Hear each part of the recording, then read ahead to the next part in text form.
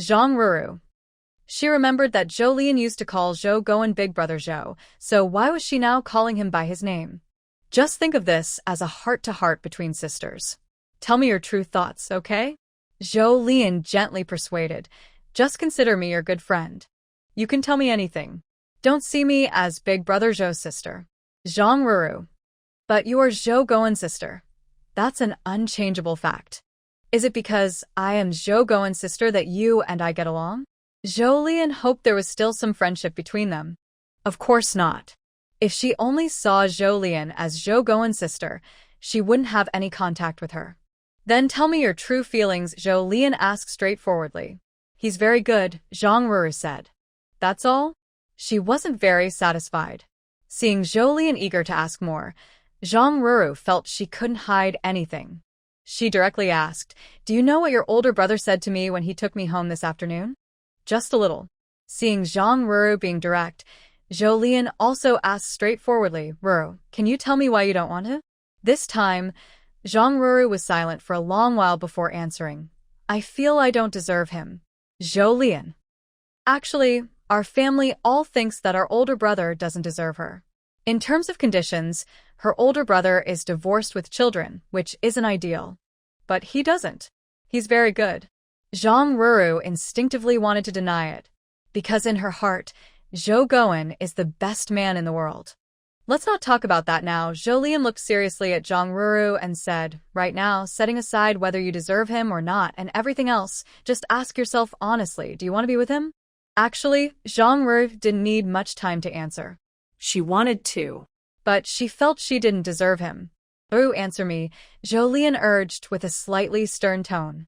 Zhang Ruru hesitated, opening her mouth but unable to speak for a long time, finally saying, "I do.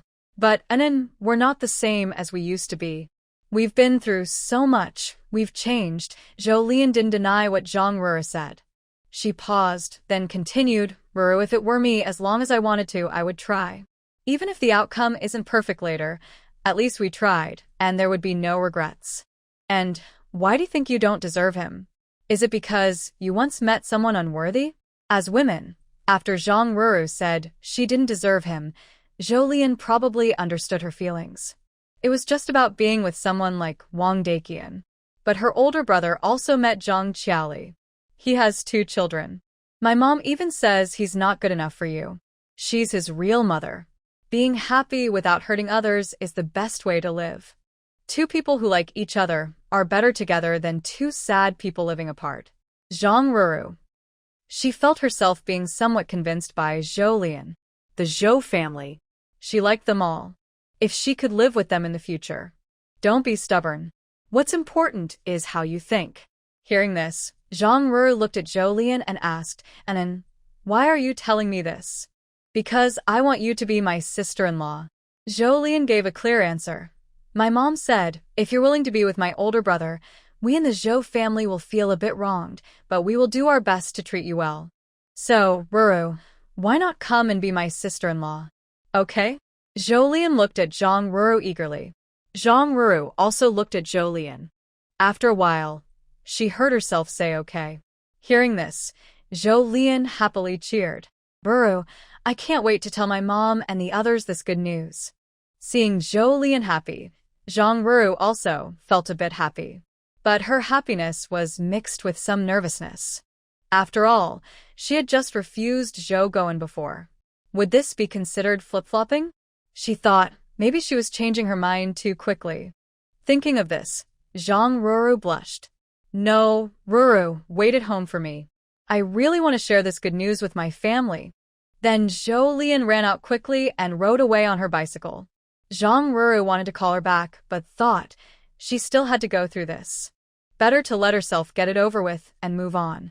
Zhou Lian rode her bicycle to the Zhou house, leaned it against the wall, and ran inside. In the yard, only 2 children, Zhou's mother and Zhou Xuan, who was sanding wood on a bench. "Little sister, why did you come over? Didn't they say she couldn't come today afternoon? Why did she come by herself? Where's Big Brother? If there's good news, it should be shared first with the person involved." "Big Brother and Dad went up the mountain to cut trees for you," Zhou Xuan replied. Building a woodshed naturally needs wood for pillars. Freshly cut trees contain water and aren't the best material, so the wood for the shed was dried after being taken from carpenter tan. This can't be taken for free. They exchanged freshly cut trees for dried ones. 3 new trees could be exchanged for 2 dried pillars. Jolene felt that her family was really kind to her. Even Brother Go, who just suffered heartbreak, went to cut trees for her. Second brother, Jolene waved at Zhou Xuan. Come here for a moment. Although Zhou Xuan didn't understand why his little sister wanted him to go over, he obediently moved closer. Second brother, go find big brother and tell him that Ro is willing to marry him, Jolene whispered so only they could hear. Really? Zhou Xuan was also a bit surprised. He didn't want to keep seeing his older brother look so tired and down. Of course, it's true. Hurry and go. I'll tell Mom, Jolene said. Okay. Zhou Xuan ran off to share the good news with his older brother. Meanwhile, Jolene took their mother into a room and quietly told her, Mom, Ro is willing to be with big brother. How did you convince her? Their mother asked happily. Jolene explained how Zhang Ro had been hesitant before, but changed her mind. Their mother felt a little sad. Oh, this girl. As long as she joins our family, we will treat her well. Lian, how should we arrange the bride price? Jolene replied, Mom, let's wait until everyone is back to discuss it together. But we should also talk to Xiao Song and Xiao Hui. Who should tell them? That was why she didn't say everything openly in the yard earlier. Although her older brother and Ro are together, their wishes are most important. But since her older brother has 2 children, they still need to consider that. I'll go, their mother volunteered. Since Xiao Hui and Xiao Song were raised by her, she still has influence over them. All right. While the Zhou family was happily celebrating, Wu Danny also arrived at Cherry Village. Her visit today was late, and it all started from yesterday. Yesterday, Wu Danny didn't bring Zhang Ro back home and got into a fight because she spent 5 cents recklessly. Including the beating from Zhang Dashi last night, Wu Danny was hit 4 times yesterday. Even though she was in good health, she couldn't get up this morning. At noon, after the Zhang family urged her to eat, Wu Danny, feeling sore all over, dragged herself toward Cherry Village. After a night of healing, her injuries looked worse and drew many people's attention along the way. When she arrived at Cherry Village, a sickly ant noticed her. Hey, what are you doing here? That ant didn't know Wu Danny. Seeing that Wu Danny was covered in injuries, she frowned and asked, I'm Zhang Ruro's aunt. I'm here to see her, Wu Danny replied, glancing at the ant. Who's Zhang Ruru? The ant thought for a moment, feeling she hadn't heard that name before. Wu Danny was originally impatient to answer, but the ant looked a bit fierce. Wu Danny, who usually was afraid of the tough and liked to avoid trouble, reluctantly answered, She's the wife of Wang Daqian, the one from your village who went to jail. Hearing this, the ant realized who Zhang Ruru was. Oh, you mean her? I tell you, she won't be Wang Daqian's wife for long. Although the ant looked fierce, she was actually quite a gossip. When she returned earlier, she heard from other women that, if nothing unexpected happens, she'll soon be the wife of the Zhou family. The Zhou family had just confirmed Zhou Guan and Zhang Ruru's relationship, and normally, outsiders shouldn't know about it. But this aunt spoke as if she knew everything, even better than the Zhou family, as if she already knew they would get married. That's the danger of rumors. Wu Danny. Which Zhou family? Do you know Zhou Jinxiang? Wu Danny. She really knew him. Isn't he her former-in-law? Why is my niece about to become part of the Zhou family? Wu Danny was a bit confused. She hadn't heard anything about this yesterday. Hearing Wu Danny's question, the still uncomfortable aunt insisted on telling her what she knew. That young wife was rescued by the eldest in the Zhou family. She took advantage, and the Zhou family can't just ignore it. Wu Danny. If Zhang Ruru really married the Zhou family's eldest, she probably wouldn't see her dowry in her lifetime. But should she persuade Zhang Ruru not to marry? Would Zhang Ruru listen? The girl was shameless. She had already been involved with the Zhou family's eldest when she was still in school. Now that she had a chance, she wouldn't give it up. And the dowry was only 300 yuan. Wu Danny thought she should go back and discuss with her family. Thinking of this, Wu Danny started to run back home. The unwell aunt watched Wu Danny's back and muttered in confusion. Wasn't she just going to see that young wife? Why did she leave? As Wu Danny hurried home, Zhou Xuan also found his busy older brother in the mountains. Big brother. From afar, Zhou Xuan raised his voice and shouted. Hearing his younger brother's voice, Zhou Gowen looked around and finally saw his brother running from behind him on his right. Why are you here? Is the table ready? Zhou Gowen asked, watching his excited brother approach. If Zhou Gowen thought carefully, he would realize that building a big table wouldn't be so quick. Although he was still working physically, his mind was completely blank. Big brother, I have good news to tell you, Zhou Xuan said with a smile. What good news? Zhou Gowen asked, feeling confused. He couldn't imagine what good news could make his brother so happy at this moment. They already knew that his brother-in-law's leg was getting better, so that wasn't really a big deal. And his second brother hadn't mentioned liking anyone, plus he had only been working for a month, so a promotion or raise was unlikely. So, honestly, Zhou Gowen couldn't think of anything else. My little sister just told me that Zhang Ru agreed to be with you. After saying this, Zhou Xuan watched his older brother's reaction, hoping to see him really happy. But his brother didn't seem to react much. Big brother? Zhou Xuan looked at him, thinking maybe he was just a bit slow from happiness. Say that again. Zhou Gowen, now realizing what was said, grabbed his brother's arms in disbelief. Zhou Xuan. He looked like he might be a little slow, but he was willing to repeat it for his big brother. I said, my little sister just told me that Zhang Ruru agreed to be with you. Are you serious? Zhou Gowen still held his brother's arms, eyes wide. Zhou Xuan sighed. Why would I come all this way just to lie to you? Why did she suddenly agree? Zhou Gowen asked, still in disbelief. Just a short while ago, she had firmly refused him. I don't know, Zhou Xuan said, breaking free from his brother's grip and shaking his sore arms. You should ask my sister. She probably knows something. But don't grab her arms like you did me. Her arms are delicate, and she can't handle that. Hearing this, Zhou Gowen apologized. Zhou Xuan took over his brother's task of removing the twigs. Meanwhile, Zhou Gowen stood there, still looking dazed. After marrying Zhang Qiali, he accepted the reality that he could never be with Zhang Ruru again. Although he later divorced Zhang Qiali, Zhou Gowen never thought about being with Zhang Ruru again.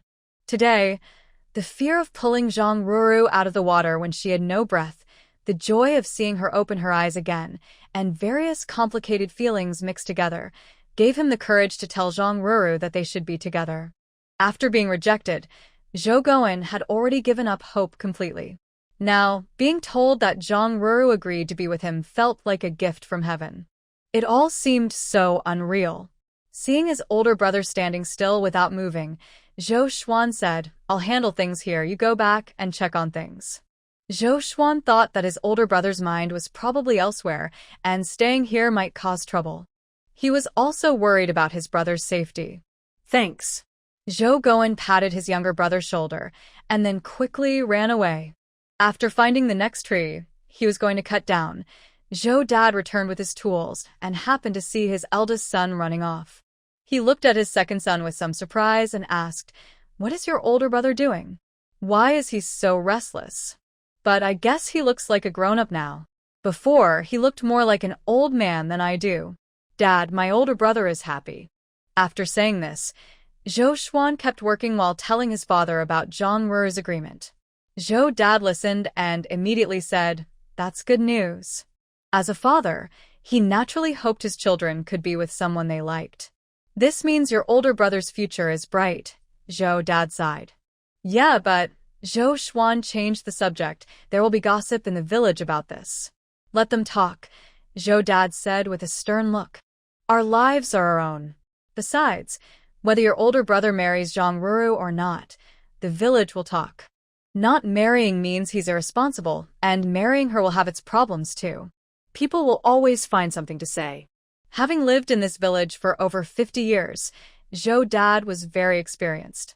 Zhou Guan ran back with increasing excitement. He was so excited that he didn't go home but headed straight to the back mountain, knocking loudly on Zhang Ruru's door. I waited for a long time, but no one responded. Could they have gone to work? Zhou Guan wondered. Although he heard that Zhang Ruru agreed to be with him, there were many people at her workplace, so he didn't want to go find her before they were truly together. However, she had just finished swimming and hadn't rested properly before going to work. He wasn't sure if her body could handle it. Zhou Guan thought this was not okay and needed to find a solution. He couldn't go, but his younger sister could. Thinking this, Zhou Guan left his spot and headed toward Zhou Lian's home. When he arrived, he saw that his sister's door was wide open. Without hesitation, Zhou Guan went inside. Just as he was about to call out to his sister, he saw the person coming out of her room, someone who had been on his mind all along. Zhang Ruru was planning to go back and get her practice book to write. Neither of them expected to see each other suddenly, and they both didn't know how to react at first. Finally, Zhang Ruru was the first to respond. She looked at Zhou Guan, who was at a loss for words, and smiled.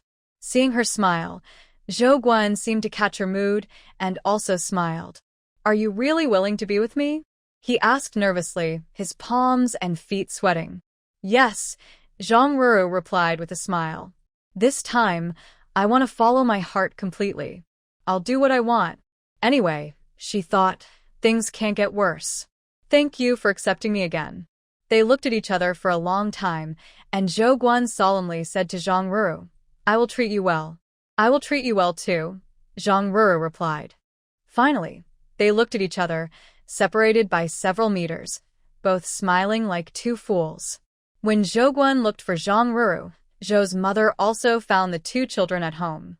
"Come in, I have something to tell you." "Grandma, what do you want to say?" Xiao Song looked up at his grandma and asked. "Xiao Hui promised, Grandma. Don't worry, I really won't go to the river anymore." "Grandma knows," Zhou's mother patted their heads. "But I didn't call you about going to the river. There's something else I want to tell you. If everything goes as expected, your dad will get married soon. His bride is the person who saved you at the river today. Your dad really likes her. But your dad's remarriage isn't just his business, it's our whole family's matter. So, I want to hear what you two think." Mom Zhou was watching the two little kids carefully while she spoke. She finished talking and waited a while, but she didn't see any obvious signs of dislike on their faces. This made her breathe a little easier. If they didn't dislike it, then it would be easier to handle. "Papa liking it is enough," Xiao Hui said first. "As long as Dad is happy," Xiao Tsong added. Although this was what Mom Zhou wanted to see, she still felt a bit sad when she saw her two children being so sensible. "Even though your dad remarried and you'll have a stepmother, you don't need to be afraid." Mom Zhou wanted to say that Zhang Ruru was a very good person and that everyone in the family would not let the children be wronged. But her words were interrupted by the two kids. "Grandma, we're not afraid," Xiao Hui said. "Yes," Xiao Tsong agreed. He added, "Grandma, I'm not afraid. We've heard from Go Dan how his stepmother treats him. I don't think she's much different from our real mom, so I'm not afraid. Go Dan is a boy in their village whose father married a stepmother." Mom Zhou. Should she thank Zhang Qiali? If her own mother hadn't been so bad, maybe the two children wouldn't have accepted having a stepmother so easily. "Can't promise everything," Mom Zhou said while patting her children's heads. "But I can promise that your new mom won't hit you easily, and she won't take your food." "That's already very good, better than our real mom," Xiao Hui said. Xiao Tsong looked up and said, "She's with Dad, and we'll treat her well too. She's our lifesaver." After hearing her children's words, Mom Zhou felt a bit comforted. "From now on, we're a family. We should treat each other well." After talking with her children, Mom Zhou went to find her daughter. "And even though your older brother and Ruru are both remarried, my idea is to handle things properly and not let Ruru be too wronged." "I agree," Zhou Lian said with a smile. "Right now, we probably can't give much bride price," she added. Her second child didn't seem in a hurry, so she could use the money she had saved for emergencies. But if she wanted to do everything properly, it might not be enough. "Mom, I have some money here," Zhou Lian said, reaching into his pocket and pulling out 300 yuan. How can you use your money? Mom, Zhou pushed his hand back. This money isn't really mine, he replied. Zhou Lian insisted on handing over the money, saying, 100 yuan of this is what you and Dad gave me before. What's yours is yours, Mother Zhou quickly interrupted. Mom, let me finish. You want to give me money, and I also want to give you money. You should accept this money. Our family is in urgent need, and we can't let the new daughter-in-law be wronged. Plus, this 200 yuan is also yours. How can this money be ours? Mother Zhou clearly remembered that the 200 yuan given to her daughter before had been returned. This morning, I went to the court to sue the Zhang family. Since the marriage is over, the bride price and the money borrowed earlier should be returned. 180 plus 80 makes 260. This 200 is like an early repayment from the Zhang family. When the money is all returned, I will take the remaining 60. Can we really get it back? Mother Zhou was a bit hesitant, knowing that the Zhang family, like Zhang Qiali, was unreasonable. It shouldn't be a problem. Zhou Lian put the money into Mother Zhou's hand. Don't worry about these now. Your main job is to handle the marriage of Big Brother and Ro Ro. Who are you planning to ask for matchmaking? Mother Zhou was distracted by Zhou Lian's words. I'll talk to the money woman in our village. She's good at matchmaking, and no one will say no to her. I think that's fine. The Zhou family treated her well, and Zhou Lian was also attentive to Big Brother's marriage. Ro Ro's closest relatives are no longer here. It's not reliable to marry from the Zhang family now. It's also not suitable for her to marry from where she currently lives. I was thinking, why not let Ro Ro come stay with me for a while? Then she can marry from my place. That's a good relationship, but it's a bit troublesome for my daughter. Mother Zhou was genuinely happy. Even after growing up, her children still had good relationships, without any conflicts. It's not troublesome. Ro Ro can help me make clothes. When I go back later, you can pack a set of clothes for the family. I'll cut the fabric according to the measurements. Mother Zhou already knew her daughter was going to make clothes for the whole family and couldn't refuse. She could only enjoy it. No problem. I'll ask your second brother to come back and stay first, then figure out how to tidy up the room where your second brother is staying so Ro Ro can move in.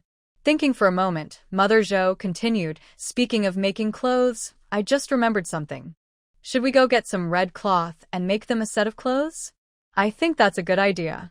Zhou Lian believes that wearing red on the wedding day is a sign of ceremony, and if conditions allow, it can be kept. As for not wearing red often, doing so once would be a waste? Zhou Lian thinks their family can afford to waste a little. Mom, let me handle it. It's more convenient for me.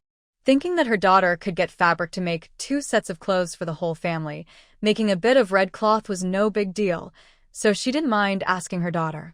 When Zhou Lian returned home, she brought back a bunch of clothes for the family. On the way, she happened to meet her older brother, who was so excited that he pulled her along and expressed his gratitude. Zhou Goen and Zhang Ruru chatted for a while, and they already knew that without their little sister, Zhang Ruru probably wouldn't want to be with him. He could be with the person he liked all thanks to his little sister.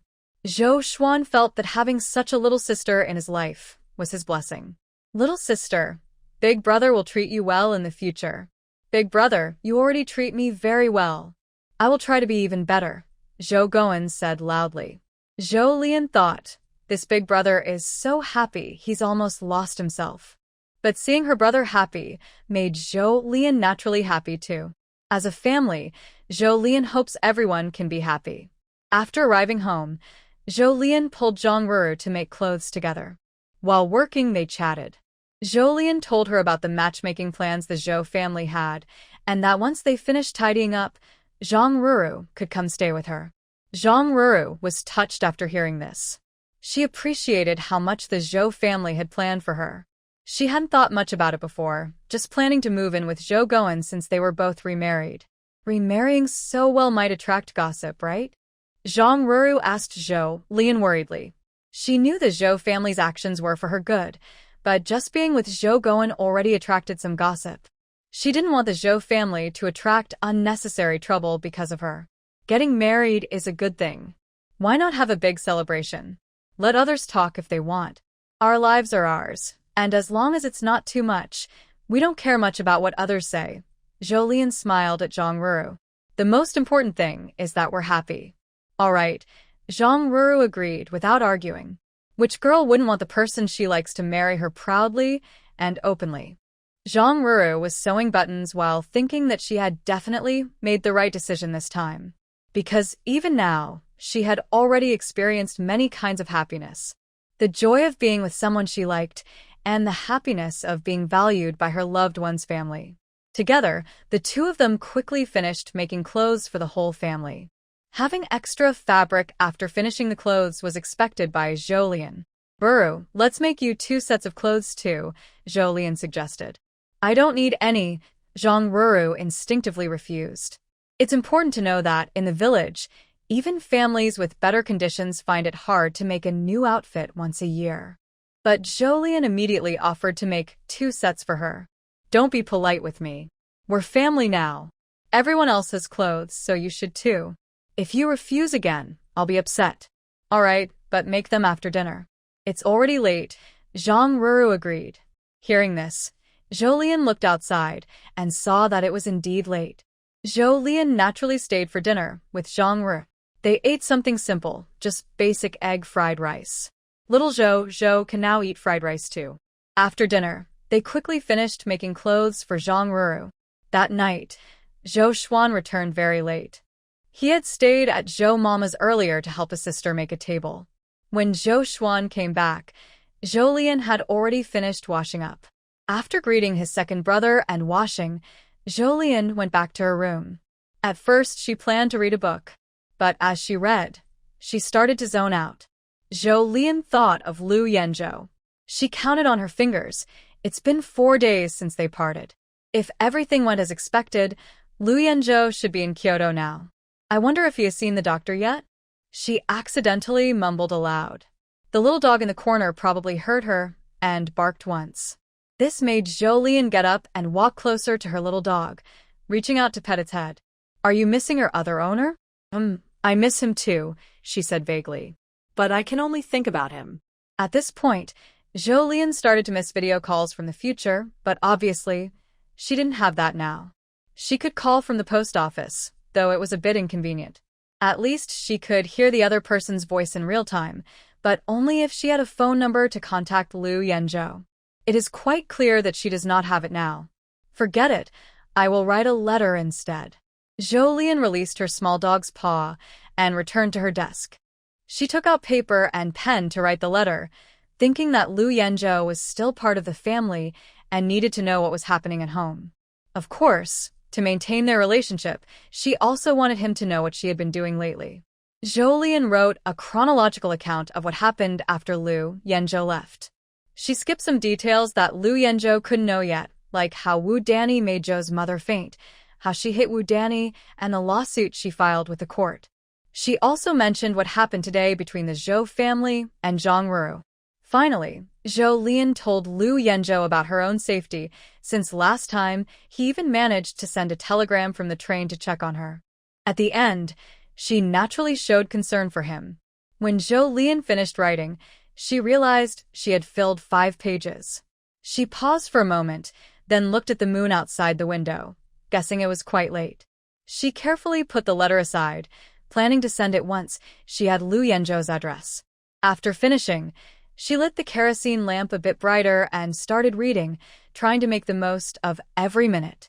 With the urgency to finish early and go to sleep, her reading speed was faster than ever. While she was writing to Lu Yanzhou, who was in a hospital ward at the Beijing Military District Hospital far away in Kyoto, was thinking about his little wife, who was thousands of miles away. At that moment, Lu Yanzhou had just arrived. He was supposed to arrive in the afternoon, but a small delay on the way made him arrive a bit later. He wouldn't see the doctor until tomorrow. Boss, I told the chief that he doesn't need to send anyone to you. I'll take care of you myself, Wu said as he packed his things. Don't you need to go back and train your men? Lu Yanzhou asked.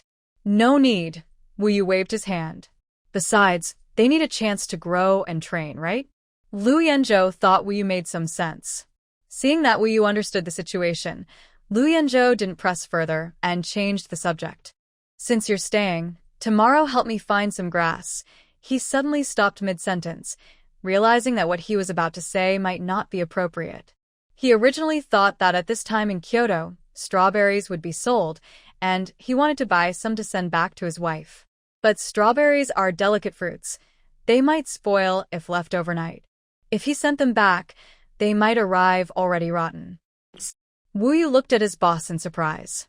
What are you thinking? Lu Yanzhou said irritably, I just want you to help me find some strawberry seedlings. The ones with soil attached shouldn't die easily on the way. Planting them at home might allow us to grow strawberries. It's a bit complicated, but at least there's a chance to eat them, right? Hearing this, Wu Yu heaved a sigh of relief and said, I thought you, boss, had started swearing too. Lu Yanzhou. Even in a disciplined army, where men are many, some still like to swear. But Lu Yanzhou doesn't like that. He continued, the strawberry seedlings are found. While you're at it, help me find some grapevines too. Lu Yanzhou still remembered the shed at home used for cooling off. His wife initially wanted to grow grapevines there, but when they couldn't find any, they used cucumber vines instead. Boss, what do you want these for? Wu Yu was genuinely confused. He couldn't imagine what use these things could have. Is his boss planning to grow some small plants while recovering? But that didn't seem to fit his boss's personality. Your wife likes them. Send them back for her to plant. Wu Yu. He never thought his boss would do this one day. He used to seem so indifferent, but now he has someone in his heart, and he's quite good at it. At least better than Wu Yu. But after thinking about it, Wu Yu also felt that his sister-in-law was worth it. At first, Wu Yu was somewhat unhappy with his boss's choice of wife. After all, when he found out his boss had leg problems, he didn't know to take him to a big hospital for a checkup. But after calming down and observing how his boss and his sister-in-law interacted, he realized she was very attentive to his boss. She took care of him meticulously. Because she and Zhang He are friends of his boss, even though she's about their age, she still cares for them. In short, his sister-in-law is a good wife. It's only natural that his boss wants to find strawberry seedlings and grapevines for her. Promise to complete the task. Finally, Wu Yu said willingly besides this, is there anything else I should do? Yes. Lu Yanzhou didn't bother to be polite and said, help me get some paper and pens now. Now? What for? In the middle of the night, Wu Yu's feet were already moving outward, but he still curiously turned his head to ask his boss. His boss calmly replied, writing a letter to your sister-in-law. Wu Yu, that I'll do it right away. After Wu Yu left, the ward became quiet. Lu Yanzhou thought of Zhou Lian, who was far away, and smiled softly. After parting, he had many things he wanted to say to his wife. On the train, he had already thought about writing her a letter. However, since it was not easy to get paper and write a letter while on the train, Lu Yanzhou had to hold back. Now he really couldn't hold it anymore. It's late at night, and going out to buy paper and pen seems impractical. Wu Yu went to the nurse station to borrow some. When he returned with the paper and pens, he saw his boss starting to write. He wrote for 2 hours straight. Even when Wu Yu reminded him it was time to sleep, his boss didn't stop. Wu Yu. After finishing what he wanted to say, Lu Yanzhou folded the letter and handed it to Wu Yu. Please help me send this letter to your sister-in-law tomorrow. He left his current address in the letter, so if his wife wanted to write back, she could send it to him. Wu Yu. 8 out of 10 sentences are about his sister-in-law, aren't they? Also this. Lu Yanzhou took out an envelope from his pocket and handed it to Wu Yu. Wu Yu took it and felt it looked familiar. He turned it over and remembered where he had seen it before. Boss, isn't this your bonus? Yes. Lu Yanzhou looked at the envelope in Wu Yu's hand with gentle eyes. When he was leaving, his sister-in-law probably gave him all the family's money. He couldn't refuse her kindness, but he also couldn't let his sister-in-law have no money to spend, right? Wu Yu. So this is why you asked Director Qin if there was money for consulting work, and agreed when you heard there was money? Exactly. Lu Yanzhou admitted generously. No wonder he explained the case so elaborately. Wu Yu thought it was strange. Normally, his boss wouldn't talk so much, but today, at the police station, he spoke more than usual. There's no helping it. I have a family to support. People like you, who are single, wouldn't understand. Wu Yu. Liu Yanzhou saw Wu Yu looking defeated and felt a bit amused.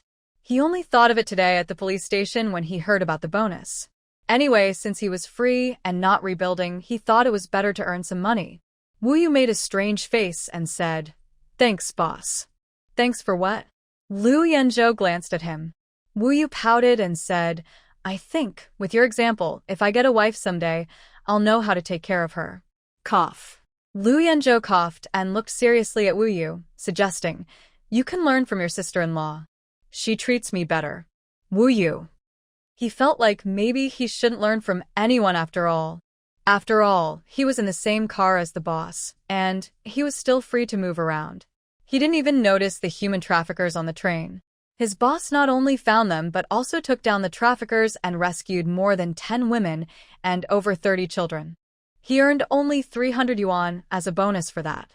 That's not something most people can do. As for learning from his sister-in-law, how could he be as careful as her? Tomorrow will be troublesome. Seeing Wu Yu standing still for a long time, Liu Yanzhou politely said, "Wu Yu, it's not troublesome, but maybe it won't be tomorrow." Liu Yanzhou. Wu Yu. "Boss, you've been writing to your wife from yesterday until today. How many words do you want to say?" Liu Yanzhou. He suddenly felt a bit embarrassed. "Time to sleep, right?" Liu Yanzhou changed the subject. After the ward turned off the lights, Liu Yanzhou quickly fell asleep because he had fulfilled his wish of writing a letter to his wife. Wu Yu, however, couldn't sleep. The reason was that his boss's show-off made him want to find a wife too. Wu Yu was thinking about what kind of wife he would look for in the future. Once he found her, he would also work hard to earn money to spend on her. After leaving Cherry Village, Wu Danny hurried back home as fast as she could. She was rushing to eat dinner. Otherwise, her family might not leave any for her, and she would go hungry. But just as she finally got back, she didn't see the smoke coming from her chimney. Could they have finished cooking already? Thinking this, Wu Danny quickened her steps. But when she reached the gate, she felt something was wrong. It seemed like her family wasn't eating at all.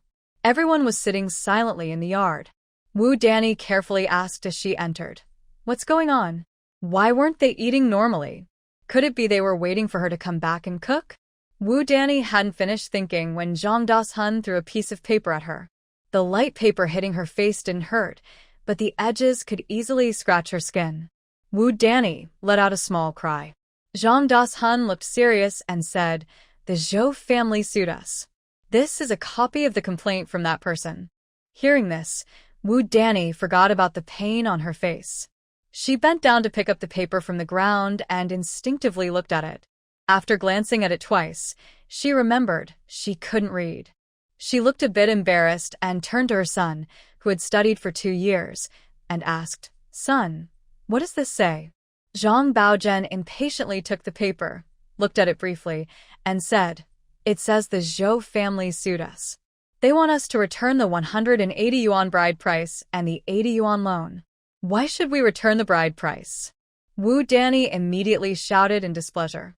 Zhang Das-hun, annoyed by Wu Danny's shout, stared at her and said, "Because your shameless daughter stole something.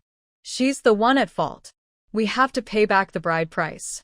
They had learned this from the person who delivered the complaint copy, who also said they would come the next day to get the response. Wu Danny shrank back in fear from Zhang Dashuan's stern look and quietly asked, "So, do we have to pay this money?" "No way." Now Zhang Baozhen was annoyed. In his mind, every penny in their family belonged to him. "Where do we get so much money to pay? Won't the court let us go if we don't pay?" Wu Danny asked nervously, "What should we do?" "Nothing good." Zhang Das-hun threw his cigarette on the ground and glared.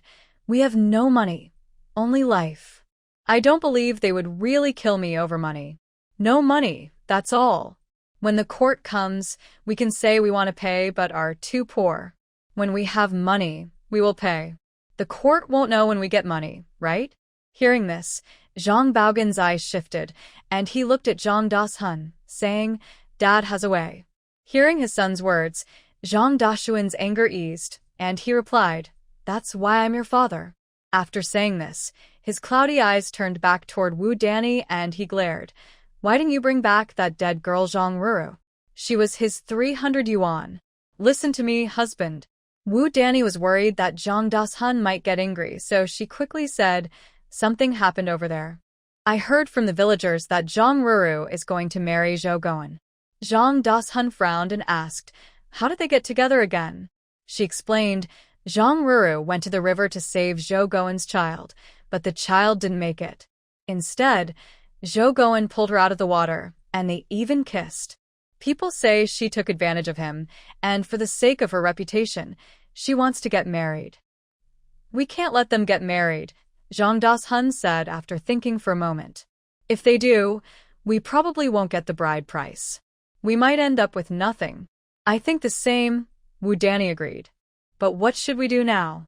Let's wait and see, Zhang Dashun suggested again. At this time, you should go and call that stubborn girl to not get married. She probably won't listen to you.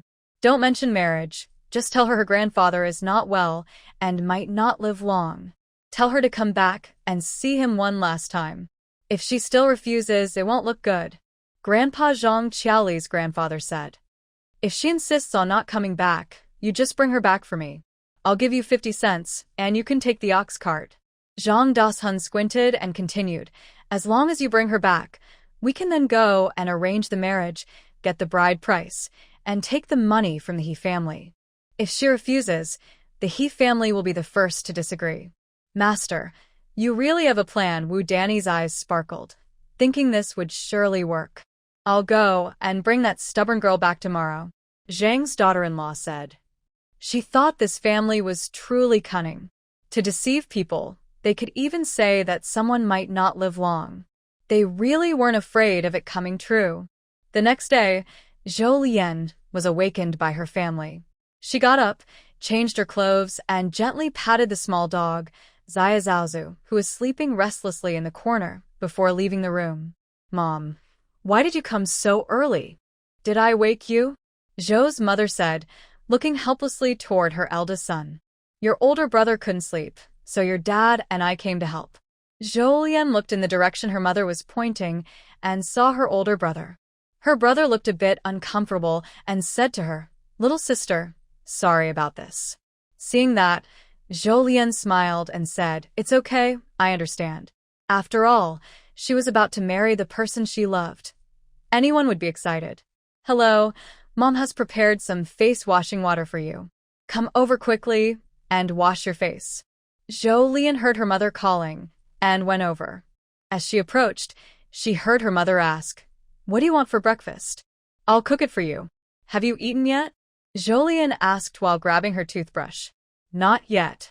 How about eating mung bean porridge and steamed buns for breakfast? Zhou Lian added, I bought pork belly yesterday. Sounds good. After finishing her morning wash, Zhou Lian started helping her mother prepare breakfast. Her second older brother, Zhou Xuan, got up and went out to help their father and older brother. An hour later, breakfast was ready and steaming. Soft buns came out of the kitchen. Second brother, ride your bike and pick up the two younger ones, Mom instructed. Okay.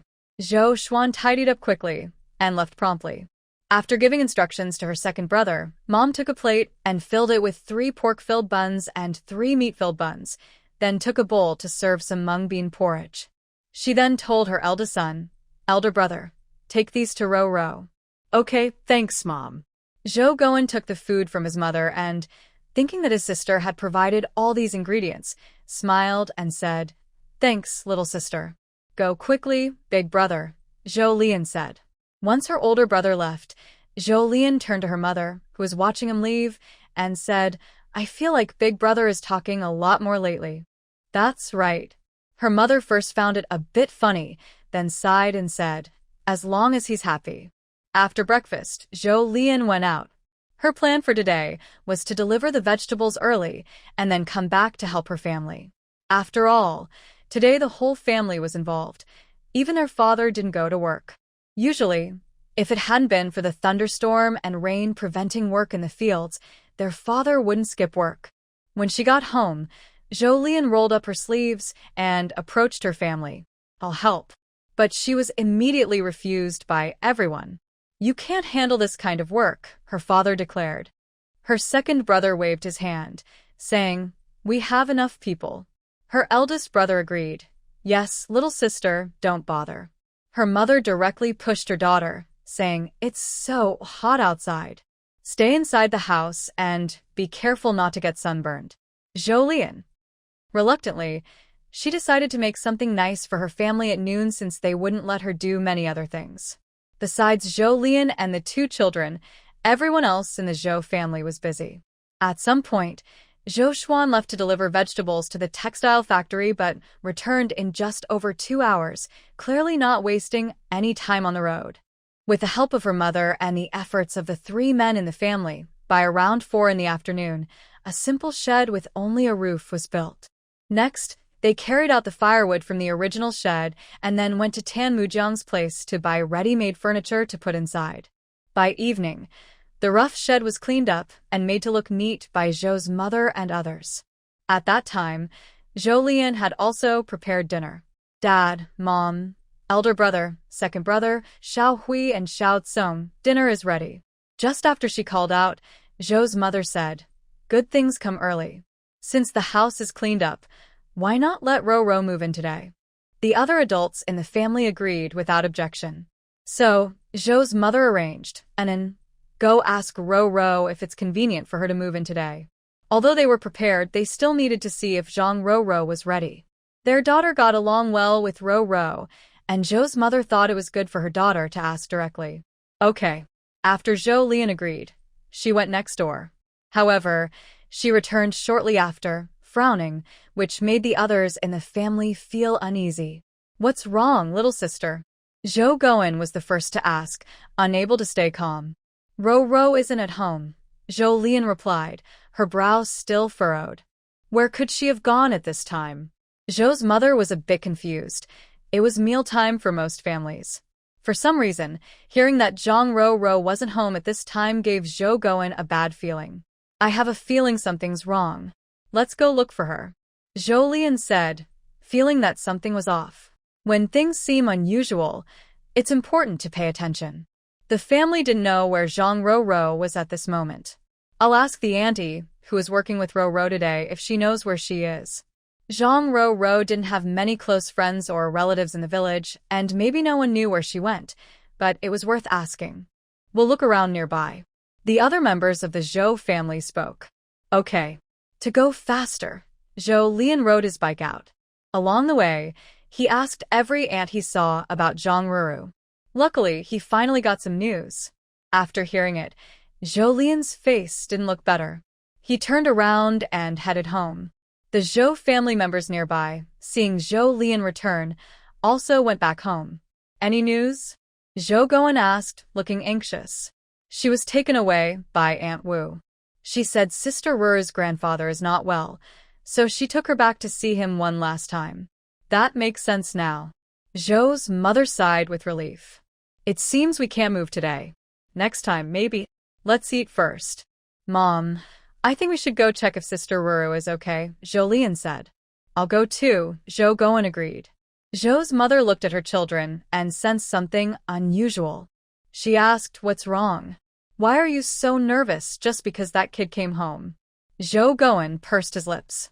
"I just have a bad feeling." Jolien explained logically, "I think something's fishy. 2 days ago, Aunt Wu came to talk to Sister Ru about introducing her to someone. Aunt Wu is the kind of person who acts quickly for her own benefit. Now she's calling Ru back. I worry she might cause trouble. I need to go see her to be sure," Zhou Goen said, surprised by the situation. They finally gathered courage to be together, and this time, they couldn't afford any accidents. "All right," Zhou's mother said after listening. "It's getting late. And then if you're going, bring your second brother along so we can rest easy." Okay.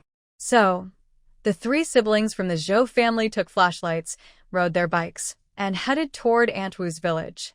An hour later, they arrived at the Zhang family. It was past mealtime, but the Zhang family was still eating in the yard. Zhou Goen was the most anxious. He went straight through the open yard gate and looked around. He saw Zhang Qiaoli's grandfather sitting peacefully, but Zhang Ruru was not in the yard. "Where is Ruru?" Zhou Guan asked with a serious face. "Why are you causing trouble so late at night?" "Be careful, I'll call the police," Zhang Dashun warned the Zhou family. Zhou Guan didn't react to Zhang Dashuan's words. He simply asked again in a low voice, "Where is Ruru?" "We don't know. She's definitely not here." Zhang Ruru's whereabouts must not be revealed to her family, no matter what. Who knows how quickly the He family might act. If the situation isn't settled yet, it could become serious. Anyway, they need to delay. "I heard your family sued ours? How dare you?" "Zhou Guan, you can't even control your own wife." Zhang Dashun tried to divert attention. Right now, Zhou Guan was only thinking about Zhang Ruru. He wanted to know where she was and whether she was safe. The more Zhang family acted this way, the more worried he became. Not wanting to waste time with Zhang's family, Zhou Guan frowned and directly went to grab Zhang Baozhen from the dinner table by the back collar and pulled him off the chair. "I'll ask you one more time. If you still refuse to tell me where Ruru is, believe it or not, I'll beat him to death." Zhou Guan had met Zhang's family before and knew how much they cherished their son, Zhang Baozhen. Wu Danny was the first to scream and rush forward. "Zhou Guan, are you trying to kill him?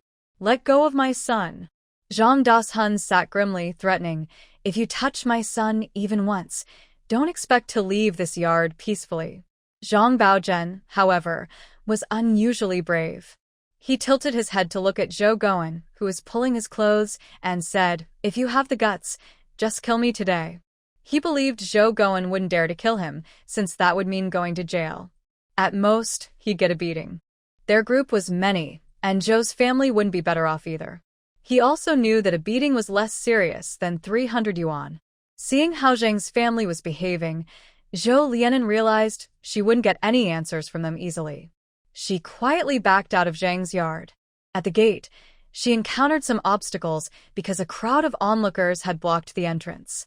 With some effort, Zhou Lianen managed to get through the gate. She stood outside for a moment before selecting a woman to tap on her shoulder. "What are you doing?"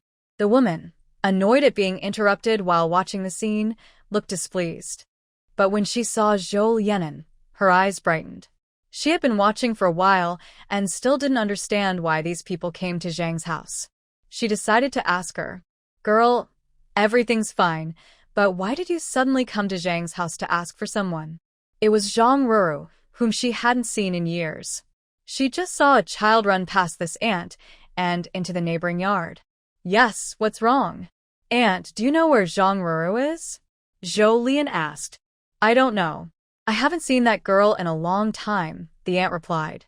Just as Zhou Lian was about to give up and look for someone else to ask, he heard the aunt whisper, "But I heard that the Zhang family has been talking about bride price these days." Hearing this, Zhou Lian gained some clues in his mind and asked further, "Aunt, is anyone at home today or working nearby?" "I didn't go to work. I stayed home to take care of my little granddaughter," the aunt answered. "So, aunt, you haven't seen Sister Rur today?" Zhou Lian confirmed again. "That's right." Hearing this, Zhou Lian's hopes sank. This means Wu Danny didn't bring her home. It's even harder to find her now. "Aunt, how many matchmakers are there in your village? Do you know if anyone is in a hurry to find a wife?" "Only one matchmaker. I'm not sure who is in a rush to find a wife." "Isn't that something the matchmaker would know better?" the aunt said. "Aunt, where does your matchmaker live? Can you show me the way?" Since the Zhang family members were unwilling to share information, Zhou Lian had no choice but to think of other ways. The aunt pointed in a direction and said, "The only house with blue brick tiles in our village belongs to them." After thanking the aunt, Zhou Lian went back and took his older brother and second brother away. Although he didn't ask about Ruru, Zhou Guan was very anxious, but also knew that his sister wouldn't just leave with him without a reason at this time. After the Zhou siblings left, the Zhang family looked at each other in confusion. Why did they suddenly leave? Wu Danny asked blankly. "How should I know?" Zhang Dashun replied impatiently. "Dad, do you think they know where Zhang Ruru is?"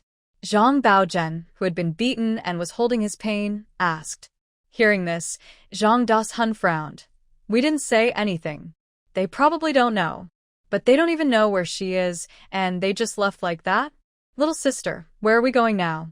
Zhou Guan asked with a frown. To find the matchmaker from their village, Zhou Lian replied while shining his flashlight. Why look for the matchmaker? Second brother Zhou Xuan asked. It's too late to explain. We'll talk after we find her. After asking a few people, Zhou Lian finally found the house of Wang the matchmaker. At that moment, Madame Wang was already preparing to sleep, when suddenly she heard loud knocking on the door. Who's there? Madame Wang lit her oil lamp and opened the door, revealing 3 unfamiliar men and women outside. Madame Wang, have you recently helped Wu Danny's family find a match? Zhou Lian asked, keeping her eyes fixed on the people opposite her. She noticed that after she finished speaking, Madame Wang's pupils shrank slightly. Why do you ask about that? Madame Wang did not directly answer Zhou Lian's question. Answer my question. Zhou Lian's tone was stern. The longer they delayed, the more likely it was that Zhang Ruru would be in trouble. Do you know that the girl from the Zhang family was not there by her own choice? From Madame Wang's reaction, Zhou Lian was 90% sure that she knew where Zhang Ruru was. If you don't tell me where she is now, I will have to call the police. Then we'll see if you help the Zhang family with this matter and whether it counts as kidnapping, which involves serious consequences. Later, Zhou Lian deliberately looked around Madame Wang's house. You probably won't be able to stay in this house anymore. You might end up in prison. Are you going to tell me or not? I'll tell you. Madame Wang was frightened by the mention of consequences and said, Zhang girl is at he family's place. Lead the way. As soon as Zhou Lian finished speaking, Madame Wang was pulled into a tricycle cart by Zhou Xuan. Seeing this, Madame Wang dared not delay and hurriedly led Zhou Lian and others to the He family. They knocked on the tightly closed door of the He family. Inside, a cautious voice asked, Who is it? Zhou Lian looked at Madame Wang and signaled her to answer. Madame Wang understood and called out, It's me, Madame Wang. Aunt He, please open the door. It's so late, go back now. We can talk tomorrow, if there's anything. After saying that, they heard footsteps leaving the door. What should we do about my sister? Zhou Xuan frowned and asked. The He family's actions clearly indicated they knew something was wrong. Break the door open. In urgent situations, Zhou Lian no longer cared about breaking into a house. With a combined effort of the 3, they managed to force open the He family's door. Aunt He inside was so anxious, she gestured wildly, looking distressed. What are you doing? No one answered her question. As soon as Zhou Lian entered the yard, he used his flashlight to look around the He family's courtyard. His gaze finally settled on a locked room from the outside. Are you inside? Zhou Lian asked as he approached.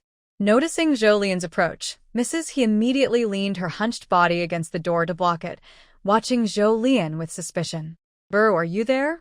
Zhou Guan called anxiously from inside. Tired from a long day, Zhang Ruru almost fell asleep when she realized there was no real danger. But when she heard Zhou Guan's voice faintly, she quickly woke up again. I'm here. I'm inside. Hearing Zhang Ruru's voice, the Zhou family members all sighed in relief. Zhou Lian said to Mrs. He, open the door. No way. Mrs. He leaned her back against the locked door, shaking her head rapidly. How can you not? You locked her inside, and you still think you're right? Zhou Lian frowned. She is my daughter-in-law I bought with my money, Mrs. He insisted. Did she agree? Zhou Lian asked expressionlessly. Hearing this, Mrs. He didn't speak. When Wu Danny brought her over today, she already knew she was unhappy. But the daughter-in-law was already at their house, and Mrs. He couldn't bear to give her up. After all, once this village was gone, there might be no other chance. Even though she knew it was wrong, Mrs. He still listened to Wu Danny's words about making the marriage official, handed over the bride price money, and finally kept her daughter-in-law against her will.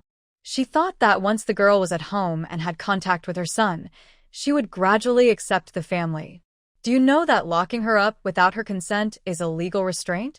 Zhou Lian said seriously. And you paid the Zhou family money, right? That counts as kidnapping, which could land you in jail. You might even end up eating sunflower seeds in prison. Since coming into this world, Zhou Lian hadn't studied the law carefully. But at this moment, he was sure that the punishment should be severe. Mrs. He was already scared after hearing Zhou Lian, but she was reluctant to let him take her daughter-in-law away, who was hard to get. While Mrs. He was torn inside, a man's voice came from inside the house. "Mom, open the door." "Son," Mrs. He's voice cracked with tears. "Mom, I can find a wife on my own. Even if I can't, it's my fate. Please open the door." He Dabao said that he originally did not agree with what happened today. In the past, his mother listened to him about everything, except when it came to his marriage, where she was very stubborn. After he returned home today and learned what his mother and sister had done, he insisted on sending Zhang Ro away. As a result, he and Zhang Ro were locked inside by his mother and sister, who refused to open the door no matter how much he called. Under the psychological pressure from Zhou Lian's words and Dabao's persuasion, the old Mrs. He finally found the key and opened the door. As soon as the door was open, Zhang Ro ran out of the house. Zhou Guan quickly went to her, his eyes shifting over her face and wrists, noticing the redness and swelling. His face darkened, and he looked at the others in the He family with displeasure, asking loudly, "Did they hit you?"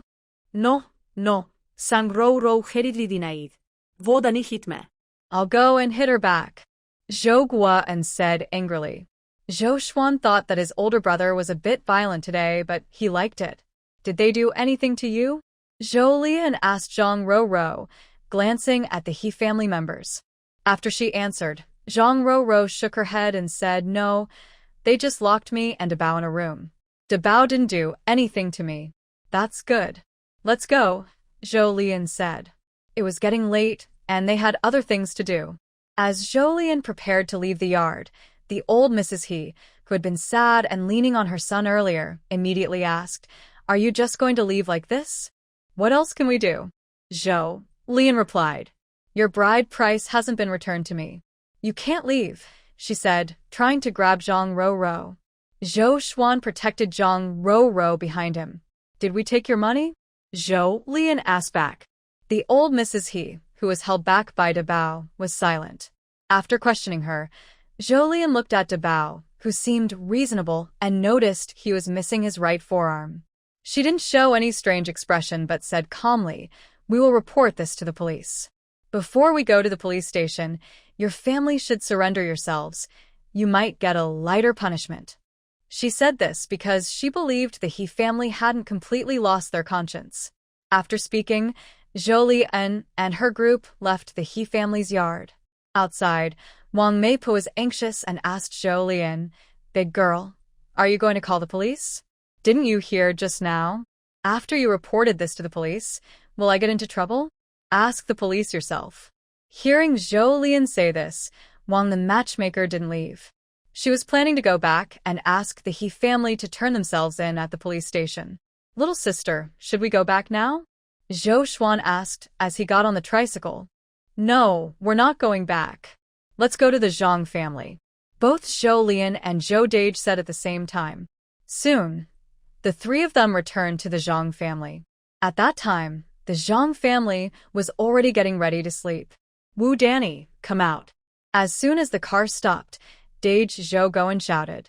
Zhou Lian had never seen his older brother's neck bulge with veins before, but now he could tell his brother was clearly very angry today. Soon, the Zhang family members started coming out one after another. Seeing Zhang Ru, who was with the Zhou siblings, the Zhang family's faces changed. Dage Zhou aimed directly at Wu Danny. Before the others in the Zhang family could react, Zhou Dage had already kicked Wu Danny to the ground. This was just the beginning. Next, Wu Danny was beaten with fists and kicked. When Zhou Dage started hitting, Zhou Lian and Zhou Guan quickly raised the alert because there were more Zhang family members than them. They prepared for the Zhang family to fight back once their brother started. But Zhou Dage had been fighting for a while, and none of the Zhang family stepped forward. Wu Danny, unable to take it anymore, shouted, "Baozhen, help! Help!" Only then did Zhang Baozhen realize what was happening and try to step in to fight Zhou Dage. Zhou Lian was quick and pulled him down, tripping him to the ground. Seeing this, Zhou Lian calmly stepped on Zhang Baogan's back and said softly, "Don't interfere with my brother's performance, or it won't be so simple." Zhang Dashun watched Wu Danny being beaten without doing anything, since he often hit Wu Danny himself. But when he saw his precious son being brought down by Zhou Lian, he couldn't accept it and charged straight at Zhou Lian. "Anan, be careful." Zhang Ruru, scared and pale, shouted. She knew how fierce her uncle was when he fought. "Little sister, don't be afraid. Your second brother is here." Even as her older brother started fighting, Zhou Xuan had already targeted Zhang Dashun and Zhang Baozhen. Zhou Xuan thought he could handle a one-on-two fight. In the end, Zhang Baozhen proved useful. I originally thought Zhang Dashun would make a move, but instead, his younger sister pulled him back. The next moment, I saw Zhang Dashun fall onto Zhang Baozhen as if they were stacking blocks. Zhou Lian didn't do much. He just pulled his second brother aside and kicked Zhang Dashun in the stomach. People like Zhang Dashun rely on brute strength when fighting, so there's no need for much skill to handle him. Zhang Baozhen, on the ground, was grimacing under his father's weight, and he could hear his bones. Meanwhile, Zhou De was hitting Wu Danny to vent his anger at Zhang Ruru, and Zhou Lian was stopping Zhang family from getting up, while also kicking Zhang Dashun several times. Since the Zhou family had been related to the Zhang family before, Zhou Lian, who had the memories of the original owner, knew that Zhang Dashun liked to hit women. Wu Danny and Zhang Qiali had been beaten by Zhang Dashun many times when they were at home. Zhou Lian wasn't hitting Zhang Dashun to vent his anger for Wu Danny and Zhang Qiali. He just couldn't stand seeing a scumbag who beats women at home. Now that Zhang Dashun was in his hands, he was just hitting him out of instinct. Zhang Baogan's wife hesitated whether to help her husband and in-laws who were being beaten. Seeing Zhou Xuan standing guard like a gatekeeper beside Zhou Lian, she felt she couldn't fight and had to give up. Old Zhang, grandfather of Zhang Qiali, was old and had gone to bed early. When he finally found his cane in the dark room, he saw his son, grandson, and daughter-in-law being pressed to the ground by the Zhou family. He was too old to win against the young people. Looking at the people on the ground, he became anxious and focused on Zhang Ruru. Old Zhang immediately scowled and said, "You little brat, how can you just watch outsiders beat up your uncle, aunt, and younger brother? How could you be so heartless?" Zhang Ruru looked at her grandfather. Although she had been disappointed many times before, she still felt cold inside at this moment. "Did you say anything when they planned to sell me?" When she asked this, she wanted to see if her grandfather felt even a little bit guilty or ashamed. But there was nothing. Only righteous indignation. Old Zhang shouted angrily, "Your aunt found you a good marriage, and you call that selling? Such harsh words. You're truly a beast with no father or mother." Her father had died when she was very young. Hearing her grandfather speak like that, Zhang Ruru hadn't even had time to feel heartbroken before she heard Zhou Guan say, "Mind your words. Don't think I won't dare to hit you just because I'm old." Although there was a fight with Wu Danny, Zhou Guan still paid some attention to Zhang Ruru. At this moment, when he heard old Zhang call Zhang Ruru a beast, he couldn't hold back anymore. This was probably the most rude thing Zhou Guan had ever done in his life. Old Zhang was frightened by Zhou Guan and took a step back. Disgusting people who bully the weak and fear the strong. Zhou Guan had fought enough and finally warned, "Stay away from Ruru from now on, or I'll hit you every time I see you." Seeing Zhou Guan finish, Zhou Lian also stopped stepping on the Zhang family father and son. Zhang Dashun turned over to sneak attack Zhou Lian. Since Zhou Lian had just fought, he was naturally prepared and kicked out quickly. He didn't hold back this kick at all. He had trained before, and with the spiritual spring enhancing his strength, it was no problem to deal with someone like Zhang Dashun, who relied only on brute force without skill. Zhang Dashun was knocked down again by Zhou Lian's kick and fell onto Zhang Baozhen. Zhang Baozhen let out a loud scream. "Serves you right." Zhou Xuan went up and kicked him again. "Trying to sneak attack my sister." After saying this, he seemed angry and kicked once more. "Let's go." Zhou Lian called out, and the four of them left. After the Zhou family took Zhang Ruru away, Wu Danny struggled to get up from the ground and hurried to check on Zhang Baozhen. Son, are you okay? It hurts so much. Mom, let's take you to the clinic, Wu Danny said, looking at Zhang Baogen's twisted face from the pain, feeling very distressed. It's so late. How can we go? Zhang Baozhen didn't want to walk. At this time, borrowing a cart probably wasn't possible. Enough. Zhang Dashun also felt pain and said, let's go back first. If anything happens tomorrow, we can go to the clinic then. After the Zhang family returned to the yard, Zhang Baogen's wife asked, they took Zhang Ruru away. Won't the He family come to ask for money? They will definitely come, old Zhang said. Then let them come. Zhang Dashun was about to take off his clothes to check his injuries. Anyway, we sent her over. They didn't watch her properly and still dare to come ask us for money? Or we can ask the He family to send more people to the Zhou family to get her back and maybe teach the Zhou family a lesson. Today's matter can't just be ignored, Zhang Baozhen said, through gritted teeth. He thought that since they had money now, it would be easy to find someone to fight. I agree. Zhang Dashun was also angry. Usually, he was the one fighting, and no one had ever fought him before. On the Zhou family side, since her children left home, Dad Zhou and Mom Zhou have been anxiously waiting. The longer they waited, the more worried they became. During this time, their two younger children dozed off. Mom Zhou asked Dad Zhou to take the children home first, while she stayed behind at Zhou Lian's place to wait for news. When the moon rose high in the sky, Mom Zhou finally saw the flashlight at the gate. She knew Zhou Lian and his friends had returned. Mom Zhou immediately opened the gate wide and stood at the door, looking out eagerly. Mom, we're back. Zhou Lian was the first to greet her. Annie, sorry to have worried you, Zhang Ruru said shyly as she looked at Mom Zhou. Oh, family doesn't need formalities. Come in quickly, you must be hungry. Mom has some food ready for you. When everyone entered the house, the oil lamp lit up the room. Mom Zhou noticed the injuries on Zhang Ruru's face and body. What happened? Mom Zhou asked with wide eyes, worried. Auntie, it's nothing. I just had a conflict with my mother and Wu Danny, Zhang Ruru explained. Hearing this, Mom Zhou immediately said, Annie has medicine at home. I'll go get it for you. She was about to leave. Seeing how much Mom Zhou cared about her injuries, Zhang Ruru felt warm inside.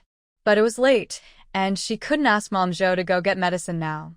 Auntie, Anin already gave me some medicine. I'll just wipe it later. No need to trouble yourself, Zhang Ruru said. Wounds can't wait, Mom Zhou disagreed. Go get the medicine now, I'll help you apply it. Where is it kept? I'll get it, Zhou Guan said, worried about Zhang Ruru's injuries. Stop. Zhou Lian interrupted everyone. The injuries can't be treated now. Let's eat first. After dinner, there's still more to do. Late at night. What else is there to do? Mom Zhou asked confused.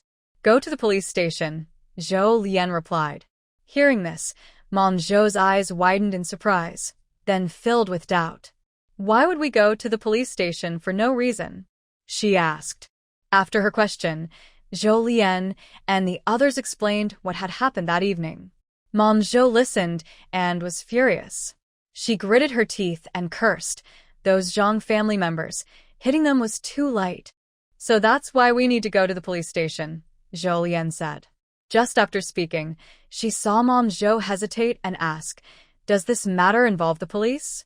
At this time, most rural people's knowledge of the law comes from hearing about someone who broke the law and was caught. Only then do they realize what actions are illegal.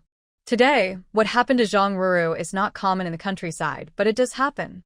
And those who sell their daughters are often relatives, like Wu Danny, even their own mother.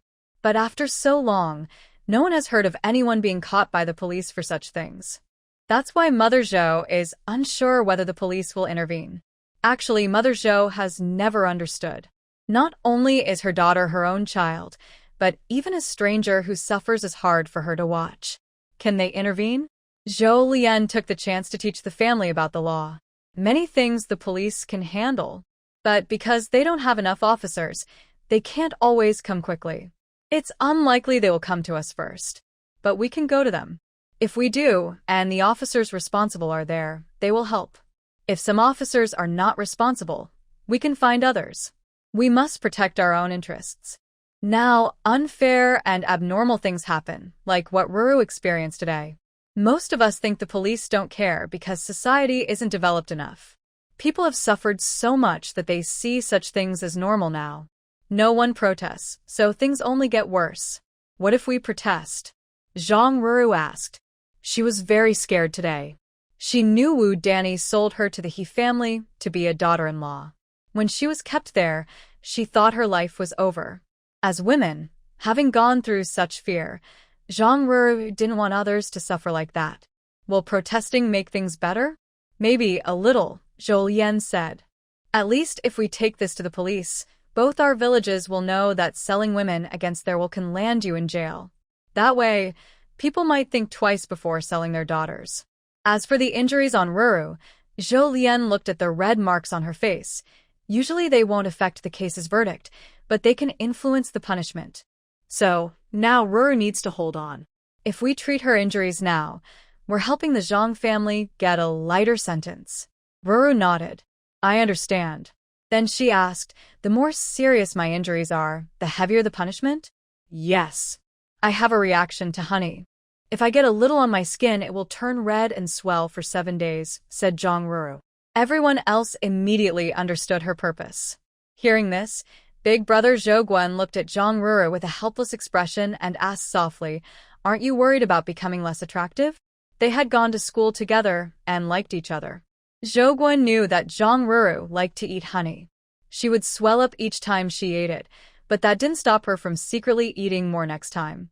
This made Zhang Ruru think of their school days. Their first conversation started because she had secretly eaten honey at home, and her face swelled up. When she went to school, her classmates teased her. Zhou Guan defended her, telling others to stop laughing. That was also when she started liking Zhou Guan. Even if I become less attractive, those people should suffer a little, Zhang Ruru replied. Hearing this, Zhou Mama frowned and asked, Could it be harmful to your health? Although Zhou Mama also wanted to see Zhang family unlucky, she didn't want Zhang Ruru to get hurt. To her, family always came first. It's okay, Auntie. I ate a lot of honey when I was little, and I never had any problems, Zhang Ruru reassured her. Then let's eat first, Zhou Mama said. Finally, Zhou Lianen suggested, We have honey at home. Let's eat after dinner. If it were Zhou Lianen, she would do the same as Zhang Ruru. Make trouble for those who annoyed her within her ability. After dinner, Zhang Ruru took a spoonful of honey. Soon after, her skin turned red and swollen. With her existing injuries, Zhou Mama was a bit worried. Does it hurt? Zhou Mama asked with concern. Don't worry, Auntie. It doesn't feel serious. Otherwise, my mom wouldn't have turned a blind eye to my honey eating when I was little, Zhang Ruru said. After eating the honey, she only experienced redness and swelling, with no real discomfort. They chatted for a while before leaving the house. Zhou Mama watched them go at the door, feeling reassured because the wind couldn't out the flashlight, and her 2 sons were with her. When the 4 arrived at the police station, the He family and Wang Madam also just arrived. They came in a cart pulled by oxen, personally sent by the village chief. When Wang Madam and the He family found the village chief's house, the village chief initially wanted to cover things up, thinking it wasn't a big deal. But He Debao insisted on turning himself in with his family and begged the village chief to send a cart immediately. He was worried that if they arrived late, the situation at home might get worse. After meeting at the police station entrance, both parties were surprised by how coincidental the encounter was and paused for a moment. In the end, the family of He and Madam Wang hurried into the police station to conclude the meeting. Since there weren't many officers on duty that night, and with some people turning themselves in and others reporting crimes, a lot of time was spent organizing paperwork. It was decided that after dawn, they would go to Wang's village to arrest someone. There was still some time before sunrise. Should we go back now, or what? Zhou Lian asked the other 3. Zhang Ruru pursed her lips, seeming conflicted, but finally said, I want to see the police arrest someone at Zhang's house myself. I'll go with you, Zhou Guan immediately said, not wanting Zhang Ruru to go alone. Zhou Lian looked at his second brother, waiting for his decision. I want to go too. After all, nothing felt better than seeing someone they disliked get into trouble. But I still have to work today. Then let's finish our work first and go see the show together afterward, Zhou Lian suggested. This idea was naturally accepted by Zhou Xuan. Zhou Guan and Zhang Ruru stayed at the police station, while Zhou Lian and Zhou Xuan went to handle their own matters. After leaving the police station, Zhou Lian told his second brother, you need to finish your work early today. You won't be able to wait for your colleagues to deliver the vegetables later. Go tell them first. Zhou Xuan thought his sister was right. I'll go tell them. Okay, then I'll contact those people to deliver the vegetables. Zhou Lian only needed to go to Fengyang Ridge to deliver the vegetables, so he returned early. Zhou Xuan had to find his colleagues first before going to pick up and deliver the vegetables, which naturally took more time than Zhou Lian. However, Zhou Xuan managed to arrive at the police station before the officer set out. At dawn, the police on duty went to find someone to come to work early and head to Wang's village to make arrests. When they arrived in the village, most people were already up, and many homes were emitting smoke from cooking fires, indicating breakfast preparations. When the police arrived, the Zhang family seemed not to have woken up yet. Bang, bang, bang. The police knocked on the door. Who is it so early? Wu Danny asked impatiently. Police, open the door. The Zhang family was surprised. Is this for real? Did I hear right that the police are outside? Wu Danny asked nervously. Zhang Dashun frowned. Go out and see what's going on. After saying this, Zhang Dashun felt his right eyelid twitch and immediately felt anxious and restless. It seemed like there was no peace today. Zhang Dashun really didn't know why the police had come. Could it be that Zhang Qiali did something embarrassing again? Besides this, Zhang Dashun couldn't think of anything else that would require the police to come. Boss, what are you talking about? Otherwise, why would the police come here for no reason? Wu Danny quickly dressed, ignoring her pain, and ran to open the courtyard gate. As soon as she opened the gate, she saw two people in police uniforms standing straight at the door. At that moment, Wu Danny didn't have her usual confident attitude, only cautiousness. Comrades in the police, what are you doing? Wu Danny was a bit nervous when she heard the police had come. Her whole mind was focused on dealing with a sudden visit from the police, and she momentarily ignored Zhou Lian and others nearby behind the police. Who is Wu Danny? One police officer asked seriously. Hearing this, Wu Danny hesitated for a moment before softly saying, That's me. Based on the clues we have, you are suspected of kidnapping women. Please come with us for an investigation. The police officer's face remained serious, and just looking at him made Wu Danny feel a mix of respect and fear. Wu Danny was stunned at first, then carefully asked, Comrades in the police, are you mistaken? We are innocent people. How could we do such a thing?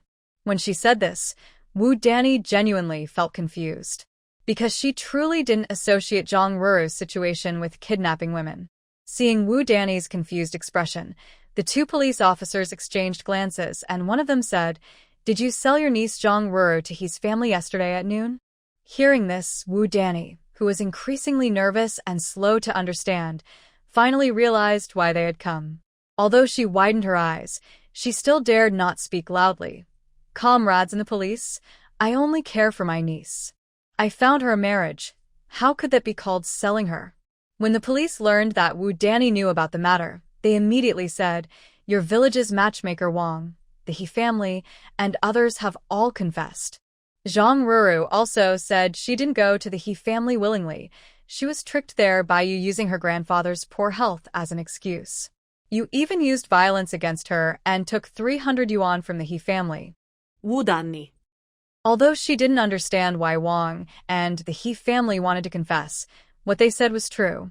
But does that mean they committed a crime? She couldn't believe it.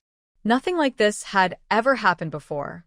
According to the rules, that 300 yuan is considered stolen money and must be handed over. Where is that money now? One officer asked. Suddenly, Zhang's family appeared silently, as if they had been there all along. Though they were a bit scared of the police, they didn't want to give up the 300 yuan they had just received. Hiding stolen money is also a crime. If you're ready, all of you can come with us to the station. We don't mind discussing it there, the officer said calmly. Zhang's family. Who wants to go to the station? Who knows if they might be harmed there? Reluctantly, for their own safety, Zhang Das-hun took out the 30 large United bills that Wu Danny had just given him yesterday. Comrades, the 300 yuan is here. But this money was given to us as wedding gifts from the He family, not stolen money, Zhang Das-hun explained to defend his family. Whether it's stolen money or not is not up to you to decide, the officer said, taking the money from Zhang Das-hun. It will be confiscated. He would take this money back to the station, as they always did with confiscated stolen money. Take it away. The 300 yuan, which was both evidence and stolen money, was confiscated. With the confessions of the He wife and Wang matchmaker, Wu Danny's criminal actions were confirmed. She could now be taken away. Seeing that the police were serious, Wu Danny immediately started crying and refused to cooperate with the investigation. I really didn't sell women. Police can arrest whoever they want. Is there no justice anymore? Last time, someone who obstructed our work was held in the detention center for nearly a month, the police officer stated factually. Hearing this, villagers who had come to watch asked, Officer, are you talking about Zhao Tsuehua from Cherry Village? The officer replied expressionlessly, Yes, she is. Wu Danny. Why did they have to scare her? Zhao Tsuehua also knows about this matter. At this moment, Wu Danny no longer dares to cause trouble, but she is also unwilling to just follow the police officers peacefully. After all, who knows if she will come back safely this time? Since the police suddenly appeared at her door, Wu Danny's attention was initially on them. Now, frightened by the police, she has become a bit calmer. This made her notice Zhou Lian and others who were watching the scene. Anyone with a brain would understand that today's police visit is definitely related to Zhou Lian and the others. Seeing that she was about to be taken away by the police and get into trouble, Wu Danny didn't want Zhou Lian and the others to have an easy time either. How could she prevent Zhou Lian and the others from feeling sad? In her anxiety, Wu Danny bit her tongue, and the pain gave her a sudden idea. Earlier, some troublemakers from their village had been caught fighting, accused of gathering people to fight. Last night, the Zhou family came to her house and beat her family members. There were 4 of them. She had heard that more than 3 people involved in a fight counts as gathering for a brawl. Thinking of this, Wu Danny's cloudy eyes flashed with strong resentment. Police officers, I also want to report a case. Wu Danny shouted loudly last night. They broke into our house and beat everyone in our family. She pointed at Zhou Lian and others as she said this. Zhang Das-hun quickly reacted, took off his shirt, and looked very aggrieved, as if he had suffered a great injustice. Yes, police officers, the injuries on my body are evidence. Seeing her father involved, Zhang Baozhen also took off his clothes and shouted, Police officers, I also have injuries.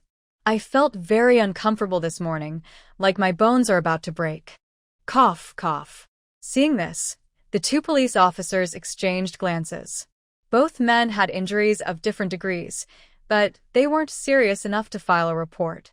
People often get into fights nowadays and some even bleed, but the police can't handle everything. However, since they had been reported, they still had to intervene. One of the officers looked at Zhou Lian and others and asked, Did you really beat them? Yes, Zhou Lian replied. Many people saw what happened last night, so denying the fight was impossible. Seeing Zhou Lian admit it, Wu Danny immediately cheered and shouted, Police officers, she admitted it. Quickly arrest them too, they gathered people to fight. Villagers from Wangjia village, who came out to watch the scene with breakfast in hand, said, When did Wu Danny become so cultured? Comrade police officer, hitting people was wrong on our part. We are willing to pay for the medical expenses of the person we injured. Zhou Lian looked sincere. Anyone seeing her like this would believe she was genuinely remorseful. Wu Danny initially thought Zhou Lian had suddenly gone crazy by admitting they hit them. Now, hearing her say this, she felt Zhou Lian was just trying to brush it off lightly. Comrade police officer, they gathered for a fight. You can't just make them pay medical bills. You should also arrest them so they learn a lesson. Wu Danny not only wanted the Zhou family to pay, but also wanted them to be detained to feel satisfied. Hearing this, Zhang Das-hun felt unusually happy, thinking Wu Danny was finally being smart. Contrary to Zhang Das-hun, Zhou Goen, Zhou Xuan, and Zhang Ro all felt their hearts pounding with anxiety and regretted coming to watch the scene at the police station. They thought if they hadn't come, Wu Danny wouldn't have seen them, and perhaps none of this would have happened. Zhou Goen didn't regret hitting someone last night, but he didn't want his family to get into trouble because of it.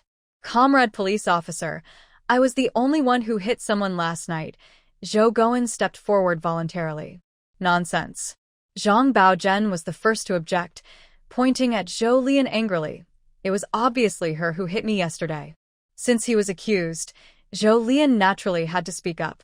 Facing the police officer's gaze, Zhou Lian remained calm. Comrade police officer, I did hit him yesterday, but it was purely self-defense. Last night, my older brother was upset and angry because his fiancée was almost kidnapped. It's understandable that he took his anger out on Wu Danny, the main culprit. Yes, if someone tried to kidnap my wife, I would fight them too. A punch or two is nothing. At this moment, someone from the crowd spoke up, perfectly echoing Zhou Lian's words. Seeing this, Zhou Lian continued, as for the accusation that I hit him, it's because he charged at us. I thought he was going to attack us, so I fought back. As a girl, I don't have much strength. The injuries on him were caused when his father tried to hit me and accidentally tripped, falling on him. His father was about to hit me, so I kicked him twice.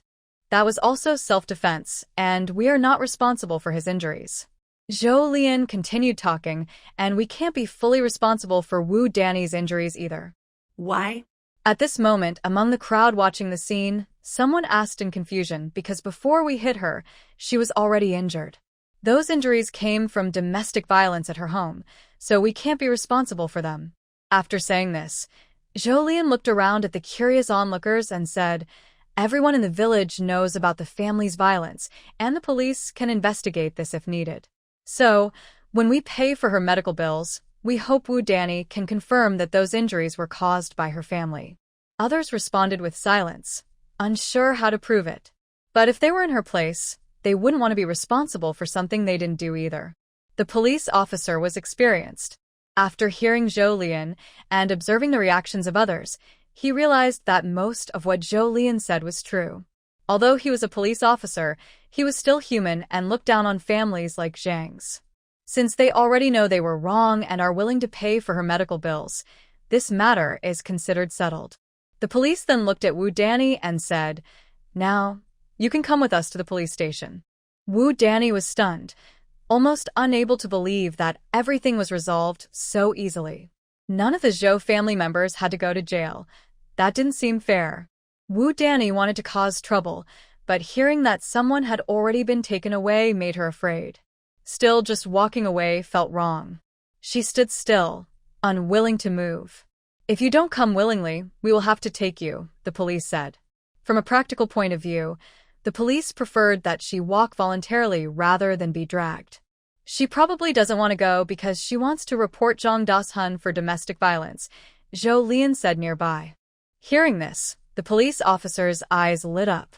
He seemed to think for a moment before turning to others and saying, yes, we handle domestic violence cases too. Villagers, if anyone is being abused at home long-term, you can come to us. We will stand up for you. Domestic violence can even lead to jail. The leaders had already arrived, and this was a kind of achievement. After addressing the others, the police officer asked Wu Danny, does anyone in your family abuse you? No, Wu Danny denied, feeling that Zhou Lian was meddling too much. Police officer, no one in my family hits me, she said. That's a lie, the officer replied sharply. We all saw how badly you were beaten. Honestly, just tell the truth and let Zhang Das-hun go to jail. It would be satisfying. Some of the onlookers immediately objected. Wu Danny saw the situation and quickly added, even if someone in our family hits me, it's my fault, so I deserve it. Hearing Wu Danny say this, Zhang Das-hun let out a sigh of relief. Police. Because many people think like that, they don't usually get involved in domestic violence cases. They wait for others to report it. In cases like Wu Danny's, if authorities intervene, the other side might even blame them later. Still, The police warned Zhang Das-hun, don't hit people at home. Domestic violence can lead to jail. Zhang Das-hun immediately nodded and bowed. I won't hit anyone. Then he looked at Wu Danny and said, hurry up and go with the police to cooperate with the investigation. Wu Danny. With Zhang Das-hun speaking up, Wu Danny had no choice but to follow the police. Jolien stopped the police who were about to leave. What's the matter? The police, confused, asked why they were stopped. Jolien looked serious and said, Officer, as you saw earlier, Wu Danny falsely accused me and my family of fighting in a crowd. If that had gone through, we could have gone to jail. So, Wu Danny is making a false report. I remember there are laws against false accusations. Please investigate carefully and make sure the guilty are punished. Police. He felt sorry for Wu Danny. She wanted to cause trouble for others, but ended up with an extra charge herself. So, it's best not to mess with someone who knows the law. We will look into it, the police replied. Then they took Wu Danny to leave. Wu Danny wanted to speak, but the police said, are you trying to add another charge? Wu Danny. She was a bit afraid to provoke Jolien. After the police took Wu Danny away, the villagers who had gathered here also left happily.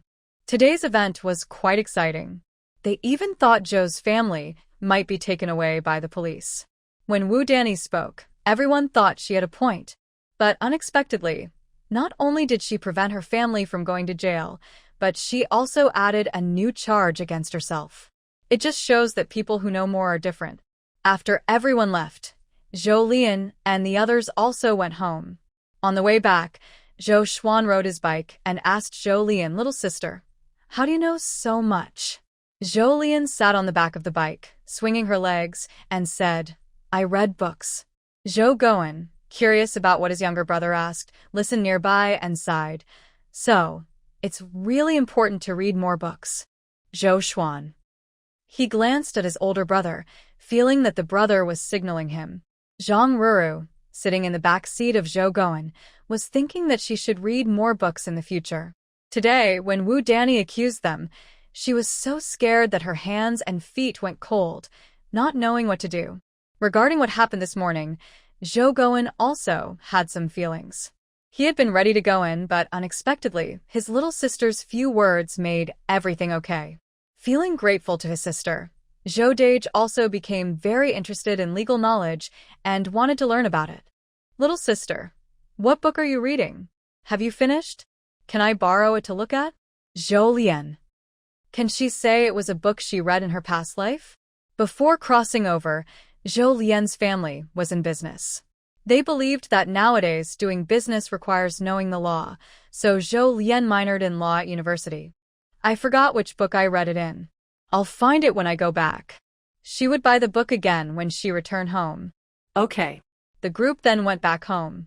After work hours, their family hadn't returned yet, so Zhou's mother didn't go to work this morning and waited here for the children to come back. When Jolien and the others returned, Zhou's mother arranged for them to have breakfast. While eating, Zhou's mother asked about what happened while they were away. Jolien and the others told her everything. When she heard Wu Danny had harmed them, Zhou's mother was very nervous, thinking that they really shouldn't hit people casually in the future. But some people are just too mean. Not fighting back feels unsatisfying. Sigh. After hearing that her daughter not only resolved the crisis, but also made Wu Danny more guilty, Zhou's mother silently wished Wu Danny would stay in jail for a few more years. After breakfast, it was time to treat Zhang Ruru's injuries. Big brother, go get the medicine from Ruru and Mom will help her apply it, Zhou's mother directed Zhou Dage. Zhou's mother's kindness was not refused by Zhang Ruru, who told Zhou Dage where the medicine was. While her brother went to get the medicine, Zhou Lian returned to her room. Then, behind the door, she took out 2 bamboo tubes of aloe vera gel from her space and handed one to Zhang Ruru. Rujia, this aloe vera gel can relieve pain and reduce swelling. You can apply it. Thank you, and Zhang Ruru took it. Then I also want to thank Rujia for kindly providing the aloe vera gel, Zhou Lian said, handing the other tube to Zhou's mother. Mom also has one. What do I need this for? I'm not hurt. Even though she said that, Mom still curiously took the bamboo tube her daughter handed her and opened it to look.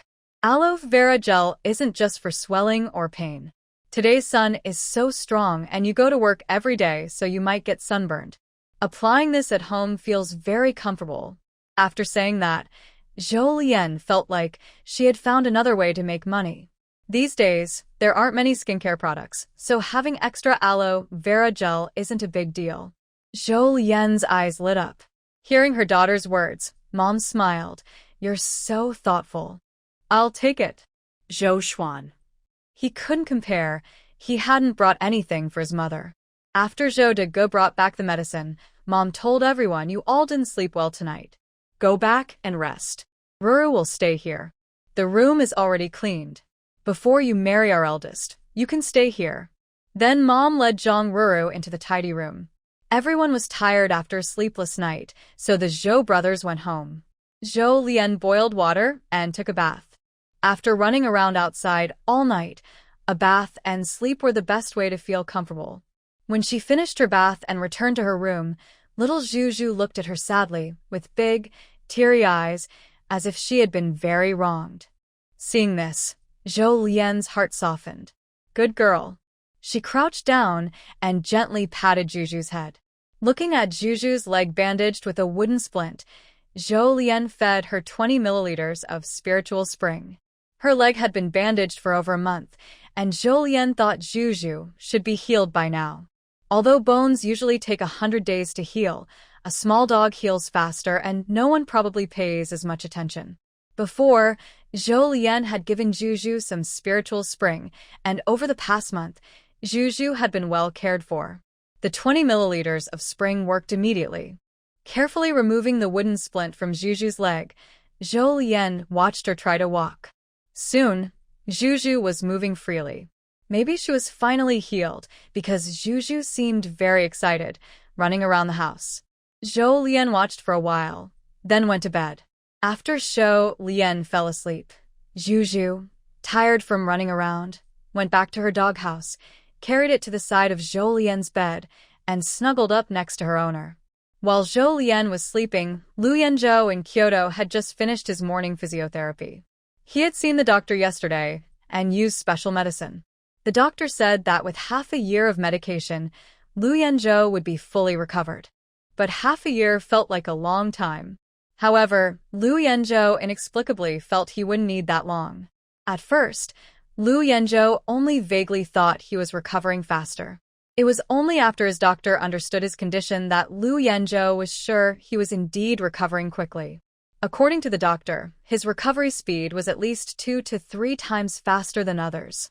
Lu Yanzhou's quick recovery attracted the attention of many doctors. They wanted to find out why he was recovering so fast. Finding the reason would be a breakthrough in medicine. Unfortunately, the doctors couldn't find the answer. At home, besides eating well, there was nothing particularly special about Lu Yanzhou. In the end, the doctors could only attribute his fast recovery to good health, good diet, and being well cared for. They couldn't do much. They were all from well-off families. But after hearing about Lu Yanzhou's meals at home, they couldn't help but salivate. It was understandable. They had money, but city supplies weren't very abundant at that time. Having meat once a week was already quite good for them. But what did Lu Yanzhou eat at home? At first, his family kept changing recipes for soups. Later, there were soups and egg custards. His wife even made creative variations of the egg custard. They could only envy that. But even though they envied, they didn't think much about it. After all, in the countryside, people tend to eat more varied food. Plus, Lu Yanzhou had been a soldier for many years, so his conditions weren't worse than theirs. Eating well was normal for him.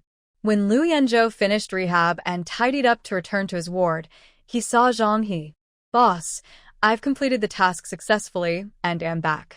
Zhang He had already learned about Lu Yanzhou's situation from the nurse before Lu Yanzhou returned, knowing that his boss could be back in at most half a year. Boss, how do you feel? Pretty good.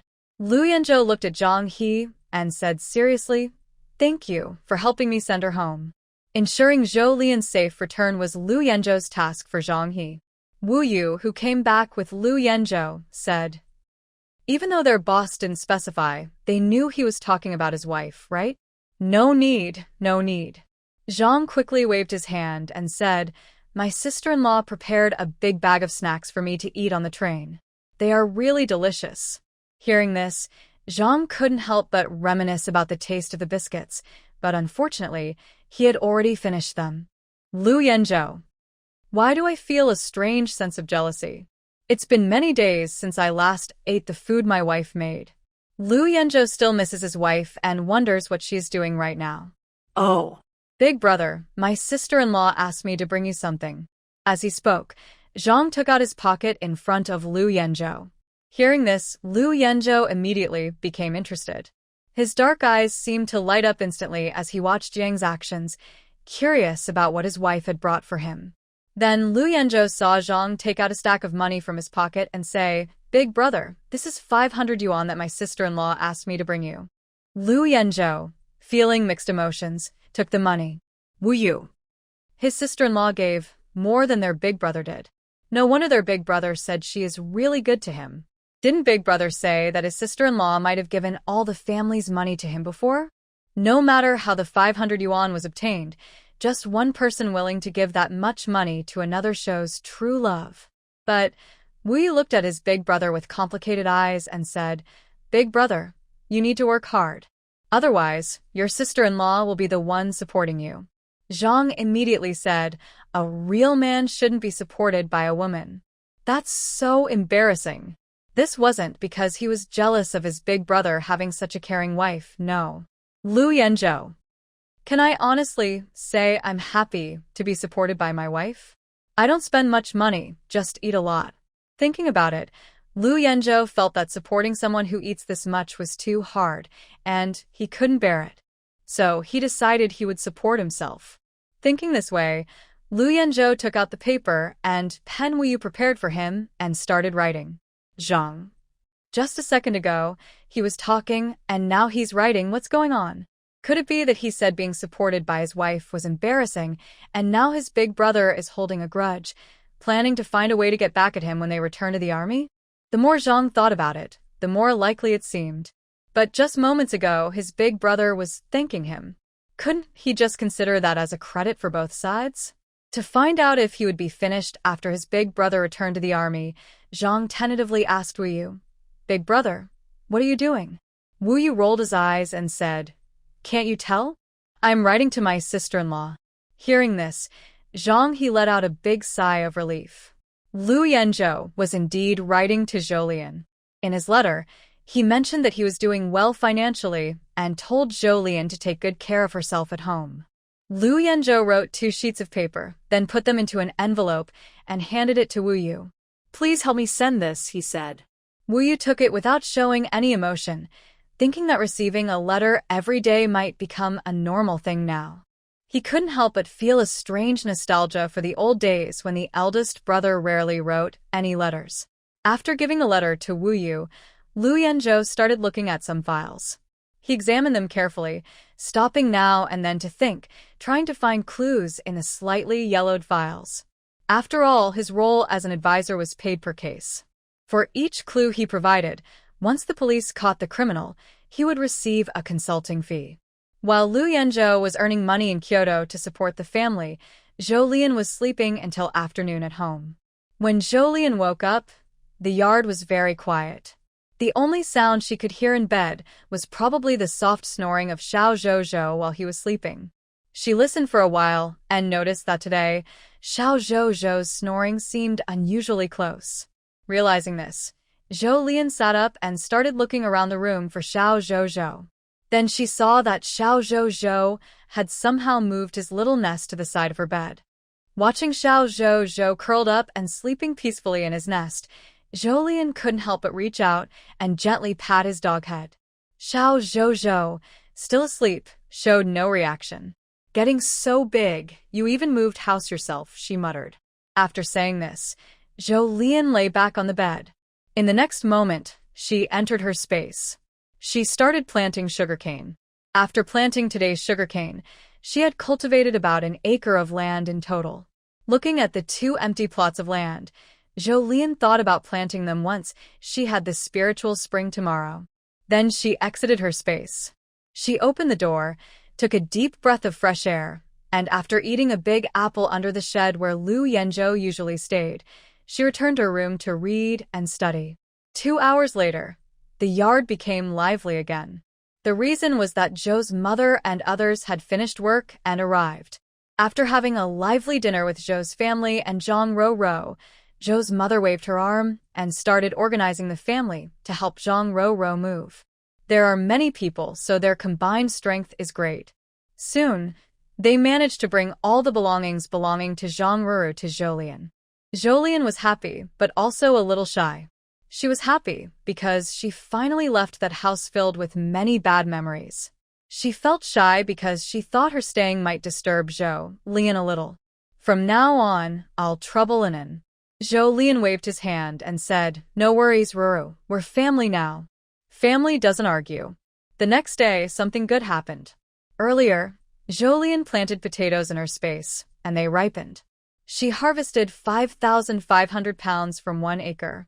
She kept over 300 pounds for planting next time. After half a month, Jolien finally achieved potato independence. She immediately arranged a potato feast. Braised pork with potatoes, spicy and sour shredded potatoes, homemade fries and chips, wolf-tooth potatoes, mashed potatoes. Since they decided to be together, the Zhou family started preparing for Zhou Guan and Zhang Ruru's wedding. Jolien, as part of the family, also joined in. They set the date, found a matchmaker, and so on. When Jolien was free, it was already 5 days later. Thinking about the red cloth she had previously wrapped, Jolien decided to go to the county town. She planned to buy some cotton and bring it back to make red cloth herself at the textile factory in her space. This way, she would spend only a little money on cotton, and not only would she have the wedding dress ready, but she could also make fabric for a big red quilt. However, these days, buying cotton required a ticket. Jolien didn't have a cotton ticket, so she planned to exchange some on the black market and then buy it in the county town. Since she decided to go to the county town, Jolien also planned to bring the clothes she was making for Qianwan. Qianwan had said that in half a month, someone from the groom's side would come. It had already been 9 days since then, so it was time to send the clothes. Thinking this, Jolien finished delivering vegetables at Fengyang Ridge and went straight to the black market. And then, Jolien discovered the black market had changed a lot. When Jolien arrived at the black market, Huang Hu was still guarding the entrance. Since her contact with Xiehe, Huang Hu had been the one guarding the black market entrance every time. Jolien was curious if he was working all year round. "Are you here to see the boss today?" When Jolien saw Huang Hu, he recognized her from afar because she was very pretty, rare to see someone so attractive. "I'm here to buy something today," Jolien replied. Based on Jolien's words, Huang Hu did not ask what Jolien was there to buy. Instead, he asked, "There have been some changes in the black market recently. Do you need it?" Jolien thought about Huang Hu's likely all day, every day guarding work, and decided not to delay him. "No need to trouble you. I'll go alone." "All right," Huang Hu responded and opened the door for Jolien. She stepped inside. Once inside, Jolien noticed that the black market stalls were now arranged more neatly. The stalls were still there, but all the vendors were gone. Only customers buying items and clearly priced goods remained. Jolien observed that the black market now resembled a small supermarket. Customers chose what they needed and then paid at the cashier. As for the possibility of theft or sneaky behavior when strangers gather, it seemed unlikely here. Every corner was guarded by a silent person who closely watched the buyer's actions. They looked like human-shaped cameras. Jolien went to a stall selling tickets. She wondered if the black market still used specially made wooden cabinets like those in traditional medicine shops, with each drawer labeled with the type of ticket inside and its price. She found the drawer with cotton tickets, which was marked as costing 1.5 yuan per jean, half a kilogram. She opened the drawer and took 2 tickets, each for 1 jean of cotton, then closed it and queued at the cashier to pay. At this time, buying things at the supply and marketing cooperative was usually first come, first served, with customers chatting with the clerk. But here in the black market, there was an orderly line. Zhou Lian thought Xia, he was truly capable. She spent 3 yuan to buy 2 jin of cotton tickets. Because of the changes in the black market, Zhou Lian felt like visiting Xia. Thinking this, she decided to go. She almost walked unimpeded all the way to the house where she often met Xia. As soon as she entered, she saw that the interior had also changed. The usual spot where Xia sat now had a telephone on the right front side, which she hadn't noticed before. Rich people. Zhou Lian sat opposite Xia and sighed. Xia was pouring tea for Zhou Lian when she heard this and noticed Zhou Lian's gaze on her phone. She smiled wryly and said, "This is what I traded everything for." Hearing this, Zhou Lian raised an eyebrow. Her gaze swept over the small dress on Xia and she said slowly, "All your family assets are sold, but I don't see you stopping wearing silk and satin clothes." Xia. Her attempt to gain sympathy failed. Xia explained nervously, "Getting a phone isn't that expensive. I didn't have to sell everything. I just exchanged a few things left by my elders at home." Zhou Lian. Hopefully they aren't antiques. If she traded antiques for a landline phone, she would be upset. How much does it cost?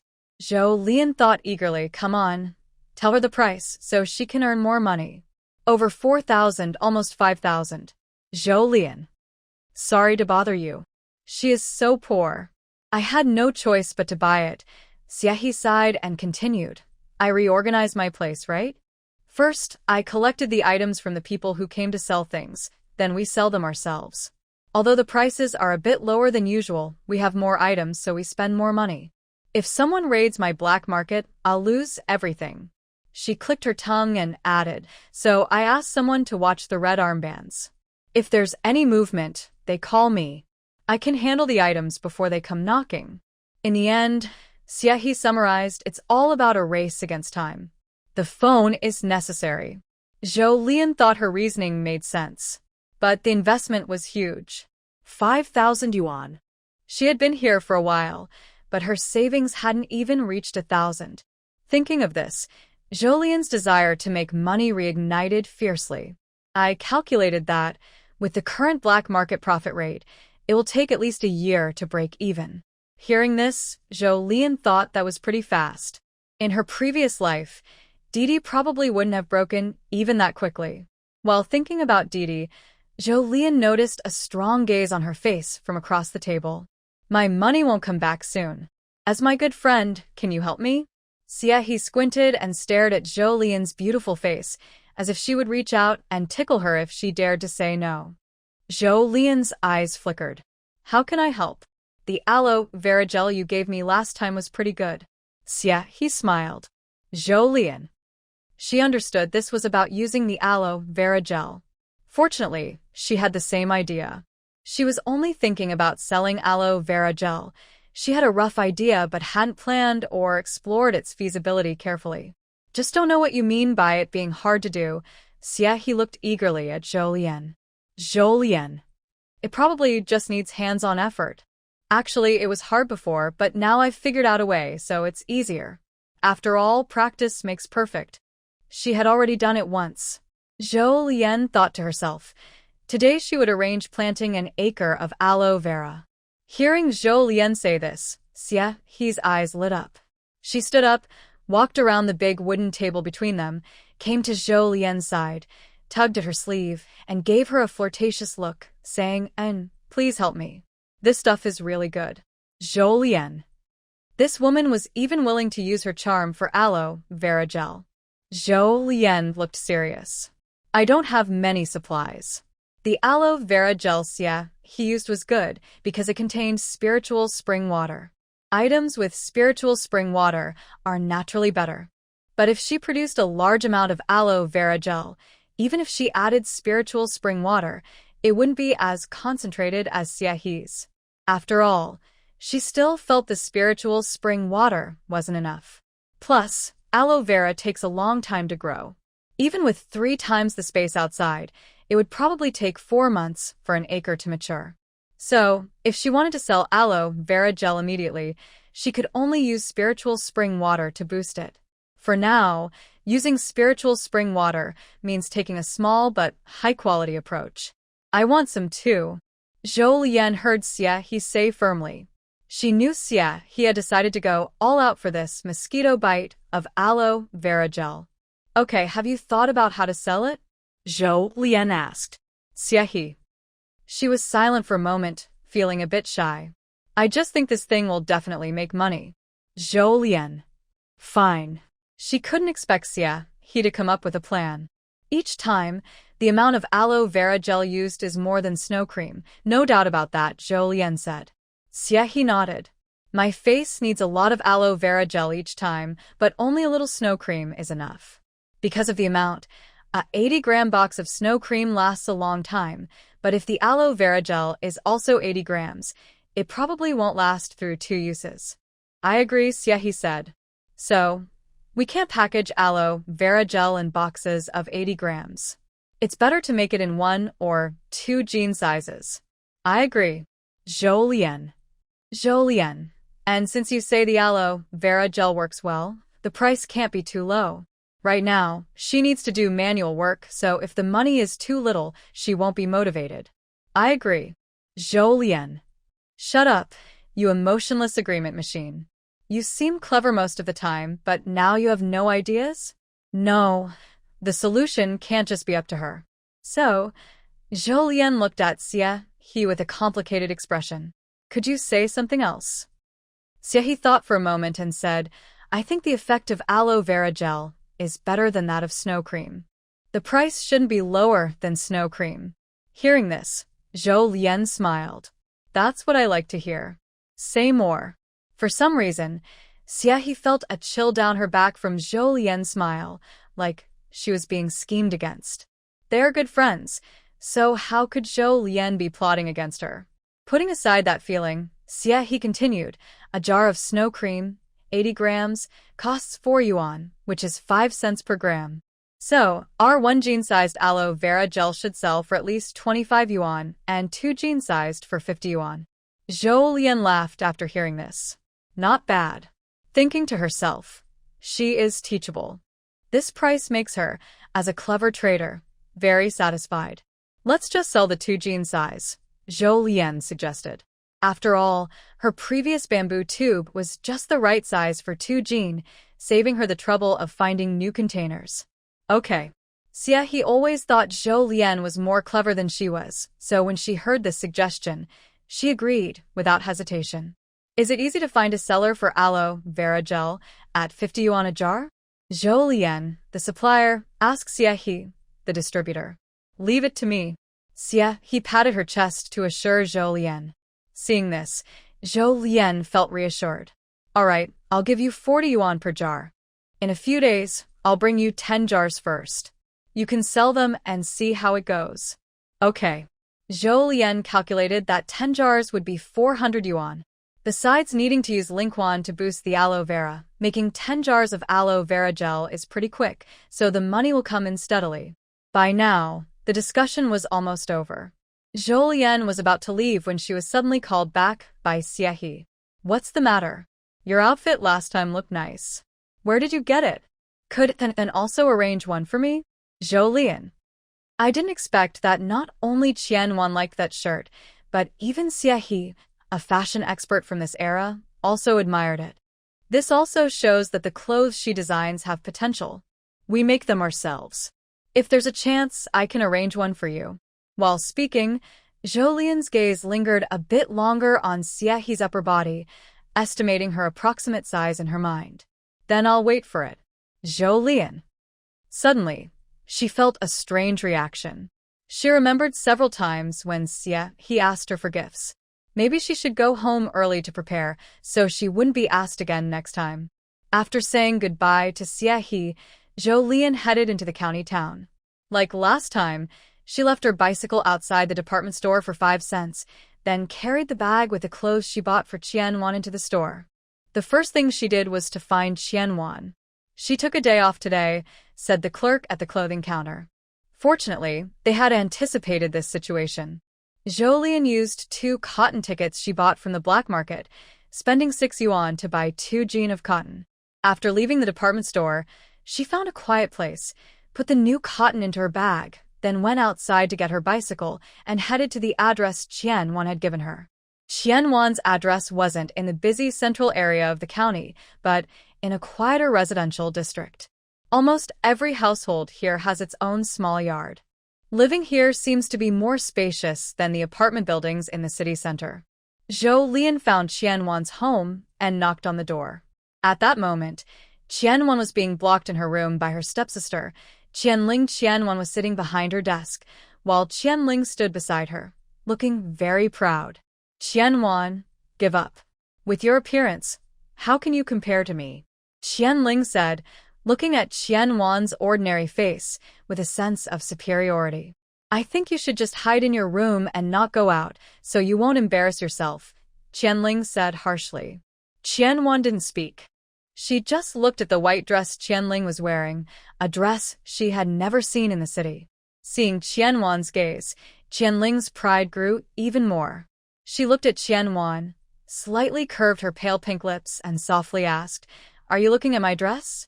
Qianwan didn't deny it. Seeing this, Qianling's smile deepened. Is it pretty?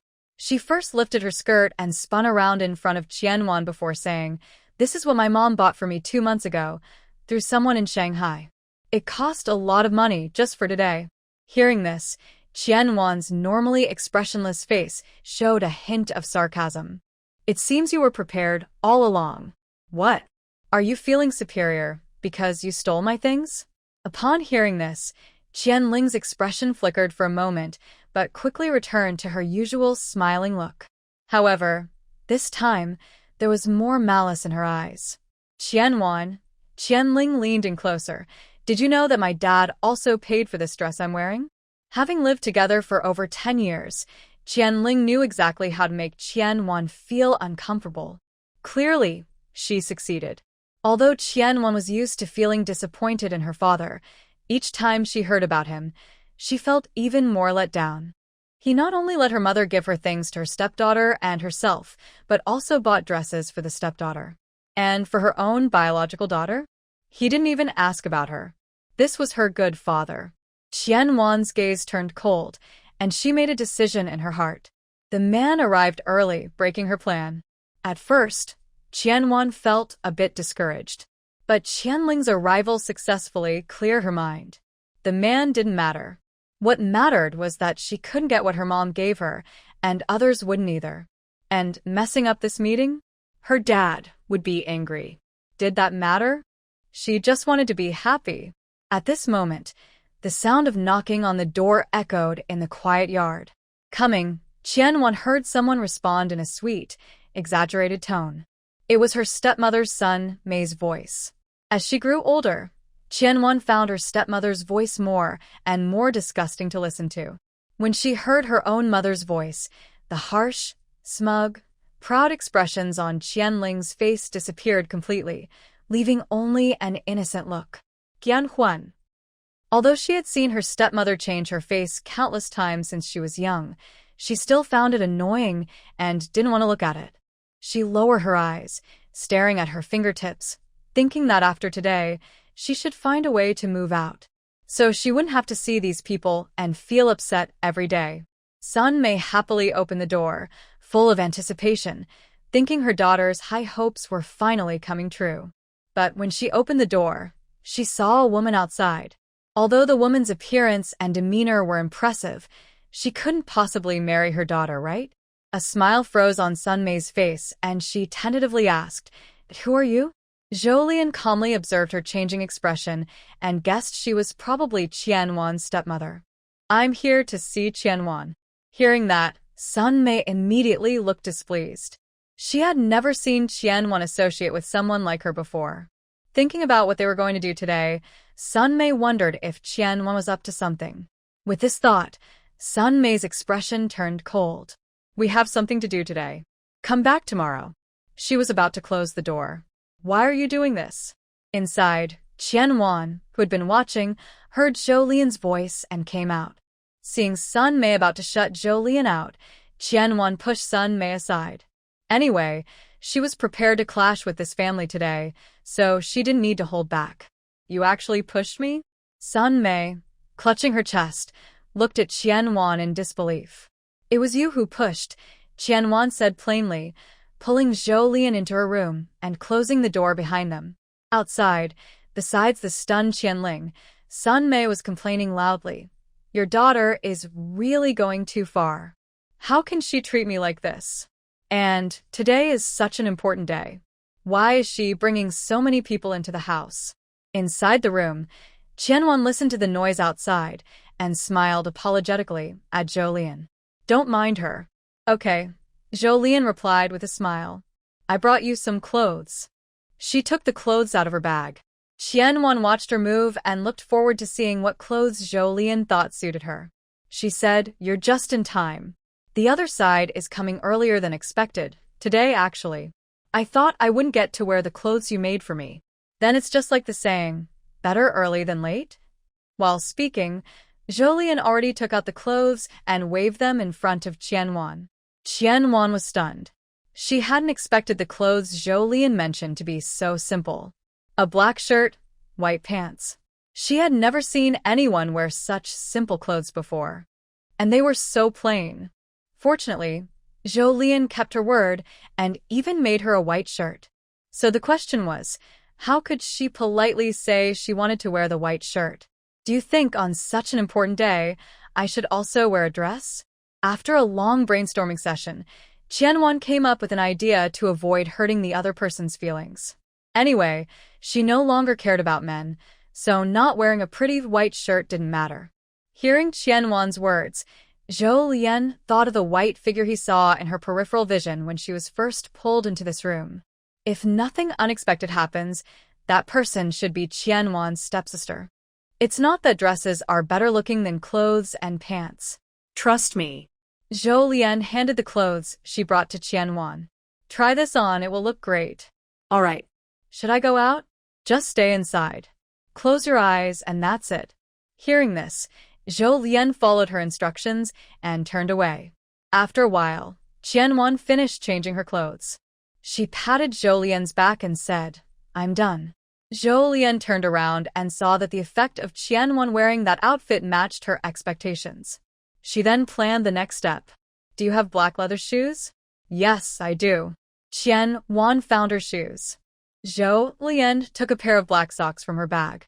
Put on these socks, then change into the leather shoes. After that, we'll do your hair a little, and you'll be ready. Qianwan changed her clothes, socks, and shoes as instructed. Finally, under Zhou Lian's guidance, she styled her hair into a simple, low ponytail. Zhou Lian's gaze fell on the round mirror on Qianwan's desk, about 18 centimeters in diameter, small but enough. She held the mirror and stood a bit farther from Qianwan, so she couldn't see her whole body, but could get a good look from the waist up. Look here. Qianwan looked into the mirror. At first, she froze. In a second, her eyes widened with amazement. Is that me? Her question was filled with obvious disbelief. Yes, it's you, Zhou Lian confirmed. When did I look this good, so fair-skinned? Black clothes make you look fairer. Thank you. Qianwan looked at Zhou Lian happily. With this outfit and that white shirt, am I giving you a ticket and money, or what? Let's talk about it tomorrow.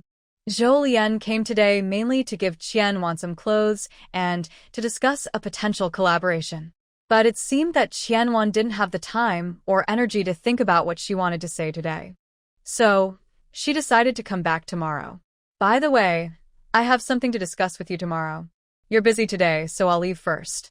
Based on what Zhou Lian said, Qianwan agreed and said, I will send you out. No need. Zhou Lian refused Qianwan's suggestion and offered an idea. After I leave, before the man comes to the door, you can stay inside. When he arrives, you can come out and surprise everyone, catching them off guard. Hearing this, Qianwan's eyes lit up. Not long after Zhou Lian left Qian's house, she encountered a man walking toward her. He was dressed neatly in a dark Zhongshan suit, wearing silver-rimmed glasses on his nose, and carrying a briefcase. He looked refined and gentle. Zhou Lian's thoughts moved, and she took a closer look at him.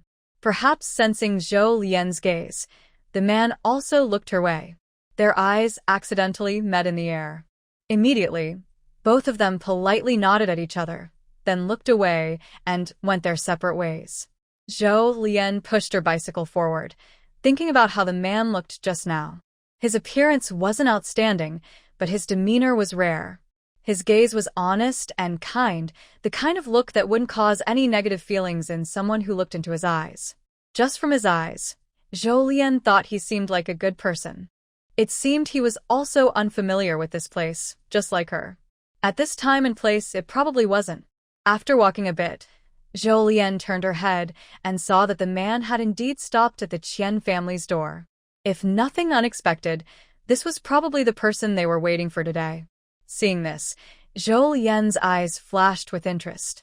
If her judgment was correct, even if Qianwan did nothing today, the mother and daughter's goal wouldn't be achieved. Thinking of this, Zhou Lian pushed aside thoughts of the Qian family from her mind. After leaving the county town on her bicycle, she found a quiet place and briefly entered her space. Zhou Lian went to her space to make fabric. Holding the new cotton she bought today, she chose to weave a piece of red cloth and a piece of white cloth in the textile factory inside her space. After that, she left her space and headed back home. The red cloth was for making wedding clothes and large red banners for her older brother and sister-in-law. The white cloth was for making white shirts, specifically her own design sketches. Most girls' figures could make a shirt from about 5 yards of fabric. That piece of cloth could make 20 white shirts like those. 5 feet of fabric costs 2 yuan, but when Zhou Lian looked at the prices at the ready-made clothing counter while buying a sewing machine, she found that each yard of fabric could sell for about 60 cents based on the clothing prices. In other words, if Zhou Lian made a white shirt from the fabric and sold it at the usual price, she could sell it for 3 yuan. Clothes at the ready-made counter require a fabric ticket, but Zhou Lian's clothes probably wouldn't need one. Since 5 feet of fabric ticket equals 1 yuan, her shirts would normally sell for 4 yuan each. When she calculated this price, Zhou Lian was surprised to think it was very cheap. So, the greedy merchant Zhou Lian decided to sell the white shirts for 5 yuan each. She would keep 4 yuan, and the remaining 1 yuan would be split in half. 1 half could be used as wages for making each shirt, and the other half she planned to give to the person helping her sell the shirts. Zhou Lian estimated that if she sold all the shirts made from this piece of fabric, she would earn 80 yuan. That was double the price of just selling the fabric alone, since selling the fabric to Xia, he would only bring her 40 yuan. Zhou Lian thought, this is very profitable. After figuring this out, she suddenly felt the world was a better place, and she even had more energy riding her bike home. When she arrived home, she was greeted by Xiao Zhou, who was almost wagging her tail like a propeller. Ever since her leg healed, Xiao Zhou had been running around every corner of the house daily. When bored, she would go to the backyard vegetable patch to chew on some vegetables. Zhou Lian played with Xiao Zhou for a while before going into her space. She didn't do anything else, just used the spiritual spring to grow aloe vera. She used the spiritual spring to make the small aloe leaves she had used for planting into aloe gel grow bigger. Once they grew large enough, Zhou Lian cut them into small pieces about 2 centimeters long, more than 2,000 pieces in total, and planted an acre of aloe vera. After planting the aloe, she watered it with a diluted, almost spiritual spring-free water. Then she left her space, read for half an hour, and went to the kitchen. In June, the weather was getting hotter. Zhou Lian started by cooking a big pot of mung bean porridge. While cooking, she took out 3 century eggs and made a spicy century egg salad. Besides that, she prepared cold bean sprout salad, cold vegetable salad, and cold fried egg. Looking at the dishes she made, Zhou Lian felt something was missing. Soon she realized what it was: meat. After thinking, Zhou Lian decided to buy some lean meat when he went to the county town tomorrow. He planned to make all of it into braised meat, which would also provide a good mix of meat and vegetables. While Zhou Lian was preparing the braised meat, Zhang Ruru, who had been working all morning, came back. "Ruru, sister, hurry and wash up. Once you're done, you can eat first.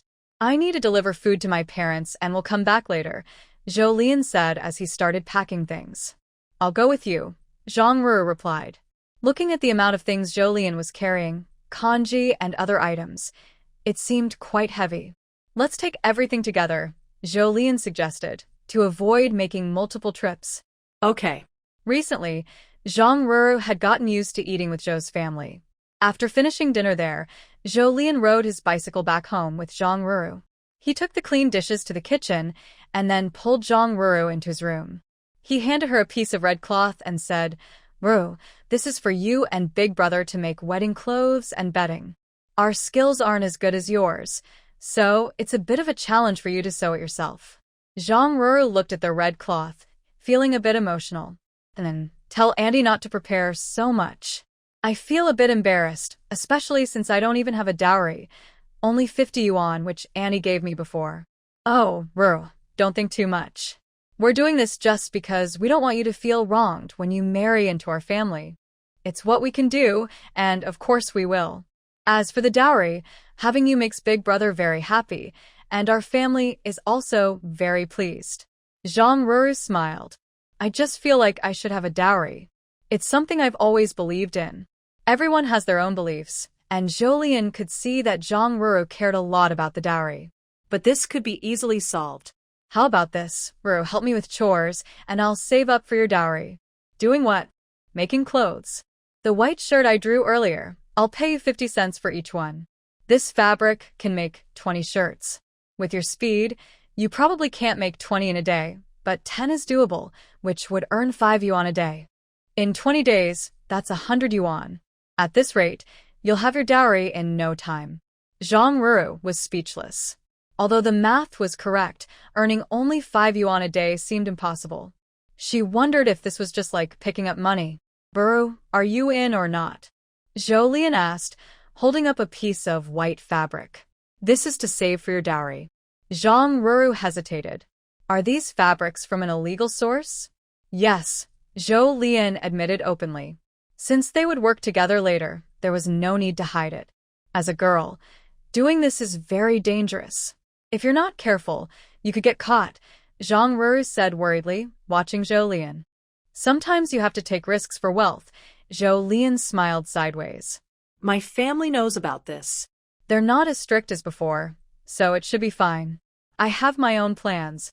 Hearing that her family knew, Zhang Ruru was stunned. She knew how much Zhou Lian's family valued her. Would they really allow her to do such things? Thinking about the 2 bolts of fabric Zhou Lian had brought home earlier, which were used to make clothes for the whole family, she realized there might be a problem. But her family hadn't reacted much. "Oh well. You said it yourself, from now on we're family. How can I take money for helping my sister make clothes?" Zhang Ruru said. "Brothers and sisters should settle accounts honestly," Zhou Lian said seriously. "And these clothes aren't even for me. They're for others. They're my money." Zhang Ruru hesitated, speechless. "Let's start making the clothes," Zhou Lian interrupted her. She placed the fabric on the big table that Zhou Xuan had prepared, then took out scissors to cut the cloth. So, Zhang Ruru was pushed into sewing clothes by Zhou Lian. She started working, even though she hadn't gone to work that afternoon. Thanks to the matchmaker's visits, no one who knew she was a bride-to-be questioned her absence. With Zhou Lian's help, after dinner, they used half of the fabric and made 11 pieces of clothing. They made 11 because the leftover white fabric from the 2 bolts could still be used to make a white shirt. Zhou Lian immediately took out 5.5 coins and handed them to Zhang Ruru. Zhang Ruru looked at the money, stunned. She couldn't believe it. After a while, she realized she should return the money. "I can't take this money," she said. "How can I accept so much from you? Ruru, this money is what you deserve. If you don't help me, I'll have to find someone else." "Then this money would go to a stranger," Zhou Lian explained. Zhang Ruru hesitated. "This is too much money. Not selling through official channels, I did make a bit more money. Maybe someday this source of income will dry up, so now we need to hurry and earn more." "Don't worry, Sister Ro. This is really what you deserve." Zhang Ruru. "This is the money you risked earning. I can't take that much. Let's split it equally. I did less work, just give me 1 piece." "No, we split it evenly." Zhou Lian. "I find Zhang Ruru's honest and fair personality quite amusing. Just give me 2 pieces." If you keep arguing, I'll get angry. Seeing Zhou Lian say this, Zhang Roro had no choice but to agree. Let's keep working tomorrow, Sister Roro. We make a good team. And so, Zhang Roro was pulled into Zhou Lian's risky plan. The next day, after breakfast, Zhou Lian went to Fengyang Ridge to deliver vegetables, while Zhang Roro went to Zhou Lian's room to start sewing. She still had 10 white shirts to make today. After finishing the shirts, she also needed to make wedding clothes and a wedding quilt for their marriage. It was a tough task. After delivering vegetables at Fengyang Ridge, Zhou Lian went to the black market. She bought 10 jin of meat coupons and 10 jin of cotton coupons. Zhou Lian planned to use the meat coupons to buy lean meat and then make braised meat. She bought 10 jin of meat coupons at once because she was lazy and didn't want to spend time braising small amounts of meat. But since the weather started to warm up, the black market hasn't had much meat for sale. In hot weather, meat doesn't keep well, and most families don't have freezers or refrigerators. Thinking about going to the meat factory gave Zhou Lian a headache. Fortunately, it's already June 8th. If all goes well, by June 25th, the pigs in her space will weigh over 200 jin. At that point, she can eat enough meat, and her space will be self-sufficient. So, this is probably the last time she'll buy meat. If anyone asks why she bought so much, she can just make up an excuse. As for the 10 jin of cotton coupons, Zhou Lian plans to use them all at once. She will use the cotton to make fabric or quilts. She worries that her mother doesn't have enough cotton to make quilts for her older brother and sister-in-law. Nowadays, everyone likes to save cotton coupons because the cotton sold retail is mainly used for making winter clothes or quilts. Making these requires quite a bit of cotton, several jin each time. So, although 10 jin is a bit more than usual, it's not enough to attract much attention. Thinking about this, Zhou Lian still felt a bit sad. She used to grow a whole acre of cotton herself, but now she has to buy it outside. It's only been 10 days since she planted the cotton. After buying the tickets she wanted on the black market, Zhou Lian hesitated, but decided to find Xie He. As soon as she entered the place where they often meet, she heard Xie He happily ask, "Did you bring me aloe vera gel?" Zhou Lian. She knew it would be like this. Reluctantly, she said, "How could it be so quick? It's only been a day." Although she had just planted an acre of aloe vera, Zhou Lian decided to go home today and make the aloe vera gel. Anyway, she had plenty of spiritual spring today, so making it wasn't difficult. It was better than being asked about it again next time. Hearing Zhou Lian say this, Xie He looked a little disappointed and muttered, "I thought you were bringing me aloe vera gel." After she finished speaking, one of her subordinates knocked on the door and whispered a few words in her ear. "I understand." Xie He nodded and waved her subordinate away. She then looked at Zhou Lian and asked, "Why did you buy so many meat tickets and cotton tickets?" It made her subordinates suspect Zhou Lian was trying to compete with her for business. People in the black market naturally preferred small transactions. Buy a little each time, and they could earn more entry fees over multiple visits. "Of course I used them," Zhou Lian replied. "Did you need to see me today?" "What for?" Zhou Lian took a white shirt from her large bag and handed it to Xie He. "This is what I promised you." She saw Xie He's eyes light up for a moment when she saw the white shirt and said, "Loyal and good, I like it. I'll change into it right away." Zhou Lian. "There's no need to be so urgent." But Zhou Lian didn't interrupt Xie He's actions. She had plenty of time to wait for her to change. While Xie He went to change clothes, Zhou Lian stayed in the same room, enjoying tea. "I'm back." Hearing Xie He's voice, Zhou Lian looked up. She saw Xie He had changed out of her elegant qipao and was now wearing a white shirt and black pants. Her usual noble and glamorous aura was a bit less, and her simple outfit made her look a little more pure. "Looks good." Zhou Lian smiled and said. Xie He raised her chin proudly and said, "Of course I look good." Then she sat down across from Zhou Lian again and asked, "So, what's the reason you came to see me today?" Xie He was already used to Zhou Lian's habit of only showing up when needed. She was just thinking to herself whether Zhou Lian was here to ask for her help or to deliver some money-making idea. "Here are 10 white shirts like these. Zhou Lian placed a bag containing 10 shirts on the table. Xie reached out to take a look and said, "That's too many for me to wear." Zhou Lian knew she was joking but still gave her a playful glare. "I didn't say they were for you to wear. I want you to help me sell them." Help you sell?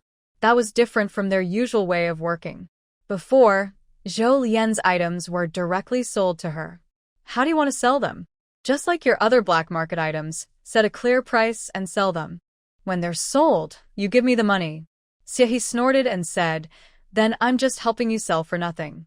There's no benefit for me. It's true that other black market items were bought cheaply from others and sold at a profit. She had a reason to earn money, but given her friendship with Zhou Lian, she was willing to help sell. She said this just out of her personality. She liked to find a little sense of importance in front of Zhou Lian. "How can it be for nothing?" Zhou Lian explained logically, counting on her fingers. "First, they have to pay to buy things in the black market, right? Second, since they paid an entry fee, they might as well look around and buy some other items. Finally, they already know how the black market works and what's sold there. When they want to buy things that are hard to find outside, wouldn't they think of your black market first?" Xie paused, realizing it made sense. In a way, she was actually gaining from this. Since she was trying to clean up the black market, she had been thinking about how to attract more people to buy there. But just 10 shirts? How many people can that attract? "I only have these right now. When I get more, I'll send them to you." Xie looked at Zhou Lian and asked, "Tell me how you plan to bring people in and sell these shirts?" "Let the salespeople at the clothing counters in the county wear these kinds of shirts. If customers like them, they might ask more questions. Then the salespeople can say they bought them here. Your job is to ask the customers if they came from the clothing counters, record how many items they buy, and I'll pay the person accordingly." "You have a clever mind, don't you?" Xie looked at Zhou Lian's head and said, "Zhou Lian, how much are you planning to sell your clothes for?" Xie, he asked casually. 5 yuan. So cheap? Xie, he widened her eyes in surprise. Zhou Lian. Although she initially had the same feeling. But she is from the future, where 5 yuan only buys a cute snack. Still, this doesn't stop Zhou Lian from teasing Xie. "Miss, this price is a yuan more than the ready-made clothes over there, but still cheaper." "I've never bought from there," Xie said confidently. She thinks their clothes are ugly. Her words reminded Zhou Lian that, although people like Xie are rare in this world, they do have money. If they like a piece of clothing, they might buy it even if it costs 10 or 100 times more than normal clothes. High-end custom-made clothes. "What are you thinking?" Seeing Zhou Lian silent, Xie asked. "Thinking about how to earn your money." Xie rolled her eyes. "You're secretly planning to cheat me? Are we even good sisters?" "Good sisters are supposed to have each other's backs." Zhou Lian said this gracefully and stood up. "I'll leave the clothing sales to you." Now, she was going to find someone to help her promote the clothes. When Zhou Lian left the black market, she was thinking of finding Jinwan. But she first went to the meat factory, using the excuse of buying meat for others, and bought 13 jin of lean meat. The reason she only had 10 jin of meat coupons, but bought 13 jin of lean meat is because of a common practice. At this time, lean meat was considered the lowest grade, the worst kind. So, with the same meat coupon, the factory would cut a little extra meat when selling lean meat, an unspoken rule. Still, few people liked to buy lean meat because it lacked the oil and fat that people valued at this time. After buying the meat, Zhou Lian found a quiet place and stored it in her space.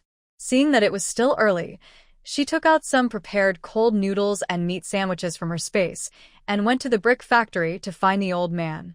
She called out to him, handed over the items, and heard him say, "Why are you bringing me more stuff? Just happens to be going into town. When I have time, I'll come chat with you." After all, the old man had helped her quite a bit, and Zhou Lian felt it was necessary to keep in touch. "You're a good girl." The old man smiled happily and started talking with Zhou Lian. Zhou Lian and Grandpa were originally having a good conversation when suddenly Grandpa stood up nervously and walked in one direction. Zhou Lian looked in the same direction and saw a woman dressed neatly in a Lenin-style outfit with a slightly bulging belly. The woman had a confident and capable aura, and she looked pregnant. She was probably Grandpa's daughter, the factory director. Why did you come over? I told you not to walk around outside. Grandpa's voice was a bit accusatory, but Jolien also heard some caring concern in it. The doctor said I can walk outside, Fu Min replied. After saying this, she smiled at Jolien. Thanks for your family's food. Apparently, Grandpa and his strong-willed daughter had mentioned her before. Grandpa has helped me a lot. It's just some vegetables. Today, the young girl brought me some delicious food. I'll show you, Grandpa said, then ran to bring out the meat-filled buns and cold noodles that Jolien had brought. Fu Min. They really do smell good. The three of them chatted for a while longer. Jolien declined Fu Min's invitation to have lunch together, since she needed to meet Qian Wan for work at noon. Jolien thought their relationship was just a casual acquaintance, but unexpectedly, she and Fu Min crossed paths again later by chance. But those are stories for another time. After parting from Grandpa and Fu Min, Jolien rode her bicycle to the department store.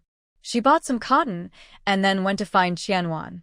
Today, Qian Wan was wearing the white shirt Jolien wanted to sell, and Jolien slightly raised her eyebrows in interest. It was noon, and it was also Qian Wan's break time. Qian Wan, a bit excited, took Jolien to a state-run restaurant. After ordering delicious food, Qian Wan sat down and said with bright eyes, "You won't believe what happened yesterday. Although I don't know what happened, it should be good news." Jolien tilted her head slightly and smiled. Yes. Qian Wan squinted and nodded in agreement, then began to tell what happened after Jolien left Qian's house yesterday. You just left yesterday and Gu Qing came over. First, he explained why he came early and why he came alone. His attitude was very gentle. When Qian Wan said this, Jolien didn't miss the satisfied look in her eyes when she mentioned Gu Qing. This made Jolien worry that her plan to visit Qian Wan today might not go as expected. After all, what Qian Wan did was risky, even though she would get some money. At this moment, it was more like taking a gamble. Someone like Qian Wan, who has a stable job, and with the biggest crisis seemingly resolved, the other side might not want to take risks. My dad and stepmother want to get close to Gu Cheng's family. Plus, it's clear that Gu Cheng is willing to visit. They naturally said it's no problem and even introduced Qianling to Gu Cheng right then and there. Hearing this, Jolien noticed a flicker of dislike in Qian Wan's eyes, and then she continued, I was in my room at the time, and I heard Qian Wan's fake, pretentious voice. It gave me goosebumps. She could still remember how she felt then. Seeing Qian Wan unconsciously rub her arms, Jolien continued, but I also know that some men are just attracted to Qianling's way of doing things. After all, Qianling and I grew up together, and I've seen this kind of thing many times. Seeing that Qian Wan's expression wasn't quite right, as if she was lost in some bad memory, Jolien quickly changed the subject. And then, Qian Wan was pulled back to the present. Thinking about what happened yesterday, she couldn't help but roll her eyes. They even used Gu Qing not knowing our family well as an excuse, letting Qianling take Gu Qing for a walk around. It was obvious to everyone what their real intention was. At that moment, Qian Wan thought if Gu Qing agreed, she would cause a fuss. Did Gu Qing refuse? Qian Wan nodded, a faint smile appearing on her face as she said, He immediately rejected my dad and stepmother's suggestion. He also clearly said that he has a marriage agreement with me. Although Qianling isn't my biological sister, she's considered family. It's not appropriate for them to go out together, and if they wanted to walk around, I should be the one to go with him. I didn't see the expressions on my dad and stepmother's faces at the time, but just thinking about it, I know they looked really upset. They're shameless, and they really think everyone else is just as shameless as they are. Even though she wasn't involved, Qian Wan still felt relieved. It seems Gu Qing knew about your family situation before he came. His willingness to learn about it shows he cares, Jolien said with a gentle smile, sharing her thoughts. Hearing this, Jolien felt quite happy. After all, no one wants to see villains succeed. Jolien's thoughts matched Qian Wan's, but she was too shy to say it out loud. Jolien saw the blush spreading on Qian Wan's face and raised an eyebrow, asking, So, are you and him together now? But unexpectedly, after hearing Zhou Lian's question, Qianwan gently shook her head and said no. What did he do? Initially, Zhou Lian thought Qianwan was very happy and seemed to be in love, but now she was denying it. Still, if they weren't together but she was so happy, it must mean Gu Cheng did something. Gu Cheng said he doesn't accept arranged marriages. He wants to marry someone he likes and gets along with, because that's responsible for both people. I agree with his idea. Hearing this, Zhou Lian recalled her first impression of Gu Cheng from yesterday and thought he probably was the kind of person who would say such things. But there should be more to their story, right?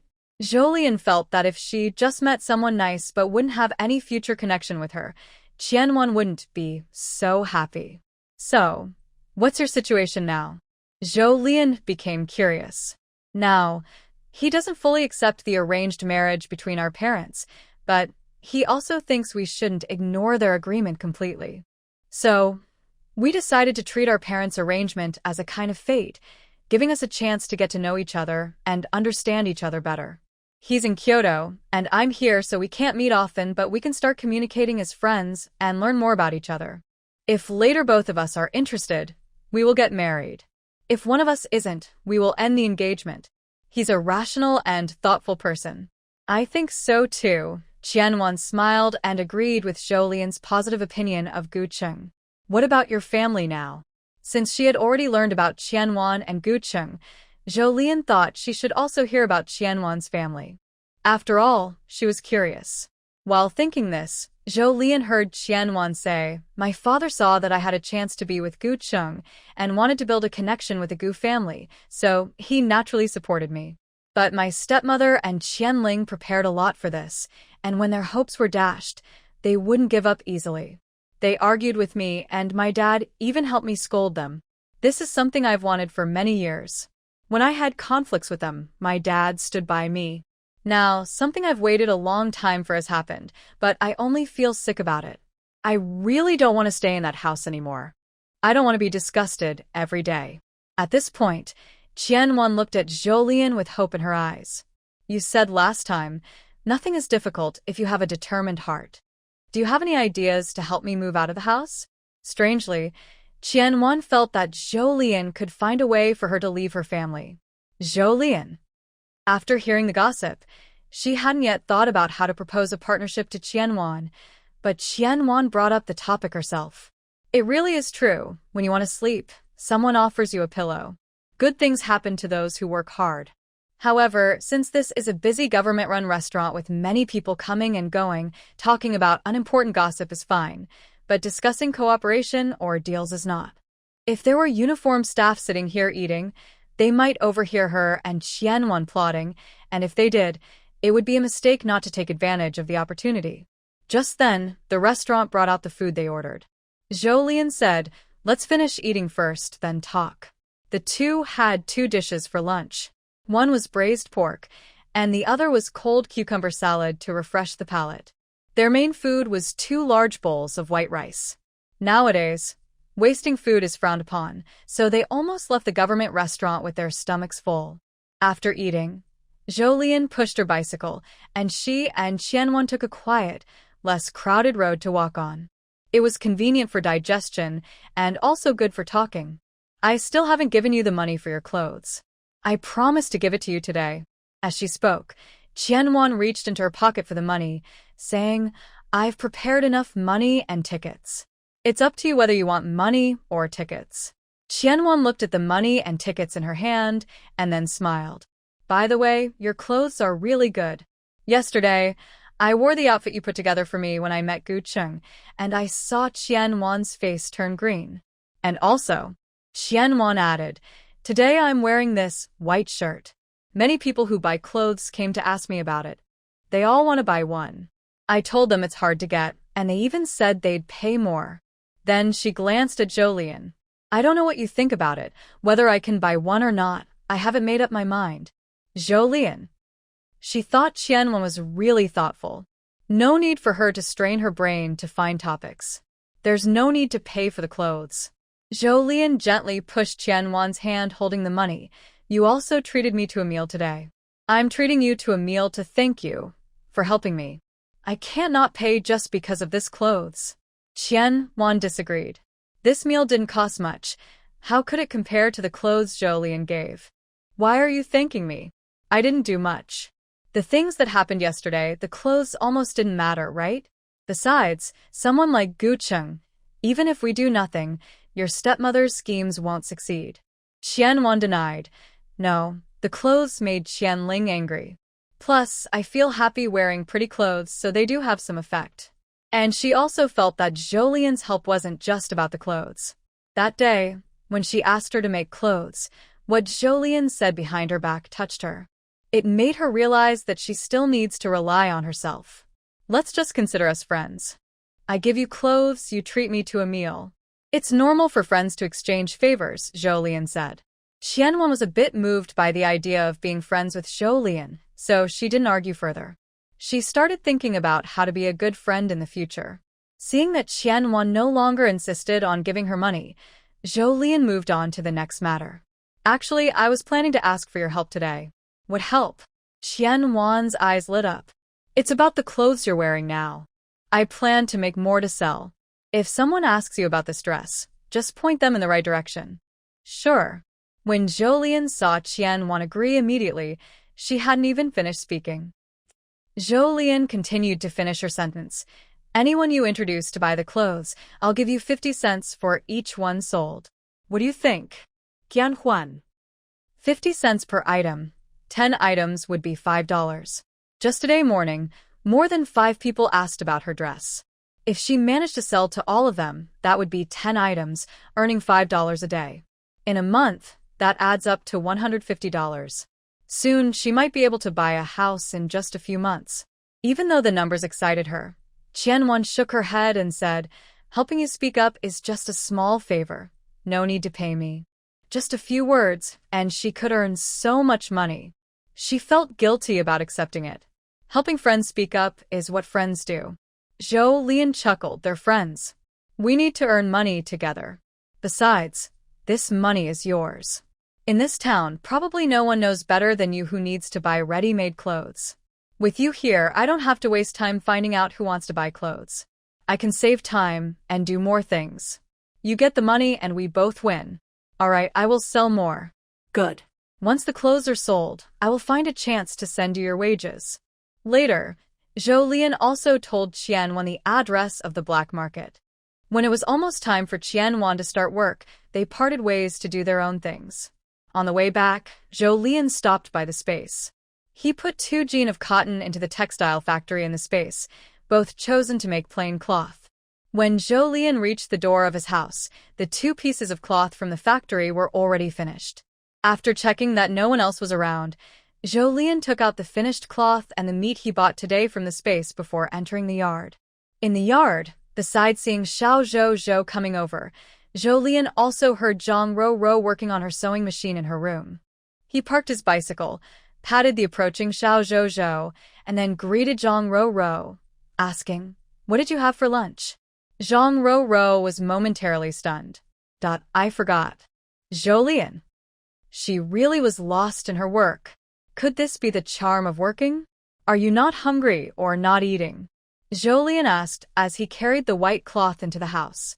I didn't feel hungry before, but now that you ask, I am really hungry, Zhang Ro said shyly. Eat first, then do your work. You can put it off a bit. Your health is the foundation of everything. Saying that, Jolien went to the kitchen. There was some leftover plain rice from last night. Thinking Zhang Ro was hungry, he didn't do anything fancy, but made simple egg fried rice for her. While Zhang Ro was eating, Jolien cut the lean meat he bought today into about 1 jean chunks and blanched them in a pot. After Zhang Ro finished eating, Jolien's braised meat was also ready. He added firewood to the stove, then went to his room to get some books and sat under the shed in the yard to study. After 2 hours of studying, Jolien started drawing design sketches. Since he was now in the ready-made clothing business, he couldn't just sell plain white shirts. Because the market will always become saturated, most people won't buy 2 identical white shirts, but they will buy 2 different pieces of clothing. Therefore, when white shirts reach saturation, Jolien plans to launch a second clothing item. Soon after, Jolien has several design sketches in hand. Mostly women's clothing, shirts, pants, skirts, everything. After finishing the designs, Jolien packs up her books and heads to the kitchen. The meat in the pot has already been braised. Jolien scoops it out and sets it aside. Then she grabs what she needs and goes to the next room. "Ruru, I'm going fishing now," she says, swinging what she's holding. After greeting Zhang Ruru, Jolien leaves the house. But the first thing she does after leaving isn't going to the river to fish. It's entering her space. In her space, Jolien makes 10 bamboo tubes of aloe vera gel in one go, humming a tune she doesn't recognize as she walks happily to the river. This time, she uses corn kernels to fish. Although she didn't spend much time fishing, by the time it's almost dark, Jolien returns home fully loaded. In her bucket, there are 2 fish weighing about 4 or 5 jin each, and her pond in the space now has 7 fish about a jin each. Not long after Jolien enters the house, Zhou Xuan arrives. "Little sister, here's tomorrow's grocery money." Instead of taking the money immediately, Jolien first pours him a glass of water and quietly adds spiritual spring water. After handing him the water, she asks, "Second brother, where have you been? You look so tired." Zhou Xuan. Isn't he just tired? He went to several places today. But thinking about the money he earned, Zhou Xuan feels all the tiredness is worth it. He doesn't plan to tell the family what he's been doing just yet, only praising Jolien for the sweet water she poured. Jolien. This topic shift is really awkward, but Jolien doesn't press further. Everyone has their little secrets. The next day, Zhou Xuan didn't leave early and return late as before. "Little sister, I have one good news and one bad news. Which one do you want to hear first?" Looking at Zhou Xuan standing at the gate, hesitating and not entering the house, Jolien smiled and said, "Let's start with some good news." "Good news is..." Zhou Xuan looked at his younger sister and deliberately stretched out his voice. "Your husband has written a letter." "Jolien." Zhou Xuan added, "He also sent you something. So, is that considered good news?" As he spoke, Zhou Xuan took out the items he had hidden behind his back earlier. A letter and a large package. Jolien didn't expect that the good news her second brother mentioned would be this, and she felt a bit guilty. Because, apart from the initial separation from Lu Yanzhou, she had been a little uncomfortable and missed him. But later, especially these past few days, she had forgotten about Lu Yanzhou. She, a good person, had forgotten her husband, while her husband, who was in Beijing recovering, still wrote her letters and sent her things. She felt quite guilty about this. Jolien looked at the letter and package her second brother handed her and decided she needed to do something to ease her guilty feelings. She started to rack her brains, thinking, and finally came up with a plan: give money. After all, Lu Yanzhou was outside now, and it was important to have money when going out. She planned to send money tomorrow. Although she thought of this solution, it didn't really lessen her guilt much. In fact, because of the idea of giving money, her guilt grew even more. She couldn't help but think. She now looked like a scoundrel blinded by the outside world, realizing she was in the wrong and rushing back home to give money to shut her wife up. But if she didn't give money, Jolien couldn't think of any other way. Zhou Xuan saw Jolien staring at the items in his hand but not making any other move. Upon closer look, he noticed his little sister was distracted. "Little sister, what are you thinking?" He called out to bring her back from her thoughts. "Still want to see the things?" He also wanted to see what his brother-in-law had sent for his sister. Look. Jolien felt a bit embarrassed as she took the items from her second brother. Although she wanted to know immediately what Lu Yanzhou had sent her, since the package was a bit heavy, she patiently first read the letter Lu Yanzhou wrote. Unfolding the letter, the first thing Jolien noticed was Lu Yanzhou's handwriting. It was different from what she had imagined. His handwriting was not as neat as he usually was, but rather looked a bit like that of a primary school student. However, this should also be related to Lu Yanzhou's still recovering health. Jolien finished reading the handwriting and then focused on the content of the letter. From the content, this letter was written 10 days ago. It mentioned some updates about Lu Yanzhou's arrival in Kyoto, as well as his greetings and advice to her. After reading the letter, Zhou Lian also knew what was inside the package. It contained grapevines and strawberry seedlings. Is this a gift? Zhou Lian never expected to receive such a gift one day. But I have to say, these two things really touched her. Fresh fruit is very hard to buy these days. After finishing the letter, Zhou Lian opened the package. Zhou Xuan looked at the contents inside and fell silent. He never thought his brother-in-law would send his little sister some seedlings still covered in soil from so far away. Although he isn't married and doesn't currently have someone he likes, he has seen other men send gifts to their women, like clothes, shoes, movie tickets, or food, but never something like this from Liu Yanzhou. Little sister, what is this? Grapevines and strawberry seedlings. Do you Like them? Zhou Xuan asked cautiously. Yes, I do, Zhou Lian replied without hesitation. This grapevine can be planted in the yard later, she added. Hearing her words, Zhou Xuan remembered that when they built a shed in the yard before, his little sister wanted to grow grapes. It seems her brother-in-law is thoughtful and has been listening to her. The grapevines and strawberry seedlings are wilted. I'll water them a bit, Zhou Xuan said, eager to do something to make up for his misunderstanding, thinking his brother-in-law wouldn't send gifts. Zhou Lian let her second brother do as he pleased, but secretly added some spiritual spring water into the watering can. Little sister, do you want your second brother to help you plant these too? No need, I can do it myself, she replied. She planned to plant these in her space later, then changed the subject. Good news first, what is the bad news your second brother mentioned? Zhang Qiali and that widower have been released. Zhou Lian was silent. She hadn't heard news of Zhang Qiali for a while. She was released now, but she had been inside for over a month. How is she? She's been tortured so badly, she looks unrecognizable. Her hair has been shaved off half. Regarding this answer, Zhou Lian shows no sympathy at all. Everything is Zhang Qiali's own fault. After she came out, she didn't come to trouble our family, right? Zhou Lian asked uncertainly.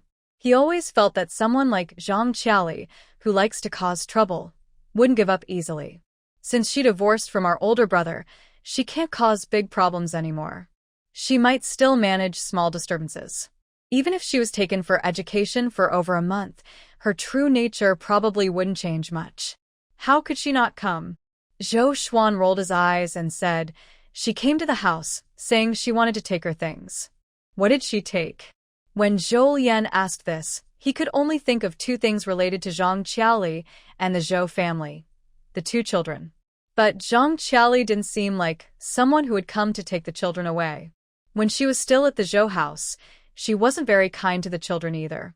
Now that she's no longer at the Zhou house, there's even less hope. She wants to take everything. How could Mom let her do that? She only allowed her to take her own belongings outside the door, and she can come and go as she pleases. Zhou Lian. If I remember correctly, the only things left outside the door by Zhou's mother were a few ragged clothes. He had forgotten about those items. Zhou Lian imagined the scene. Zhou's mother standing with her hands on her hips at the gate, while Zhang Qiali was bending down to pick up her things. Just thinking about it, he felt like his mother was a villain. But Zhou's mother's way of doing things was really satisfying. She didn't take those things and left, but she came back shortly after hearing about our older brother and Ro. When Zhou Xuan said this, he glanced at Zhou Lian's room. Inside, Zhang Ro was busy making clothes. What harsh words did she say? Besides speaking unpleasantly, Zhou Lian couldn't think of what else Zhang Qiali might do. More or less? What do you mean more or less? Zhou Lian blinked. She said those things to the two kids at home. Zhou Lian. Although Zhou Xuan didn't say it directly, Zhou Lian could roughly imagine what Zhang Qiali said. Having a mother like Zhang Qiali is really bad luck for little Hui and Xiao Kong. Does Mom know about this? Yes. Zhou Xuan snorted after Mom found out. She chased Zhang Qiali and gave her a beating. I only heard about it when I came back. If she comes to say more nonsense to the kids again, I will definitely scare her. Zhou Xuan was raised by his mother to believe that hitting women is wrong. Because of this, the Zhou family was very tolerant of Zhang Qiali in the past. But recently, Zhou Xuan had a realization. Women should not be hit. However, this only applies to normal women. Zhang Qiaoli is not normal. She causes so much trouble at home that he feels justified in hitting her. If only she could be educated properly, Zhou Xuan finally said. It's better to avoid seeing her altogether, so he doesn't have to dirty his hands. Zhou Lian. His second brother's wishes are even bigger than hers. She had just wanted Zhang Qiaoli to stay locked up for a few more days. But after over a month, she thought that was the limit. She didn't understand how Zhang Qiaoli could be confined for so long. Her letter of advice probably wasn't that powerful. Maybe among siblings, there's some kind of mental connection. Zhou Xuan explained this to Jolien. By the way, Zhang Qiaoli has been locked up so long because of the leadership's orders. I asked around, and they said she would usually be confined for at most a month. But now it's been several days longer. If the leaders kept her longer, it could be even more. Sigh. Why can't the leaders stay here with us? Jolien. The leaders really came at the right time. Your brother also thinks so. Zhou Xuan agreed with Jolien. After saying this, he took 20 yuan out of his pocket and handed it to Jolien. Here's some money. I won't be coming this afternoon. All right, second brother, go ahead and do your work, Jolien replied. What are you planning to do today? While preparing to leave for his tasks, Zhou Xuan still cared about his little sister. I'm just planting the 2 things that Lu Yanzhou sent back. Jolien said eagerly. Once they grow, we'll have food to eat. By the time they grow, it will probably be next year. Zhou Xuan couldn't help but dampen her enthusiasm. Seedlings usually don't produce much in the first year. He guessed that the things Lu Yanzhou sent back would be the same. After sending Zhou Xuan off, Jolien looked for a chance to plant the grapevines and strawberry seedlings in her space. Now, to avoid exposing her space, Jolien has become good at telling small lies to cover her tracks. Fortunately, she found that her mother and Zhang Ro wouldn't suspect whatever she said, so she became a bit braver. After planting the strawberry seedlings and grapevines in her space, Jolien spent 90 yuan to buy 3 plots of land. Including the one she had left over earlier, she now had 4 acres. She planted celery, chives, cherry tomatoes, and watermelons on these plots. The reason I am only now planting these items is that I didn't have enough spiritual spring water before. Once I had enough, she was busy with other things and couldn't do it. Until just now, when I was planting grapevines, Jolien saw that the watermelons I had planted earlier were ripe, and then she remembered to plant them. I left 3 large watermelons in the space, planning to eat them later. After that, Jolien left the space to study. That night, after finishing her studies, Jolien wrote a letter to Lu Yanzhou. The main content was to thank and show concern. She planned to send the letter, which she had written earlier but not sent, to the address Lu Yanzhou left in his letter. The next day, after delivering today's vegetables, Jolien went to the black market. When she saw Xia He giving her a pointed look, Jolien took out 10 jars of aloe vera gel from her bag. I brought you something, Jolien said first. Xia He. From Jolien's eager expression, she seemed to understand something. But she wasn't talking about that. However, she also cared about the aloe vera gel. She moved some of the gel from Jolien's table to her side, opened a few jars to look at, and then happily counted out 45 large union cards and handed them to Jolien. What's with the extra 5? Does Xia He think she sold her 41 jars of aloe vera gel cheaply? She was planning to raise the price by 5 yuan. Thinking about good things? Today, Xia He rarely understood what Jolien meant. She said annoyed, "That's just money from selling your clothes, okay? Did they sell out so quickly? It's only been 2 days, right?" Seeing Jolien so surprised, Xia He looked at her with a reproachful gaze. "You're unreliable too. They sold out the day before yesterday, okay? Those who couldn't buy yesterday even asked us to refund the market fee. Are you helping me attract customers or making enemies?" Only one person asked for a refund, but that didn't stop Xia He from taking the opportunity to scold her. Jolien. She took another package from her pocket. "There are 20 more pieces here. Please help me sell them." Xia He pulled the clothes over and said with a slightly disgusted tone, "Next time, can you stop grabbing so little at once? It's not enough to sell. Zhou Lian. What could she do? Zhang Roro only has 2 hands. She could make clothes, but her family only has 1 sewing machine. Moreover, if she had to make clothes every day, she'd rather not earn money from selling clothes and just sell fabric instead. After leaving the black market, Zhou Lian went to find Qianwan. Since some people have already withdrawn their market fees, Qianwan will likely face problems too. Sure enough, as soon as Zhou Lian found Qianwan, she said, "What's going on?" The people who went shopping yesterday said everything was gone. After 2 of them came back, I didn't tell anyone else that there was anything to buy. Isn't it because you're too capable? Everything sold out? While speaking, Zhou Lian took 5 yuan from his pocket and handed it to Qianwan. This is your wages. Last time, there were 20 pieces over there. If they sell out, you should stop for now, Zhou Lian suggested. Qianwan looked at the 5 yuan handed to her by Zhou Lian. This money was earned just by talking. It didn't take much time, and she earned her 5 days' salary. Money was coming so easily.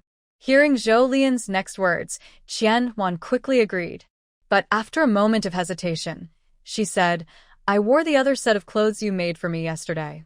People asked if I was selling them. There are just as many inquiries about those as about white shirts."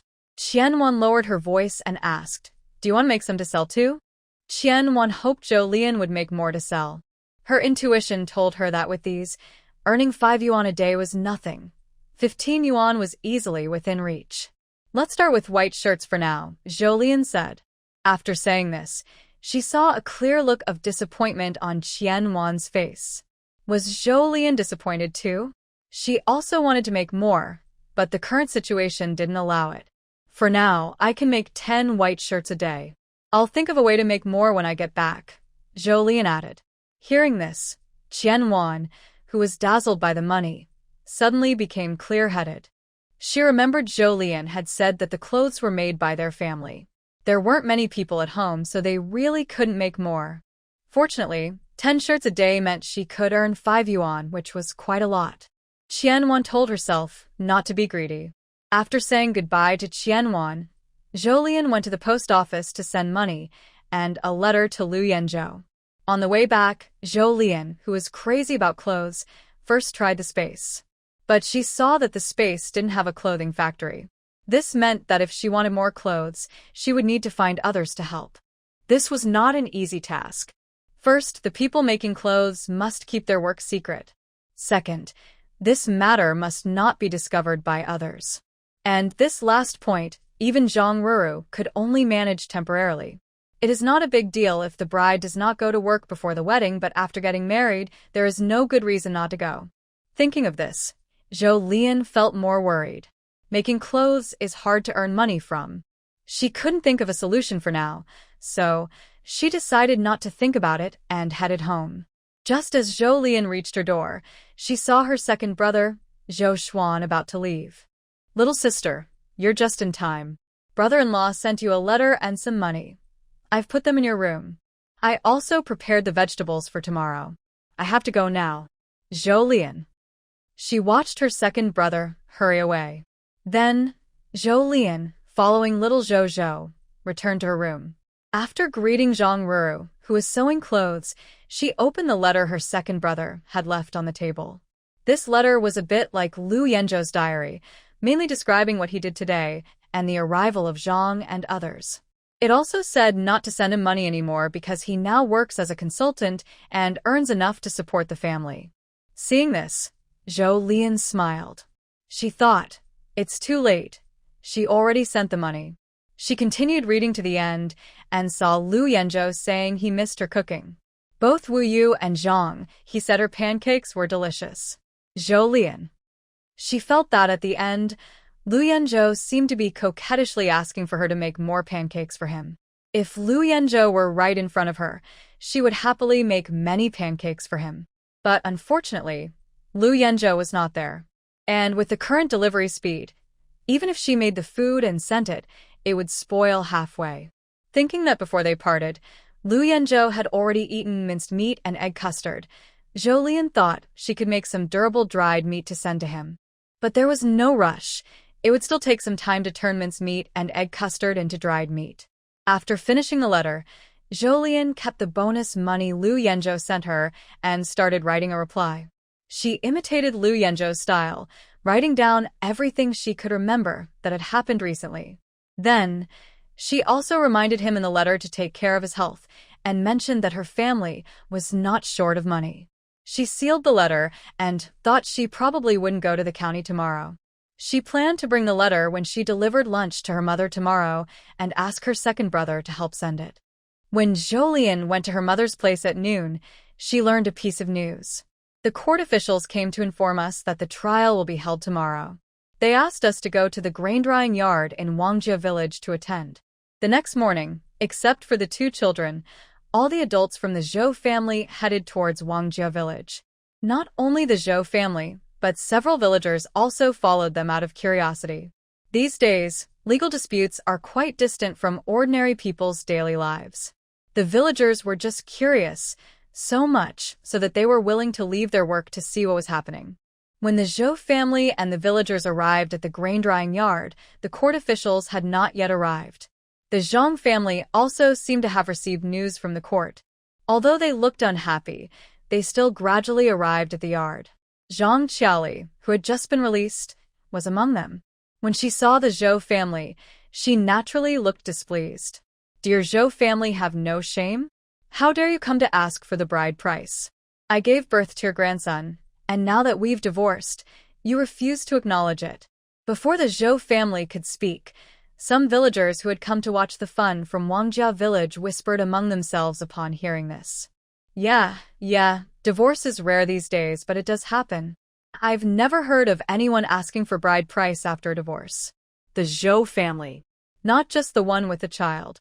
Even that woman from Zhao village, who was sent back to her parents' home by her in-laws because she couldn't have children, I've never heard of her in-laws trying to take back the bride price. These comments were quite loud, and both the Zhou and Zhang families heard them clearly. Seeing many people on her side, Zhang Qiali's face lit up with happiness. Unlike Zhang Qiali, Zhou's mother looked very upset after hearing this. It was as if they, the Zhou family, had done something terribly wrong to Zhang Qiali. No matter how Zhang Qiali married into their family, Zhou's family had tolerated her a lot. Zhou's mother believed she had done nothing wrong to Zhang Qiali. In fact, she was angered by these words and decided she would stand her ground. She was determined to get the money owed to her. Zhou Lianen also heard what the villagers from Wangjia village were saying. She lowered her gaze and smiled slightly, then stepped forward, scanning the crowd. "Everyone, this is a divorce. We are returning the bride price from the Zhang family, and they are returning the dowry from our family. What's wrong with that?" This statement seemed to make the group of people who had been whispering earlier think. Some agreed with Zhou Lian, believing it was fair. Others felt they couldn't accept it and said, "If the bride price and dowry are fair, then how do you plan to handle the child Zhang Qiali gave birth to for your Zhou family?" Zhou Lian. She always believed that women paid a higher price than men when it came to having children, and she admired the act of giving birth. But she didn't agree that the woman's child was for the man to raise. There were also people who supported the idea of valuing boys over girls, saying, yes, it's a grandson after all. Zhang Qiali and my older brother had a child. Why is it only our Zhou families?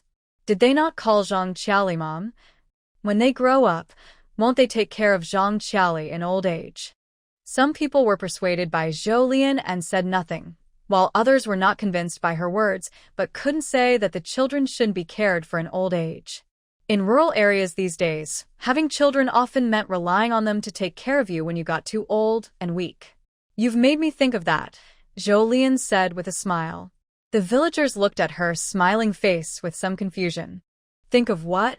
Since the two children are my older brother's and Zhang Qiali's, even if they divorce, neither side should be responsible for raising the kids alone. Both should contribute money and effort. Otherwise, if you have children but don't raise them, and then expect them to take care of you when you're old, that's not fair." That makes some sense. While Zhou Lian was talking, Zhang Qiali's thoughts were fluctuating. At first, she thought about what Zhou Lian said about calling her mom, and imagined that when the children grew up, she could still find them to ask for money or supplies.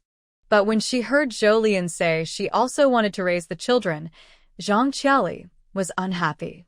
She was now with Yang Yi, and her money and grain were naturally used to support her and Yang Ye's children. She had no extra to give to the two ungrateful people from the Zhou family. And even if she didn't want to. Mom, calculate how much it costs to raise Xiaowei and Xiaocong, and half of that should be asked from Zhang Qiali, Zhou Lian said. Don't even think about it. Zhang Qiali shouted, then took a step back. This isn't just my idea. It's something you must do, you fool. You had children, and now you expect them to take care of you in old age. Raising them is your responsibility now. I don't have money. After saying this, Zhang Qiali took a step back, as if Zhou Lian was a fierce beast. Raising children doesn't always require money. Don't we have food? Zhou Lian kindly said, now that you've divorced from our older brother, without our family to support you, it might be hard to get by with just 2 work points a day. Luckily, I heard you used to earn 9 work points a day at your mother's house. If you work hard all year, you might save some grain.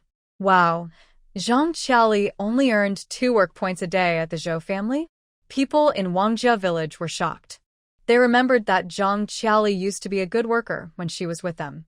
Are the Zhou family lying? People from Yingtao village, who came to watch, immediately retorted, why would they lie? We can all testify to that. Villagers from Wangjia village looked at each other in silence. Such a lazy wife like Zhang Qiali is no good. I used to think it was fair to help Zhang Qiali earn some leftover grain from working at the Zhou family. Now it seems the Zhou family might come asking her for grain. Fair? That's not fair, someone from Yingtao village, who had come with them, said irritably. What's unfair is the Zhou family. Then, the people from Yingtao village started revealing what they knew about Zhang Qiali, like spilling beans. They talked about how she threatened the Zhou family to marry her. They mentioned how she used her husband's family money to support her brother back home. They also said she was caught stealing and imprisoned. The people from Wangjia village were stunned. At first, they thought the Zhou family was bullying Zhang's family. Since they were from the same village, even though Zhang's family wasn't great, it didn't look good for villagers to be bullied by outsiders. But after hearing this, the villagers felt Zhang Qiali had truly disgraced their village's reputation. If news of such a person spread, the reputation of girls from their village in the marriage market would suffer. While the people from Yingtao village were explaining Zhang Qiali's deeds to Wangjia village, Zhang Qiali's mind was full of the scene Zhou Lian had just painted for her.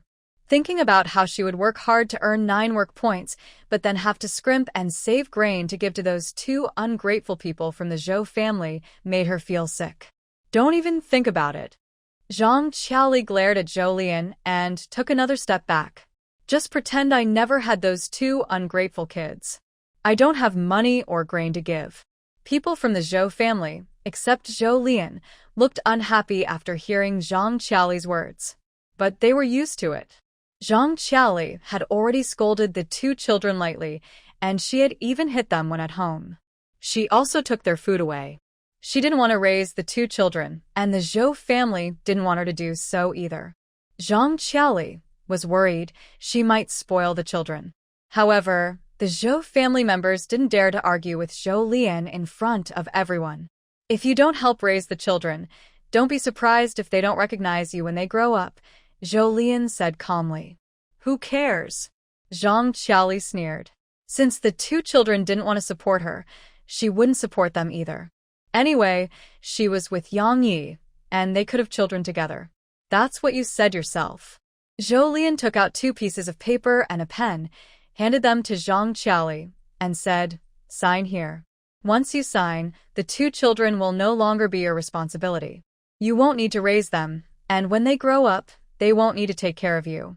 This was a sudden idea Zhou Lian came up with last night, inspired by Zhou Xuan's earlier story about Zhang Qiali stirring trouble between the children and getting scolded by Zhou's mother. Mother-child separation agreement? Zhang Qiali read the titles on the 2 papers. Yes. Zhou Lian looked at her with a cold gaze. As long as you sign, you won't have to support Xiaowei and Xiaocong anymore. Of course, they won't be responsible for taking care of you either. Think about whether you want to give money or sign your name. In modern times, such a document wouldn't have legal power. Parents have a duty to raise their children, and once the children grow up, they are responsible for caring for their parents in old age. This is written clearly in the law. But at this moment, the law wasn't perfect. Under the witness of many people, signing this separation agreement could be used later to justify any attempts by Zhang Qiali to stir trouble with the children. When Zhang Qiali saw what Zhou Lian was handing her, her first instinct was to refuse to sign. After all, who knew what might happen in the future? Maybe she would need those two little troublemakers someday. Although she verbally and mentally called the children little troublemakers, she knew that the two children were raised by Zhou's mother. Just looking at the three children Zhou's mother had, Zhang Qiali believed the two children would be respectful and filial when they grew up. Hearing the words asking for money and grain from Zhou Lian, Zhang Qiali quickly wavered. Who knew whether she would need those two ungrateful people later? If she didn't need them, giving away the grain and money now would mean she lost out. After some hesitation, Zhang Qiali finally gritted her teeth and signed her name on the 2 sheets of paper handed to her by Zhou Lian. Uncles and aunts who can write their names, would you be willing to be witnesses for what happened today? Please sign the separation agreement. Nowadays, witnesses are usually respected elders or village leaders like the head of the team. Ordinary people are not asked to be witnesses. Since this was new, many who could write signed their names on the paper Zhou Lian brought, and when they couldn't fit more on the separation agreement, they stopped. Thank you all. If anyone later refuses to recognize this witness certificate, please come forward to testify.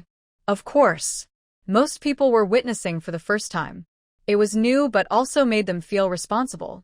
After thanking the witnesses, Zhou Lian looked at Zhang Qiali and coldly said, "Since you've signed the separation agreement, I hope you won't again threaten Xiao Hui or Xiao Tsong that their stepmother will beat or starve them. After all, when they were with you, their biological mother, who took their food, they didn't starve. People from Wangjia village. She even took food from the kids?" Not long after signing the separation agreement, the court officials arrived. The facts were clear, the trial was quick, and the verdict was issued swiftly. The court orders Zhang's family to return 180 yuan in bride price paid to the Zhou family and also to repay the 80 yuan borrowed through Zhou's former daughter-in-law, Zhang Qiali. Before the judge finished speaking, Zhang Dashun sat on the ground, pounding the floor, and said, "Comrade, it's not that our Zhang family refuses to pay back the money. It's just that we recently married a wife and built a house, so we really have no money." This was what Zhang Dashun had prepared early in the morning after learning that Zhou's family had sued them. Anyway, they were willing to pay the money. But they had no money, and there was nothing they could do. Zhang Dashun's words were very believable. After all, everyone in the village knew that besides the wife who married into their family and the original Zhang Qiali, no one in their family was hardworking or honest. Everyone knew their family was so poor that they sold Zhang Ro, and Wu Danny even went to jail because of it. Do you think Zhou's family will get their money back? A person from Cherry Village, who came with Zhou's family, whispered to others. "I don't know. Why do I feel like they won't come back? After all, Zhang's family has no money. Even if the judge comes, they can't make Zhang's family produce money to pay, right? But the Zhou family has already gone to court. If they're so good at fighting legal battles, how come they can't even get their money back? If that were true, who would bother to go to court in the future?"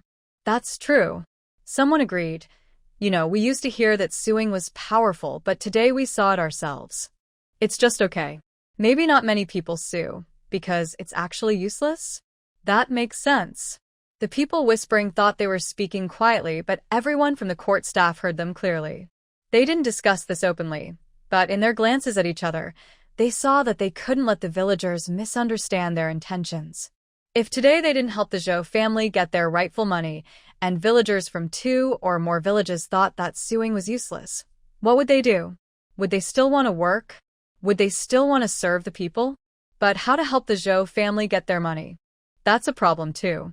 The Zhang family listened to others' gossip and the silence from the court staff, and a bit of pride showed on their faces.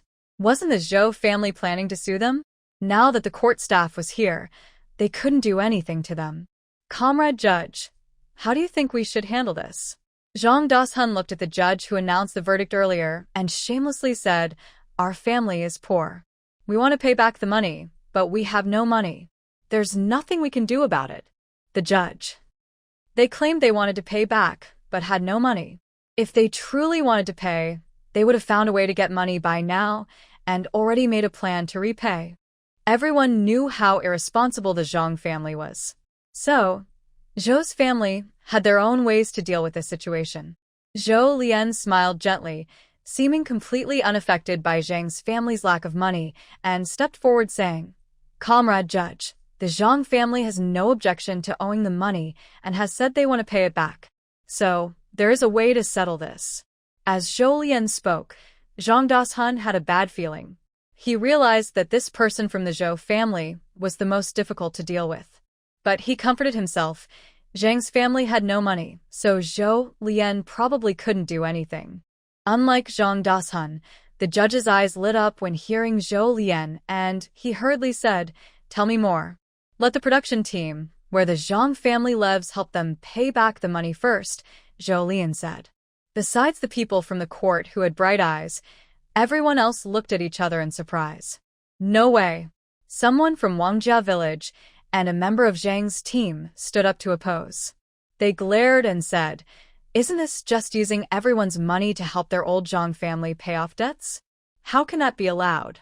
Hearing this, Zhou Lian calmly continued, "The original purpose of forming a production team is to bring everyone together to help each other and work together. If a team member is having trouble, the team can lend them grain, right? In many places, there are stories of the team lending grain to members who can't afford to eat for a while due to various reasons. That's true, but although the Zhang family is a bit lazy, don't they still manage to eat? It seems everyone knows the Zhang family is lazy, so the team should help them pay back the money even more." Why? As I just said, the main goal of the production team is mutual help. Since the Zhang family isn't working actively, shouldn't the team help them? The people from Wangjia village were successfully convinced by Zhou Lian. They worried, "That's true, but we can't do anything about their laziness." Yes, someone agreed.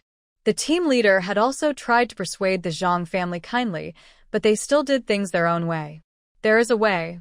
Zhou Lian smiled harmlessly. "If the production team helps pay back the money, then the Zhang family owes the team. When the team asks them for money, it's much easier than asking us, the Zhou family. They might not even need to be asked directly." "How so?" someone asked curiously. "Because every year, the production team distributes grain and money. The money the Zhang family owes can be deducted from their grain and cash. When they pay back the grain and money, their previous year's grain isn't enough for them to eat. To fill their stomachs, they have to work hard." Zhou Lian smiled. This way, the Zhou family's money is repaid and the efficiency of the team improves. It's a good thing. It just requires using some of the team savings, but this money can definitely be recovered. Hearing Zhou Lian's explanation and knowing that the money could be recovered, the members of the Zhang family and the production team naturally had no more objections. Seeing no one opposed, the court officials quickly asked, "Does anyone know where the team leader of the Zhang family's production team is? We need to find him. I'll go call him," someone in the crowd said. After speaking, this person ran off. Zhang Dashun never thought it would come to this. Seeing that even the members of their production team were convinced, this matter was almost certain to happen. Thinking about how he would have to work hard to eat enough, and how the matter of not repaying money, which was almost guaranteed, was messed up by Zhou Lian, Zhang Dashun felt a headache coming on. He looked at Zhou Lian with his dull, yellowed eyes, glaring with hatred. He told himself to be patient, but the more he thought about it, the angrier he got. He clenched his fists and ran toward Zhou Lian. "Be careful," someone in the crowd warned. Zhou Goen and Zhou Xuan, the two brothers, immediately stepped in front of their younger sister when they realized what was happening. Zhou's mother looked at Zhang Dashun, feeling so angry she almost itched to rush forward and bite him, as if she wanted to attack her daughter. Just as tensions were rising, Zhou Lian reached out and pushed away the two brothers blocking her. "Little sister?" The brothers looked at her confused. "I can handle myself," Zhou Lian smiled slightly and gave her brothers a reassuring look. Then she looked at Zhang Dashun with a mocking gaze, noticing his clenched fist that hadn't yet struck. Why don't you hit me? If you dare to hit me, I'll happily send you to reunite with Wu Danny. Although Zhou Lian said this with a smile, the sight of Zhang Dashun's raised fist made him tremble with fear. In the end, Zhang Dashun lowered his fist. Coward, Zhou Lian sneered at him. Having interacted with the Zhang family these days, Zhou Lian had already seen through Zhang Dashun's true nature. She was a bit disappointed that she couldn't send Zhang Dashun in for a few days. You. Zhang Dashun's face showed some embarrassment after being publicly insulted by Zhou Lian. He raised his fist again. Zhou Lian. And it was now. Zhou Lian's eyes were full of mockery. Faced with Zhou Lian's gaze, Zhang Dashun couldn't hold back anymore and threw his fist toward her. Before he could strike, Zhou Lian quickly kicked him in the stomach. Naturally, Zhang Dashun's fist never reached Zhou Lian. Seeing Zhou Lian move, the Zhou brothers stepped forward to help. Both brothers were rational and didn't fight in front of the judge. To outsiders, it looked like they were trying to hold back Zhang Dashun, but only Zhang Dashun knew they were secretly using tricks, just pretending to break up the fight. They even twisted his wrist. Comrade Judge, you saw it too. Zhang Dashun attacked someone in court, seriously disturbing the order. Shouldn't he be detained for a few days? Zhou Lian asked loudly. The defendant, Zhang Dashun, tried to hit the plaintiff in court. The court has decided to detain him for half a month, hoping he will change. I don't agree. Zhang Dashun's face turned pale from the pain in his wrist. They broke my hand. Zhou Xuan looked innocent. Judge, you saw it too. We were just trying to stop the fight. We all saw it. Zhang Dashun was the first to strike. In the end, the village head of Zhang's family arrived, paid 260 yuan to the Zhou family, and Zhang Dashun was detained for half a month. Watching Zhang Dashun being taken away by the court staff, the people from Cherry Village looked stunned. After a while, someone whispered, "Why do I feel like anyone who offends the Zhou family ends up in trouble?" I think so too.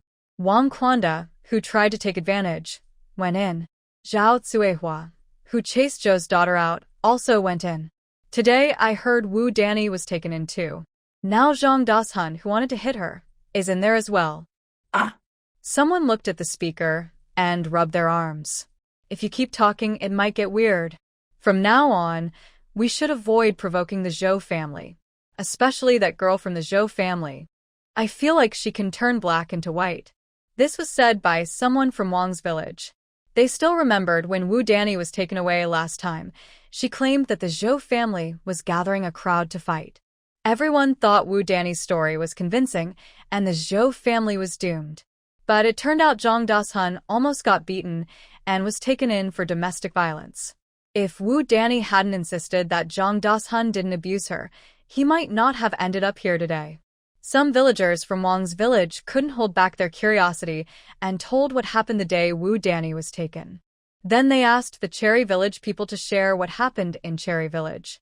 After exchanging information, the two groups looked at Zhou Lian with respect and fear. Zhou's mother wanted to explain, worried about her daughter's reputation being damaged. Zhou Lian held her mother and shook her head, signaling she didn't need to say more. She was quite pleased with the current situation. Are they afraid? Good, let them be afraid. Maybe then fewer people will come to trouble their family. Zhou Lian felt that recently she had spent all her time dealing with the Zhang family. If it weren't for the Zhang family's foolishness in needing to be taught a lesson, she could be doing something better with her time. Mom, let's go back. I'm tired. Today, I got up early to attend the court hearing and delivered vegetables to Fengyang Ridge. My second brother also went out early to deliver vegetables. All right, let's go home. Zhou Lian handed money to Mom Zhou, smiling happily. Mom, I knew we could get the money back. My daughter is really capable. Mom Zhou only took 60 yuan, and the remaining 200 yuan was said to be returned to Zhou Lian. After the Zhang family got home, internal conflicts broke out. Zhang Baozhen sat on a bench, looking at the remaining family members. His grandfather is old and can't do much except eat food at home. His mother, who used to work in the fields, has been in jail for several days. Now, his father is also in jail. Only he, his wife, and his younger sister are left in the family. Neither he nor his wife are capable. The production team paid off their debt, but they don't know how much grain will be deducted from them later. He fears he might not have enough food to eat. The more he thought, the angrier he became. Finally, his gaze fell on Zhang Qiali. He thought that if Zhang Qiali hadn't married into the Zhou family, they wouldn't have had any contact, and today's events wouldn't have happened. He looked at Zhang Qiali with disgust, realizing he would have a hard life ahead. All your fault. If it weren't for you, none of this would have happened. And he slammed his hand heavily on the table. Look at what you've done. Stealing, snatching food from children. Our family's reputation is almost gone because of you. Did Zhang Qiali not realize she was embarrassing herself? During her days in education, once others found out what she had done, they looked at her with disdain and contempt. Some threw rotten vegetables at her and Yang Yi, which was mild.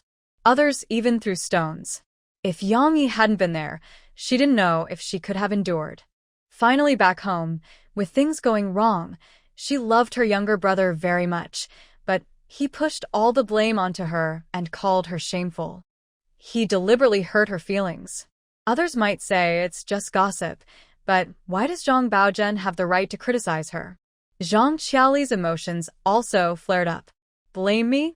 Say I'm shameful? Why did the Zhou family come today? To ask for dowry and debt? If you hadn't spent all that money, would there be a lawsuit? Just pay it back. Zhang Baozhen, I think you're just a heartless person. You eat your fill and then curse. You're just a heartless person. What are you saying? Say that again? Zhang Baozhen is a little bully at home. He can't accept Zhang Qiali's challenge. His face immediately turned fierce, as if he was about to go and beat her up. Seeing her brother like this, Zhang Qiali felt even more disappointed. In the past, she was kind to her brother because she listened to her mother's words. She thought that if her brother was bullied outside, he would stand up for her. But today, she finally understood that Zhang Baozhen is unreliable. If you really have the ability, then return the money you owe our mother, Zhang Qiali said coldly, looking at him like he was useless. Angered by her gaze, Zhang Baozhen rushed forward and started hitting her. What do you mean, your money? You were born to serve me. Do you understand? He yelled. How dare you look at me like that? Believe it or not, I'll beat you to death, he threatened. During her education, Zhang Qiali had been hit by many stones. She thought that Zhang Baozhen's punches now felt like a gentle drizzle, nothing to worry about. She quickly grabbed his hand and said, Try hitting me again? Believe it or not, I'll send you to be with our parents. Seeing her cold stare, Zhang Baozhen finally let go of her hand. Zhang Qiali stood up and headed for the door. Where are you going? Zhang Baozhen called after her, annoyed. She didn't turn back, her face expressionless. From now on, I won't come back to this home. She saw through it. No one in this family truly cares for her. Luckily, there's Yang Yi really cares for her in this world. Don't go. If you leave, we'll go work in the fields and earn points, Zhang Baozhen said anxiously. Hearing this, Zhang Qiali felt disgusted and quickly left. Later, the Zhou family returned just in time for lunch. Zhang Ruru cooked the meal. Today, she stayed at home making clothes and watching the two children, so she didn't go to Wangjia village. After eating, Zhou's mother and Zhou's eldest brother went to work, while Zhou's second brother hurriedly left without telling where. Zhou Lianin was reading a book. After finishing her tasks for the day, she helped Zhang Ruru cut fabric. With Zhou Lianin's help, Zhang Ruru managed to make 3 more clothes today. After dinner, Zhou Lianin took 23 white shirts and went to the black market. At the entrance, she bumped into someone she knew very well. Second brother? Little sister? Both siblings originally wanted to ask each other what they were doing. But when they saw the big bag or cart of things behind each other, they realized the situation. At this moment, carrying so many items and coming to the black market, what could they do? Finally, Zhou Xuan looked at his little sister and moved his lips, saying, Together? Okay, replied Zhou Lian with a nod. Since they met their second brother here, they naturally wanted to see his trading process. Zhou Xuan pushed his tricycle, bringing his little sister, who was riding her bicycle, to the place where he had traded twice before. He lifted the straw covering the back of the cart, and 2 large baskets of eggs were revealed. Zhou Lian. After confirming with her eyes, she saw that her second brother's eggs were more than hers. She originally thought that having 150 eggs stored to her space was enough. She saw her second brother telling a black market man, "There are 500 eggs here, count them." Then, the black market person counted in front of Zhou Xuan. "Total of 500 eggs, I'll give you 35. There are also 3 smoked chickens, please weigh them. 2 weigh 3 jin, 1 weighs 4 jin, I'll give you 12. In just 10 minutes, Zhou Lian saw her second brother earn 47 yuan. This amount made him quite wealthy compared to others his age in the countryside. After selling his items and collecting the money, Zhou Xuan stepped aside and said, "Little sister, it's your turn." Zhou Lian patted her bag and said, "I'm not selling my things here. Come with me, second brother." This surprised Zhou Xuan, but he didn't mind and followed his sister. Zhou Lian took her second brother to meet Xie. As soon as they entered and saw Xie, she said, "I was just looking for you." Xie stood up and headed toward the door. When she got close to Zhou Lian, she felt that besides Zhou Lian looking at her, there was another gaze on her. She looked up toward the direction of the gaze. Then she saw the man standing beside Zhou Lian. His skin was a healthy wheat color, more handsome than most men, with bright eyes that seemed quite attractive. "Who is this?" Xie asked Zhou Lian. "This is my second brother, Zhou Xuan," Zhou Lian answered with a smile. "I see," Xie said, turning her gaze to Zhou Xuan and greeting him cheerfully. "Hello, brother. I'm your sister's good friend, Xie." Zhou Lian. "I inexplicably feel a little frivolous." Zhou Xuan calmly nodded at Xie and said hello. He remained composed on his face, but inside, he was thinking, there are people in this world who are as beautiful as a sister. "Take a seat." After greeting, Xie invited the two to sit down. Zhou Lian, with his second brother, obediently sat opposite Xie and asked, "What do you want to see me about?" "You sold out the clothes you brought yesterday." Seeing Xie take money from a drawer and count 10 large bills, he pushed them in front of her and said, "The aloe vera gel is also selling well. Half of it is gone." "I understand." Then Zhou Lian opened the bag she brought and took out all the clothes inside. "These are 23 white shirts." As soon as he took out the clothes, he called someone to take them away. After arranging where the clothes would go, Xie asked, "Why are you here at this time today?" "I came to deliver the clothes and to see how well they are selling." Zhou Lian had already expected that white shirts would have a small surge of popularity in this town. During this period, the clothes would sell even faster. "That's good. You're just in time," Xie blinked and said. The transport team has also returned. Because Zhou Lian mentioned that Zhou Xuan was her brother, Xie spoke without hesitation. "The batch of fabric you gave me, they said it sells very well. They only went to one place, and it was all bought up. They even asked to bring more next time." Hearing this, Zhou Lian considered whether to go back and plant an extra acre of cotton, since she still had plenty of seeds and supplies. "By the way, about the other things I asked for earlier, any news?" Zhou Lian hadn't forgotten her plan for raising livestock. The piglets she bought should be ready for slaughter by June 24th. But there's no sign of cattle or sheep yet. "I got 4 calves and 4 lambs for you. They said they're all males and females as you requested. It took quite some effort to bring them back, so the price is higher than I expected," Xie said. "No problem." For the space to accommodate these animals, Zhou Lian was willing to spend a bit more money. "How much do they want?" she asked. 75 yuan each for the calves, about 50 jin per calf. The lambs are 51 in total, about 30 jin each. That's 500 yuan. Zhou Lian calculated the total. If we count by weight, the prices of cattle and sheep are not more expensive than piglets. Zhou Lian counted out 50 big united notes for Xie and asked, "Can I have someone pick them up at the usual place tomorrow morning at 9? "Yes," Xie replied, putting the money away. "I'll go talk to them soon." Thanks. Although spending these 500 yuan made Zhou Lian farther from becoming a 1,000 yuan household, he was still happy because he thought there would be 2 more types of animals in the space. It's getting late. My brother and I will head back first, Zhou Lian said as he stood up. Zhou Xuan also stood up with him. Xie said, "Goodbye, brother." Zhou Lian responded, feeling a bit strange. Zhou Xuan also seemed a little uncomfortable.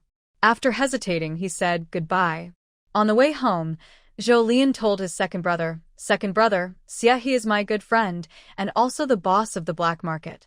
If you have any trouble there in the future, you can go to her. Hearing this, Zhou Xuan was surprised. He had already guessed that Xie was not simple from how his little sister interacted with her. But he didn't expect that Xie was actually the boss of the black market. Zhou Lian thought, this Xie, he not only looks as good as my sister, but is also quite capable. Okay, brother, I understand, Zhou Xuan replied. He thought about what happened today in the black market. Besides selling vegetables to the channels, his sister also bought cattle and sheep. He wasn't sure if her clothing business was her own or part of the channels she mentioned. But no matter which, it was definitely making money. Zhou Xuan recalled his sister's actions today, earning 100 yuan and spending 500 yuan, and felt like the money was blown in by the wind, without blinking. He initially thought he was earning money quickly these days, but compared to his sister, he seemed small. It looks like he, as a brother, needs to work hard and not fall too far behind his sister. He decided he must find ways to earn more money. Brother, where did you get so many eggs today? Why did you suddenly start doing this? Zhou Lian was curious about how his second brother had taken the risky, but quick way to get rich. The eggs were collected from a village at least 45 kilometers from here. Everyone in that village lives in the mountains, so traveling is very inconvenient. Zhou Lian nodded in agreement, signaling his brother to continue.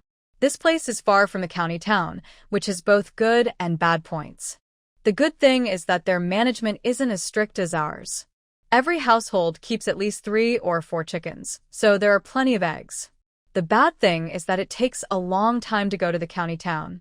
If you walk, you might have to stay overnight on the road. Selling eggs also takes 2 extra days of work, which isn't worth it.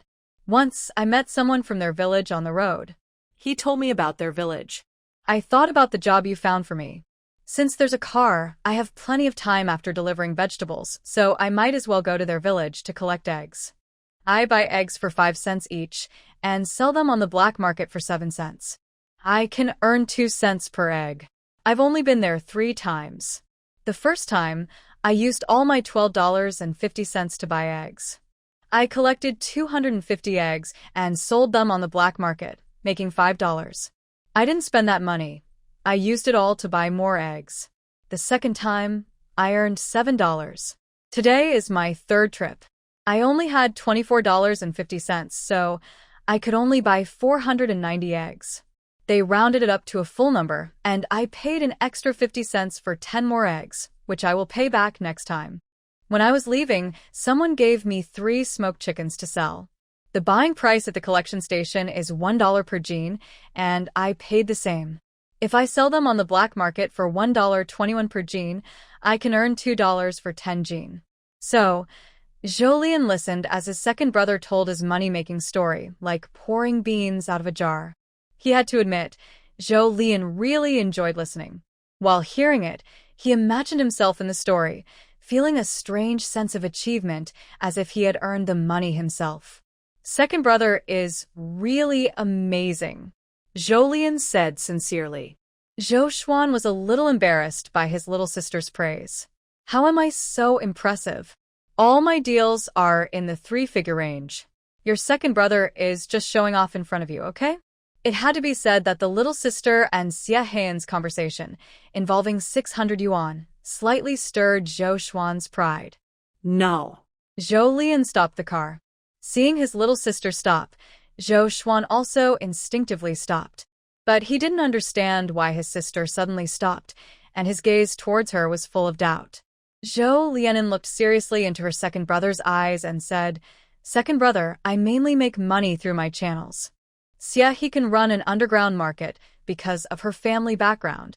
Among us 3, Only you started from nothing. Every step you've taken is because you've worked hard yourself. You're really impressive, so don't underestimate yourself. Zhou Xuanan listened and smiled, okay. His little sister is always so thoughtful and worried about him feeling upset. If Zhou Lianen knew what Zhou Xuanan was thinking, she might immediately think she was overthinking. She truly thinks Zhou Xuanan is amazing. She has a special talent, so earning money is easy for her. Xie has a strong family background, so making money is also relatively easy for her. Only Zhou Xuanan relies mostly on himself, and Zhou Lianen thinks people like him are even more impressive. The siblings set out again. Zhou Lianen thought for a moment and suggested, second brother, next time you go to that village, you could consider bringing some things to sell. They're far from the county town, so selling things might be inconvenient. But items like cooking oil, salt, soy sauce, and vinegar are essentials for every household. Hearing her suggestion, Zhou Xuanan's eyes lit up. He was a bit excited, patted his head, and said, "Why didn't I think of that before?" "Now you have." Zhou Lianen smiled and finished her sentence. Then she paused and said to her second brother, can you help me look for a family in that village with simple living conditions? Preferably one with mostly women, and women who don't have to work in the fields." Zhou Lianen knew her request was a bit much, but she was just trying her luck. Unexpectedly, after she finished speaking, she heard her second brother pat his thigh and say, "There really is one." Because of Zhou Xuanan's answer, Zhou Lianen's eyes brightened. Tell me more. "That man who asked me to help sell smoked chicken today. His family used to be landlords. After that tough period, only he, his sick mother, and his young sister remained. Apparently, after working hard and earning 10 work points a day, he still has to find a way to go hunting in the mountains to afford his mother's medicine and feed the family of 3. His sister is now about 15 or 16 years old and wants to work to earn points and help the family, but her brother absolutely refuses. I think after experiencing such things, her older brother probably has some shadows in his mind and is afraid to let his sister go out, worried she might be bullied. I understand. I would feel the same. Many things have happened in this family during this time period. Although I haven't seen it myself, just hearing about it makes people feel a bit heavy-hearted. Little sister, why are you asking about this?" Seeing that his little sister hadn't spoken for a long time after he finished, Zhou Xuan asked, "Second brother, you saw it today too. My sewing speed can't keep up with Xie's clothing sales. And that's just for white shirts. I have other styles too." Zhou Lian pursed his lips and continued, "Second brother, can you ask if they're willing to help me make clothes tomorrow? I'll provide the sewing machine, and I'll pay 3 cents for each white shirt." Hearing this, Zhou Xuan became interested and asked curiously, how many shirts can sister-in-law make in a day? They knew Zhang Ruru was helping Zhou Lian with sewing. "At least 10. Zhou Lian replied. "Then that's 3 yuan a day. In a month, that's 90 yuan. He had asked his brother-in-law before. The captain's monthly salary wasn't even that much. Zhou Xuan sighed. That's such good money. He even wanted to try sewing, but his personality probably wouldn't let him sit still. Is it possible that Sister Ruru earns 50 cents per shirt? Zhou Lian teased his second brother on purpose. Zhou Xuan. That must be earning a lot. 5 yuan a day, 150 yuan a month. Zhang Ruru's wage is 50 cents per shirt, others get 3 cents. Zhou Xuan knew this was his sister giving special treatment to her family. Second brother, if it works out, it would be great if you could run a few more errands.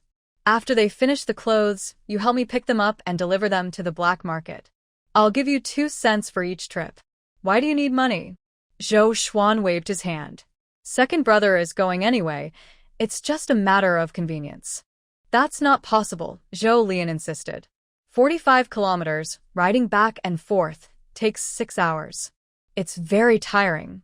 Nowadays, not to mention riding a bicycle, even driving a car for 6 hours would be exhausting. This is what you should get. Don't take money. I'd feel embarrassed to ask you for help. Making money should be between siblings. Be honest about the costs. If you don't earn this money, it will go to others. In the end, Zhou Xuan had to agree. Second brother, I've also thought of another way for you to make money. What? Zhou Xuan looked full of hope. Second brother can take a wash basin and a dehydration bucket to talk business with Xie.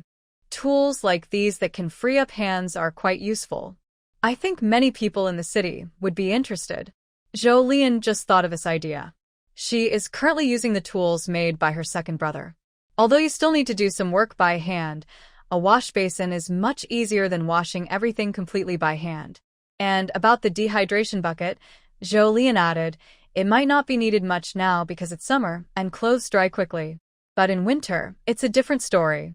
Zhou Xuan listened to his little sister's description and thought for a moment. That really is a good idea. Once I finish my work these days, I'll go find her. Zhou Xuan immediately said. He hadn't forgotten to ask the family in Xinghua village if they would help make clothes for his sister. He decided to finish this task first, then go get the wash basin and dehydration bucket. Little sister, you really are second brother's lucky star. Zhou Xuan exclaimed happily. Just chatting casually with his sister gave him several new ideas to make money. When the brother and sister returned to the village, it was almost dark. Worried that his sister might be unsafe walking home alone, Zhou Xuan sent her to the back mountain before riding his bike back. As soon as Zhou Lian entered the house, she was greeted by Xiao Zhou rushing over. You're back? Zhang Ru smiled and said, Are you tired? I've boiled hot water for you. Go wash up and rest. Thank you, Ru's sister. After washing up, Zhou Lian finished her laundry and returned to her room, which only she used. She then entered her space. She started making aloe vera gel. Zhou Lian thought that her second brother's suggestion about the family who might help her make clothes was quite promising. Before that, she needed to prepare everything in advance, including the sewing machine. But she had only 256 yuan after paying for the calves and lambs, which wasn't enough to buy a sewing machine. Fortunately, Zhou Lian had a way. She used the spiritual spring to grow more than 10 aloe vera plants and made 10 tubes of aloe vera gel. She estimated that he had already sold half of her aloe vera gel, so having a bit more stock now should be acceptable. 10 tubes of aloe vera gel cost 400 yuan, totaling over 660 yuan, enough to buy 2 sewing machines. These 2 machines were intended for the family of her second brother's contact. Later, Zhou Lian learned more about that household from her second brother. She found out that the mother of the family was in poor health and needed long-term medication, so she couldn't do much work. But sewing clothes with a sewing machine isn't really hard work, so she believed the other side would agree to do it, helping to lighten their child's burden. Although buying 2 sewing machines at once cost over 600 yuan, Zhou Lian felt a bit heartbroken. But then she thought 600 yuan is just the price of about 150 pieces of clothing. If they could cooperate and produce clothes as quickly as her sister Ro, she could earn back the money in about a week. This investment, though not small, would quickly bring returns. Compared to raising cattle or sheep, the profit would come much faster. From a money-making perspective, Zhou Lian wished she could buy more sewing machines and hire workers. But she loved to eat good food, so even though raising animals requires a big investment and patience to see profit, she couldn't resist the temptation of tasty small animals. After finishing the aloe vera gel, Zhou Lian hesitated but still spent 30 yuan to buy a piece of land and planted an acre of cotton. Now, Xie had contacted the transportation team, and the cotton fabric could be sold. From 1 acre, she could harvest 240 jean of cotton. Although that could make 240 pieces of fabric, Zhou Lian was still worried it wouldn't be enough. After all, she was now selling both fabric and clothes. The night passed quickly. Early the next morning, Zhou Lian got up, read for a while in her room, then washed up and cooked breakfast. After eating, Zhang Ro was still at home making clothes, while Zhou Lian rode her bike and left. Delivering vegetables was no longer a big deal. After finishing the delivery, Zhou Lian went to the usual meeting spot with Xie. Sure enough, she saw the cattle and sheep tied to trees with ropes. Seeing the 8 lively cattle and sheep, Zhou Lian's eyes lit up. Little cattle and sheep, I'm here. Drooling without a real mouth, Zhou Lian gathered the cattle and sheep into her space. Once inside, the calves and lambs quickly became hungry. Jolien wondered if there was a problem with the space's feed factory when she saw on the mushroom screen, "Game space lacks the main food for cattle and sheep." Jolien. It seemed that the main food for cattle and sheep was grass. Her gaze swept around inside the space. The system's flaw was obvious. Although she had planted many things inside, there was not a single. "But I can't just let the cattle and sheep go hungry, can I?" Jolien thought for a moment and manually gathered some cornfield leaves to feed the cattle and sheep. First, to fill their stomachs, and after finishing today's tasks, she would think of better ways to solve their food problem. Thinking this way, Jolien left her spot and went to the black market to find Xiaohe. "I'm looking for you," she said. When she saw Xiaohe today, that was the first thing she said. Hearing this, Jolien felt a tightness in her scalp. She thought, no way, not again. Did you sell out of clothes again? She had only brought 23 pieces yesterday afternoon. Not exactly, Xiaohe waved her hand to deny. Before Jolien could breathe a sigh of relief, she heard Xiaohe continue, "But there are only 10 left now. After you left yesterday, about a dozen female workers from several textile factories came together and bought more than 10 pieces. Do you think they are a bit silly? Why come together? Others can wait outside, buy inside alone, and just take the goods out. That way, they only need to pay a small market entry fee." Jolien. As expected of Xiaohe, she calls others silly for making more money. Although she was internally complaining, Jolien knew Xiaohe had no bad intentions. She was just applying her shrewd business mindset to ordinary people. During their conversation, Xiaohe noticed Jolien carrying a bag. Her eyes immediately lit up. "What good things did you bring this time?" Xiaohe stared at Jolien's bag without blinking. Every time Jolien took something out of her bag, it was something that could make her money. The aloe vera gel and clothes she had before were all good items. Jolien. She didn't quite understand why Xiaohe was so excited. But she still took out 10 tubes of aloe vera gel from inside and smiled innocently, saying, "I'm here to deliver goods." Seeing the aloe vera gel she recognized, Xiaohe was less excited but still happy. Although she hadn't sold out of her own aloe vera gel yet, Xiaohe thought that aloe vera gel, like Jolien's white shirt, would definitely become popular once people saw how good it was. Soon she would see a peak in sales. All she needed to do was wait patiently and stock up more. She couldn't afford to follow Jolien's clothes, which had demand but no stock. "Did you get more so quickly?" Xiaohe said while handing money to Jolien. "Bring 10 more tubes." Jolien. She carefully stored the 40 pieces of large unity notes handed over by Xiaohe. "You just said you were looking for me. Is there something you need?" Hearing Jolien's question, Xiaohe's expression immediately became serious. Jolien. Somehow, she felt like something big was about to happen. "Well, after you left yesterday, I took the money you gave me to meet with the transport team," Xiaohe explained. She slightly lifted her chin with pride. "I talked with them, and they all felt that selling your cattle and sheep was too expensive. So I took the opportunity to ask them for compensation for you." Jolien was curious. "What did you ask for?" Xiaohe said, "They told me that the cattle and sheep were bought from farms that raise them with special feed.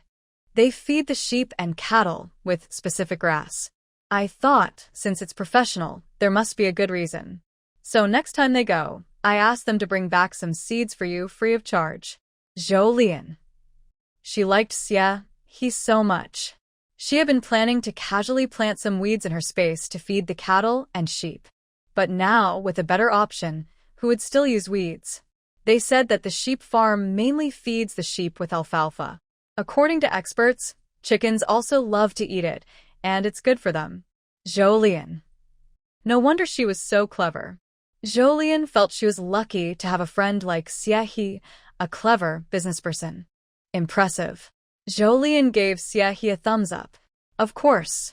Xiaohe happily accepted Jolien's praise. "With me here, you won't suffer any losses." After hearing this, Jolien decided that when her grapes and strawberries in her space ripened, she would share some with Xiaohe. She thought Xiaohe was a good person. "I just saw that there's only one sewing machine ticket left here. Can you help me get another one? Zhou Lian asked skillfully. Finally decided to expand production? At this point, Zhou Lian needed at least 2 sewing machines, as she planned to use them for making clothes. Yes. Seeing all that money sitting there, but our profit is so slow, that's really frustrating, isn't it? Hearing Zhou Lian say this, Xie nodded several times, deeply agreeing. Every time I see your clothes sold out, but some people still can't buy them, I get very anxious. After saying this, Xie picked up her phone and dialed a number. 10 minutes later, Xie hung up the phone and said to Zhou Lian, they said they can send you 2 sewing machines in 2 hours for 500 yuan. Thanks. I'll notify someone to pick them up. Please ask them to leave the items at the usual place.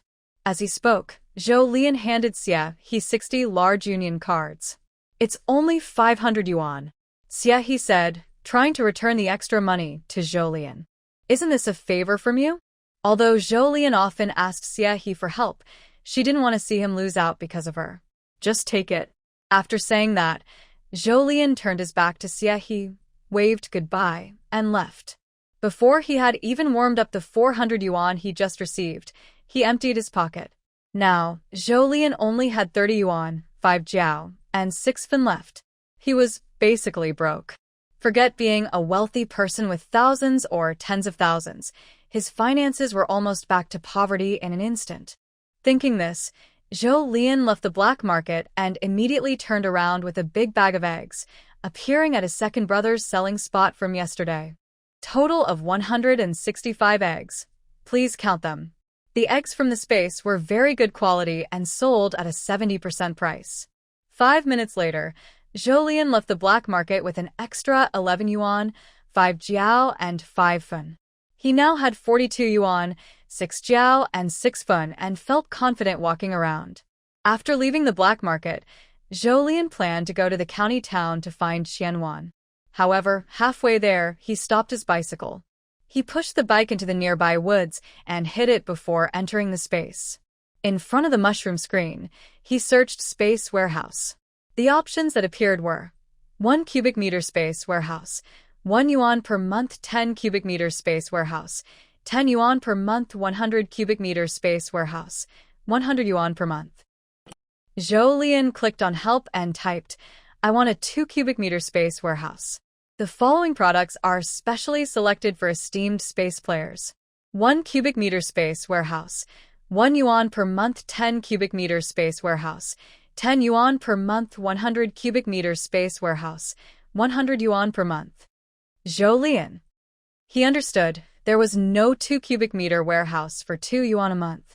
Seeing this, Zhou Lian could only reluctantly spend 10 yuan to rent a 10 cubic meter space. The space game system somehow reminded Zhou Lian of the phone storage of some fruit-themed phone. Annoying. But soon, Zhou Lian calmed herself and adjusted her mood. She told herself that 10 cubic meters was enough. She could fit 2 sewing machines inside. Also, she wouldn't need to pay 5 cents for parking when she went to the department store to find Qianwan later. And in the future, her space could hold more hot water and food. Feeling reassured, Zhou Lian quickly found Qianwan. This 10 yuan is your wages. Qianwan took the 10 yuan handed to her by Zhou Lian and still found it hard to believe. It's only been a few days, and she had earned half her usual month's wages. Qianwan held Zhou Lian's hand, a little excited, and said, if I keep this up, I might be able to buy a house soon. Then keep working hard? I will, Qianwan said, holding the money and feeling full of energy. I came to see you today, not just to give you money but also to tell you 2 things, Zhou Lian said. What are they? First, I won't come to talk about stock often anymore. You just focus on pushing clothes. The store will restock quickly. Okay. Qianwan agreed. And the second thing is, I plan to pay your wages once a month. On the 27th of each month, I will send your wages to you, so I won't have to make as many trips. The 27th is her day to sell grain, so Zhou Lian wasn't worried she would forget. At first, Zhou Lian was worried Qianwan might object to the second point. After all, they weren't very familiar, and if she paid once a month and then disappeared, Qianwan wouldn't be able to find her. But unexpectedly, Qianwan agreed immediately, saying, "That's fine. That's good. You often come to see me, and it takes up time.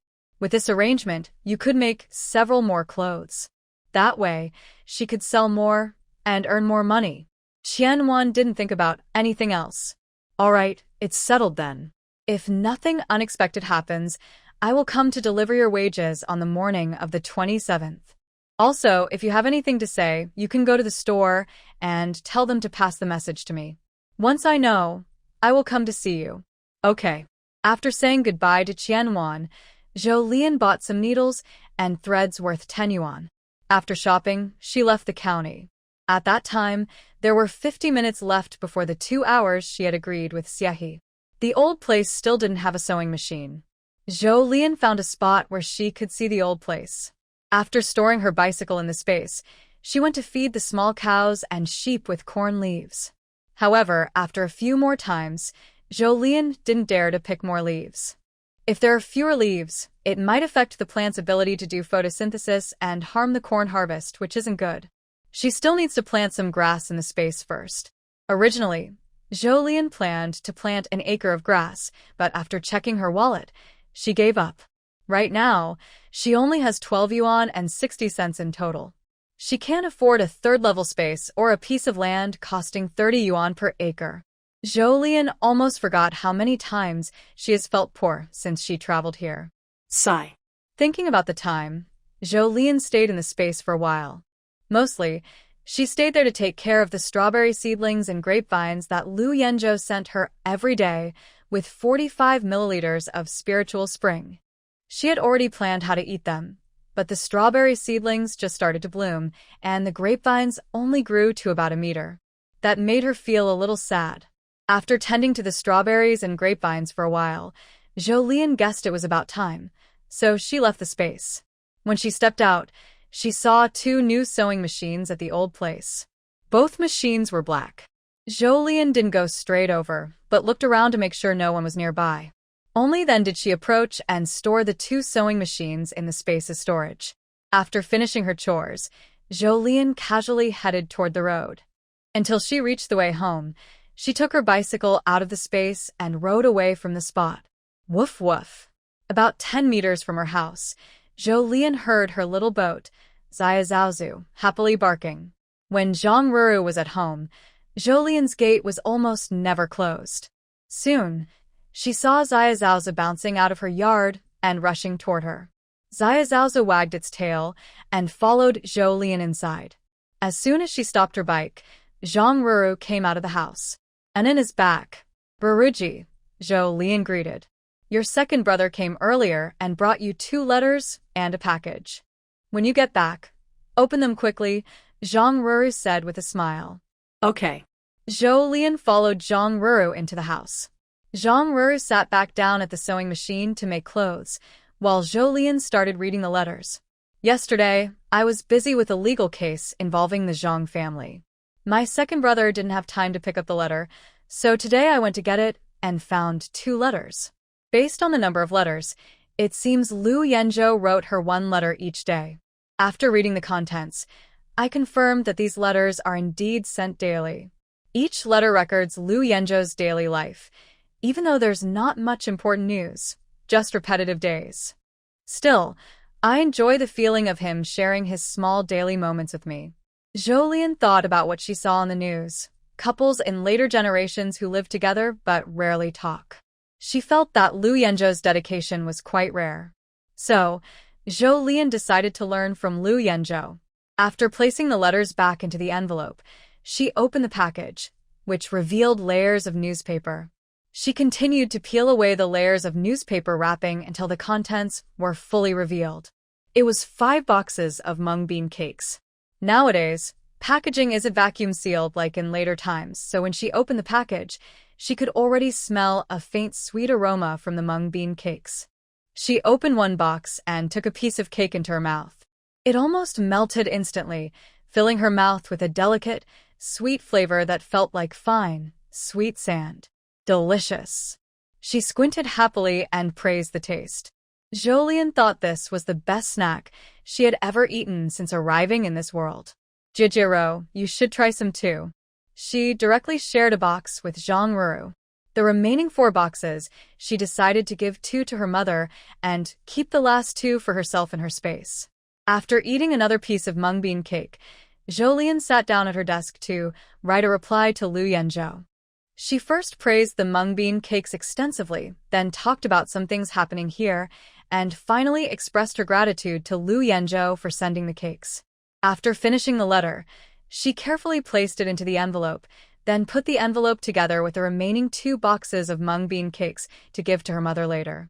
She planned to find time at noon to deliver everything to her mother and asked her second brother to help mail the letter when he went to work tomorrow. After completing these tasks, Zhou Lian sat down to read a book. For lunch, Zhou Lian and Zhang Ruru prepared the meal together and then delivered it to her mother. When riding her bike with Zhang Ruru, Zhou Lian also brought the 2 boxes of mung bean cakes and the letter. Her second brother, Zhou Xuan, was not home, but everyone else in the Zhou family was there. Everyone, whether adults or children, couldn't stop praising the green bean cake sent back by Lu Yanzhou. And I think little Lu really cares about you.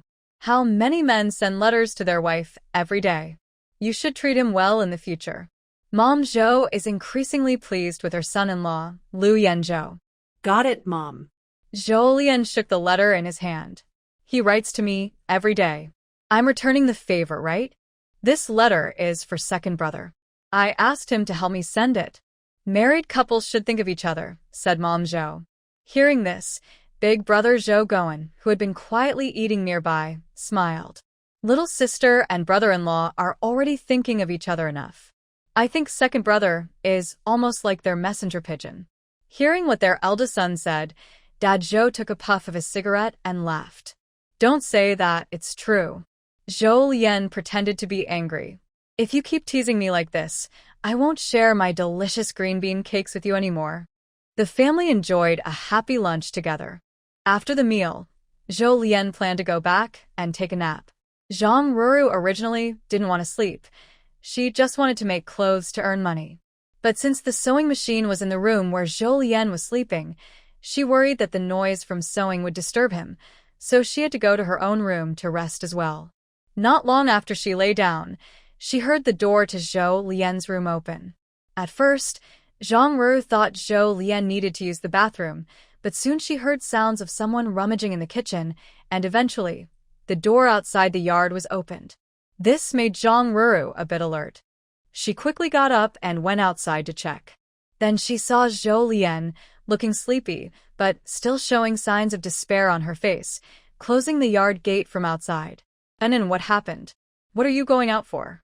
Zhang Ruru asked with confusion. Yeah, I suddenly remembered I have something to do, so I won't take a nap anymore. I'm leaving now. Zhang Ruru looked at Zhou Lian's back, almost instinctively wanting to ask what she was going to do. But in the end, she held back. She thought that since Zhou Lian didn't say anything herself, she shouldn't ask. What if it was something she couldn't say?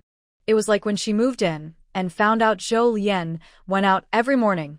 However, this was the first time Zhang Ruru saw Zhou Lian go out without riding her bicycle. After doing this, Zhang Ruru also lost her sleepiness. Now that Zhou Lian has left, she no longer worries about disturbing others with her sewing. Diligent Zhang Ruru went back to work. While Zhang Ruru was working, Zhou Lian was also feeling bored and working listlessly. She just peeked into her space before sleeping and saw the hungry cows and sheep. Zhou Lian. For a moment, she wanted to run away. After all, cows and sheep get hungry so quickly. But thinking that these were cute little animals, Zhou Lian had no choice but to leave her space, gather her sleepy body, and go to the kitchen to find a grass-cutting knife. She then went out to find food for the animals. She worked almost non-stop all afternoon. Even with the spiritual spring's blessing, by the end, Zhou Lian felt like her hands didn't belong to her anymore. Fortunately, after working all afternoon, she finally managed to gather enough grass for the calves and lambs to eat until tomorrow morning. Back home, Zhou Lian felt like she was probably covered in dirt and sweat. After taking a shower and changing into clean clothes, she finally felt alive again. While washing clothes, Zhou Xuan brought in the warm breeze from outside. Seeing her second brother's red skin, Jolien seriously suspected he had sunburned. Her second brother's work mostly involved riding around outside. There were hardly any places to block the sun on the road, so sunburn was quite likely. Jolien planned to give her little-used aloe vera gel to her second brother first. Just as she reached for it, she heard Zhou Xuan, sounding a bit restrained but excited, say, "Little sister," they agreed. Jolien couldn't help but be affected by her second brother's mood. Images of money flying towards her flooded her mind. She calmed her excitement and first poured some water with spiritual spring into a cup for her second brother. "Second brother, drink some water." Then she took her aloe vera gel from her room and handed it to Zhou Xuan, saying, "Second brother, you spend a lot of time outside, so you need to be careful with sun protection. Look at your face, it's so red. This aloe vera gel will feel much better if you put it on your face." "This is for girls, you don't need it," Zhou Xuan refused stubbornly, showing some boyish stubbornness. Take it. Jolien insisted firmly. "I don't want my second brother to turn black from the sun." Zhou Xuan. "All right," he said reluctantly, sounding quite resigned. After receiving the aloe vera gel, Zhou Xuan took out 20 yuan from his pocket and handed it to Jolien. "This is for tomorrow's groceries." Jolien accepted the 20 yuan big money. As soon as she took it, she started to feel conflicted. Because she still had 12 yuan and 6 cents on her, and with the 20 yuan, she had over 30 yuan now. She could buy a piece of land to grow grass. But the problem was, if she spent 30 yuan on land, she wouldn't have enough money to pay Zhang Ruru's wages today. Jolien. Her expression showed pain. She really wanted to borrow money. Jolien now understood why there are so many news stories about small bosses owing wages in later times. It turns out that the working capital was really not enough. "Second brother, which house is that family living in, exactly? In Xinghua village?" She wanted to ask more clearly, planning to deliver the vegetables early tomorrow and then rush to Xinghua village. Her sewing machine was ready, and she had people willing to help her make clothes. She had to get started quickly because she was poor. When her little sister asked this, Zhou Xuan carefully explained the location of the Qiao family in Xinghua village. He also told her his code name there and heir. "Little sister, when do you plan to go find the Qiao family?" "Shall I go with you?" "No need, second brother. You focus on your work. I'll go early tomorrow. If I talk to them early, I can start earning money sooner, right? Plus, they're with me, so sometimes it's not convenient for me to contact them. Mainly because it's not easy to use space." All right. Zhou Xuan said, "You need to be careful." "I will." After saying that, Jolien thought of something else and continued, "Second brother, could you please help me deliver Sister Ruru's clothes to Xia tomorrow? I think she's about to sell out over there." "Okay." Zhou Xuan agreed immediately. "Come by to pick them up when you leave tomorrow morning." He guessed that his future sister-in-law would still be working at night. "Thanks, second brother." After seeing Zhou Xuan off, Jolien continued to wash clothes. Once she finished, she went to her backyard garden. She picked out some weeds that she observed today, which cows and sheep like to eat, and pulled them out by the roots. Then she used her space to buy a piece of land. Finally, she transplanted the pulled weeds into her space. Today, the spiritual spring was almost used up. Jolien planned to wait until tomorrow when the spring was full again, then urge the seeds to grow and plant a mow of grass for the cattle and sheep to eat. After finishing these tasks, Jolien washed his hands and went back to his room to read. "Am I bothering you like this? Maybe I should stop," said Zhang Ruru, about to pause her work. She had already made about 10 pieces today. "It doesn't matter." Jolien stopped Zhang Ruru from stopping. "Ruru, don't worry about me. Keep working." After all, if she made one more piece of clothing and sold it, she could earn 4 yuan. She only had 2 yuan and 60 cents left now. Zhang Ruru hesitated for a moment, noticing that her sewing didn't seem to disturb Jolien reading, so she continued to operate the sewing machine. That night, when Jolien counted the clothes, he found that Zhang Ruru had made 20 pieces in one day. "Ruru, you're so amazing. I changed the way I cut fabric today. Before, I cut each piece one by one, but today I thought, since all our clothes are the same size, why not fold the fabric and cut multiple at once? Besides stacking the fabric, I can now cut 5 pieces at a time instead of just one. Similarly, when making clothes, I used to do each one separately. Every time I sewed on buttons, I had to readjust the sewing machine. I thought I'd finish other clothes first, and then sew all the buttons at once, so I only need to adjust the machine once. Jolien. This is basically turning a person's work into an assembly line. But it definitely sped things up. However, this also meant Jolien had to pay Zhang Ruru 10 yuan in wages today. He only had 2 yuan in his pocket, so he finally mustered up courage and told Zhang Ruru that the wages would be paid tomorrow. Zhang Ruru didn't mind much. Her mind was full of thoughts on how to improve efficiency. Anyway, she believed Jolien wouldn't cheat her out of a single cent. The next day, after delivering the vegetables, Jolien rode her bike to Xinghua village. With her brother's detailed explanation, she easily found the Qiao family in Xinghua village. It must be said that this place, once owned by landlords, was different from other houses. Although the Qiao family's house wasn't as large as the current black market landlord's mansion, it was still quite big, with walls made of green bricks, about 2.5 meters high. It was not easy for ordinary people to enter casually. Jolien knocked on the door. A shy girl came to answer. "Who are you?" "I'm an heir's sister. I heard you, and your mother promised to help me make clothes." After Jolien finished speaking, she clearly felt the girl in front of her become more nervous. "Please come in first." So, Jolien entered the house. That shy girl quickly closed the heavy door after Jolien entered. Then, guided by the girl, Jolien passed through 2 small doors and finally stopped in front of a carved wooden door. "Mom, the person who makes clothes is here." "Come in," came the reply. With that, Jolien pushed the door open and entered.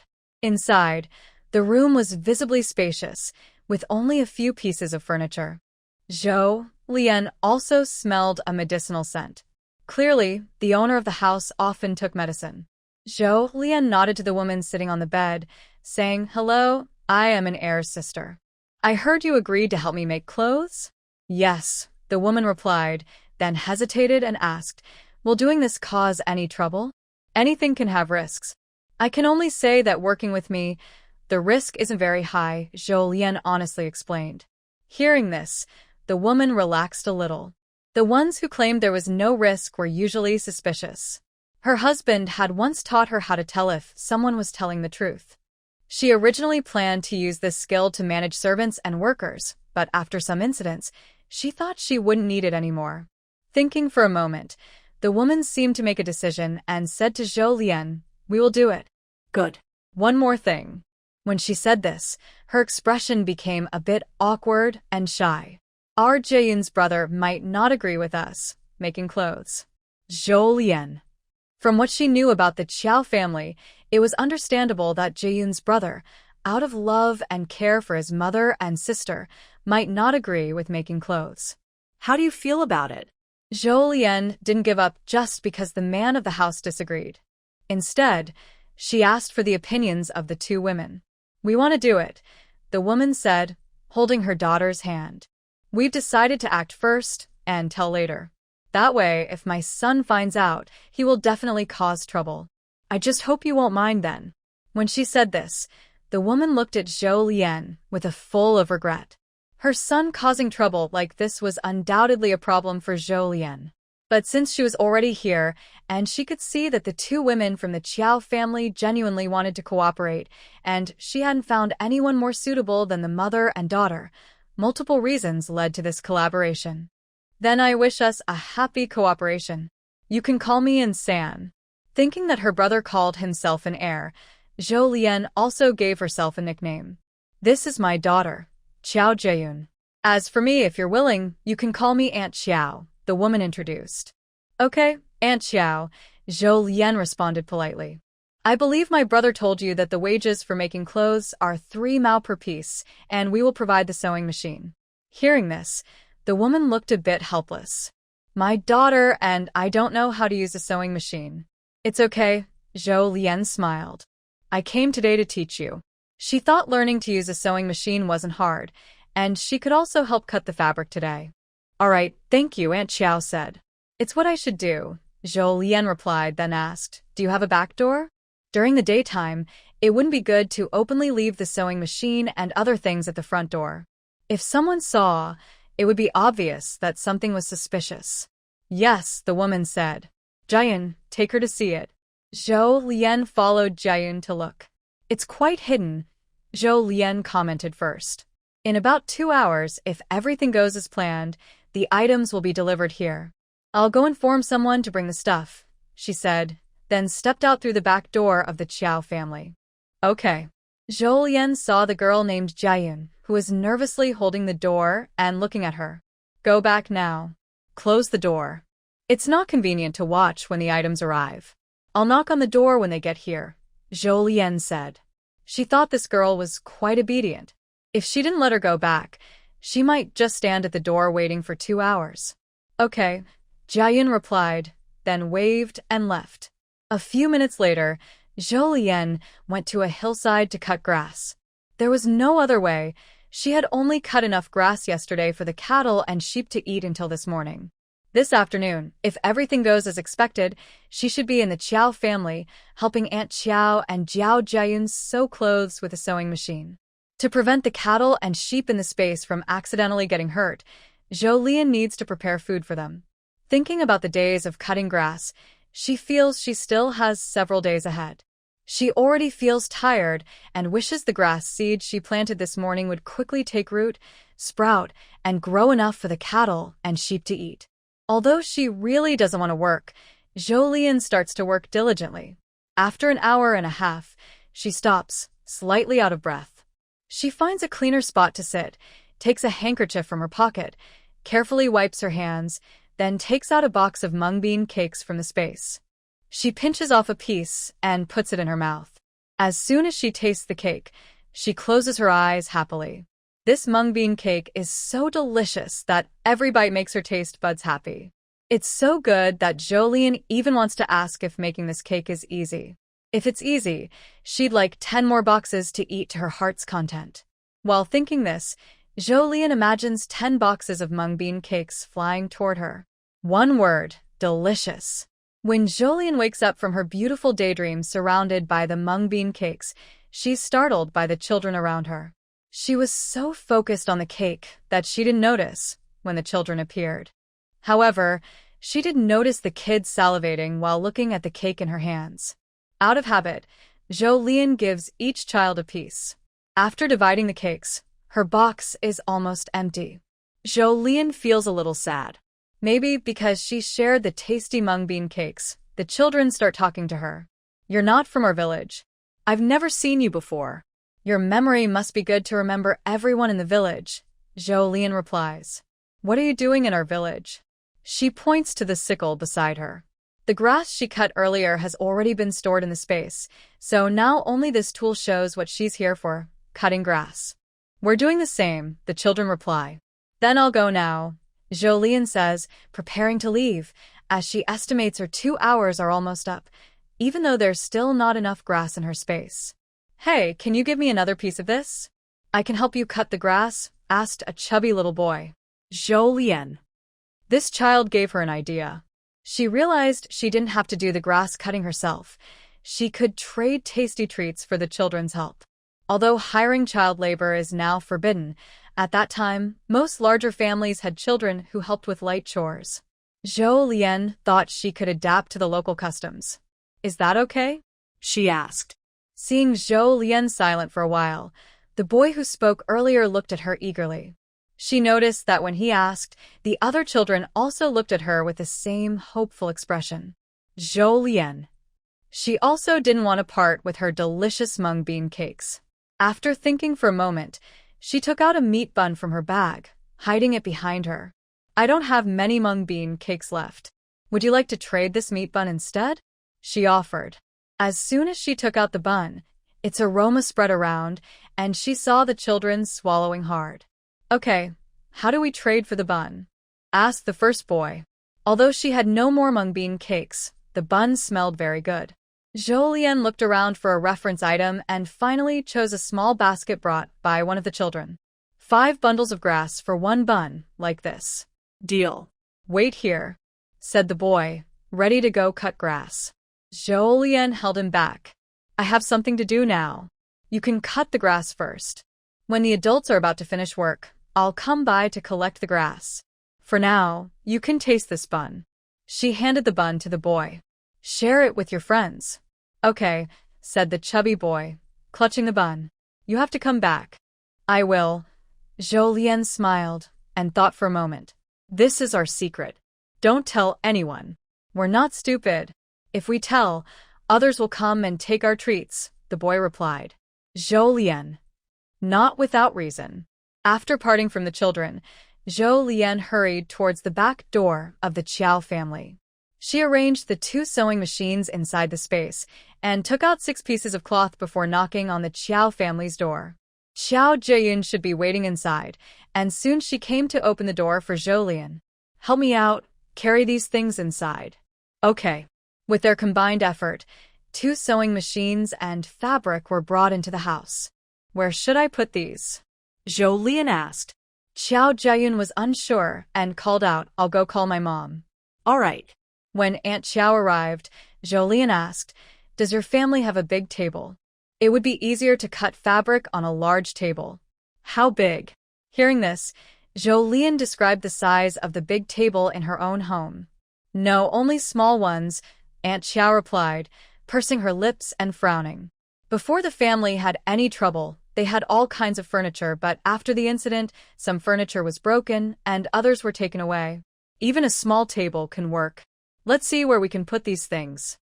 Zhou noticed that the house was quite spacious. It's best to find a room with good light, as working on clothes can be pretty tiring for the eyes. In the end, the 2 sewing machines were placed next to Zhou's mother's room. That room was still as empty as usual, and the small table for cutting fabric was taken from Zhou's mother's room. Once everything was ready, Zhou began her teaching for the day. She was very serious about her teaching, and Aunt Xiao and Xiao Jiayun learned diligently. By the time they had almost mastered it, it was already afternoon, and everyone was a bit hungry. Aunt Xiao suggested, Why don't you stay and have a meal at home? The food might not be very good, though. No need, cooking takes time. I brought some food with me, and I also brought some for you. Let's eat together. Afterward, you can make a piece of clothing on your own, and I'll see if anything needs fixing. She took out 2 paper-wrapped packages from her bag. This was inspired by Lu Yanzhou, who had sent her mung bean cakes. After finishing the preparations last night, Zhou decided that these 2 packages were what she had prepared yesterday. That's not allowed. Aunt Xiao thought about how Zhou was teaching them to use the sewing machine, so she should be their teacher. She was brought up to respect teachers and elders. She couldn't offer a formal apprenticeship or invite her teacher to a meal, and Aunt Xiao already felt guilty about that. Zhou opened the 2 paper packages. One contained 6 hot meat-filled buns, and the other had spicy and sour cold noodles. That's fine. After eating, you should get back to sewing. I'll check for any mistakes and help correct them. I need to leave before it gets dark, or it will be hard to travel. Zhou really isn't just being polite to the Qiao family. She thinks time is more important. But after some thought, she added, Eating and such can wait. We will have time for that later. In the future, we won't just make this kind of clothing. When we make other styles, I will definitely come back. After speaking, Zhou started organizing the 2 of them to wash their hands and eat. Aunt Xiao. She was somewhat convinced by Zhou. The most important thing for them now is to learn how to sew clothes with a sewing machine. Also, their family is poor and doesn't have anything impressive. Aunt Xiao thought that once they had the ability, she would invite this girl to eat well. During the meal, both Aunt Xiao and Xiao Jiayun felt touched. Aunt Xiao hadn't tasted such delicious food in a long time. Xiao Jiayun thought this was the best food she had ever eaten in her memory. Before, she felt happy just having meat to eat, but now she realized there are even happier things. After dinner, Zhou started watching Aunt Xiao and Xiao Jiayun make clothes. It was clear they weren't very skilled with the sewing machine, but they looked confident and capable. Even the mistakes she corrected, they didn't make again. When each of them made 3 good white shirts, Zhou Lian thought it was about time and said, "It looks like you're good at making white shirts now. You made 6 today, and that's worth 1.8. Zhou Lian handed 9 cents to Aunt Xiao and Xiao Jiayun, and they immediately burst into tears of joy. Both Aunt Xiao and Xiao Jiayun cried happily. Aunt Xiao, I'm not useless. Xiao Jiayun, finally, I can make it easier for my brother. Hearing this, tears streamed more from Aunt Xiao's eyes. She thought about her son, who was already over 20 and dark from the sun, yet couldn't find a wife. It was all because they were poor, because she and Jiayun had held back Jiakong. Now they could earn money without going out. She and Jiayun could earn 1.8 yuan a day, enough to give Jiakong a bride price in 100 days. Even without mentioning the bride price, the money they earned could support themselves, and her son wouldn't have to work so hard. Stop crying. Zhou Lian didn't know how to comfort the 2 people in front of her, so she decided to change the subject. I heard from my brother that Jiayun's older brother leaves work early every day. I thought I might see him today and talk to him about helping me make clothes, but now I have to go back and haven't even seen him yet. If he has any objections about helping me make clothes, I can ask my brother to pass a message to him when he sees him. If needed, I can come and discuss it with him.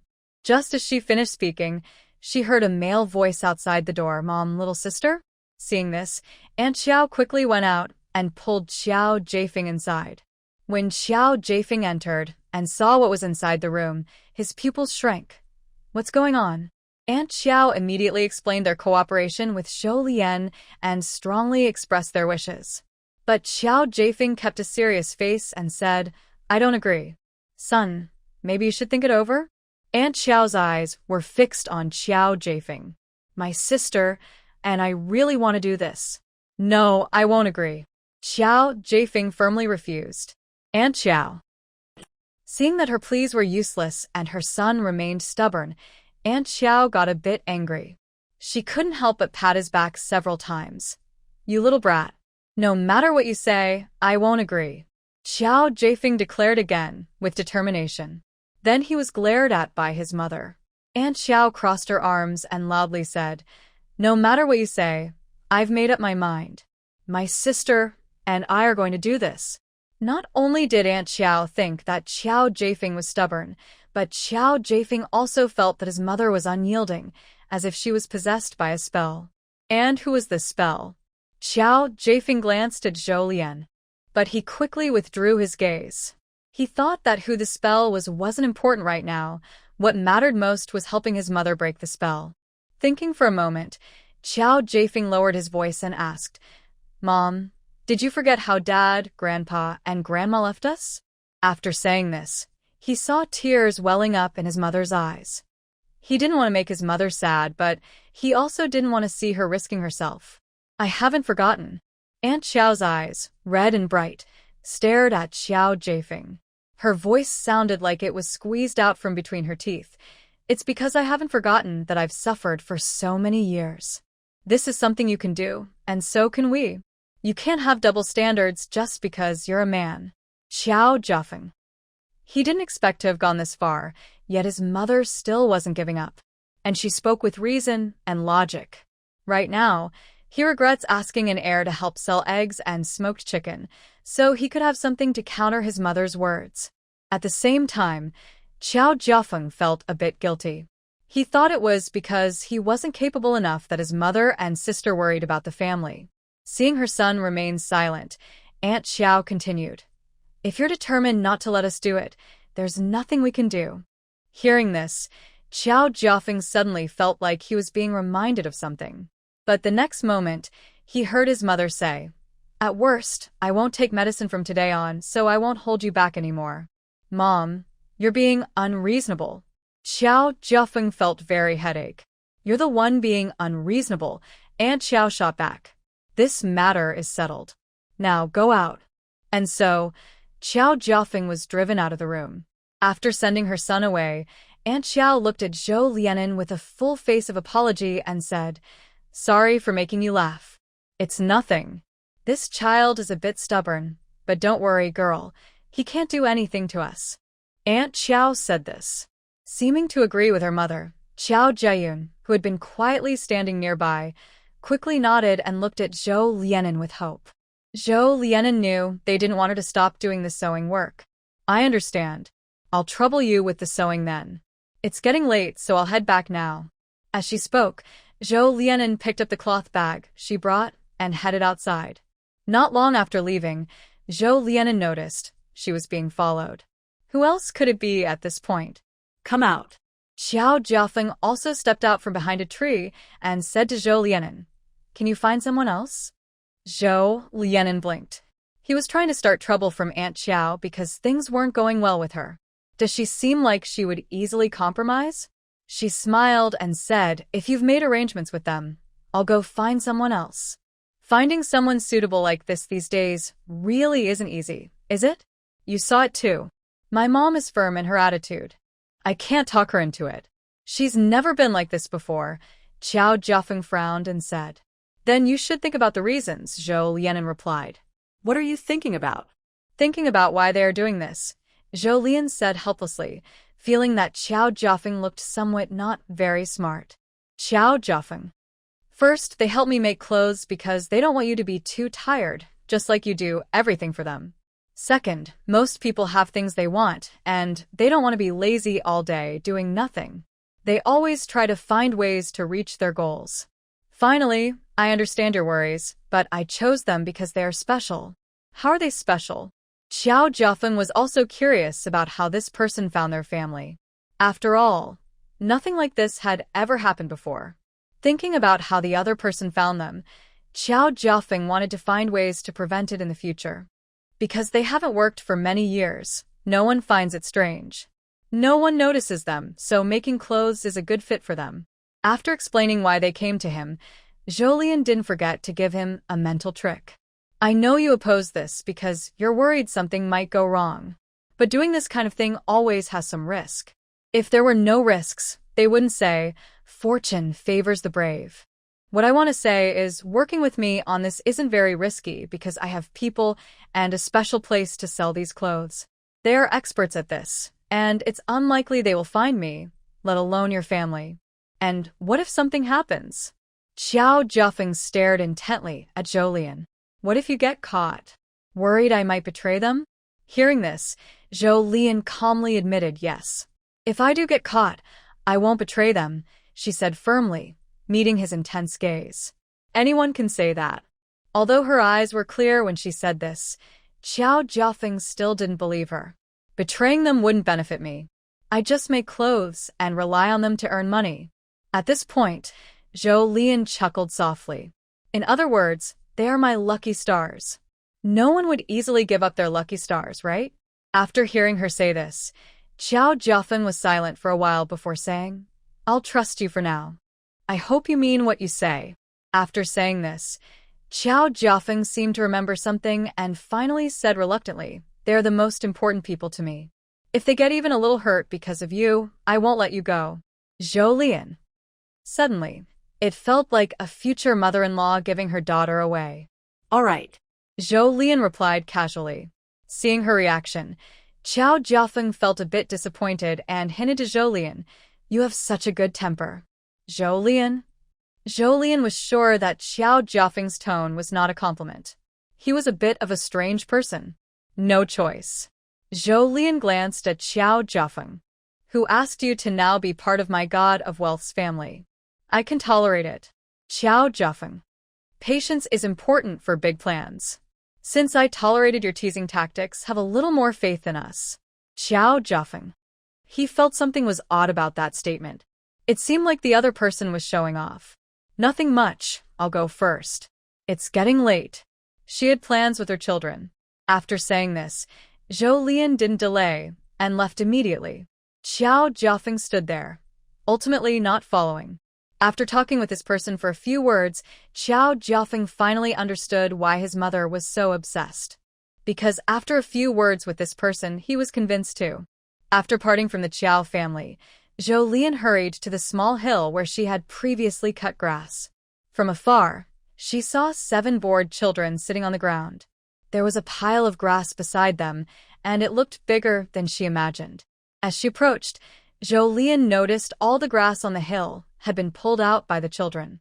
Perhaps hearing her footsteps, the chubby child from earlier quickly ran over. "I thought you wouldn't come."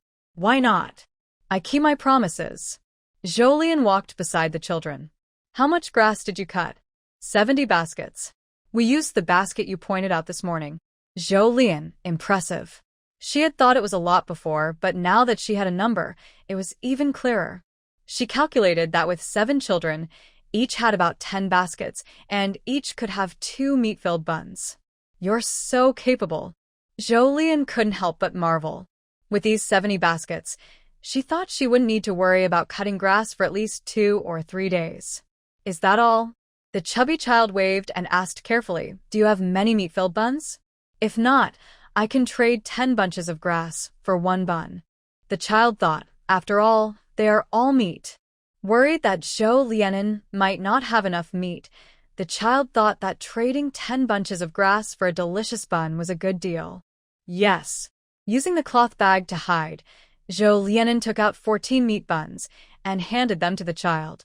Watching the children happily share the 14 buns, Zhou Lianen said, "It's getting late.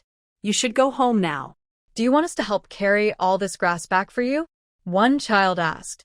"No need. I am an adult. I can manage." "You should go home now." When no one was around, she could quickly put everything into her space. All right then. The children took their tools and headed back home. But halfway there, the chubby child turned back and came back. "What's wrong?" Zhou Lianen asked with concern. "Will you still need grass in the future?" The child still wanted to exchange their labor for tasty food. "No more," Zhou Lianen replied. "Okay," the child said, looking disappointed after hearing her answer. Seeing this, Zhou Lianen felt a little sad. But she really couldn't ride her bike for 3 or 4 hours just to trade grass with these children. Later, when she made new clothes, she would come back to Xinghua village, but that would be many days later. Right now, she only needed the grass. After the children left, Zhou Lianen stored the grass into her space and left Xinghua village before the adults finished work. On her way back, she ran into Zhou Xuan, who came to find her. "Little sister, how is it? Is everything going smoothly?" As soon as Zhou Lianen stopped her bike, her second brother asked. "Pretty smooth. Did the man from that family give you a hard time?" While asking, Zhou Xuan looked her over from head to toe, making sure she was fine before he relaxed. Yesterday, when he went to visit the Qiao family, he planned to talk to the man there. But by the time the man usually finished work, more than an hour had passed, and he hadn't seen him. The Qiao mother and daughter said the man probably went hunting in the mountains, so they told him to go back first, and they would talk to him later. When he left yesterday, Zhou Xuan didn't think much of it. But after he finished his tasks today, he became more worried and anxious about his little sister's safety. "No, everything is settled." Jolene thought that the things Qiao Jiafeng said when he came to find her weren't too difficult to handle, so she didn't tell her second brother. "That's good." Zhou Xuan relaxed, and then changed the subject. "I already took the clothes to Xiehe today, and I also showed her the wash basin and the spin dryer. She agreed to help me sell them, so I can make a few more." He had brought the items to demonstrate to Xiehe, but they were actually made for his little sister's use. He was worried her wash basin and spin dryer might break, and he couldn't make new ones quickly, so he made an extra set. "That's great." "Second brother, get ready to get rich," Jolene said with a smile. Hearing this, Zhou Xuan touched his nose, feeling a bit shy. Xiehe also said the same thing. Jolene. She had a strange feeling. Could it be that Xiehe and her second brother were having an affair? "Second brother, what do you think of Xiehe?" Jolene asked cautiously. "Why do you ask that?" Zhou Xuan's ears turned red. "Little sister, are you tired today? Come up, brother will carry you." Jolene. That was a pretty clumsy way to change the subject. Forget it, she wouldn't ask anymore. "Second brother, I'm not tired." "No, you're tired. Come up quickly," Zhou Xuan insisted. Jolene. "I'll get on, but what about my bicycle?" "That's easy."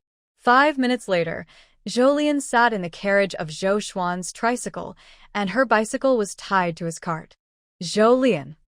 A kind of exhaustion called feeling like your brother thinks you're tired. Thank you, second brother, for giving me a ride. I'll cook something delicious for you when I get back today. Sounds good. Zhou Xuan agreed, then seemed to remember something, and said while riding, Little sister, today your brother-in-law also sent you a letter. It's in my pocket. Do you want to read it now or go back and read it? Let's read it now. Anyway, she didn't have to ride her bike, and sitting behind was boring. This time, Lu Yenzhou's letter was still not very interesting. It was about his day. But if she really looked for something fun in the letter, she could find some interesting details. Lu Yenzhou said that the doctors and leaders at the hospital teased him about having a good wife who keeps him healthy. He mentioned in the letter that he thought he could recover in 2 or 3 months. After finishing the letter, Jolien put it away and told her second brother, don't go home yet after dinner. I'll finish writing the letter first. Okay. Back home, Jolien made a dish with kidney beans and pork trotters. The pork trotters were from a cured pig's foot she had prepared earlier, and the kidney beans were soaked and stored in her space. While making soup, Zhou Xuan gave Jolien 20 yuan. Little sister, this is your dinner money for today. Jolien waited for a while but didn't hear anything from her second brother. It seemed there was some problem with either her second brother or Xia because she didn't receive the money from selling clothes today. With no money in her pocket, Jolien felt a little sad. Jia, you can keep this 20 yuan first. I'll make up the remaining 1 yuan and 50 cents tomorrow. When Jolien handed the 20 yuan she just received to Zhang Ruru, her heart ached. Oh heavens! She worked hard every day to earn money. So, how could she still be in debt?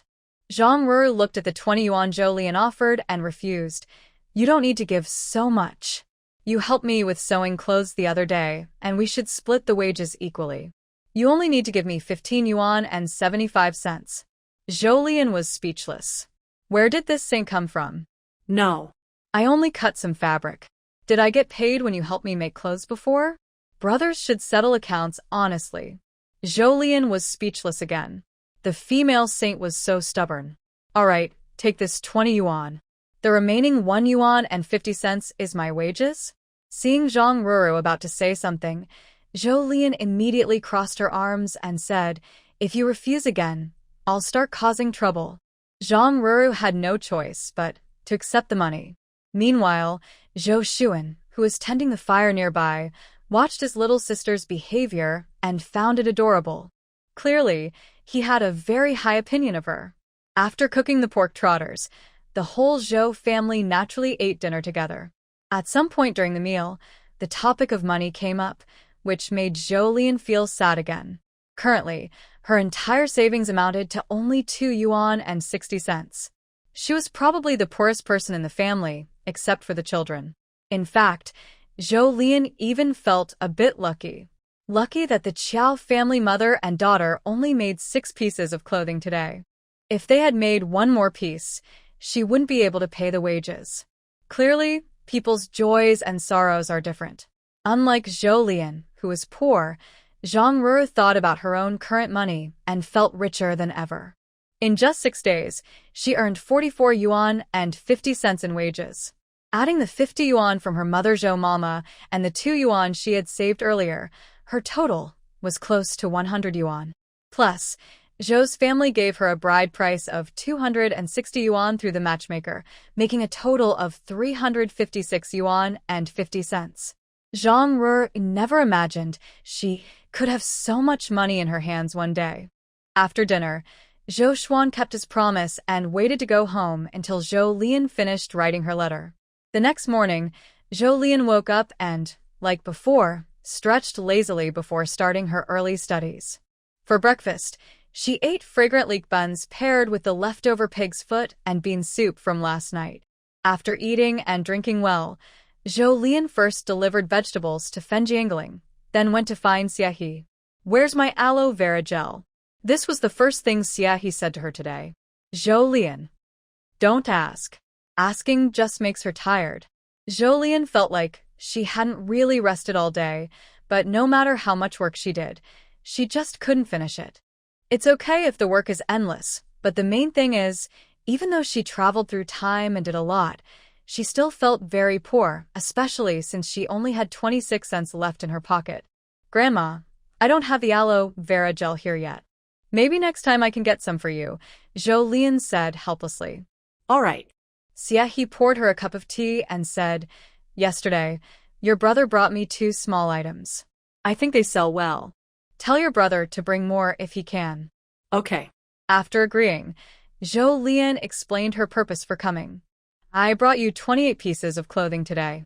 She then took out the clothes. Among these 28 white shirts, 20 were made by Zhang Ruru. The remaining 8 included 2 she made as samples for the Qiao family mother and daughter, and the last 6 were made by the Qiao family yesterday. Seeing Zhou Lian bring the clothes, Xie skillfully called someone to take them away. Don't ask. Asking just means racing against time. Who knows if someone might come to buy clothes while she and Zhou Lian are talking. Thinking of this, Xie couldn't help but complain a little. Do you think things could move a bit faster on your side? From what I see, white shirts are selling so well that selling 50 or 60 a day is totally possible. Speaking about this, Xie's eyes flickered as she continued. Of course, I don't mean to ask you to do 50 or 60 pieces a day. After all, our town is quite small. Our big goal is to sell to other places. Zhou Lian. Xie's idea is good, well-planned, and ambitious. But after hearing this, Zhou Lian immediately felt like giving up. She wants to wait until she can open the clothing shop before doing more. Nowadays, finding someone to help make clothes is really difficult, as shown by what happened yesterday with the Qiao family mother and daughter. Fortunately, Xie was just talking casually. She knows it's very hard to succeed. Xie opened a drawer and counted money for Zhou Lian. All 43 pieces of clothing sold here earlier, total 215 yuan. Seeing the money handed over by Xie, Zhou Lian finally felt like she wasn't so exhausted. Thanks. Zhou Lian expressed her gratitude. Xie waved her hand. Don't just say empty words. Quickly get the clothes, aloe vera gel, and wash basins ready. Zhou Lian. She probably is a relentless machine pushing her to work. All right. Zhou Lian raised her hand in surrender. To avoid more pressure, she finished her work quickly and left to go home. Back home, Zhou Lian saw that Zhang Ruru couldn't use her help, so she left the yard, found a quiet place, and entered her space. This time, besides making aloe vera gel, she also used the spiritual spring to ripen 10 jean of cotton. She had no choice. Now Zhang Ruru could consume a whole bolt of fabric alone every day, not to mention the mother and daughter from Xinghua village. Since she needed a lot of cotton and didn't want to spend the over 200 yuan she just got, she could only go into her space to use the spiritual spring. Fortunately, her spiritual spring was still quite abundant. After making 10 bamboo tubes of aloe vera gel and stocking 10 bolts of fabric in her space, Zhou Lian left the space and went home. Once home, Zhou Lian took out 5 jean of meat from her space to make meat sandwiches. Zhang Ruru was fully focused on her work now, so Zhou Lian was quite skilled at preparing these. After making the meat sandwiches, Zhou Lian first put some into her space, then started preparing to eat. Lunch was taken to the Zhou family's place. After eating, Zhou Lian didn't go back with Zhang Ruru like last time, but instead turned her attention to the 2 children at home. Xiao Hui, Xiao Kong. Zhou Lian stood still and waved at the 2 children.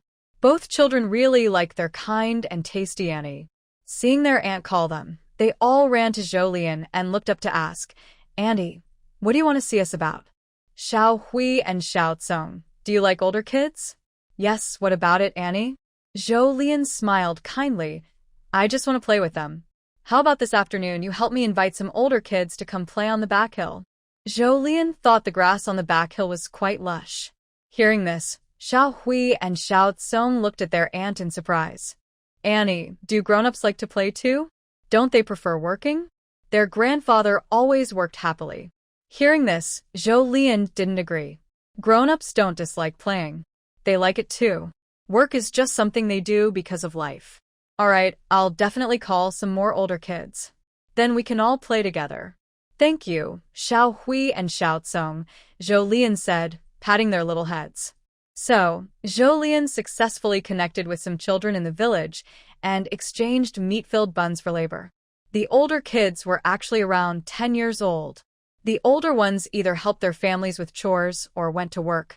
A few children over 10, who didn't have to do these chores, couldn't play with Xiao Hui and Xiao Kong. In half a day, Zhou Lian saw the back hill, which was full of grass everywhere, turn into a place with no grass at all. Now she didn't have to worry about snakes, mice, bugs, or ants appearing when it got hotter. She sold 20 meat-filled buns and earned 100 baskets of grass. With this, Zhou Lian thought she could wait until her space's 1-acre grassland became self-sufficient. During dinner, Zhou Xuan came by. Little sister, here's a letter from your brother-in-law. Zhou Xuan reached into his pocket, took out an envelope, and handed it to Zhou Lian. After she took it, he kept digging into his pocket and pulled out 2 large bundles of money, handing them to her. And this is today's grocery money. Thanks for your hard work, second brother. Zhou Lian took the money and asked, What did you do today, second brother? He looked clean and fresh, with no signs of sunburn, unlike someone who had been out all day, and his appearance was noticeably different from before. Today, I made 4 sets of laundry basins and laundry buckets with my master. I plan to send them to Xie tomorrow. Do you want me to help carry your clothes there? Of course, I do. Thank you, second brother. After saying that, Zhou Lian remembered the scene of meeting Xie this morning and added, Second brother, I also have some things here. Please help me give them to Xie tomorrow. She was talking about aloe vera gel. Sure, it's a simple favor. Second brother, you can eat here. Later, you can also take the letter I wrote back. After dinner, Zhou Lian went to write a letter, Zhang Ruru went to make clothes, and the chores of washing dishes and cleaning pots fell on Zhou Xuan. Fortunately, Zhou Xuan had lived here with Zhou Lian before, so he was quite skilled at washing dishes and cleaning pots. After washing the dishes, Zhou Xuan didn't forget to prepare bath water for his little sister in the pot. When Zhou Xuan returned, he not only brought 20 white shirts, 10 bamboo tubes of aloe vera gel, and a letter, but also 100 yuan. Little sister, what is this? Zhou Xuan held the 10 big union tokens given by his little sister and couldn't remember what they were for at first. Second brother, you forgot. We agreed before that you would help me pick up clothes. This money is for their wages and your transportation fee. I'll give you 100 first and the rest later. Understood. Zhou Xuan remembered the matter and asked as he took the money, When I go to pick up the clothes, are there any rules? Depends on how convenient it is for second brother. You can go as often as you plan and pick up the clothes on your way back. But you might need to communicate with them about how often you go, Zhou Lian said. Actually, the best would be to pick up clothes once a day, since white shirts are in high demand now. But going to Xinghua village was really far, and his second brother had other things to do, so Zhou Lian naturally wouldn't want him to go every day. All right. After thinking for a moment, Zhou Xuan still asked, Little sister, do you need other people to make clothes here? Zhou Xuan felt that since he was just passing by, it wouldn't be good to take so much money from his little sister. But he hadn't discussed this with her before, so he was just seeing if he could help in other ways. Zhou Lian thought for a moment and replied yes. Since she was in the clothing business, she naturally wanted to grow bigger and stronger. Although she currently didn't have enough money to buy a sewing machine. Second brother, please keep an eye out, especially for the Qiao family mother and daughter, so as not to attract attention. While growing stronger, we must also stay cautious. Okay. After Zhou Xuan left, Zhou Lian settled today's wages with Zhang Ruru before going to wash up. While washing, she didn't realize that her actions today had sparked more discussion among the villagers. Did your dog, Egg, also get a meat bun today? The woman asked with a smile. Yes, I ate too. Our Samlin also got one. He kept one for me and his dad. I took a bite, and I have to say, Lu's meat buns are really delicious. Your Samlin is such a filial child. Hearing this, a woman whose child didn't get a bun couldn't help but snort. I think Lu's mind is a bit off. Such good food. Giving it away for free to outsiders. What a waste. Someone disagreed. What do you mean by giving it away? Egg helped with some work, didn't he? Just cutting a few pieces of grass? Isn't cutting grass work? If it were you, would you be willing to give out so many meat buns for the kids to help with grass cutting? Of course not. Most ordinary families only get to eat meat a few times a year. They wouldn't want to give it away to others. The woman who had spoken earlier, seeing everyone else at a loss for words, snorted and said, "Isn't that just wasteful? What's wrong with living somewhere with grass and still being able to stay? Even if they are wasteful, it's not your house. What does it have to do with you? Just because they do it, you can't say anything? She married well, so she can waste as she pleases. Why are you jealous? Then you can only be jealous. What's so great about relying on men? Then divorce your husband if you think so." Jolien didn't realize that her afternoon actions had caused a quarrel among the villagers. After washing her clothes and returning to her room, she saw Zhang Ruru finishing the pillowcase. When she finished, Zhang Ruru looked relieved. Is it done? Jolien asked.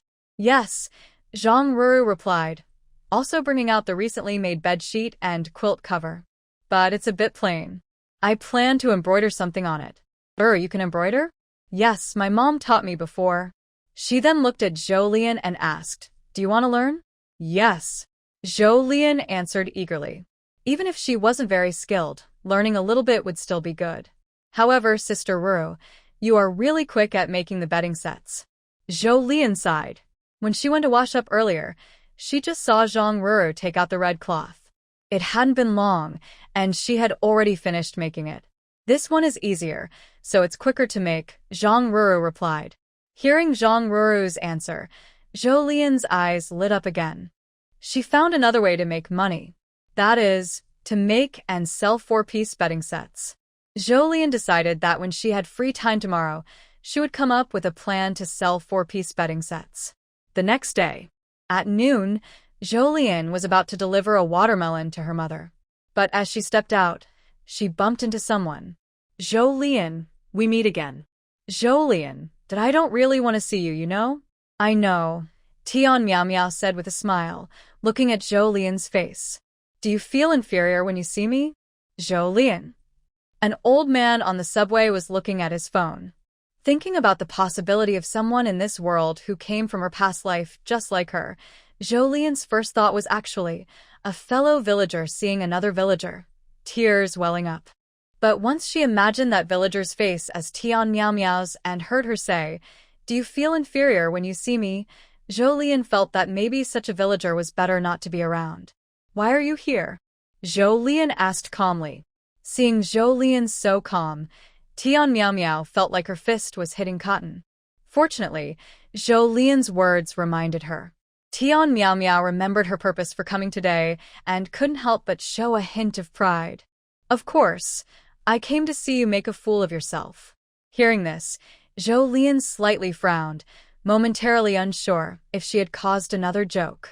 But then, she looked at Tian Miao Miao again and withdrew her gaze. She felt that this Tian Miao Miao was no different from the one she had met before, except for that sentence about her nobility. For now, Jolien didn't see any other points of interest in her. She decided to observe a bit more. What joke are you here to see? Don't you know your reputation for being wasteful has already spread throughout our village? Tian Miao Miao said happily, laughing out loud. After laughing, she looked at Jolien and continued, What do you do all day? Just eat at home? Don't you know how to do some work? Just pulling weeds at your doorstep, and you're bribing the kids to help you? Isn't that obvious you're trying to get people to talk about you? When saying this last part, Tian Miao Miao deliberately sounded serious and sincere. Jolien. Finally, she understood what kind of wind was blowing Tian Miao Miao into her life. But does Jolien care about those rumors? She just cares about her own benefits. Oh, what does that have to do with you? Tian Miao Miao saw Jolien speaking calmly, without any shame or regret she expected to see, and she couldn't help but grit her teeth secretly. But thinking about the most important thing she hadn't said yet today, Tian Miao Miao had to adjust her expression and continue, Of course it matters. Our village used to be only you who could compare to me. At this point, Tian Miao Miao deliberately stretched her voice, scanning Jolien from top to bottom with her eyes, then slowly said, "Now it seems you're not even worth that." Tian Miao Miao spoke confidently. "All you do is cling to your husband and drain him. I'm different. Did you know we've opened a clothing factory in the county? I'm now a full-time worker there," Tian Miao Miao said, pointing her chin at Jolien. "I earn 32 yuan and 50 cents every month now. How can you compare to me?" Jolien. It turns out Tian Miao Miao came today to mock her and show off her job. It's a bit of a pity because she cares about all this. From now on, we'll be worlds apart. It's better not to see each other anymore. At this, Tian Miao Miao changed to a tone of regret. "Jolien." She smiled and said, "Honestly, I don't want to see you, okay? Isn't it always you happily running to me to find fun? By the way." Jolien seemed to remember something and took a step forward. As she moved forward, Tian Miao Miao unconsciously took a step back, but Jolien just ignored it and continued, "I forgot to thank you for what you did last time with Zhang Qiali. If it weren't for your help, our family might still be struggling with her. Thanks a lot. You." Tian Miao Miao clenched her teeth. Seeing Jolien's face full of a genuine smile without any shadow, her head started to buzz. She really didn't want Jolien's thanks, okay? Thinking about how everything she did was used to benefit the Zhou family made her angry. Tian Miao Miao changed the subject and glared, saying, "You better pray that your man doesn't get into trouble in the future. Otherwise, with your dead-looking face, you'll only be able to drink the northwest wind, okay?" Famous last words. Tian Miao Miao. Did she have anything good to say?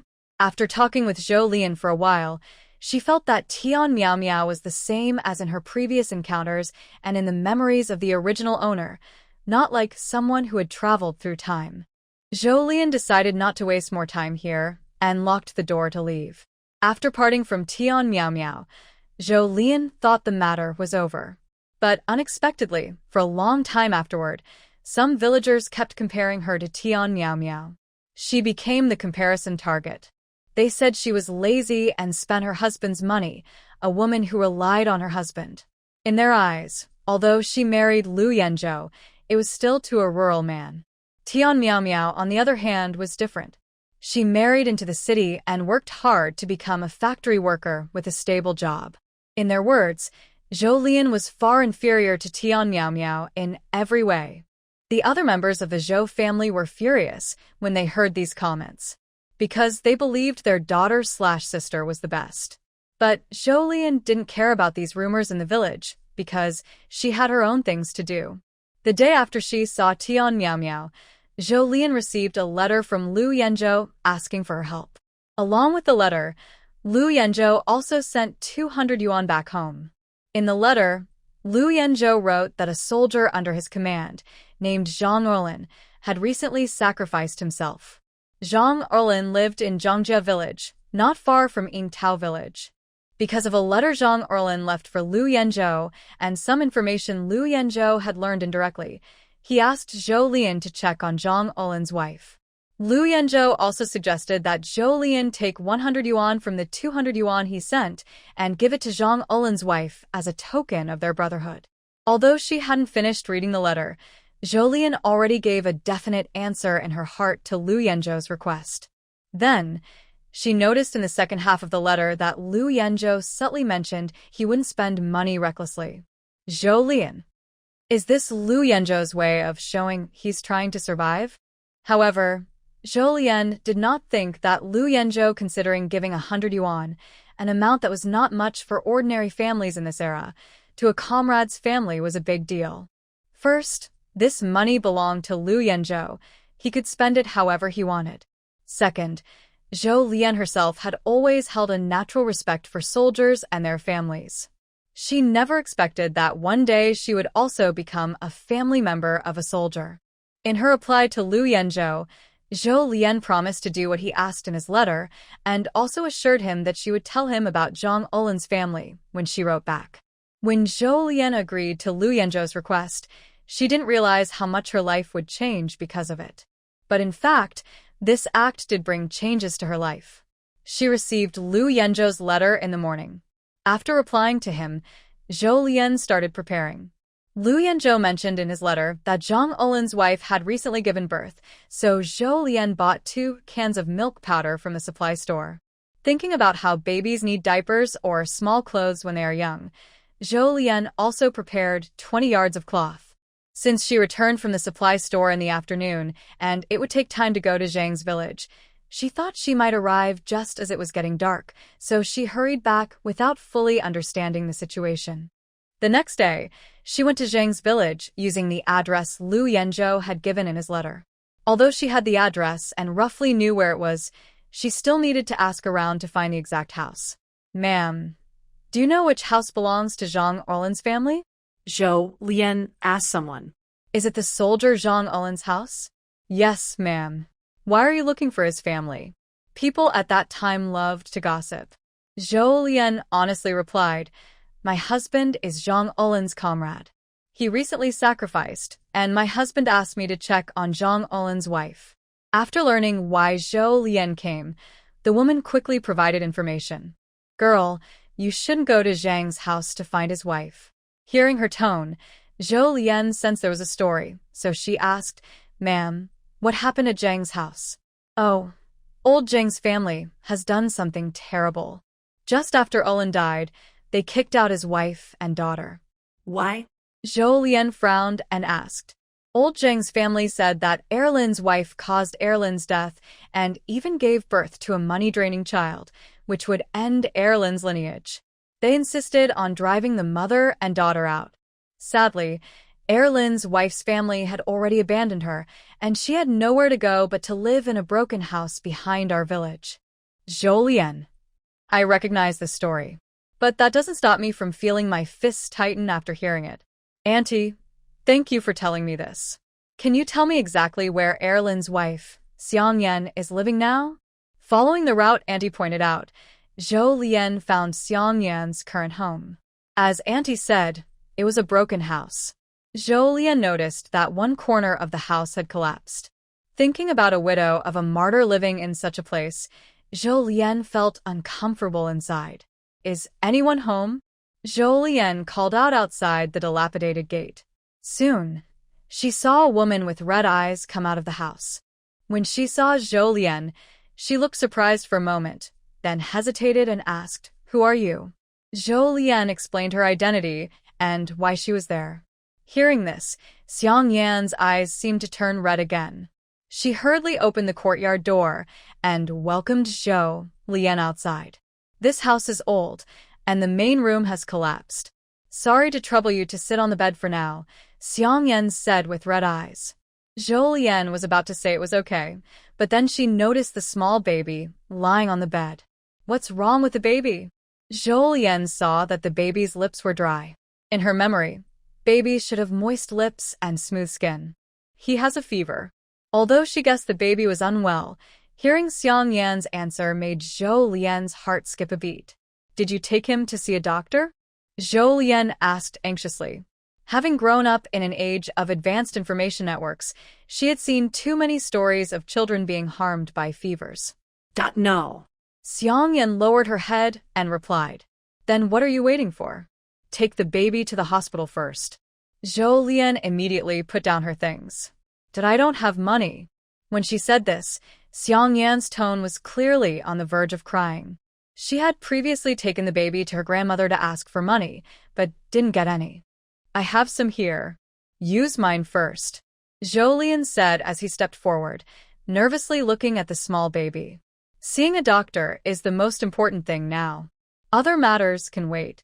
First, you should tidy up some diapers and things for the child, in case you need them later." "Oh, okay." With Zhou Lian's guidance, Xiang Yan seemed to find her sense of stability and immediately started packing her belongings. While Xiang Yan was packing, Zhou Lian quietly fed the child a bit of spiritual spring water. Once Xiang Yan finished packing, Zhou Lian took the mother and daughter to the nearest health clinic. They stayed there until the child's fever subsided. Only then did Zhou Lian continue to ride his bicycle back home with Xiang Yan and her daughter. "Thank you so much for today," Xiang Yan said, holding her daughter, who was finally sleeping peacefully without a fever. "It's what I should do," Zhou Lian replied. Carefully, Xiang Yan laid the child on a simple bed, then said to Zhou, "You're hungry, right? I'll cook something. It will be ready soon. Just wait a moment." "No need. You're tired too. Make some milk powder, and we can each have a little," Zhou suggested, taking out the milk powder she brought in the morning. "That's too much trouble. I should be the one hosting you with what I brought," Xiang Yan said shyly. "These are special times, so we have to find special ways. Right now, the only person who can take care of the child is you. You also need to take care of yourself," Zhou said. In the end, both adults each drank a bowl of milk. After finishing the milk, Zhou finally brought out the things she had brought. "I have 2 packs of milk powder. You and the child can each have a little. There's also some cloth here, which you can use to make diapers or small clothes for the child. And here's 100 yuan, which my husband insisted you must accept." After saying that, Zhou pushed the 100 yuan into Xiang Yan's hand. "This." Xiang Yan was at a loss for words. Her eyes had already stopped being so red when she left home earlier. But now, seeing the things and money Zhou brought, her eyes welled up again. Xiang Yan had been through a lot recently. First, her only kind husband in this world sacrificed himself. Then, she was driven out by her in-laws under false pretenses. Next, her daughter had a fever and she couldn't get help from her family. For a moment, Xiang Yan even thought about following her husband. But when she thought of her daughter being so young, she couldn't bear to do that. "Do you have any plans for the future? Will you keep living like this?" Zhou asked. "The child is still young, and you obviously can't be alone. What do you plan to do?" "I don't know what to do either," Xiang Yan replied, feeling lost. "Your husband has passed away, and there should be some compensation money. You and your child should each get half. With this money, your life in the coming years won't be too hard. Do you want it?" Hearing Zhou ask this, Xiang Yan hesitated for a moment, but still said yes. If it were just for herself, her mother-in-law wouldn't give her the money, and she wouldn't want it. But now she has a daughter. "I want it, but they won't give it." Xiang Yan whispered. "That's easy to handle." Zhou sneered. "If you don't take it, we'll ask the military department to get it for us. When the time comes, if they say you're a troublemaker, we'll settle everything then." "How will they settle it?" Xiang Yan asked curiously. "Superstition and old beliefs should be dealt with properly." Zhou still planned to use this approach. A good knife isn't afraid of getting old, as long as it works. Hearing this, Xiang Yan understood. But she was clearly hesitant and worried. Wouldn't that be bad? After all, they are Olin's parents. Although she felt upset when they said she caused Olin's death, she couldn't believe she killed him. She wished she could die in Olin's place, such a good boy. You care about them because they are your husband's parents, but they don't care about you being your husband's wife. You're holding your husband's daughter. Why do you care about such people? Zhou didn't like how the older generation made mistakes, and how children, or even their partners, had to always consider and indulge them. They're just starting to live their own lives. Why should they always give in to them? After Zhou finished speaking, seeing Xiang Yan still hesitant, she thought for a moment and then said, "Your husband wrote a letter to my husband, and the thing he worried about the most was you. He probably already knew that after he was gone, you might be bullied. Nothing else matters as much as you and the child being safe." When she said this, Zhou patted Xiang Yan's hand gently. She meant to comfort her, but Xiang Yan suddenly started crying. Zhou looked at her hand, thinking, she didn't use much strength just now, did she? "Don't cry." Zhou's hand, which had been patting Xiang Yan's hand, then gently patted her back. "Stop crying." She couldn't help but ask, "Tell me." Xiang Yan choked up and asked, "How could someone so good just leave like that? Initially, my parents fell seriously ill one after another. He stayed by my side, helped me say goodbye to my parents, and then married me into his family. Now, he is no longer here." Zhou is not good at comforting people. He could only say simply, "You still have his daughter. You must take good care of yourself. Don't cry anymore." After crying for a while, Xiang Yan gradually stopped, as if she had made a firm decision, and said, "Yes, I still have his daughter. I will definitely raise her well." After parting from Xiang Yan, Zhou Lian went home. Because it was already dark when he arrived, he went to the Armed Forces Department the next day. With their help, Xiang Yan successfully received half of Zhang Olin's condolence money. When the Armed Forces Department people came, besides helping Xiang Yan get the money, they also publicly criticized her in front of her in-laws. The reason was mainly superstitions, claiming that her daughter-in-law was unlucky and criticizing her for being kicked out. This was a lenient punishment. Considering that Zhang Erlin had just passed away and understanding the grief of the parents who lost their child, the authorities only gave a mild warning, avoiding the same harsh treatment that Zhao Cuihua had received before.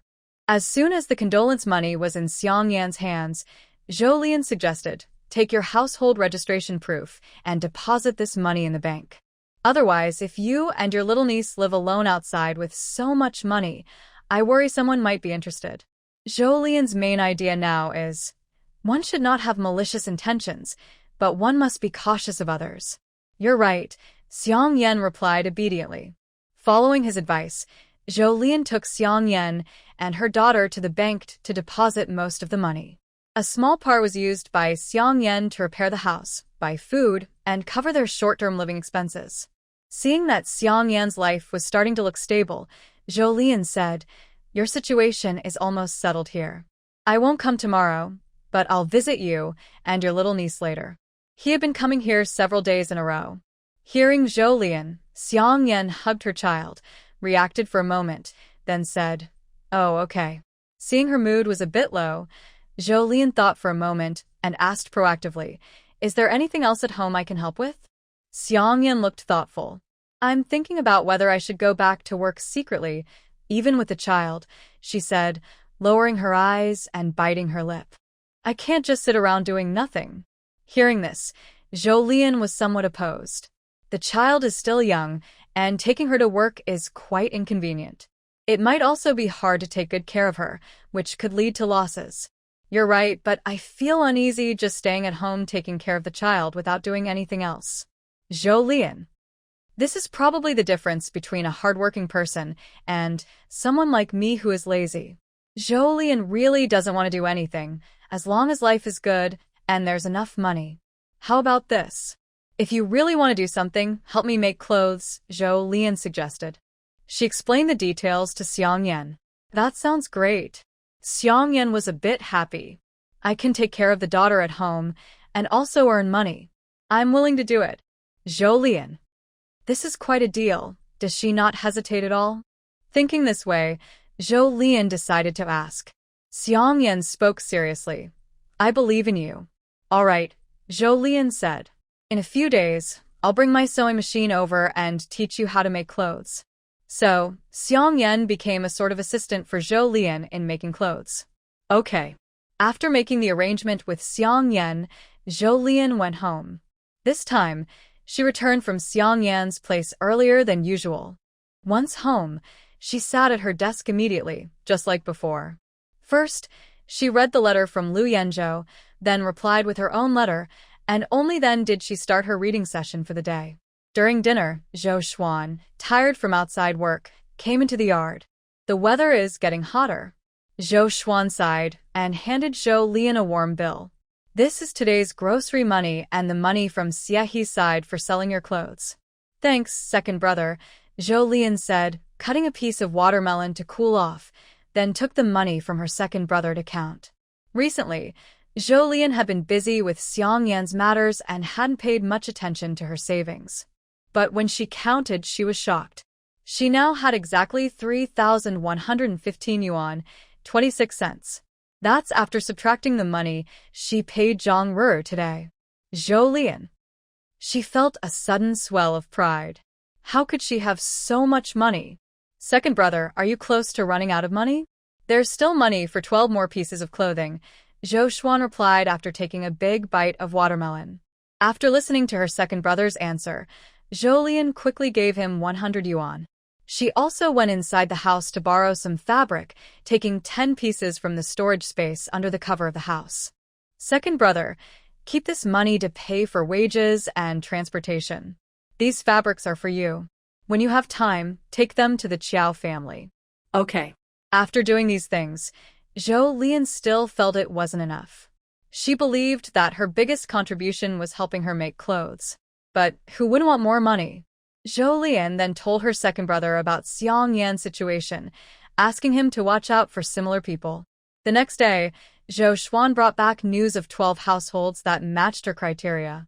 Zhou Xuan said, "Second brother, your work efficiency is really fast, isn't it? I've been paying attention before. After you told me, I just filtered the people here. Naturally, it was quicker." Zhou Xuan shook his head, seeming a bit helpless about his little sister. "Anyway, your efficiency is just like that, second brother." Zhou Lian gave her second brother a thumbs up. Just after she made a small move, she heard her brother say, "Let me tell you about these families?" Sure. Zhou Lian immediately sat up straight, listening carefully. These families could very likely become her benefactors. She had to listen carefully to the information about the benefactors, right? Zhou Xuan looked at his obedient little sister and couldn't help but rub her head. Then he said, "Among these 12 families, one is from Wangjia village. Su Dahua had 4 daughters in a row. Her mother-in-law and husband drove her and her daughters out because she couldn't have a son. After being expelled, Su Dahua didn't want to remarry and leave her 4 daughters. She stayed in a thatched hut with them. Relying only on the work points she earned, they could barely eat. Su Dahua's eldest daughter is 13 years old. If she wants, she can also operate a sewing machine." Hearing about Su Dahua and her daughters, Zhou Lian felt a tightness in her chest. But luckily, the families Zhou Xuan found weren't all like this. Tang Yan from Lihua village is a high school student. Her husband works in a transportation team. Her husband is often away, and Tang Yan didn't want to work like others. She had a disagreement with her in-laws and moved out to live on her own.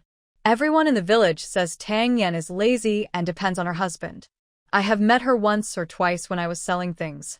She seems to have a strong personality. Now she lives alone. If she knew making clothes could make money, she would probably be willing to do it. The remaining 10 families are similar to the first 2, for various reasons. After hearing about all 12 households, Zhou Lian immediately said, "Please ask second brother to see if they are willing." Okay. Another day passed, and Zhou Xuan brought back the news that all of them agreed. Zhou Lian. Her second brother's efficiency is really much better than mine. Perhaps he sensed something from her silence. Zhou Xuan said helplessly, "You sell a piece of clothing outside and give me 20 cents for transportation. With so much money, shouldn't I help you work harder?" "Really?" "Thank you, second brother."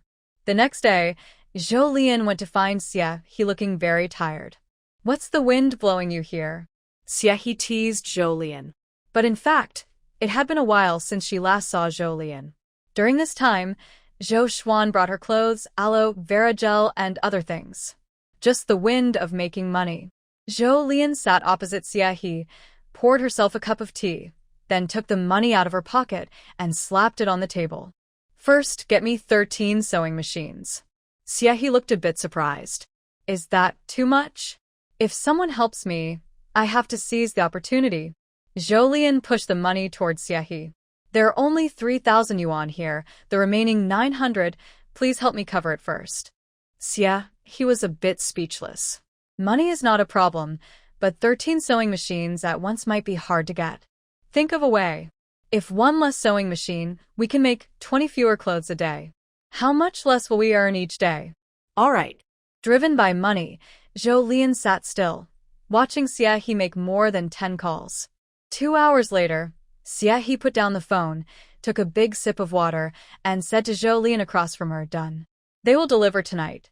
After that, Xie He looked at the book in Zhou Lian's hand and said with some amusement, "Is your plan too thorough? Even books to pass the time." Hee, thank you for your hard work." While speaking, Zhou Lian closed the book in her hand. "The sewing machine is still in the same place. I'll have someone pick it up tomorrow morning." "Okay. How do you want to pay back the money you owe?" Zhou Lian asked proactively. "About the 180 pieces of clothing I owe you, I won't pay you for those." Zhou Lian. So, 900 yuan is only worth her 180 pieces of clothing. That's about 20 pieces a day for 9 days, with a small profit. "All right, thanks. I'm going back now." Just as she stood up to leave, she turned back shortly after. Did you forget something? Xie raised an eyebrow. No, nothing. I just want to ask for a favor, Zhou said with a slightly pleading smile. What favor? Zhou took out 150 yuan from her pocket and placed it in front of Xie. Please find 15 people to help me buy some needles, thread, and small sewing supplies, about 10 yuan each. She originally wanted to buy them herself, but was worried that buying so many at once might attract attention. Okay. Xie agreed quickly, since she had already helped with 13 sewing machines. I'll have someone buy them today, and tomorrow we can put everything together in the usual spot. Good. That way I won't have to make an extra trip. The next day, the sewing machine worth over 4,000 yuan and the sewing supplies were stored in Zhou space.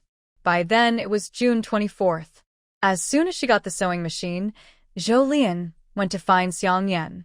She spent a day teaching Xiang Yan how to make clothes with the sewing machine. That day, Xiang Yan independently finished 2 garments. Zhou immediately handed her 6 mao, a small amount of money. Although 6 mao was a tiny sum for Xiang Yan's savings, she still looked very happy. These 5 pieces of fabric will stay with you. Later, someone will come to pick up the finished clothes. You can discuss the exact time later. Okay. Xiang Yan looked at Zhou sincerely. And then thank you. Zhou couldn't stand such scenes and quickly rode her bicycle home. When she got home, she received good news from her second brother. What did Xie say?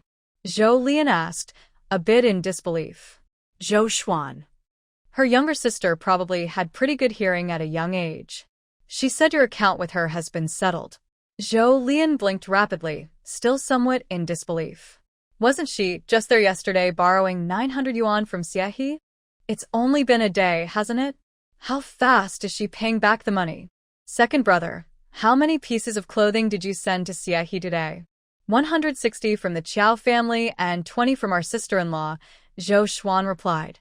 Zhou counted on her fingers to confirm, 180 pieces, worth 900 yuan, no mistake. Even after counting carefully, Zhou still felt her legs go weak. This was her first time borrowing money since she was a child, and she was feeling a bit heavy-hearted. Who would have thought the repayment would be so quick? Not only Zhou was feeling dizzy from the money, but also the mother and daughter from the Qiao family, who were far away in Xinghua village. They had counted the money they earned recently, already 105 yuan. Such a large amount of money, they never even dreamed of having before. June 25th. One day left before her older brother and sister-in-law's wedding. After delivering vegetables at Fengyang Ridge, Zhou saw Zhang Ruru in her room, focused on sewing on her machine. Ruru, maybe we should take a break today. Tomorrow is your wedding day, and as the bride, you need to rest well. Zhou said this to let Zhang Ruru rest. But instead, after hearing her words, Zhang Ruru pressed the sewing machine pedal even faster. It looked like she was about to step on the machine with her foot. Zhou was worried she might break the sewing machine if her future sister-in-law kept going like that.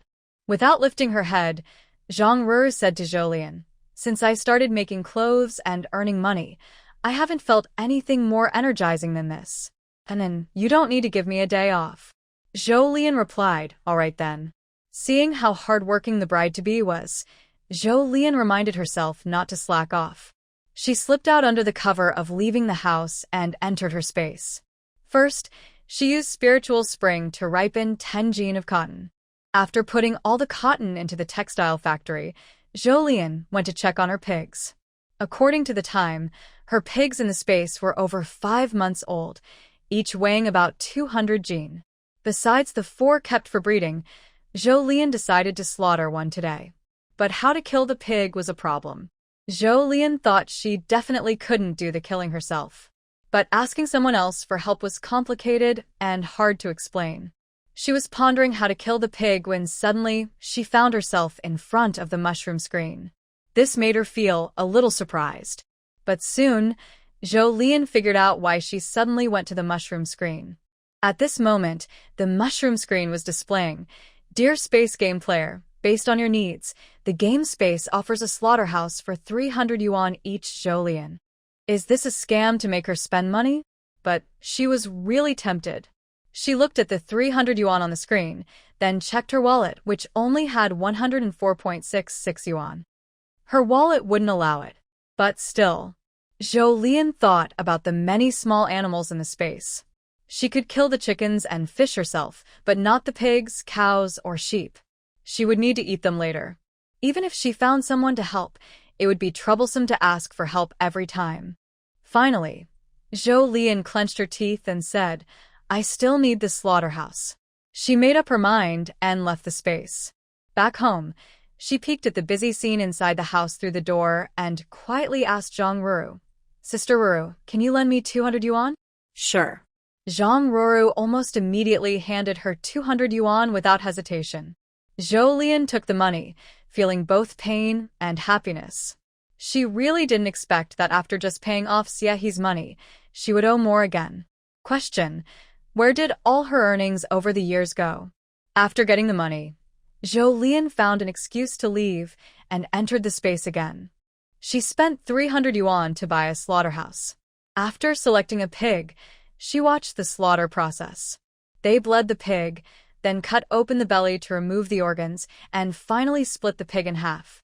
At this point, everything paused briefly, because the slaughterhouse allowed Zhou Lian to choose how to cut the meat. She chose to cut the ribs into pieces and leave the pig's legs whole. Then she saw the slaughterhouse efficiently handling the meat.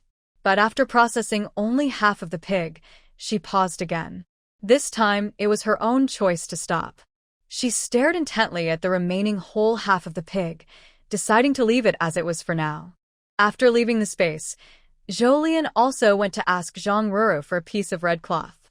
That night, Zhou's mother felt restless. "Can you stop turning around?" Zhou's father said helplessly. "Our daughter is grown up now. She's fulfilled all her promises to you, hasn't she? It's almost time to use it tomorrow, and I haven't seen it yet. I'm a bit anxious." Despite saying this, Zhou's mother sat down in the room. She had just sat down when she heard someone calling her from outside. It was Zhou Lian's voice. "Your daughter is finally here, isn't she?"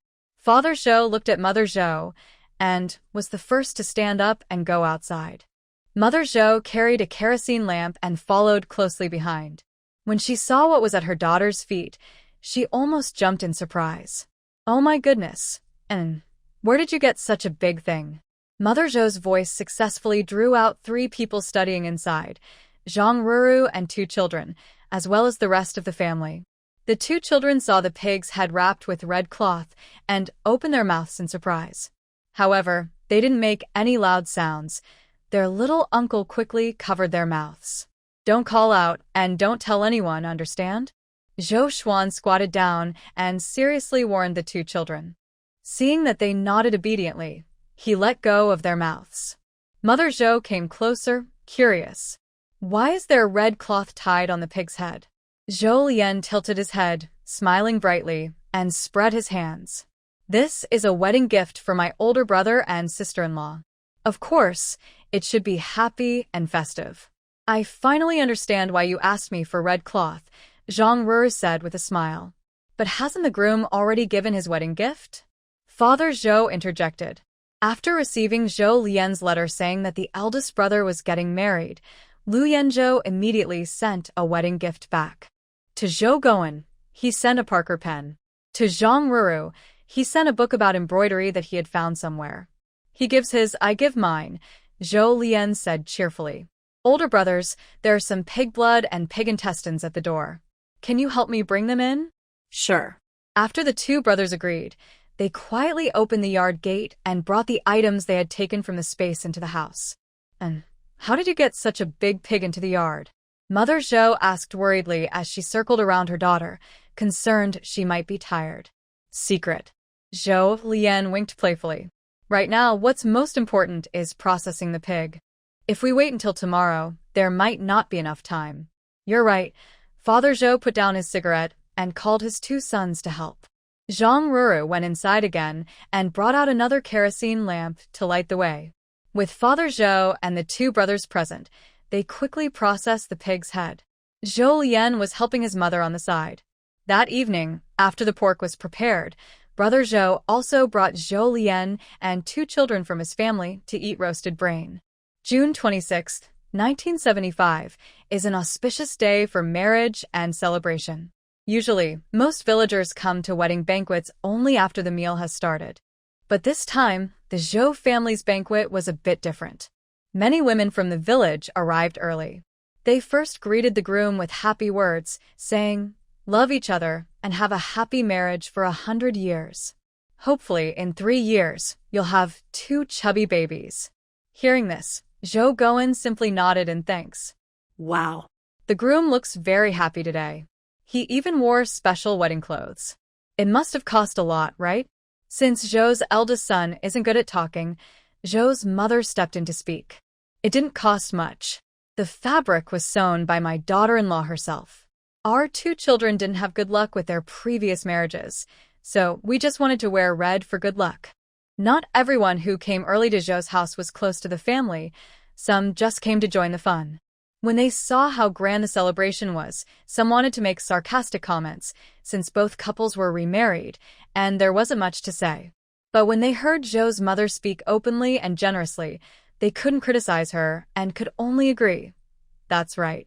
Marriage is a happy occasion. Wearing festive clothes is better. Maying, where is your daughter? At this point, the conversation went off topic. She's at home.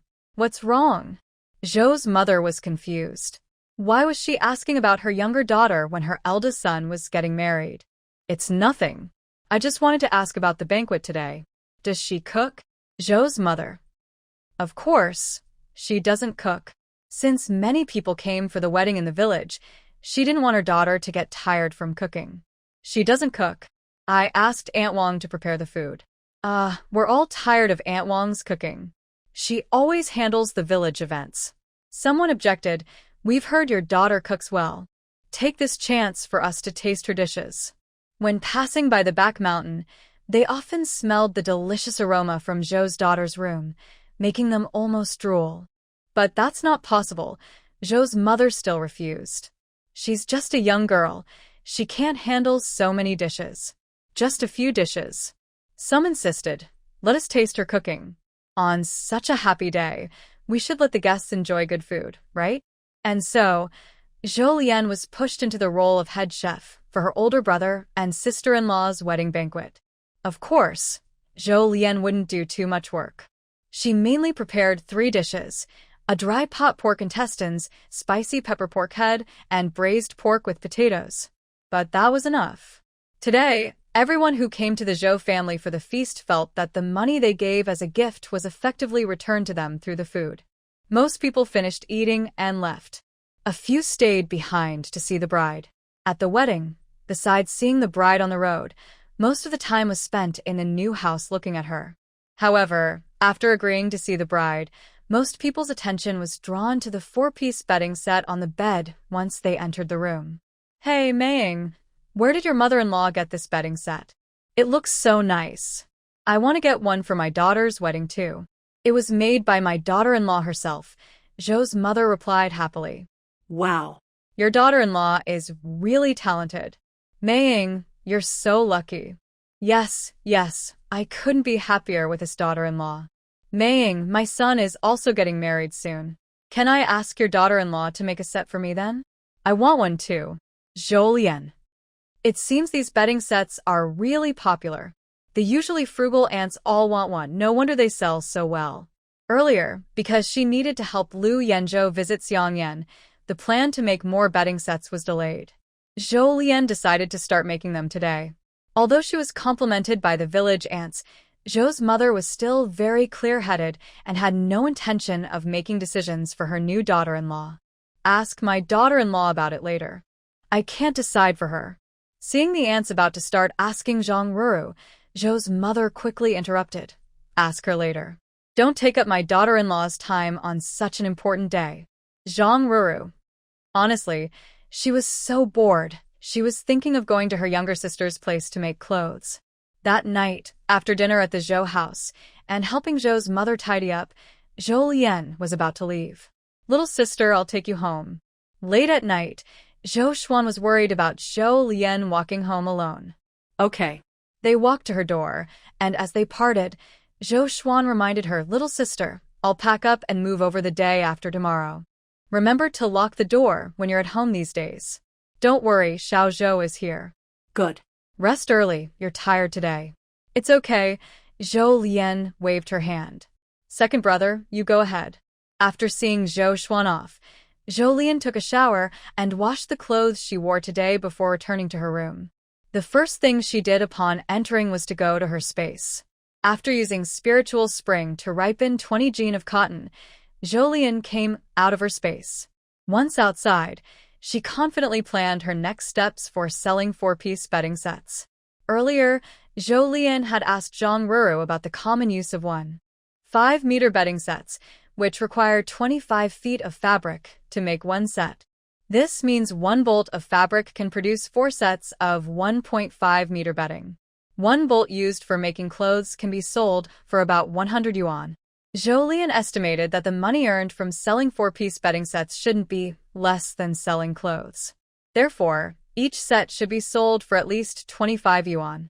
On average, this means 1 foot of fabric should sell for about 1 yuan. This price is quite high, but Zhou Lian isn't planning to lower it. She intends to sell at this price and is confident she can make sales. With the selling price set, Zhou Lian then calculated the labor cost for making each 4-piece set. Her sister-in-law had said that making these sets was simple, so Zhou Lian decided on a labor fee of 1 yuan per set.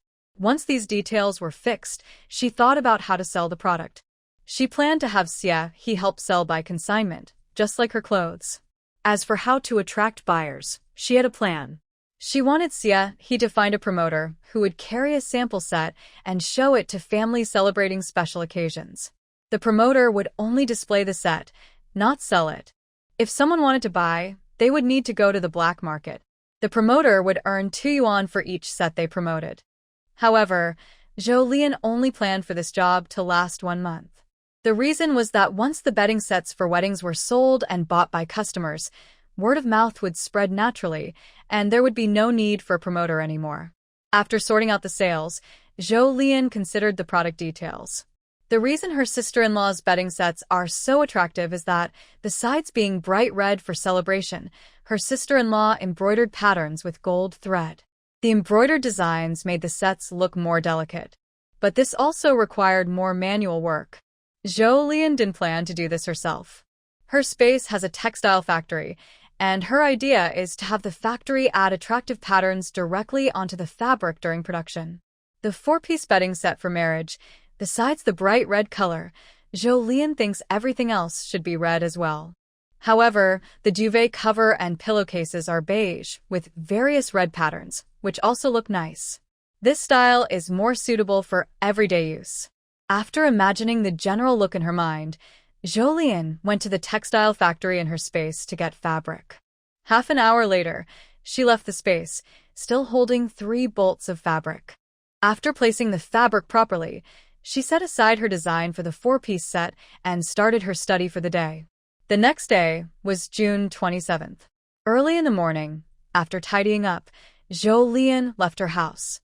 She first delivered vegetables, then went to her and Xia He's old place. After placing 3,500 pounds of rice, she took out 840 pounds of flour from her space. Finally, after some hesitation, Zhou Lian left 40 bolts of fabric at the old place. Today was not only the day to receive the space's grain harvest, but also the day to harvest the first batch of cotton she planted in her space. Normally, 1 acre could yield 240 pounds of cotton, enough to make 240 pieces of fabric.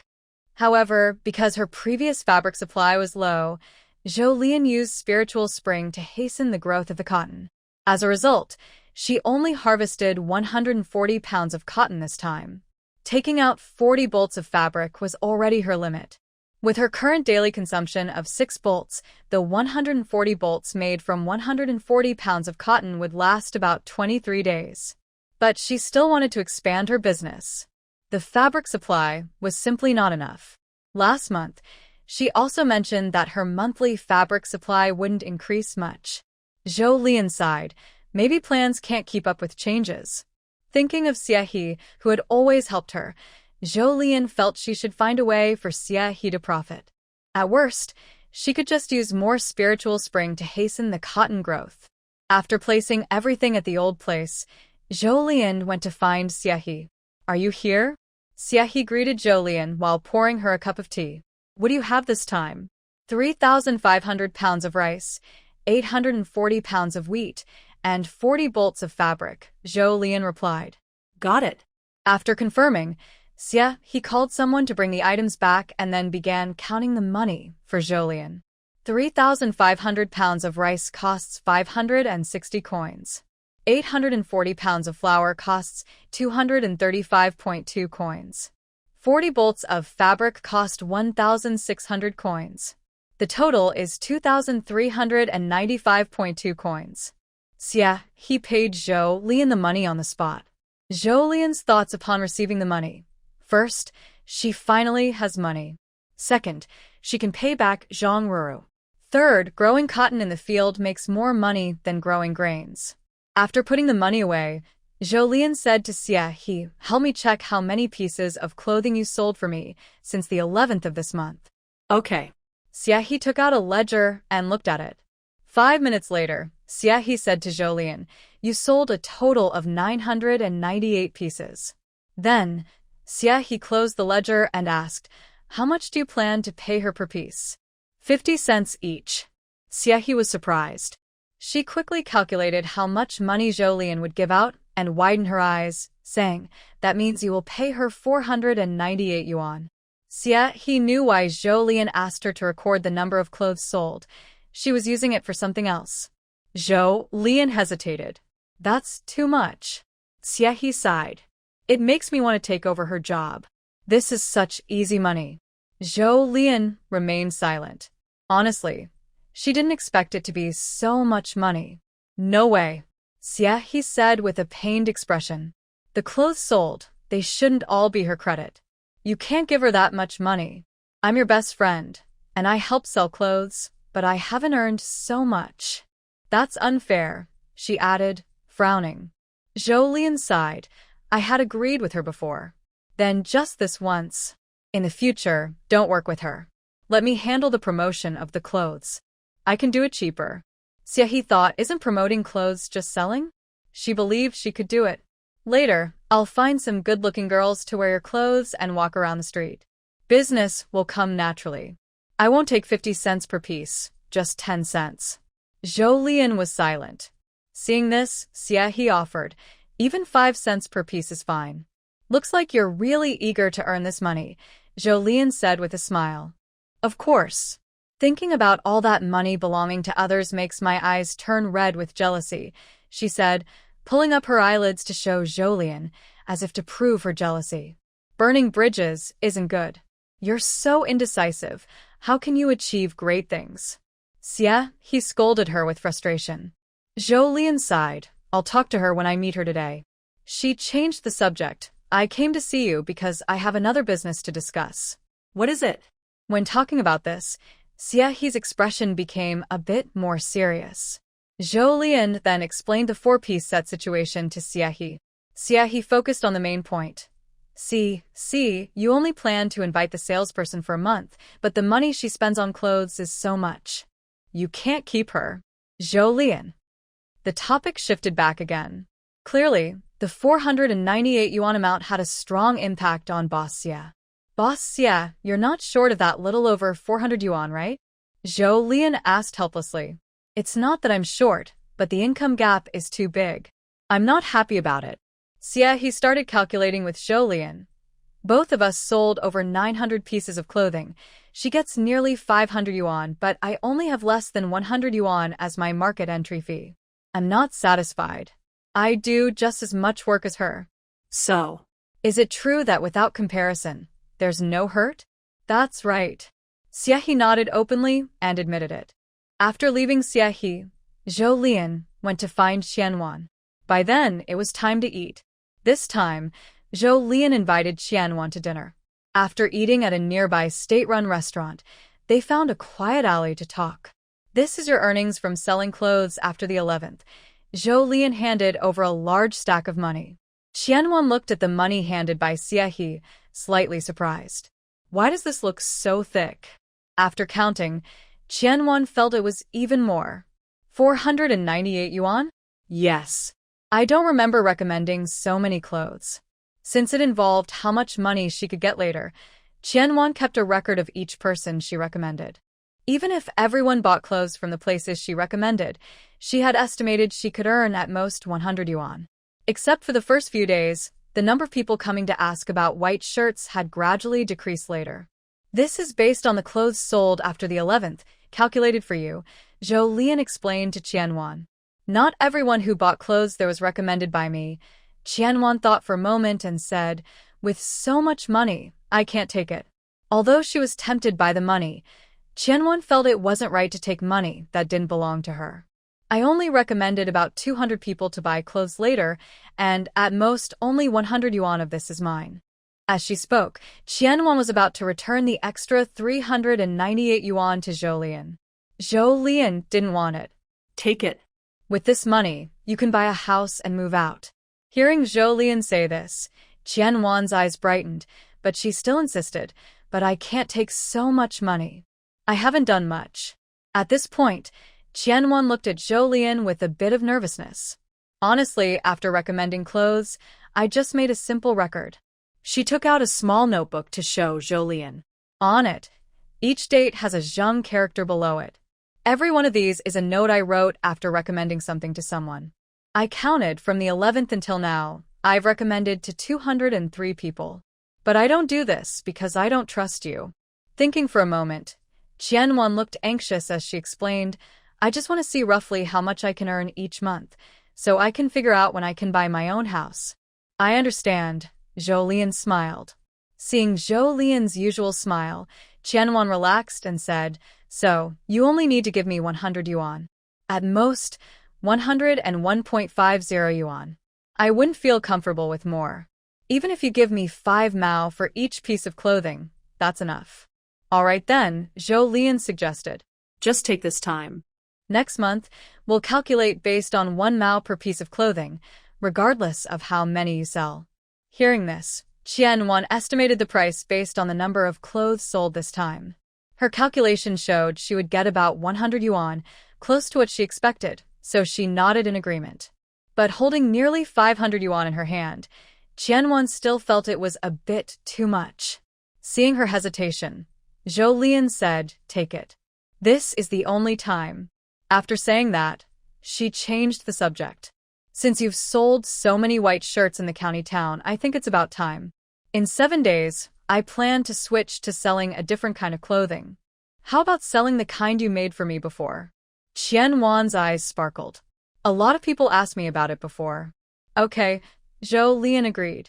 She was fine with selling any clothes. Her only goal was to make money.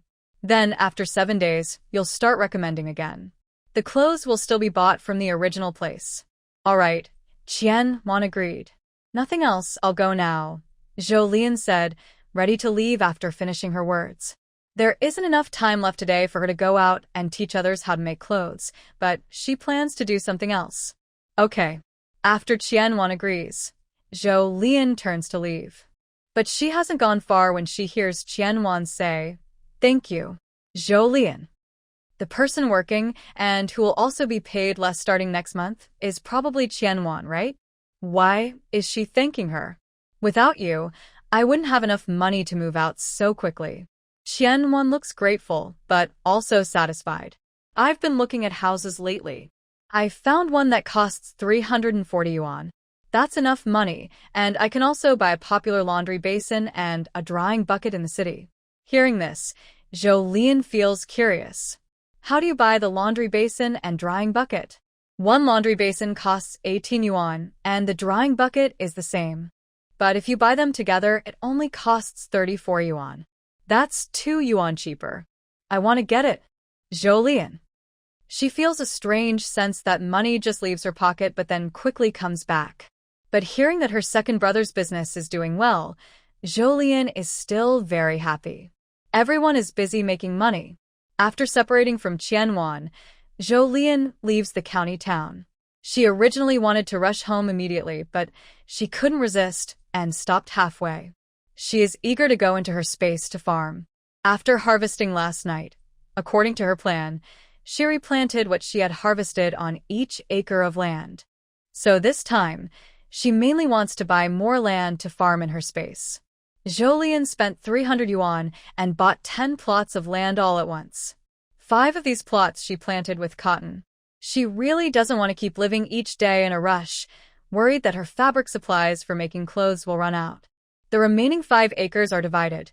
3 acres are used to grow corn, and the other 2 are for potatoes and sweet potatoes. She has no choice. Her pigs in the space are over 200 jin, about 100 kilograms, and ready for slaughter. The uncastrated pigs are probably close to breeding age, too. A sow can give birth to about 10 piglets each time. If both sows in the space get pregnant, they'll need a lot of food every day. Jolien doesn't want to worry about feeding her pigs anymore. So her main focus now is to prepare in advance. After planting 10 more acres in her space, her previously tense mind finally calmed down. She left her space again and headed home. After arriving home and resting briefly, she quickly went to the kitchen to work. Jolien planned to make some pork jerky. She hadn't forgotten her earlier idea of sending things to Lu Yanzhou. Now, the pig in the space had been slaughtered and she had enough meat, so she naturally wanted to start making it right away. The amount of jerky Jolien wanted to send to Lu Yanzhou was quite large. Plus, recently, she was afraid she only had today free, so she felt a sense of urgency while making the jerky. She became very focused, working so intently that she didn't notice anyone coming and going. That afternoon, Jolien made 10 jin, about 5 kilograms, of 5-spice pork jerky and a big pot of spicy pork jerky. When she finally stopped, she realized it was almost dark outside. After focusing all afternoon, she was a bit tired. She washed her hands and walked with heavy steps toward her room, planning to rest for a while. As soon as she entered, she saw Zhang Ruru concentrating on sewing at the sewing machine. Jolien, silently giving a thumbs up. Seeing a worker who still works on her second day of marriage, Jolien felt she wasn't so tired anymore. She left the room, went back to the kitchen, and made 2 cold noodles. Big sister-in-law, dinner is ready. After finishing, Jolien called out. They ate dinner together. After dinner, Jolien went to take a shower, while Zhang Ruru went back to work. When Jolien returned to her room, she noticed that Zhang Ruru already had a pile of clothes beside her. It looked like she was almost done with the 20 pieces of clothing today. Big sister-in-law, you really don't want to stop even for a moment. In the end, Jolien couldn't help but sigh. After saying this, she playfully winked at Zhang Ruru, who was looking at her. On the second day after getting married, big sister-in-law, you came over here to work. Didn't your husband stop you? Zhang Ruru felt a bit shy. He doesn't care about me. What's wrong? Seeing Jolien's reaction, Zhang Ruru couldn't help but ask. Jolien's tone was gentle. I just feel sorry for my big brother. Zhang Ruru was confused. Why feel sorry? Jolien pretended to be serious. Feeling sorry because my big brother probably just wants to cuddle with his wife right now, but his wife is only thinking about work. Don't ask how she knew this. It's all written like that in the novel. Zhang Ruru. Although it was her first time hearing about cuddling, she didn't mind understanding the meaning of the words literally. Thinking about last night, Zhang Ruru's face suddenly turned red. She glared at Jolien and said, Don't tease me. Jolien covered her chest and pretended to be hurt. Oh, big sister-in-law, you're so mean to me. Zhang Ruru. Why did she think Jolien, this little sister, was obedient and sensible? It was clearly mischievous. Zhang Ruru didn't want to bother with her playful little sister-in-law anymore. Seeing that she might upset her sister-in-law, Jolien quickly straightened up and said seriously, Big sister-in-law, once you finish making the clothes, can you help me with this? While saying this, Jolien had already taken out the fabric she prepared last night for making 4 sets of bedding from the wardrobe. What are you planning to make? Zhang Ruru asked, looking at the new pattern fabrics Jolien brought out. This is for making 4 sets of bedding. Different patterns are for different parts. You'll see once you look, Jolien replied. Okay, Zhang Ruru agreed. I'm almost done with my clothes. Once I finish, I'll do this. Seeing Zhang Ruru speed up her work, Zhou didn't disturb her and started her own study for the day. After Zhang Ruru finished her clothes, she saw Zhou focused on reading and didn't bother her. She picked up the fabric Zhou had set aside earlier and unfolded it, quickly understanding the pattern. Each batch of fabric, less than 25 feet, was a cycle. Within each 25 feet, besides the mostly red areas, there were 3 pieces of fabric, one large and 2 small, with a white background and red flowers. Having made 4 sets of bedding before, Zhang Ruru could tell at a glance that the 2 pieces of fabric of the same size were used for the pillowcases that touch the head, and the larger piece was used for the quilt cover that doesn't touch the person. She imagined what the quilt cover would look like and thought it might be even prettier than the one she made earlier. She even considered buying a set to change and wash, wondering how much her little sister planned to sell them for. After this thought crossed her mind, she quickly picked up scissors and started cutting the fabric. Except for the first set of 4 bedding, which was cut separately, after finishing the first set, Zhang Ruru began using her previous method of cutting clothes to cut all 11 remaining sets at once. Zhou felt she hadn't been reading for long when she heard her sister-in-law say, "Anan, everything is done." She looked up in confusion. Realizing this, she instinctively looked toward Zhang Ruru. At that moment, a pile of neatly folded 4 sets of bedding was placed beside Zhang Ruru. "This is so fast." Zhou looked confused, but also a little surprised. "And it's folded nicely. It's easier to make this way," Zhang Ruru smiled. All right.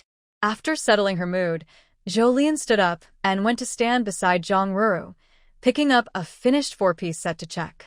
It looked just as good as she imagined. "Really beautiful," Zhou praised. "I think so too," Zhang Ruru agreed. Then she asked Zhou, "And how do you plan to sell these?" She wanted to buy a set to change and wash. The new 4-piece sets she made this time looked nice enough for everyday use. "I plan to sell each set for 25, Zhang Ruru asked about the price, and Zhou answered directly. She also asked for Zhang Ruru's opinion, "Sister-in-law, what do you think about paying me 1 yuan in labor for each set?" Hearing this, Zhang Ruru thought for a moment and replied, "That works." Although making 4-piece sets is simple, the work involved is a bit more than making a single piece of clothing. So, Zhang Ruru felt that paying 1 yuan per clothing item was fair. Then it's settled. Zhou happily went to calculate her wages. 20 pieces of clothing at 10 yuan in total, plus 12 sets of 4-piece sets at 12 yuan, makes 22 yuan altogether. Zhang Ruru looked down at the money Zhou just handed her and suddenly felt unsure about her earlier suggestion. Because earning 22 yuan so quickly was too good to be true. She had come in the afternoon and worked until now, which was just past 9 at night. Earning 22 yuan in such a short time made her a little nervous. And I've thought about it, and I think paying 5 mao per clothing and 50 mao per 4-piece set is too much. Zhang Ruru seemed to ponder and said, "I know you probably have your reasons, but even though everyone took a risk to do this, I think you took the biggest risk and should earn more." She felt her sister-in-law was paying her too high wages, which allowed her to save a lot of money, while her sister-in-law still had to borrow money from her. Zhou, don't ask. Just be touched. She was so considerate of her. She was a ruthless capitalist who just cut wages for Qiujuan. Her sister-in-law was actually feeling sorry for a ruthless capitalist. Zhang Ruru made a surprising suggestion. "I think 3 mao per clothing and 5 mao per 4-piece set is a fair price." Just like that, she could earn a lot in a month. As she spoke, Zhang Ruru was about to return the money she had received to Zhou. Zhou chuckled, "Sister-in-law, to be honest, the others who helped me make clothes and 4-piece sets, I plan to pay them the price you just mentioned. Then I should get paid the same way." Zhang Ruru added, "I'll take half of the previous payment and return it to you." Zhou jokingly stopped her. "No need, sister-in-law. Your payment is still based on the original amount. I'm telling you this just because I don't want you to worry about me." Zhou thought that maybe, because she suddenly borrowed money from Zhang Ruru, it made her think she wasn't making much profit from making clothes. "No, isn't that just taking advantage of you?" Zhang Ruru disagreed. "How is that taking advantage?" Zhou Lian also disagreed. It's special treatment for family. Zhou Lian believed that within legal limits, giving some special favors to close family members was acceptable. All right. She didn't want to argue about this anymore. She counted out 200 yuan and handed it to Zhang Ruru. Sister-in-law, this is the money I borrowed from you earlier. No need to rush to pay it back. I have money now and I don't spend much, so it's not urgent. Just take it and use it first, Zhang Ruru refused. I have money now, so I'll pay you back, Zhou Lian said, knowing she was considering her. She added, I'll pay you first, and if I run out of money later, I'll ask sister-in-law again. Hearing this, Zhang Ruru took the money back. She was about to count 25 yuan to buy a 4-piece set from Zhou Lian when she heard her say, Sister-in-law, I have something else to ask you. Then Zhou Lian explained that there were 12 more families she needed help making clothes for. I'm telling you this because I want to ask for your help. Please help me teach them. The sooner they learn, the sooner I can start making money, right? With Zhang Ruru's help, they could teach 2 families a day, and in 6 days, all the families would be trained. Okay. Zhou Lian had already spoken, and it wasn't a big deal, so Zhang Ruru naturally agreed. Then Zhou Lian insisted on paying her a daily teaching fee of 30 yuan. Sister-in-law, this time, the main clothes we're teaching them to make are black shirts and white pants, like the ones we made before. We've already sold quite a few white shirts, and next, we'll mainly sell black shirts and white pants. Okay. As soon as the two finished talking, they heard Zhou Xuanan outside the yard. Zhou Lian took a flashlight to open the door. Outside, he saw not only his second brother, but also his eldest brother. Zhou Goen felt a bit uncomfortable being watched by his little sister. His face turned slightly warm as he said, Little sister, I'm here to pick up your eldest sister-in-law. Originally, Zhang Ruru, who was following Zhou Lian, heard Zhou Goen say this and immediately blushed. Why are you here to pick me up? I can go back by myself. Eldest sister-in-law, you should let your eldest brother pick you up. At this moment, Zhou Xuanan interjected, I was planning to come over after dinner. Eldest brother insisted on coming now, just to avoid delaying you. But if he pulls me along, he ends up not focusing on his reading. You should go back with him quickly and let him concentrate on his reading. Zhang Ruru. Zhou Goen's face grew even warmer. Don't say these things in front of little sister. The eldest brother of the Zhou family felt very embarrassed. Zhou Xuanan was momentarily stumped but quickly found a way to counter his elder brother. My little sister is married now. What is there to be afraid of? And he hadn't said anything inappropriate. In response, Zhou Goen launched a verbal attack. My little sister is married. Why haven't you married yet? Zhou Xuanan. Speechless. He didn't want to talk to his elder brother anymore. Marrying a wife is such a big deal? But even as he thought this, a face flashed through Zhou Xuanan's mind. Recognizing who the person was, he quickly diverted his attention. Little sister, this is tomorrow's grocery money. After giving his little sister 20 yuan, Zhou Xuanan said, This is a letter from your brother-in-law today. Should I wait here for your reply? While Zhou Xuanan waited for Zhou Lian to write back, Zhou Goen took Zhang Ruru and left first. Both of them were a bit shy, almost blushing as they hurried back from Zhou Lian's place. When Zhang Ruru left, she even forgot she had originally planned to buy a set of 4-piece bedding to take home. It was getting late. Zhou Lian quickly read through the letter written by Lu Yanzhou and then wrote a reply on half a page. Compared to Lu Yanzhou's 2 pages, Zhou Lian felt her reply was a bit too short. But it was already so late, and she didn't want her second brother to wait too long. She hurriedly packed some dried meat and asked her second brother to help send it over. Oh, little sister really cares for her brother-in-law. Does second brother get a share? Zhou Lian. She had always made delicious food and never lacked for her family's share, right? What happened to second brother today? Why does he keep attacking people with partners? The next day, Zhou Lian took the 4-piece bedding set to find Xie He, asking for help to sell it. Don't worry, I guarantee you'll get good quality at a fair price. Hearing this, Zhou Lian suspected that Xie He was hinting at something. Seeing Zhou Lian not respond, Xie He asked proactively, Did you talk to that person yesterday? Zhou Lian. You didn't say anything, right? If you still give her 50 cents per piece, I will go on strike, okay? In their black market work, they do the least but get the least money. Jolien felt a bit helpless after Siahi said that. I told her from now on, 50 cents per piece. That's more like it. Siahi huffed proudly, we're doing business, so profits come first. Then she glanced at Jolien and said, I thought you cared about relationships and had to give her so much. That's a big taboo for us business people. Jolien. Is she trying to teach her how to do things?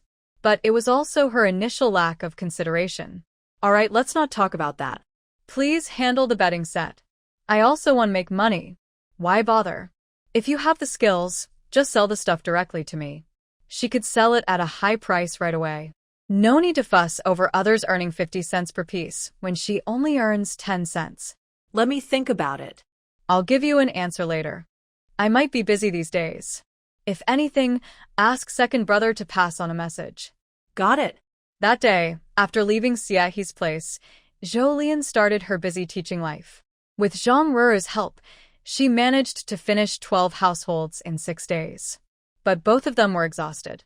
Teaching others to sew clothes on a sewing machine was fine, but the main trouble was riding bikes and sitting on bikes every day. The roads these days are really bad, and in 6 days both of them had sore legs and aching butts. Since the distances weren't short and they often didn't go to the same place, they came and went, and every time Jolien dropped Zhang Ruru off, it was almost dark. Today was no different. As Jolien stopped her bike at the Zhou family gate, she saw her eldest brother coming out first. And her brother looked at her with a resentful expression. Jolien shivered. It was as if she saw 4 big words in her brother's eyes. Give me back my wife. Jolien. Guilty, guilty. Thank you for your hard work these past few days, sister-in-law. Rest well at home tomorrow. After saying this, Jolien rode away on her bicycle. I'll go home now. Zhou's mother just came out and saw her daughters back. Hurrying so much, I wonder if she ate before leaving. Mom. Zhang Ruru greeted her and said, my little sister probably wants to go back quickly to take a shower. She was sweating a lot today. You know she likes to stay clean. You all must be tired. Come in quickly to wash your hands and eat. After eating, I'll boil some water for you. Okay. Honestly, Zhang Ruru knows Jolien very well. When Jolien arrived home, the yard was very quiet. Apart from the soft snoring of Xiaozu in the corner, there was no other sound. Jolien knew her second brother hadn't come back yet. Seeing this, she quickly used warm water from her space to wash herself comfortably. After her shower, she saw her second brother still hadn't returned. So she took out some braised dishes and hot rice she had prepared earlier and started eating. When she finished eating and washed her face and brushed her teeth, Zhou Xuan finally came back. Second brother, I left the food in the pot for you. Jolien called out and was about to float back to her room to rest. She was really exhausted after these 6 days.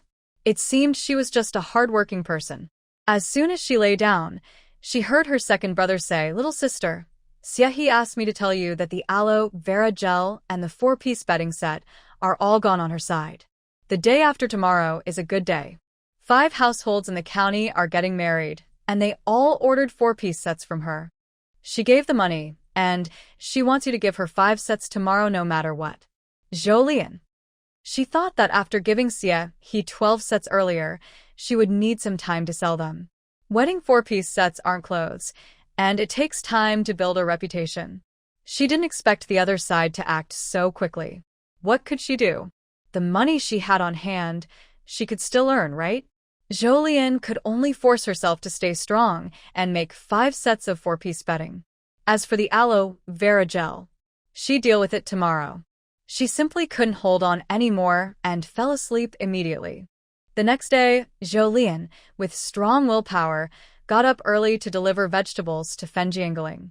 After delivering the vegetables, she went into her space to make aloe vera gel. Once the gel was finished, she was completely exhausted and didn't want to move at all. In the evening, Zhou Xuan pushed his cart into the house. He immediately saw his sister lying motionless in the rocking chair in the yard. Zhou Xuan. If he remembers correctly, when he left home today, his little sister seemed to be in the same state. This made him suspect that his little sister might not have moved all day. Are you really that tired? Zhou Xuan asked with a mix of helplessness and amusement. He runs around outside almost every day, and he thinks it's okay. There's a kind of tired called mental exhaustion, okay? Jolien spoke softly. Thanks to the spiritual spring's nourishment, her body wasn't really tired anymore. What made her not want to move was her emotional exhaustion. She was originally a lazy person, and a few days ago, she forced herself to become a top performer just to earn money, so she was indeed tired. Seeing her like this, Zhou Xuan's smile deepened. He deliberately teased her. Little sister, you're so tired? What should we do? Second brother has found 7 suitable families for you. Jolien.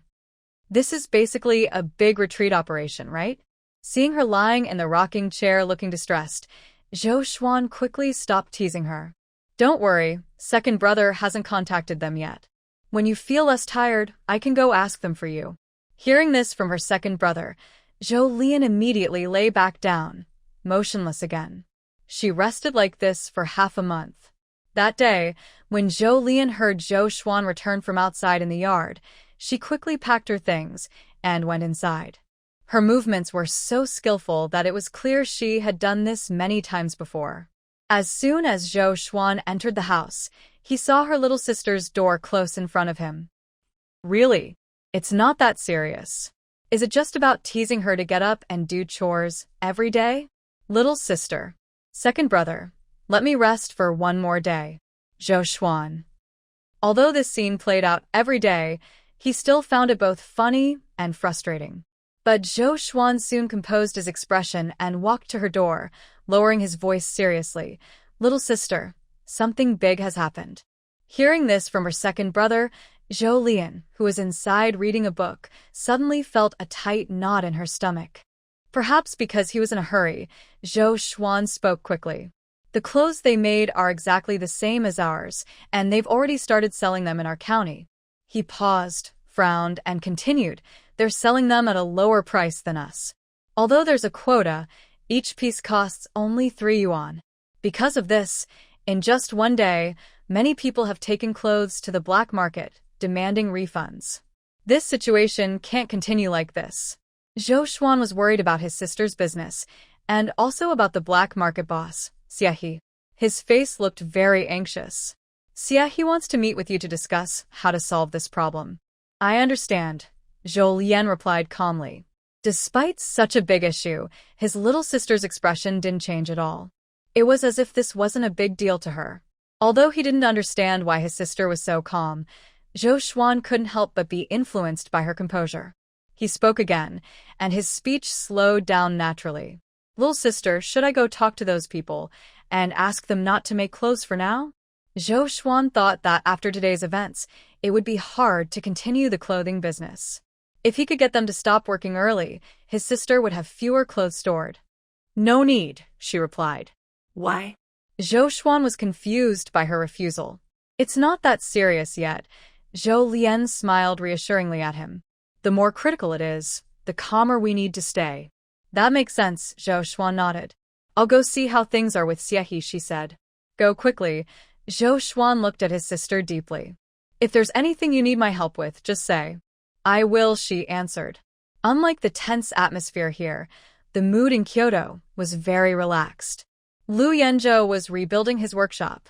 50 days had passed, and now he could move around without a wheelchair. Zhang had just finished a task today and hurried to the hospital to find Liu Yanzhou. You might think this was a touching brotherly moment, but no.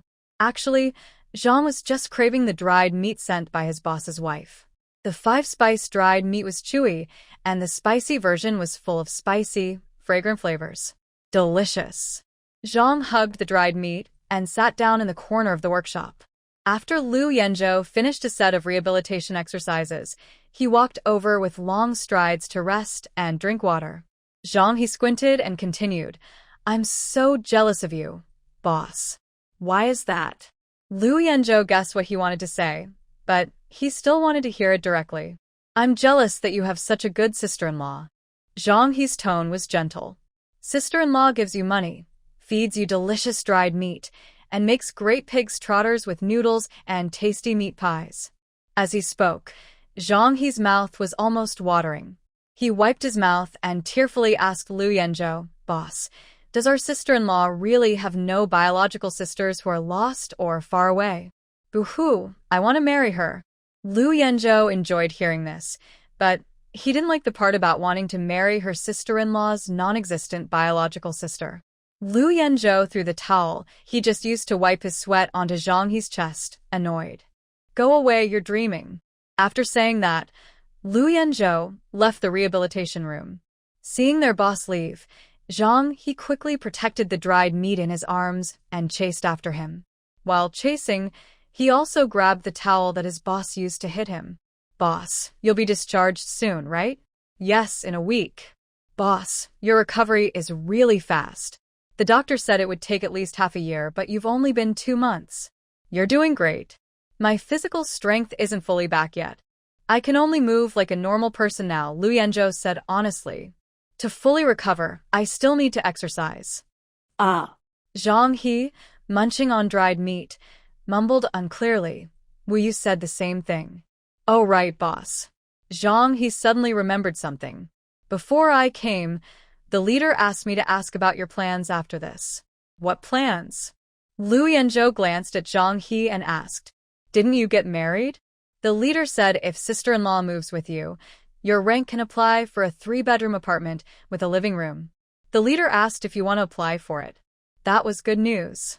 But hearing Zhang He's words, Lu Yanzhou slightly frowned and didn't answer immediately. He couldn't answer right now because he didn't know what his wife thought or if she was willing to move with him. They hadn't discussed this before. Just apply, just apply." Lu Yanzhou heard Zhang He muttering quietly and couldn't help but give him a side eye. Knowing he was glared at, Zhang's courage grew. He brightened his eyes and said, "Sister-in-law is coming over. I can't eat at your place every day, but I can have a meal sometimes, right?" "Dream on," Lu Yanzhou replied with a blank face. Even if his wife was willing to follow the military, he couldn't bear for her to cook every day, okay? He had already decided that once he recovered, he would take good care of her. So, even cooking should be his responsibility. "Let's talk about this in 2 weeks," Lu Yanzhou said seriously. Zhang focused on the main point. "Why in 2 weeks?" "After I leave the hospital, I plan to go back for a visit." "But aren't you training your physical strength?" Zhang looked a bit confused. He thought that the first thing his boss would do after leaving the hospital was to return to the army for proper training, aiming to recover his previous condition as soon as possible. Lu Yanzhou glanced at Zhang. "I can also exercise at home." Zhang hesitated. That's true. He almost forgot that his boss was someone with incredible self-control. Such a boss could train anywhere. But will the leader agree? Their boss was a key player in the leadership. Last year, when he was away, much of their glory was taken by other units. Zhang believed that now that their boss was awake, the leader would surely urge him to reclaim those honors. "I'm on my wedding leave," Lu Yanzhou said. Zhang was silent. Wedding leave was quite significant. For them, getting married was not easy. So, unless it was a special situation, wedding leave had to be approved. And indeed, his boss still had wedding leave. So, "Boss, when will you come back?" Zhang asked. "Actually, I mainly want to know when you'll bring your sister-in-law over." Lu Yanzhou shot a slightly annoyed look at Zhang. "Stop hoping your sister-in-law will cook for you. And whether or not I follow the military, we haven't discussed that yet. As for when I'll return," Lu Yanzhou thought for a moment. "In 2 months. Zhang was surprised. "Boss, have you forgotten that your wedding leave is only 1 month? Although the wedding leave is only 1 month, I have accumulated a lot of leave days before. Even if I cut it in half, I can still spare a month." Lu Yanzhou wanted to spend more time with Zhou Lianen. The time they spent together when he was awake was too short. While they talked, they had already returned to the hospital room. Lu Yanzhou returned to the hospital room and went to take a shower with clean clothes. Zhang He continued eating dried meat. After a while, he stopped reluctantly, worried that he might have eaten all his older brother's dried meat again. The batch of dried meat from 10 days ago was already finished by him. Not long after putting down the dried meat, Zhang He saw his older brother come out after showering. He originally thought his brother would sit on the bed and read documents like before, but this time, he opened the door of the ward and simply walked out. Big brother, where are you going? Zhang He immediately followed. To the department store, Lu Yanzhou said without looking back as he walked ahead. Zhang He looked confused. Big brother, what are you going to do at the department store? These days, how many men go shopping at department stores? Buy a gift for your sister-in-law, Lu Yanzhou said seriously. Because he realized that he had been married for over a year, but he had never given his wife a gift. That was his mistake. If others had it, his wife should have it too. Watches, pretty clothes, lovely dresses. Oh, buying a gift for sister-in-law. Zhang, he thought he was starting to understand. But then, why suddenly buy a gift for sister-in-law? Lu Yanzhou shot a glance at his slow-witted brother. Buying a gift for my wife. Do I need a reason? If you're so clueless, you might never find a wife, Lu Yanzhou concluded, having overheard nurses chatting at the nurse station once. Zhang He. Is it that serious? He scratched the back of his head and looked at his older brother with curiosity. Then, big brother, can I go learn from you? Lu Yanzhou. Okay. Since he had no experience, Zhang He could just barely serve as a reference. So, Lu Yanzhou took his recent bonus and coupons, along with Zhang He, to the nearby department store. Lu Yanzhou first chose a women's watch, then went to the clothing section to pick out clothes. There are many ready-made clothing counters in Kyoto, offering a variety of options. Lu Yanzhou saw some nice clothes and wanted to buy them for his wife. An hour later, Zhang He was carrying a bunch of different things. 2 hours later, he was wearing items hanging around his neck. He looked exhausted, like a fish that had lost its dreams. Seeing his older brother buy more things and pile them on him, then move on to the next counter. Zhang He swore to himself. There will be no next time. If he follows the boss shopping at the department store again, he won't be surnamed Zhang. Something else was brought over again. In just 2 or 3 hours, his boss has already spent about 700 or 800 yuan. What kind of family is this? Boss, do you want to buy more? Seeing that his boss ignores his suffering and keeps shopping, Zhang He finally couldn't help but voice his despair. His words earned him a disapproving look from his boss. Just shopping for a little while, and you're already tired? Go back and do a 30-kilometer run. Zhang He was just accompanying his boss to shop at the department store, and now he's messing up? Boss, what else do you want to buy for sister-in-law? Zhang He subtly changed the subject. Lu Yanzhou saw through Zhang He's little thoughts. But since Zhang He helped carry so many things, he decided not to argue. He smoothly shifted the topic. Your sister-in-law liked the mung bean cakes I sent last time. I plan to buy 10 more boxes to send back to her. Boss, you're so nice to sister-in-law. Zhang He flattered behind Lu Yanzhou. He thought that although his boss was tired from wanting to buy everything he saw, he still admired how good his boss was to sister-in-law. He also wanted to get married. Boss, does sister-in-law have any unmarried good friends? I have no other purpose. Just want to get married. Zhang He's face was full of longing. Lu Yanzhou. He didn't know that either. It seemed he didn't know enough about his wife. When Lu Yanzhou took Zhang He to buy mung bean cakes for Zhou Lian had already ridden her bike near the black market. When she was about 50 meters from the black market entrance, she noticed a large crowd gathered there. Most of them were girls, with a few scattered men, probably there to return money or clothes. After observing for a while, Zhou Lian turned back and found a quiet place to store her bike in her space.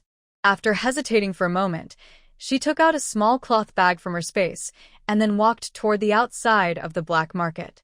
As she approached, she heard a loud, angry man shouting, "If they don't return it, we'll report them to the police." Just after shouting, he was immediately shouted at by someone else. "Are you stupid?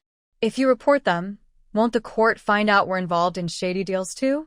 Someone echoed, "You're right. This can't be taken to court. Although spending an extra yuan or 2 on clothes isn't a big deal, it's not worth risking getting us involved over such a small amount." "Yeah." The man who was yelled at was unhappy and rolled his eyes. "Haven't you heard of the law that doesn't punish a crowd? There are so many of us, what are we afraid of? That makes sense." We've been here for most of the day, and no one has said they will give us a refund.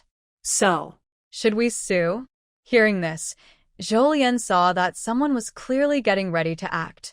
She was about to pretend to be a helpful bystander to stop them when someone else stepped forward first. It's not necessarily that we have to sue. After this person spoke, someone else was unhappy and asked, "Are you an undercover seller?" The previous speaker took a step back, looking serious. "Don't accuse me wrongly. I just don't want to ruin this place over a refund. You know, the items here don't require receipts, so shopping is very easy." That makes sense. So, we should just get the money back and forget about suing. Refound the money. Seeing the situation stabilize, Jolien slipped into the black market carrying her small cloth bag. "You're finally here." Inside the black market, Huang Hu saw Jolien and let out a big sigh of relief. Then, he quickly took her to see Xie. Xie, he looked unusually serious today. The moment Jolien entered, Xie hurried over and asked, "You understand the situation now? What should we do? If we start refunding, all the clothes we've sold will probably bankrupt us." Xie, he looked worried. "If we don't refund, they won't give up easily. What should we do?" This problem really puzzled Xie. She worried all day, lost a lot of hair, but still hadn't come up with a good plan. Meanwhile, the people outside needed them to act quickly. If they didn't calm the crowd outside, Xie was worried that the big scene might attract some troublemakers who could shut down her black market. That would be a huge loss. If the black market hadn't gained fame yet, she could just move somewhere else and restart. But now it's well known, and the daily visitors are doubling. Starting over somewhere else would be hard to bear. And, with the current situation, it looks like selling clothes will be difficult from now on. Without popular items that everyone fights to buy, the black market won't attract much attention. The new black market probably took a lot of time and effort to reach its current size. Thinking about this, Xie, he couldn't help but curse in his mind the ancestors of the people at the local clothing factory. Copy their clothes if you want, but after copying, they also want to ruin their livelihood. That's really annoying. However, they currently have no way to deal with the people at the clothing factory. They can only secretly suffer the loss.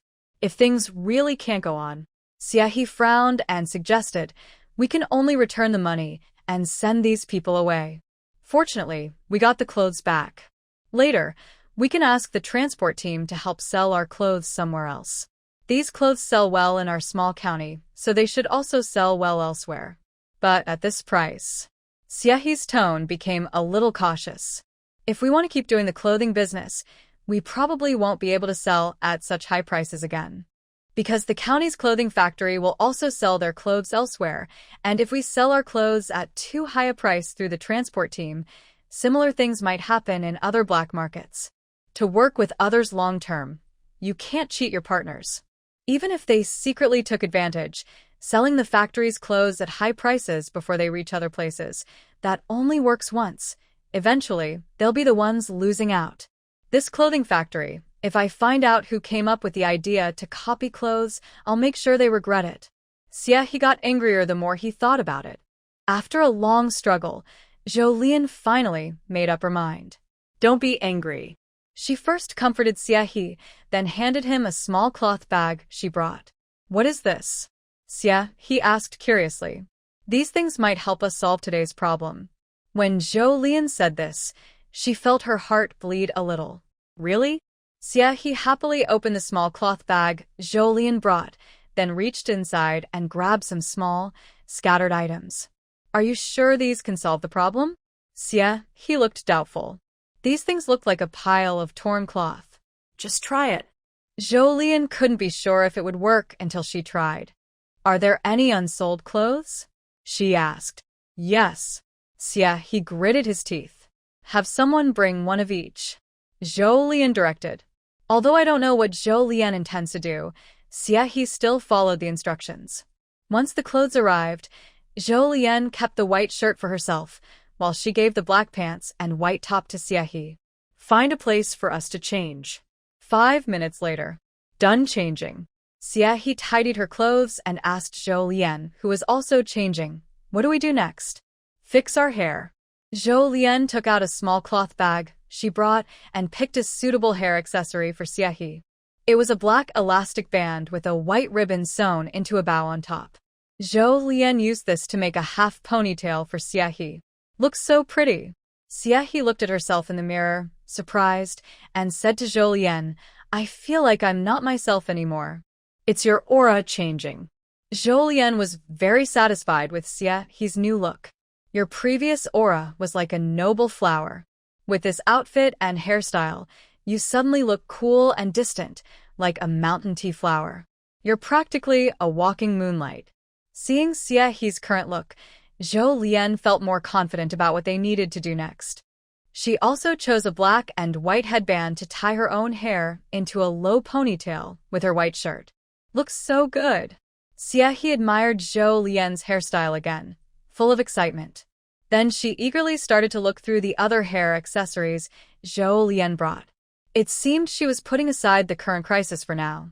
Zhou Lian felt a bit helpless. Let's handle the matter first. Thanks to Zhou Lian's reminder, Xie remembered what was outside. Her mood, which had improved because of the pretty accessories, suddenly worsened again.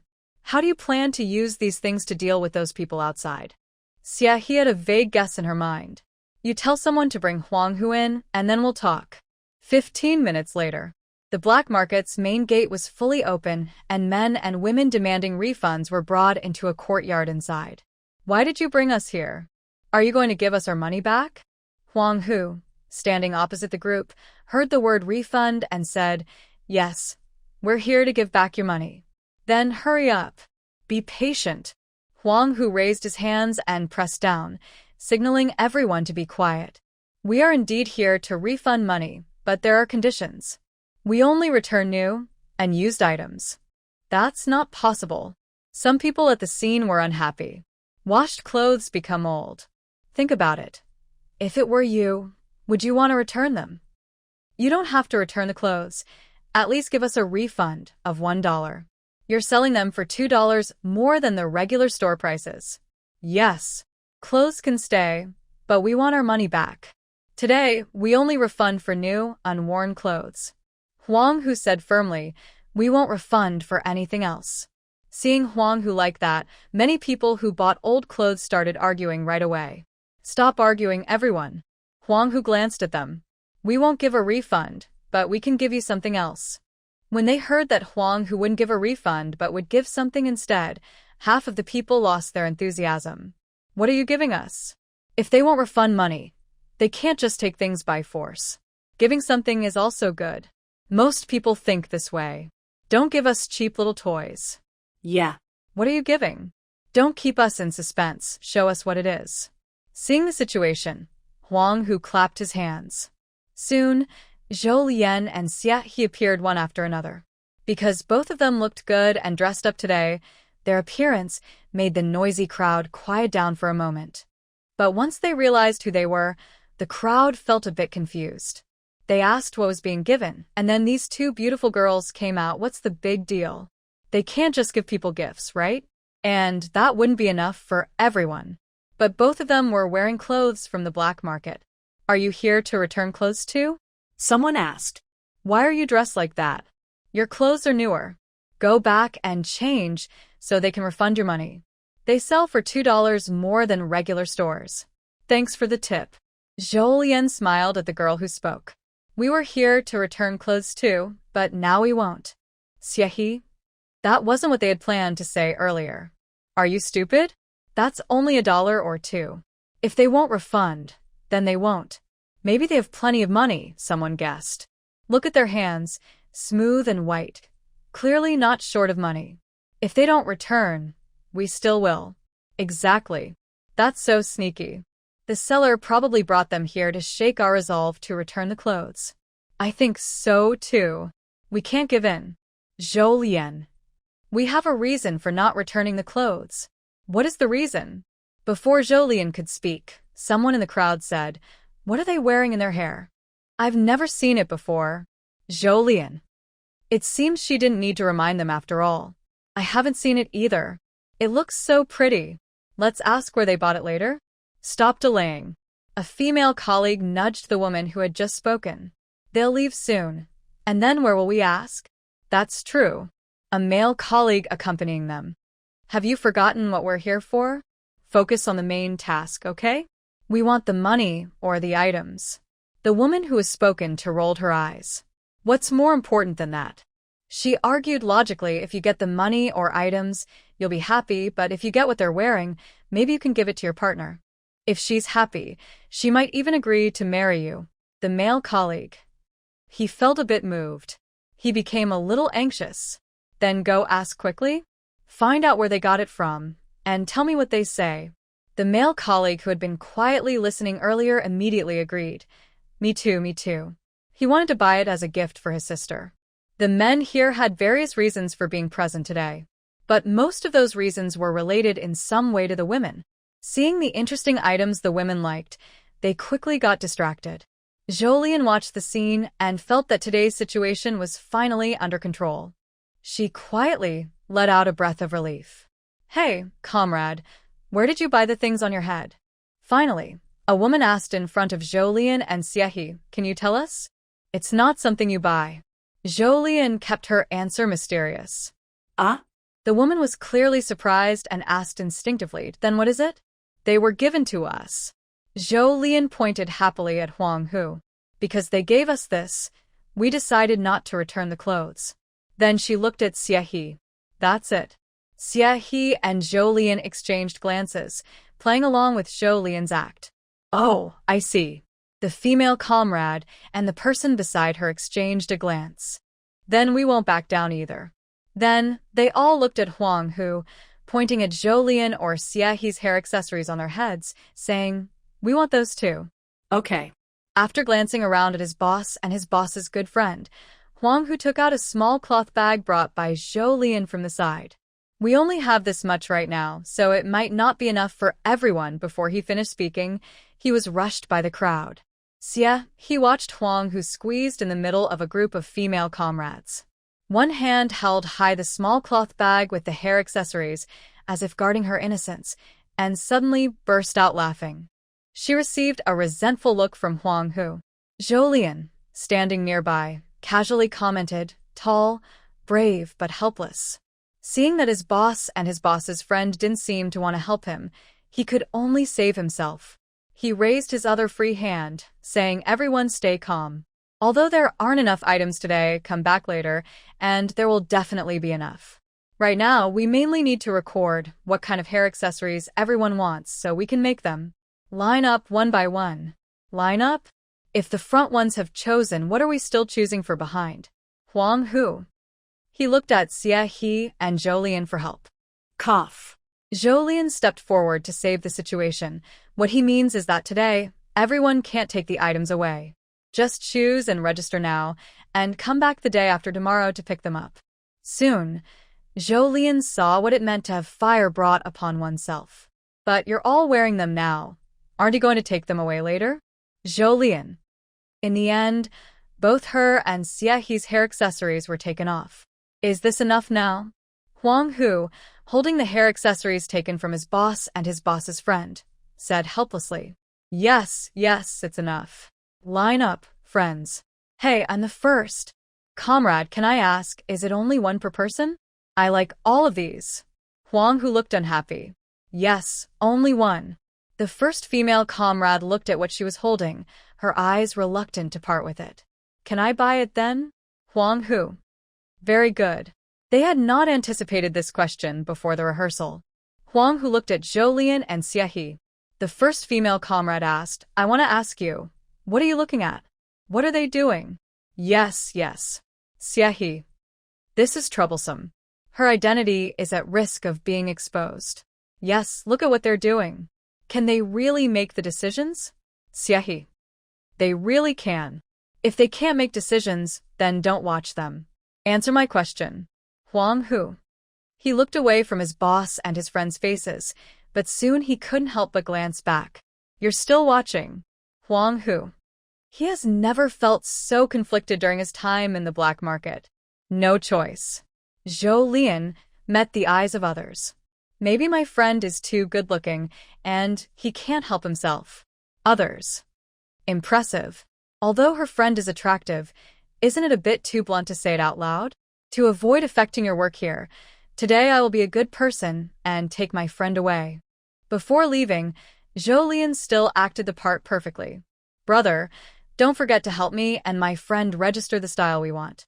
If you do a good job, I'll speak well of you in front of my friend. Xie. Is this really Zhou Xuan's biological sister? If she tells Zhou Xuan, will Jolien get into trouble when she goes back? Huang Hu. Others. Hurry up and leave. In front of everyone, please don't flirt.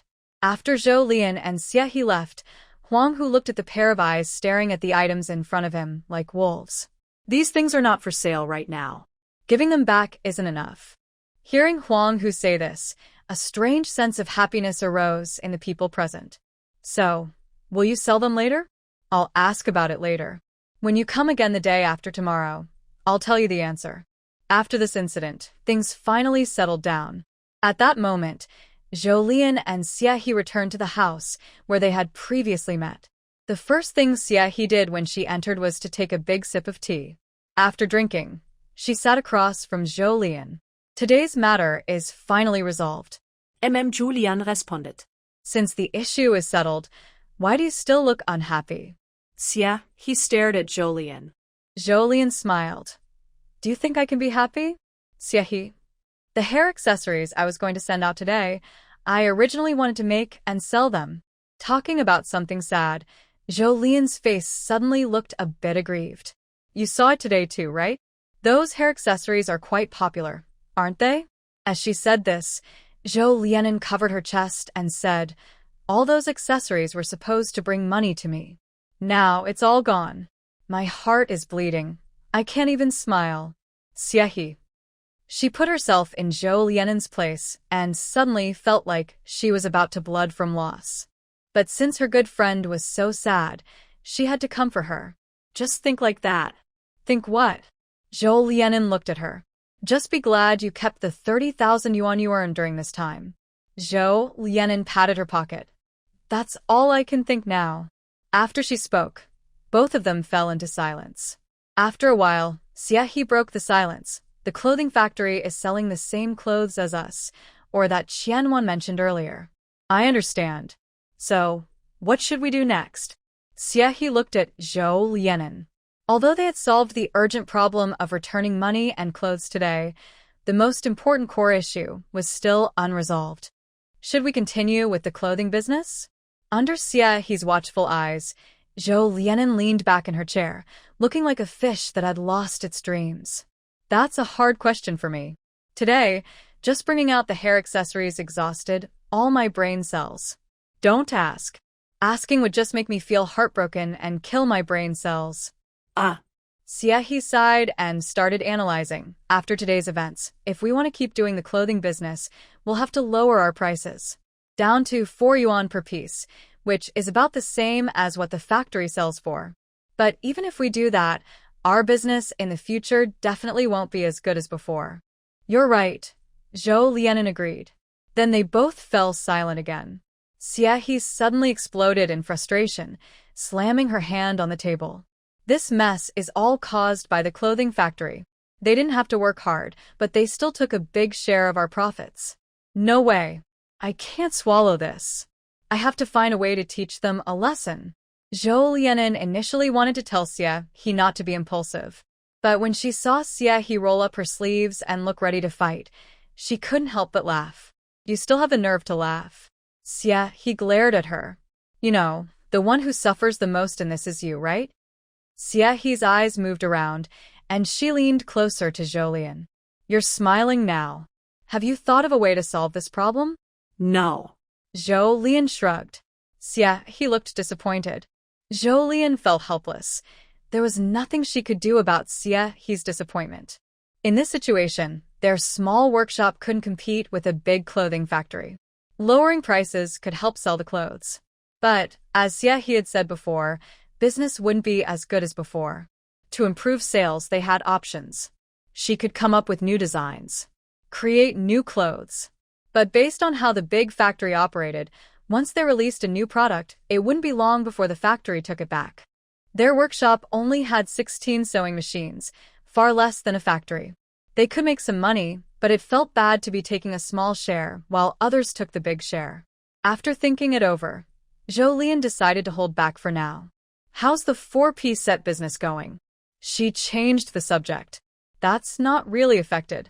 Just as Jolene was about to nod, she heard a knock on the door. Come in.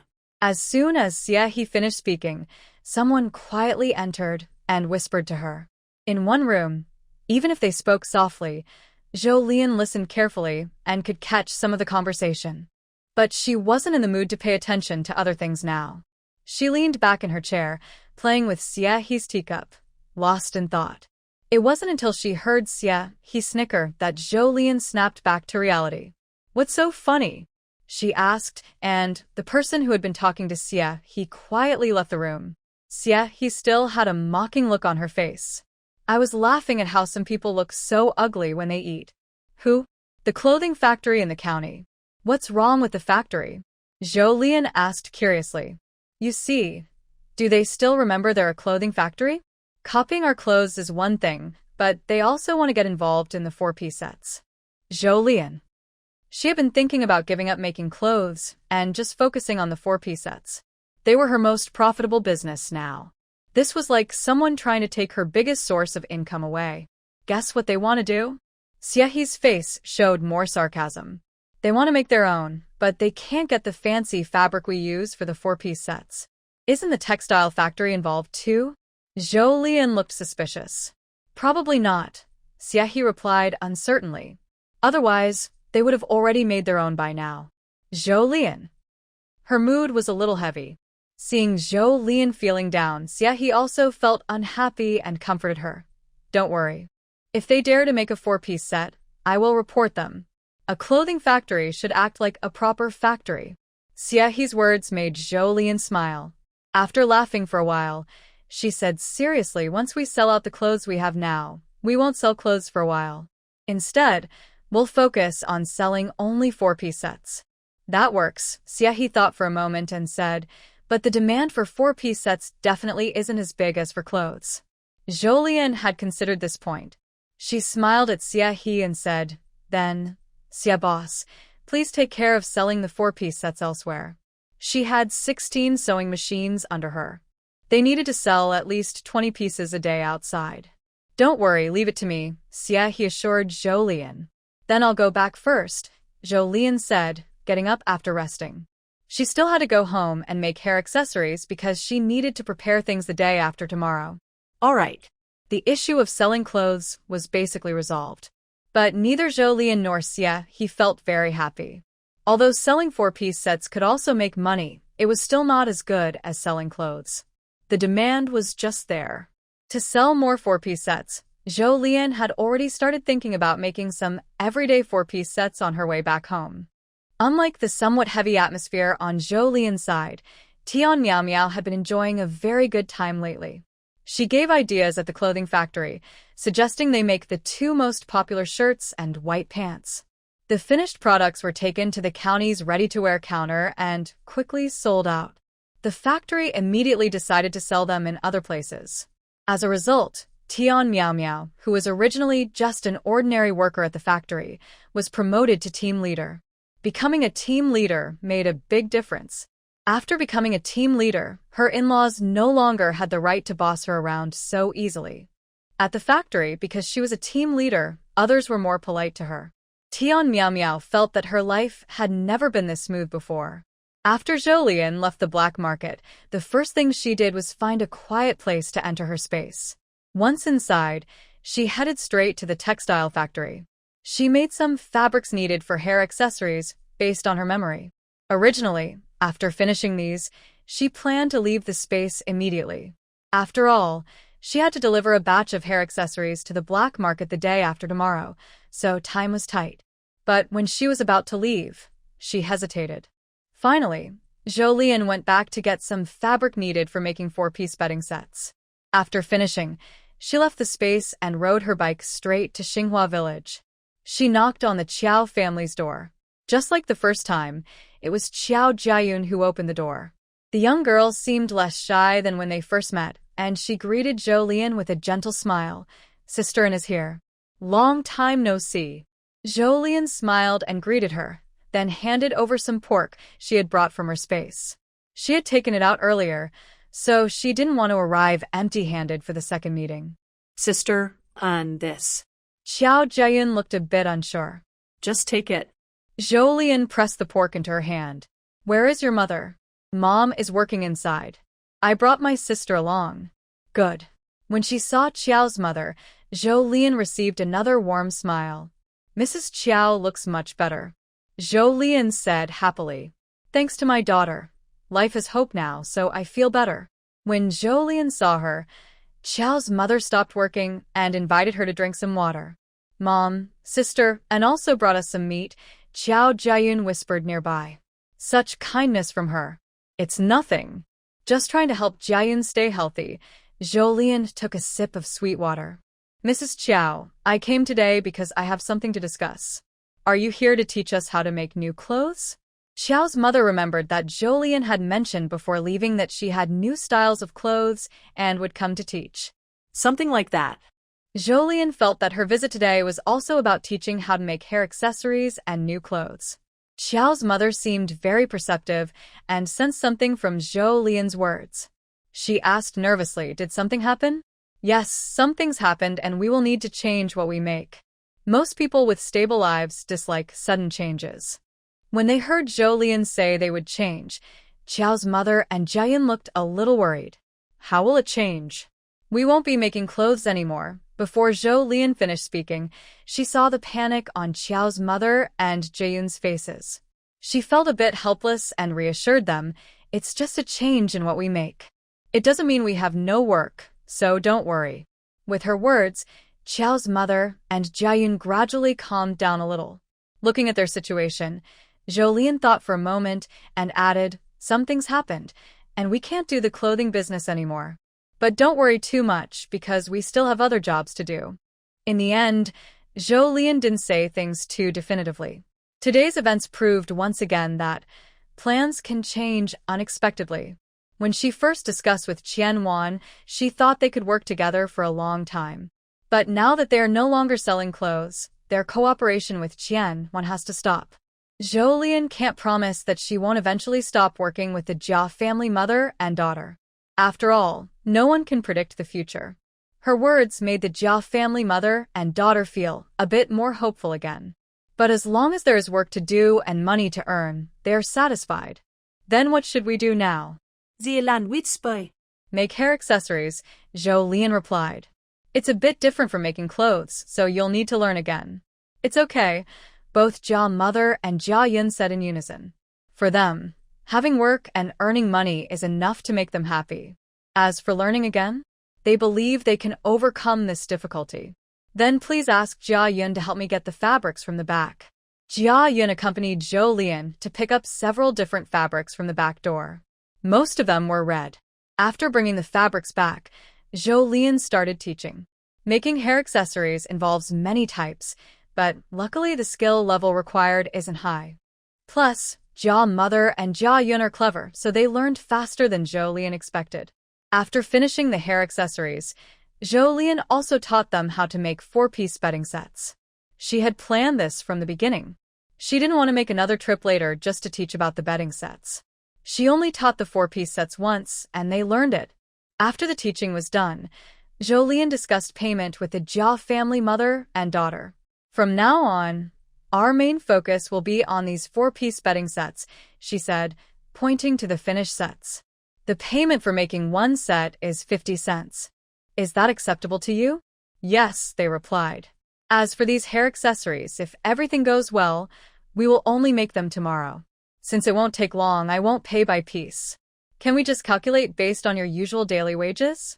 Yes, they agreed. Then it's settled. Okay, they responded almost immediately. It seemed that Jolene had finished talking about everything she wanted to say. Mother Qiao pointed at the unfinished clothes and fabric and asked, what should we do with these clothes and fabric? Today, Jolene was focused on other things. She hadn't thought about this question before. But once Mother Qiao asked, she quickly gave an answer. The torn fabric can be used to make new clothes. The untouched fabric can be kept for my brother to take back later. As for the clothes already made, the wages will stay the same as before. Okay. From then on, Zhou Lian's task at the Qiao family was considered successfully completed. She stood up and said, "It's getting late. I should go now. Girl, stay and have dinner with us." Mother Qiao rarely responded directly to Zhou Lian's words. After helping make clothes for over a month, their family's situation improved. They could now invite Zhou Lian to eat a meal, just like they had hoped. "I also want to try Auntie Qiao's cooking," Zhou Lian said with a smile. "She looks like a good cook. But today isn't good. I don't have enough time. I need to go home quickly." She winked playfully and said, "After all, isn't it unsafe for girls to walk home at night?" Mother Qiao was silent. She initially wanted to suggest that her son could see her off, but worried about gossip, she didn't say anything. "Next time, my girl must come when there's time to eat together." "Okay." As she spoke, Zhou Lian had already stepped outside. Just as she reached the door, Mother Qiao handed her a smoked chicken. "You can't eat here. Take it home and cook it yourself." Before Zhou Lian could respond, another rabbit with its legs was placed in front of her. She looked along the rabbit's body and saw Qiao Jiefeng. Meeting her gaze, Qiao Jiefeng said, "These are some wild game I caught. Don't mind." Qiao Jiefeng had just returned from hunting outside. As soon as he entered the house, he saw his mother giving things to the girl. Although he wasn't sure what the girl was here for today, it didn't stop him from giving her the rabbit. Right now, Qiao Jiefeng was quite thankful for this girl who was scheming with his mother and sister. At first, he was pretty unhappy about it, but over time, seeing his mother and sister happier each day, he didn't mind anymore. He was still a bit worried about his mother and sister getting involved in these schemes with the girl. But Qiao Jiefeng had already thought it through. Even if something happened, his family would face it together, so he wasn't afraid. Zhou Lian took the rabbit and chicken, smiling as she said, "Then I accept gratefully." She had been in this world for a long time but had never tasted wild chicken or rabbit before, so she wanted to try. "Thanks." Zhou Lian waved the chicken and rabbit at Qiao's family. Since Zhou Lian didn't refuse and accepted the gifts, Qiao Jiefeng was satisfied. He glanced at the sky and said, "Let's go quickly. It's getting late. Be careful on the way home." "Don't worry," Zhou Lian said as she left. "Even for these chickens and rabbits, I must get home safely. I'm leaving now." Before she was far away, two people who had been standing with Qiao Jiefeng at the door watching her had suddenly disappeared. Qiao Jiefeng. No need to ask, he knew his mother and sister were in a hurry to do something. He also realized recently that his mother and sister had a bit of a greedy streak.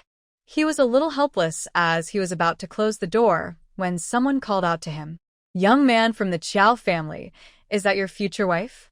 Qiao Jiefeng stopped closing the door and looked at the person speaking. It was their village's most talkative woman, Aunt Xiong. Seeing this, Qiao Jiefeng frowned slightly. Aunt Xiong looked in the direction Zhou Lian had gone and commented, "Your future wife looks quite pretty. But maybe she's not very smart." He thought to himself, "It's not that she's not smart. Who would want to associate with the nearly broke Qiao family? Everyone knows Qiao Jiefeng's mother is often unwell. This woman married into the family, and without a mother-in-law to support her, she also has to come and take care of people. Smart girls wouldn't look kindly on such a family. Please don't spread rumors, Aunt Xiong." Qiao Jiefeng said coldly. "Oh, did I say something wrong? Then what?" Qiao Jiefeng's tone remained calm and indifferent. "Where did I go wrong? I saw her take a lot of things from your house. If she's not your future wife, why is she so generous?" Aunt Xiong sneered. "She's related to my mother." "Yeah, right," she rolled her eyes. Qiao Jiefeng grew more impatient with her antics. "I don't care if you believe me or not, but if you go around spreading rumors that damage my mother's family's reputation and make it hard for my relatives to get married, are you responsible?" As he said this, Qiao Jiefeng's dark eyes stared intently at Aunt Xiong. Aunt Xiong felt a chill down her back as Qiao Jiefeng stared at her. Seeing that Aunt Xiong didn't speak and didn't want to argue, Qiao Jiefeng directly closed the main door with a loud bang. Aunt Xiong was a bit annoyed by this attitude. What's so proud about? Acting like you're the master of the house. TCH. In the end, Aunt Xiong cursed and left grumbling. Although Qiao Jiafeng warned her, she firmly believed in her heart that the person she saw earlier was Qiao Jiafeng's wife. She just didn't understand why Qiao Jiafeng kept denying it. Could there be some secret he was hiding? Thinking this, Aunt Xiong recalled the appearance of the person she had just seen. Zhou Lian was unaware of what happened after she left the Qiao family. She rode her bike home and saw her second brother chopping firewood in the yard. Second brother, invite mom and dad over for dinner tonight. I brought wild chicken and wild rabbit back. Have everything been sorted out? Zhou Xuan asked. Actually, seeing Zhou Lian still in a good mood to prepare dinner, he guessed that things had been resolved. But as an older brother, he still felt uneasy and wanted a definite answer. Yes, it's all settled. Zhou Lian smiled. I'm hungry. I'm going to cook now. Second brother, can you call mom and dad over? Zhou Xuan wanted to ask how everything was resolved, but seeing his little sister rushing into the kitchen so eagerly, he decided to obey and went out to call them. Once her second brother left, Zhou Lian threw the rabbit into her space. On the mushroom screen, just as it showed her space's animal count increasing by 1, she quickly threw the rabbit into the slaughterhouse. Soon, the rabbit turned into meat chunks of the size she wanted. The whole process took no more than 3 minutes. After marveling at the power of technology for a second, Zhou Lian left her space to start cooking. That evening, she made dry pot rabbit and chestnut braised chicken.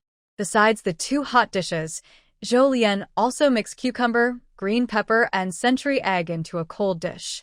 Soon, the family gathered happily to enjoy a meal together. Zhou Lian was very happy because both the wild chicken and rabbit were delicious.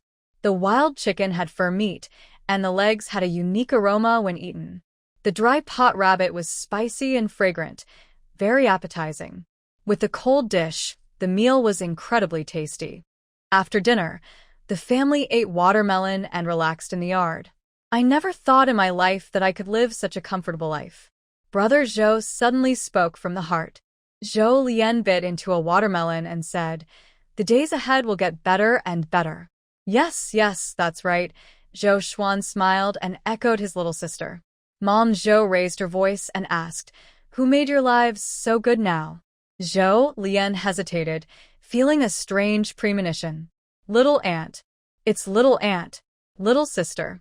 Aunt. It's my daughter. Mom Zhou nodded repeatedly, stopping her watermelon. Remember what you're saying now. If you don't do it in the future, you'll be unkind. Well. Zhou Lian wondered what her bad premonition was about. It turned out to be the bad feeling before being pulled into a scam. Welcome to Comrade Xiao Meiying's brainwashing channel. Next, you'll be brainwashed, Zhou Lian joked, pretending to have a hoarse voice. Her joke made everyone who was serious about listening to Mom Zhou burst into laughter. The family sat together for a while longer, feeling it was getting late, and prepared to go home. Sister-in-law, come help me tomorrow morning. Okay. Though she didn't understand why Zhou Lian suddenly said that, Zhang Ruru still agreed easily. After everyone left, Zhou Xuan asked Zhou Lian about how today's problem was solved. He wanted to go with his little sister at first, but he had other plans he couldn't cancel, so he didn't go. Zhou Lian told her second brother about what happened today. She also mentioned changing to making 4-piece sets. After making 4-piece sets, second brother won't need to go so often to pick up finished products. The main sales will still depend on the transport team selling to other places, so the trips won't be very frequent. As for how often the transport team goes, second brother can ask Xia. She knows better. I understand. The next day, Zhou Lian and Zhang Ruru spent the whole day making hair accessories. After finishing, they gave the items to Zhou Xuan. That night, Zhou Xuan woke up at 4 in the morning and got up. Carrying the handmade hair accessories, he went to Xinghua village. He collected the hair accessories made by the Qiao family's mother and daughter and delivered them to the black market. My second older brother and Xia, he helped me handle some matters, so Zhou Lian didn't need to worry about things afterward. In the following days, She spent her time taking Zhang Ruru to teach those people how to make four-piece bedding sets. Teaching the four-piece sets was really quick. Plus, with her previous experience in making clothes, those people learned almost immediately after one lesson. They visited 2 households a day, which took less time than before. However, after teaching and returning home, she still felt tired. When she got home, Zhou Lian was about to enjoy some freshly ripe strawberries and grapes as a reward. But before she could taste them, she heard her second brother enter and say, "Little sister, Xie has something to tell you. Hurry and go see her." Zhou Lian. She had just relaxed. Maybe she was born to work hard? Black market. Zhou Lian placed the basket she brought on the table, which was covered with a cloth, making it hard to see what was inside. "What's the matter?" She pulled out a chair and sat opposite Xie. Xie's gaze paused briefly on the basket she brought. If there was no urgent matter, she would have asked about the contents first. But she had something important to say. "I'm here to talk about the clothes." Xie spoke while pouring Zhou Lian a cup of tea. "Isn't it true that we don't return clothes when giving away hair accessories?" "Yes," Zhou Lian replied, signaling her to continue. "Because the hair accessories are pretty, not many people return clothes, and quite a few buy clothes because of the accessories. I asked your brother, and he said you still have a lot of clothes made, so I decided to sell the clothes together with the accessories. You won't mind me making this decision, right?" At this point, Xie looked at Zhou Lian carefully. Zhou Lian chuckled. "If you're not doing this for my sake, and considering you're my good friend, you should be able to help me with this." Hearing this, Xie felt happy and appreciated, like she was being valued. "I'll tell you, they not only buy clothes but are a bit crazy about it." How so? Zhou Lian asked, following Xie's words. "Some people buy a lot of clothes just to get more hair accessories." Zhou Lian, "That's so. They do have money." Xie nodded in agreement, "But I've been more careful this time." Seeing Xie say this with a bit of pride, Zhou Lian asked, "How did you do that?" "I told the clothing seller that from now on, all clothes bought here are non-refundable. This way, we can avoid some trouble."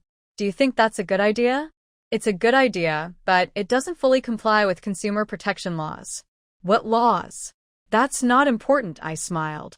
"If someone wants to return new clothes, we still have to accept the return. The reason is, first, I am confident in my designs, and second, I don't want to close the door completely. Even though there aren't many consumer rights laws now, and most clothes can't be returned once sold." All right. Although he doesn't want to cause trouble, she didn't argue with what I said. "Since we agreed to sell clothes with hair accessories, you need to give me more accessories, or it won't be enough." "Okay." I agreed. Seeing this, Xie continued, "I came to see you today not just about that. I also want to ask if we should keep selling clothes here in the future. I remember you have many designs. It's a waste to keep them unused." "No more selling," I said almost without thinking. "That's such a pity for the designs. They might be forgotten. They're not to be pitied. In a few years, they could still be used. In a few years, the market will open up more, with fewer restrictions. And I can start making clothes for myself in the meantime. Anyway, I've decided not to do the clothing business anymore. I want to do that too." Xie, he immediately said. Since she knew I had many designs, she was already looking forward to it. "Fine." I agreed generously. "Once I make the clothes, I'll give her some. I've had quite a few ideas lately. Besides women's clothes, I also have ideas for men's clothes. I plan to make some for my family when I have free time." Then maybe I won't sell clothes anymore." Even though I made the decision, Xie still felt a bit disappointed. Selling clothes is very profitable. Not counting before, just in the past half month in July, I earned over 30,000 yuan. In less than a month, that's a big difference. I don't deny that it's very profitable. But we need to take the biggest share, or it's just helping others make money. It's better not to do it at all. I'm not selfless. I'm lazy. The reason I push myself to do these things now is just to build some capital so I can live the life I want in the future. With the presence of hair accessories, we might actually make more money than we thought before, Xie said after comparing internally. Although that's true, I don't think it's very promising. Why not? Because if clothes can be copied, then hair accessories can be copied too. After the incident of copying clothes, Zhou Lian feels it's unlikely they can dominate the hair accessory market. Because, like clothing, making hair accessories doesn't require much skill. Xie.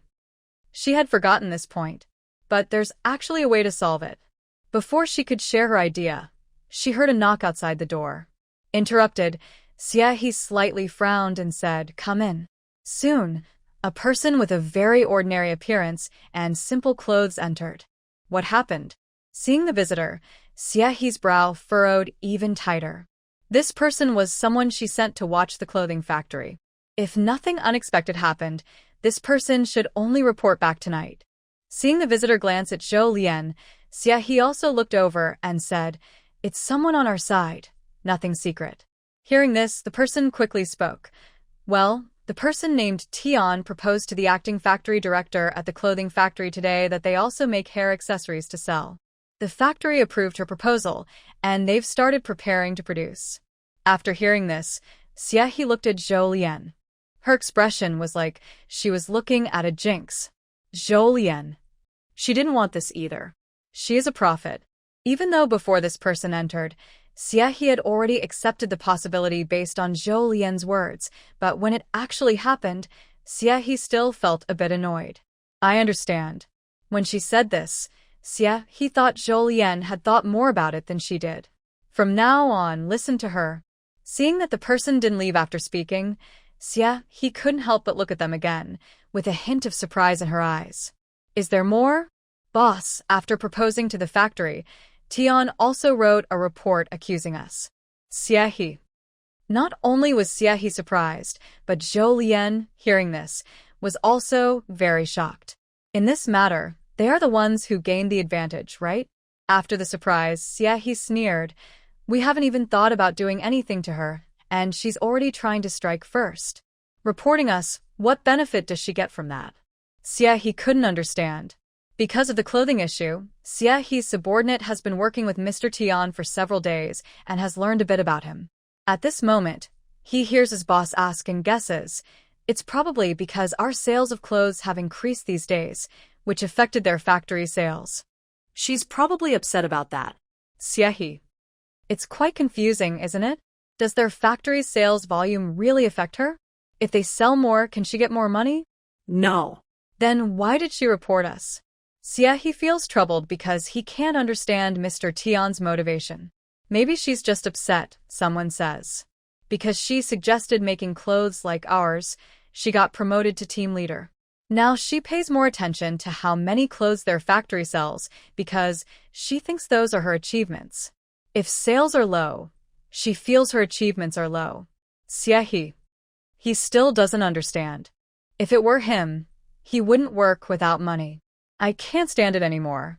Xie looks at Zhou Lianin and states firmly, I want to deal with her. She was the one who suggested copying our clothes at the clothing factory before. I hadn't even confronted her yet, and she started causing trouble for me first. Xie grits his teeth and says angrily, at first, I was hesitant because she's a woman, but now I really can't stand it. Zhou Lianin's mood is complicated. He understands why they want to make money the same way as them. But reporting them crosses a line. No matter what the reason, Zhou Lianin can't let her succeed in reporting them. Does it seem like you're not too worried? Maybe because she hasn't handed in the report letter yet? Zhou Lianin asks the person reporting the news. The person glances at Xie and then replies, yes. I've kept someone watching her. Once she's ready to act, someone will call us to report. Good job. Zhou Lianin looks at Xie. How much do you know about her?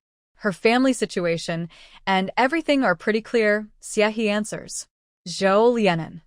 Relearning about her and trying to find ways to stop her now seems like a waste of time.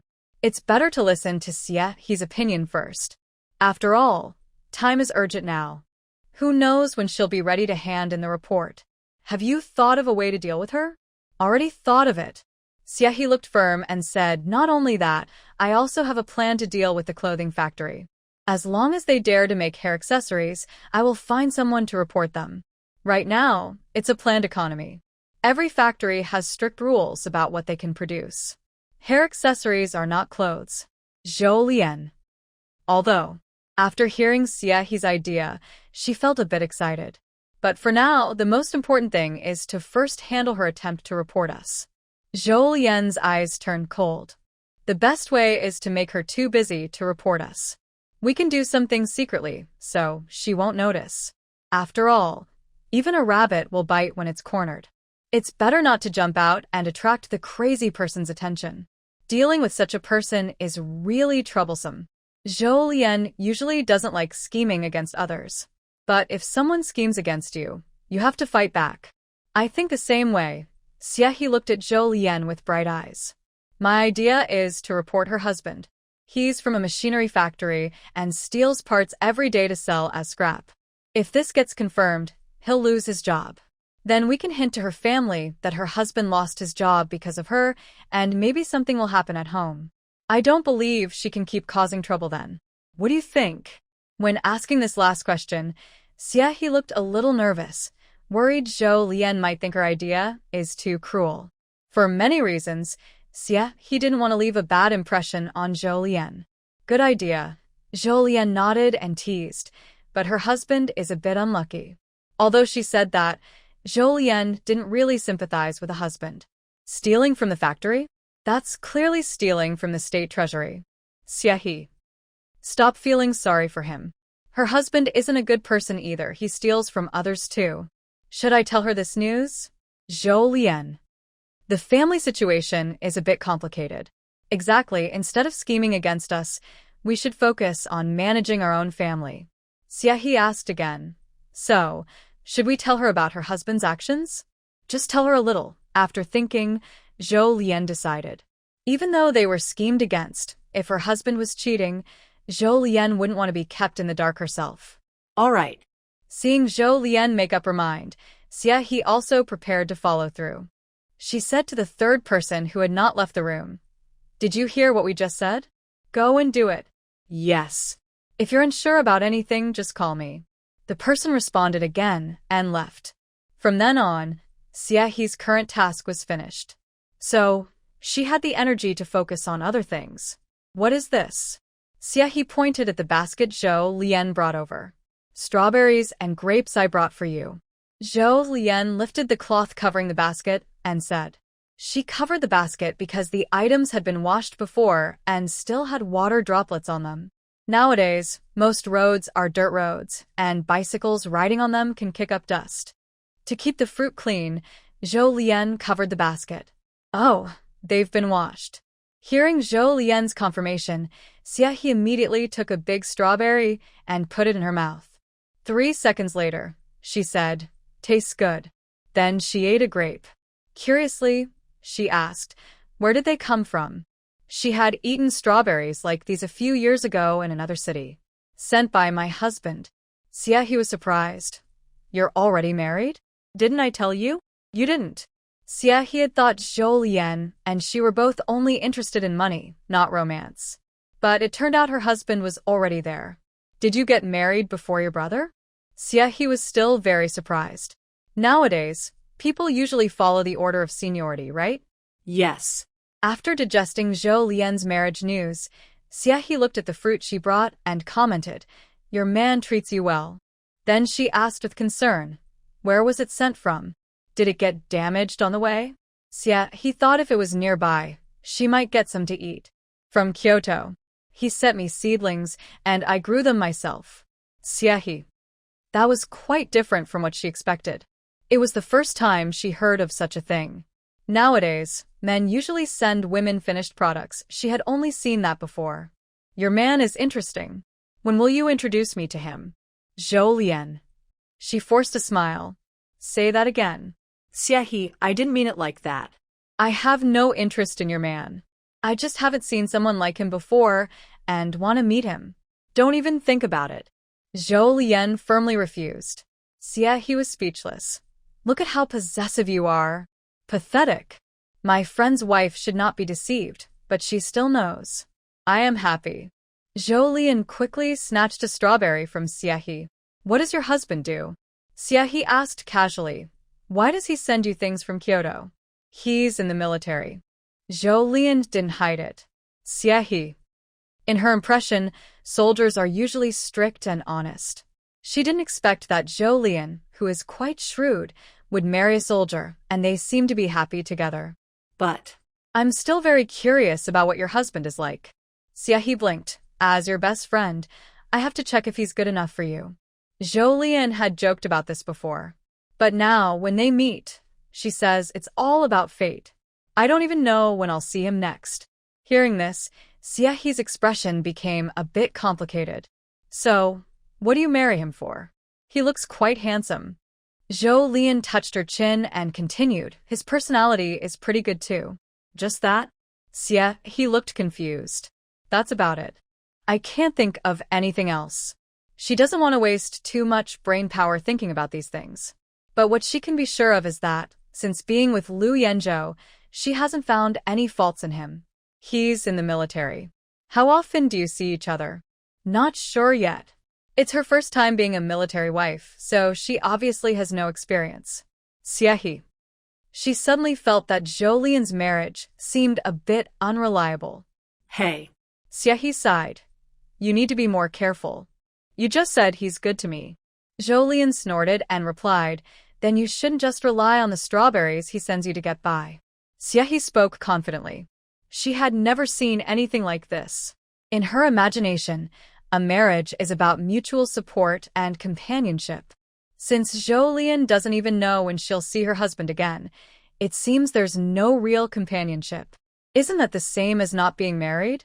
But soldiers can also be supportive, she suddenly thought. Military wives can follow their husbands. Are you planning to follow him? no.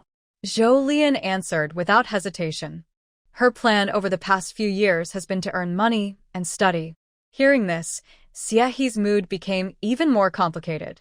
On one hand, she didn't want Zhou Lian to go with the military.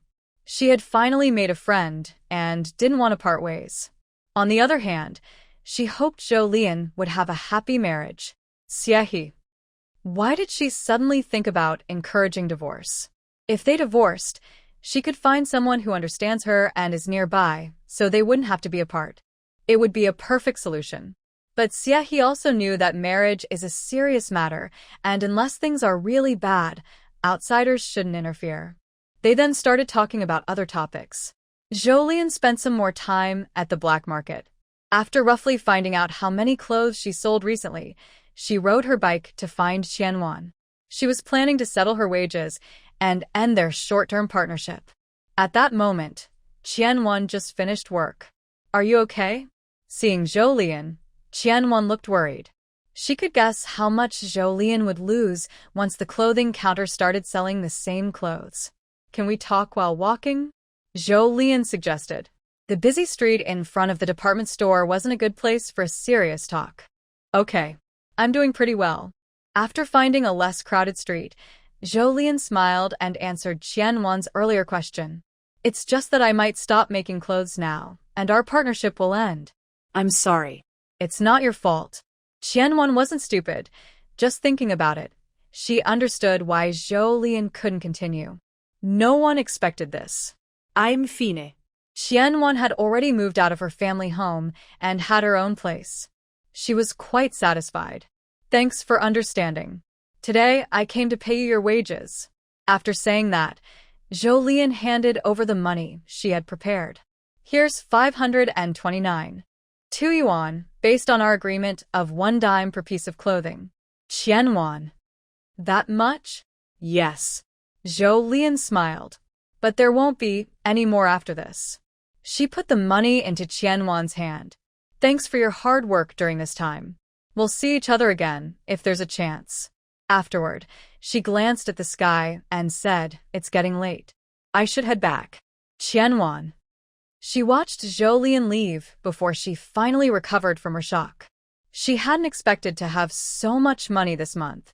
Holding the money, Qianwan was happy for a while. After all, no one dislikes having more money. But soon, she felt a bit frustrated. If it weren't for the clothing factory interfering, she might have been earning this much every month. But it was too late to change that now. After returning home, Zhou Lian spent the day making hair accessories. Once she finished and estimated that her remaining clothes were almost done, she began her rest period. Though called rest, it mainly meant staying at home and not going out much. Every day, Zhou Lian read books, learned new skills, made clothes, and cooked. Her life was simple but peaceful. Time quickly passed to August. The weather grew hotter and hotter. That afternoon, after a day of studying, Zhou Lian looked at the grapes on the vine in the yard, which were almost ripe, and decided to make some homemade grape wine. In late July, to openly enjoy strawberries and grapes, she had already found ways to bring some strawberry seedlings and grapevines out of her space. The strawberry seedlings were kept in flower pots she found at the junkyard. They were placed along the wall under the grapevine trellis, in 8 neat pots. As for the grapevine trellis, she had modified the cucumber trellis into a grapevine trellis. At first, when she took out the full bunches of strawberries and the noticeably larger grapevines, the Zhou family was naturally curious. But Zhou Lian acted as if she knew nothing, and since the family wasn't used to suspecting her, they easily let it go. Holding scissors, Zhou Lian cut the plump purple grapes from the vine and placed them into a basin. Once the basin was full, she carefully cut each grape with a small stem.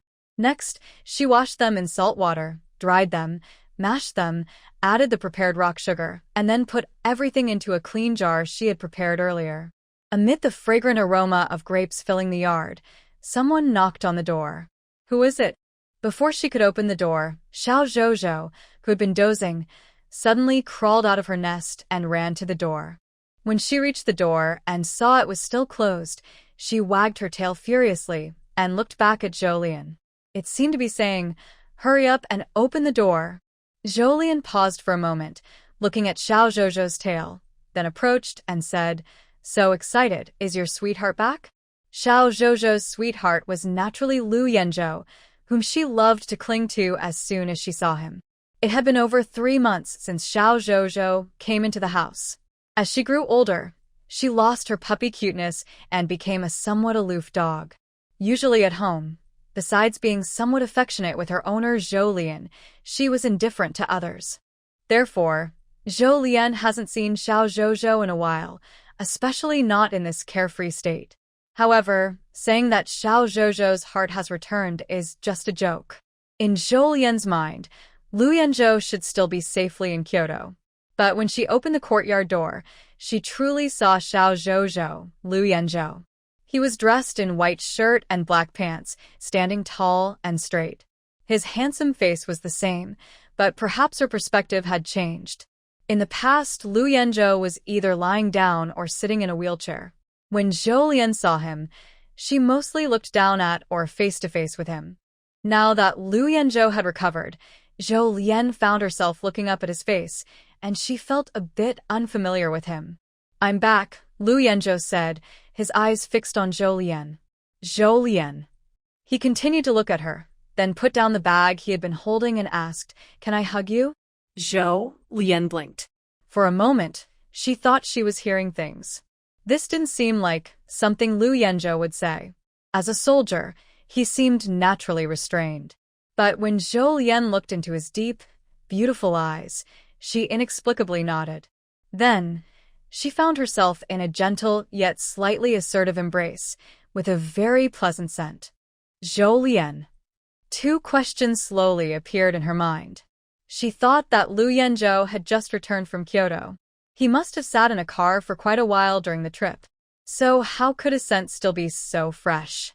What Zhou Lian didn't know was that, to leave a good impression when they met again, Lu Yanzhou didn't go straight home after arriving in the county town. Instead, he found a guest house first. He carefully washed himself from head to toe before returning home. Lu Yanzhou knew that, during his time in a coma and right after waking up, Zhou Lian might have seen him at his most helpless. But when they met again, he still wanted to do his best to look better and better in front of Zhou Lian. He tightened his arms, inhaling the unique, refreshing scent that belonged only to Zhou Lian. He restrained himself, took a deep breath, and hugged the person he had been longing to be close to for 2 months. Although such behavior was somewhat inappropriate in broad daylight, he felt very satisfied. On a sunny afternoon filled with the scent of grapes, they hugged at the entrance of an ordinary farmyard. Beside them, a small dog wagged its tail constantly and occasionally rubbed its face against their legs to show affection. After a while, Liu Yanzhou finally pursed his lips and gently let go of Zhou Lian. When they separated, they accidentally made eye contact, both feeling a bit shy and slow to realize it. Ah, Kug. Zhou Lian cleared her throat softly, feeling a little awkward, and asked, "Why didn't you say anything when you came back? I could have gone to pick you up." Hearing this, Liu Yanzhou hesitated for a moment, but decided to speak honestly. "I wanted to surprise you." After saying this, he couldn't help but keep his gaze on her. He was curious about her reaction, but also a little nervous. Liu Yanzhou learned about surprises from overhearing conversations at the hospital 3 months ago, before he woke up and saw Zhou Lian. Before experiencing her careful care, he didn't think his presence would make anyone happy. But now, if that person was Zhou Lian, he was willing to try, to see if she would feel happy because of his arrival. Because from the very beginning, she had been kind to him. After understanding what Liu Yanzhou meant, Zhou Lian blinked slowly. As for his sudden appearance this afternoon, it wasn't exactly a big surprise. But right now, seeing him standing outside the yard looking at her with eager eyes made Zhou Lian feel a little ticklish in her heart, and her face unconsciously deepened her smile. Liu Yanzhou's gaze fell on the slightly raised corners of Zhou Lian's mouth, and his nervousness eased a bit, replaced by restrained joy. "Are you hungry?" Her words brought Liu Yanzhou back to his stomach feelings. He hadn't eaten all day. Earlier, when he was in the county town, he had time to eat something before returning, but he was so eager to see the person he missed that he forgot to think about eating. Now, being asked, his stomach was making its own protest. "I'm hungry," he said honestly, staring intently at Zhou Lian. Hearing this, Zhou Lian quickly suggested, "You should go inside and rest for a bit. I'll make you some egg fried rice." After getting a positive response from Liu Yanzhou, she instinctively turned to head toward the kitchen. But as she turned, she suddenly felt a gentle tug on her clothes, as if something was holding her back. She turned around in surprise and looked toward the obstacle. She saw a large, slender hand with well-defined bones and long fingers holding a small piece of her clothing. Surprise flickered in Zhou Lian's beautiful eyes. Her gaze followed that big hand to its owner's face. Good job. Meeting Zhou Lian's eyes, Liu Yanzhou's eyelashes fluttered twice before he spoke. When he said this, Liu Yanzhou felt an unexplainable happiness inside. Not because the egg-fried rice was delicious, but because she remembered what she had promised before they parted at the provincial hospital. She would make him egg-fried rice. He was happy because she remembered his words. Zhou Lian's gaze shifted again to the hand holding her clothing, and she felt a strange, sweet feeling in her heart. "Come inside quickly," she said. Seeing Liu Yanzhou slowly let go of her clothes, she ran into the kitchen. She didn't forget to say, "You rest a bit. The egg-fried rice will be ready soon." Watching Zhou Lian's slim figure go into the kitchen, Liu Yanzhou picked up his military green bag that he had placed on the ground earlier and entered the small yard. As soon as he entered, he immediately noticed that the yard looked different from his memories. The originally empty yard on the left now had a cool shed filled with stacked firewood. The cucumber trellis on the right had somehow turned into a grape trellis, with some grapes that were not fully ripe yet. Under the grape trellis, besides the original table, there was now a reclining chair. Behind the chair, there were strawberry plants in pots.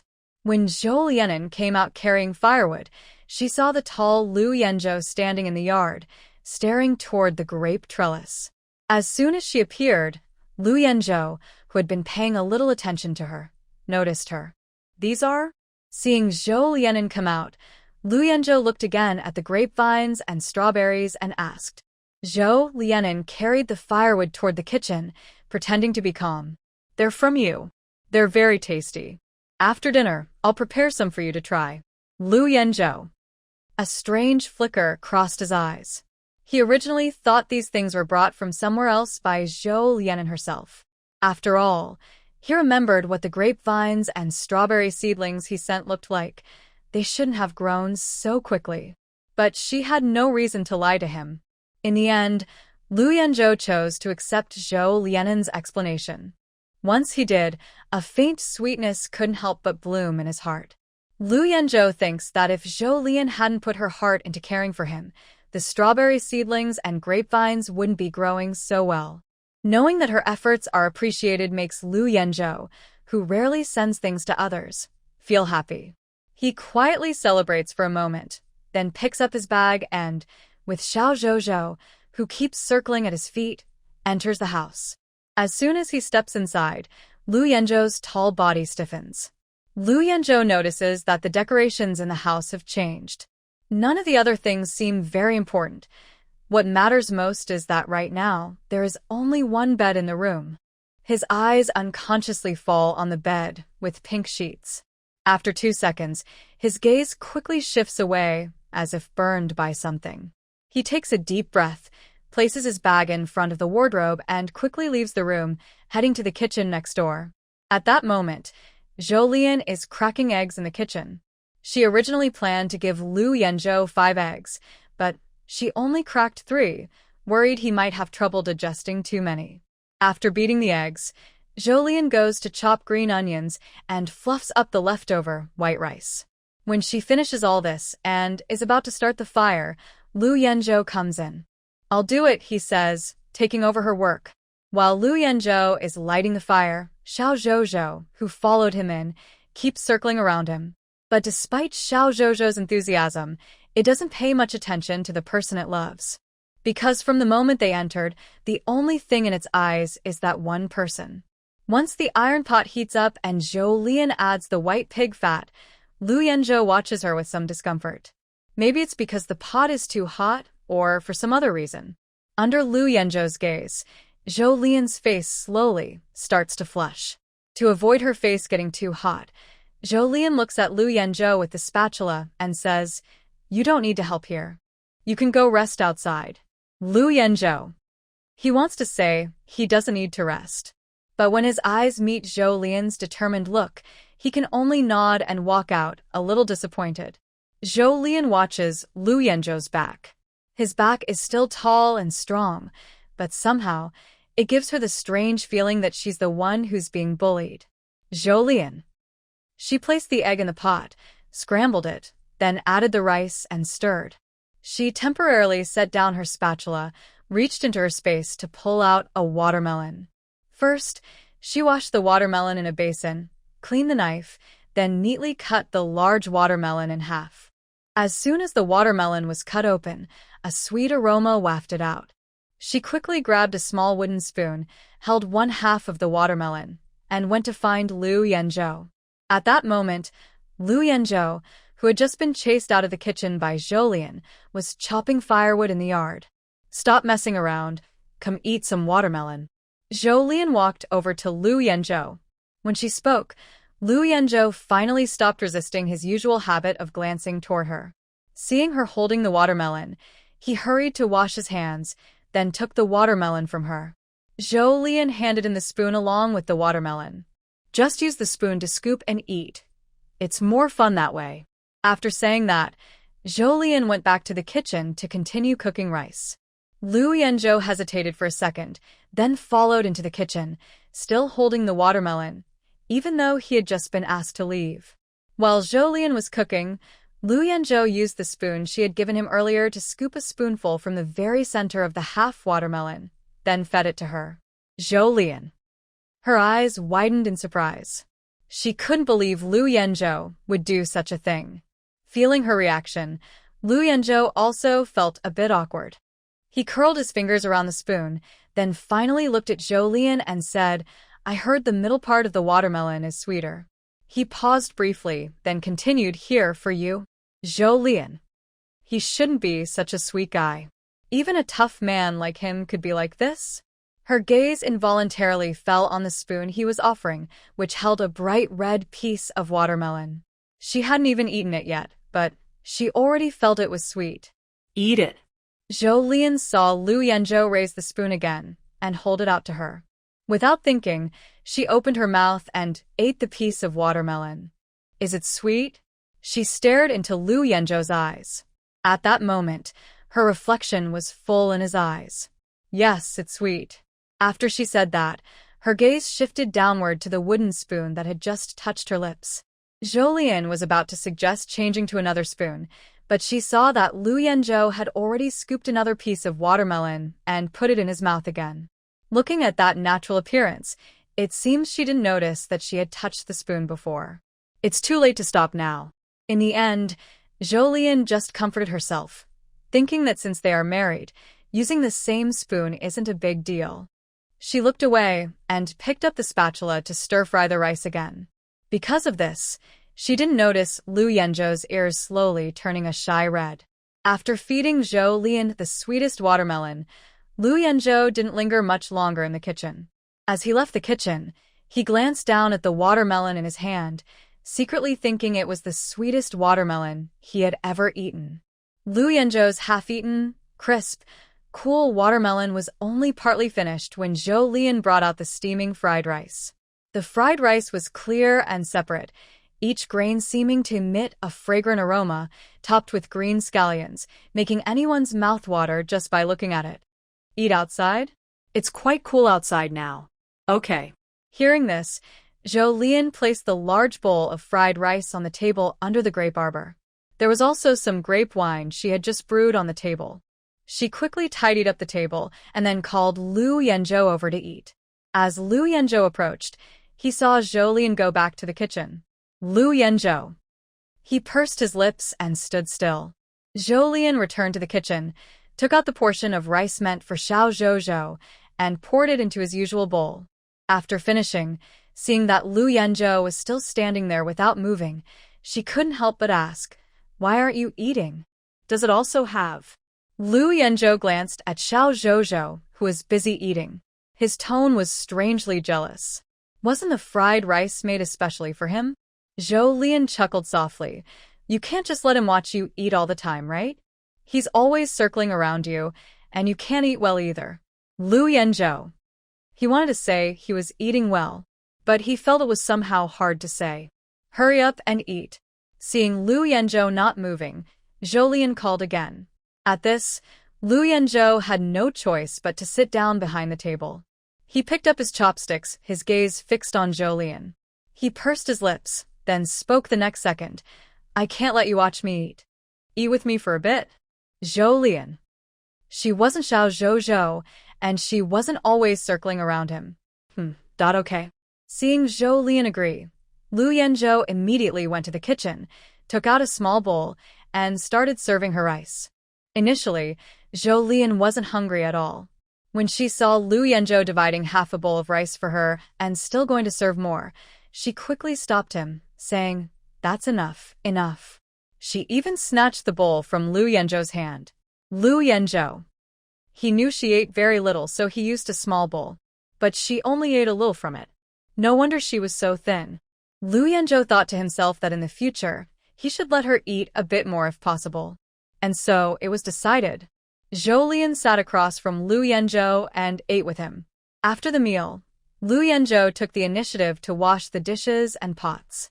Seeing how eager he was, Jolien didn't stop him. Instead, she took out her drawing paper and started sketching in the pavilion. Today, after seeing Lu Yanzhou, who had a great figure and handsome face, her mind was filled with ideas for male outfits. She wanted to record her inspiration immediately before it disappeared. She drew very quickly, and in just a few strokes, the lines she had only imagined in her mind appeared on paper. When Lu Yanzhou finished washing the dishes and came out, he saw Jolien holding a pen and working on something. He didn't want to bother her at first, but Jolien noticed him and looked over. After sitting in the car for so long, do you want to rest first? She asked while sketching, distractedly. Lu Yanzhou. He thought about their current house, which only had one room. No, I'm not tired. Oh. And with that, the conversation ended. Although they had been communicating during this time, writing letters and talking face-to-face were still very different. Jolien still needed to finish her drawing, so she focused on that first. Lu Yanzhou gently patted Xiao Zhozhou's head. Seeing Jolien busy with her work, he went into the room. Not long after, he called out from inside, come in and help me check these things. Hearing this, Zhou Lian raised an eyebrow and then entered the room. Inside, she saw the large bag Lu Yanzhou had brought back was open. What do you want me to look at? Look at the gifts, Lu Yanzhou said, then began rummaging through the gifts he brought back. The first items he pulled out were 2 bottles of Maotai liquor. These are for Dad. Do you think they're suitable? Yes, they're suitable. Zhou Lian said it was fine, but in her mind, she was thinking she should buy more to stockpile. The liquor they brought out now would be quite valuable in the future. These are for Mom and the eldest sister-in-law. I asked the staff at the counter, and they said we don't have many here. Zhou Lian saw Lu Yanzhou take out 2 pieces of silk fabric. This is for my older brother. A bunch of law books. This is for my second brother. 2 woodworking books. This is for the 2 kids. Some snacks and toys. It's clear that these gifts were carefully chosen by Lu Yanzhou. Most people give gifts, but not everyone puts so much thought into it like Lu Yanzhou does.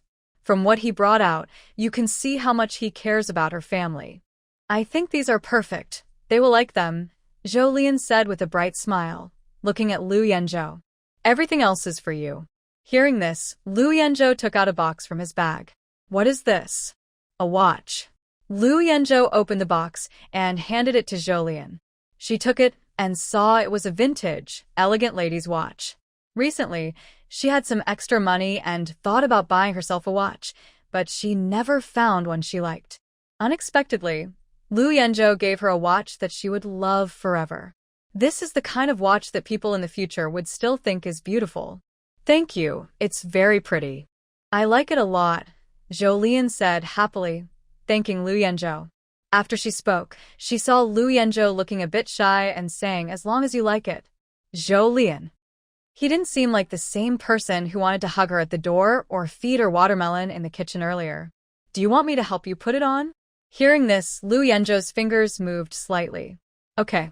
Seeing this, Zhou Lian handed him the watch. At the same time, she also extended her left wrist. Lu Yanzhou took the watch out of the box, and his gaze fell on her slender wrist. Her skin was so white and delicate. His throat moved slightly. Then, he quietly lowered his eyes, unfastened the watch clasp, and carefully put the watch on her wrist. He tried to avoid touching her skin too much while doing so, even though she was now his wife. Done. Thank you. Zhou Lian suppressed the feeling in her wrist and shifted her attention. What else is in your bag? Seeing her ask, Lu Yanzhou bent down and took everything out of his bag. This is a dress I bought at the department store. I don't know if you like it. And these pearl earrings, I saw others buying them, but I don't know if you like them. This pair of shoes, I immediately thought they would suit you. And this bag is very large, more durable than your cloth bag. Zhou Lian. I didn't expect that even in this era, I could see men giving women gifts like bags. Her gaze shifted from the items Lu Yanzhou just took out. I have to say, Lu Yanzhou has good taste. The clothes, shoes, accessories, and the big woven bag he gave her are all items she finds beautiful from the future. All look great. I like them very much. Thank you. After saying that, Zhou Lian felt a little warm inside. Honestly, this is the first time she received so many gifts from one person at once. No need to thank me. It's what I should do. After saying this, Lu Yanzhou pursed his lips and added, "That I am your husband." Zhou Lian tilted her head, smiling with her eyes. Then it must be hard for my husband to bring me so many things from so far away. Lu Yanzhou's Adam's apple moved. It's not hard. Since he gave her the gifts, she decided to put them away. All right. Zhou Lian hung the dresses and skirts Lu Yanzhou bought for her in the wardrobe, then asked, "You just came back today. Shall we go to my parents' house for dinner tonight?" Okay. Lu Yanzhou had no objection. Zhou Lian finished tidying up and opened the other half of the wardrobe. Want to take a look? Lu Yanzhou stepped forward to see. He saw many men's clothes inside. Is this for me? Yes, I made them myself. Looks good. Of course, my clothes are the best. Zhou Lian said proudly, without any modesty. Then I'll wear them for you tomorrow. Zhou Lian. That statement seems a bit flirtatious. The atmosphere between the young couple started to feel strange. Just as they were both thinking about how to end the conversation, a strong voice came from outside the yard. "Little sister, look what I brought back for you." Zhou Lian. Before she could answer, and before Zhou Xuan entered the yard himself, his voice rang out again. "Your brother brought you smoked chicken you like, made by Aunt Xiao." After saying this, Zhou Xuan outside the yard loudly added, "Oh, and also, Aunt Xiao caught a rabbit." After shouting, with no response, Zhou Xuan continued calling out, "Little sister, come out quickly and take it." Zhou Lian. Lu Yenzhou. A thoughtful look crossed his eyes. She likes smoked chicken? Who are Aunt Xiao and Brother Xiao? It seems there are no families with the surname Xiao in their village. Little sister, you're being lazy at home again. Come open the door for your brother. Outside, Zhou Xuan was still calling. Lu Yenzhou stepped forward to open the door. Outside, Zhou Xuan was holding a chicken in his left hand and a rabbit in his right. He was surprised. "I thought my sister was coming to see the door, but it's my brother-in-law I haven't seen in a long time." Zhou Xuan was shocked. "When did you come back?" Today. "How is your health?" Although Lu Yenzhou was standing calmly in front of him, Zhou Xuan couldn't help but look him over from head to toe before asking. Lu Yenzhou stood still, letting Zhou Xuan's gaze scan him. "All is well now." After saying this, he saw Zhou Xuan seem to breathe a sigh of relief and said, "That's good." Lu Yenzhou is not good with words, but he thought for a moment and then said, "Seriously, brother, thank you for taking care of it in these days." He still remembered the telegram he sent from the train to his family earlier. That's what family is for. "Brother, you came back quite early today." As their conversation was about to run out at the gate, Zhou Lian spoke. "Isn't this to bring you some delicious food?" While speaking, Zhou Xuan waved the smoked chicken and wild rabbit he was holding. "This is specially made for you by brother. Didn't you say you liked it last time?" Zhou Lian did like it. Hearing this, she smiled and said, "Brother brought back some tasty food. Tonight, we'll have a welcome dinner for Lu Yenzhou." What was that saying again? Zhou Xuan seemed to think for a moment and then said, "Coming back early is good, but coming back at the right time is better." Exactly. Zhou Lian agreed with her brother's words. "Then shall we go to Mom and Dad's house for dinner tonight?" All right. Zhou Xuan agreed immediately, then asked, "Do Mom and Dad know that brother-in-law is back today?" As he finished speaking, both siblings looked toward Lu Yenzhou. Lu Yenzhou calmly replied, "Not yet." He had been thinking about coming back to see Zhou Lian earlier, so he hadn't paid attention to anything else. Then, Zhou Xuan suggested, "I'll go back first and tell them. You two can pack up and come over." Okay. Lu Yenzhou watched Zhou Xuan leave, silently remembering that Zhou Lian liked to eat Aunt Xiao's smoked chicken and wild rabbit. He quietly decided to learn from Aunt Xiao about cooking those dishes. Soon after Zhou Xuan left, Zhou Lian took Lu Yenzhou, along with a gift he brought back, and headed toward the Zhou family. At that time, it was just after work hours. On the way, the young couple met many people. Perhaps because it had been a long time since anyone saw Lu Yenzhou walking properly on the road, many people came forward to greet him. There were men, women, and children. "Is this Luda? Are you fully recovered now?" I'm fine. Although Lu Yenzhou didn't talk much, he still answered when asked. "That's good. From now on, the Zhou family's girl will enjoy happiness with you." Speaking of me, the Zhou family's girl is lucky to meet a capable man like you, someone complimented Lu Yenzhou. Hearing this, Zhou Lian glanced at the man's reaction. He saw that Lu Yenzhou's expression didn't change. He remained cold and serious, but he said, "I think I'm the lucky one. Without her, I wouldn't be who I am today." Zhou Lian raised an eyebrow. The person who had just praised Lu Yenzhou was silent. For a moment, the atmosphere became a little tense. After a few breaths, someone came out to change the subject, asking, "What are your plans after a few days?" Though the question was about future plans, the person asking kept looking at Lu Yenzhou the whole time. It seemed only Lu Yenzhou could answer this question. Lu Yenzhou still looked serious. Hearing this, he slightly turned his head to look at Zhou Lian, then said, "I'll listen to her." Everyone else was silent.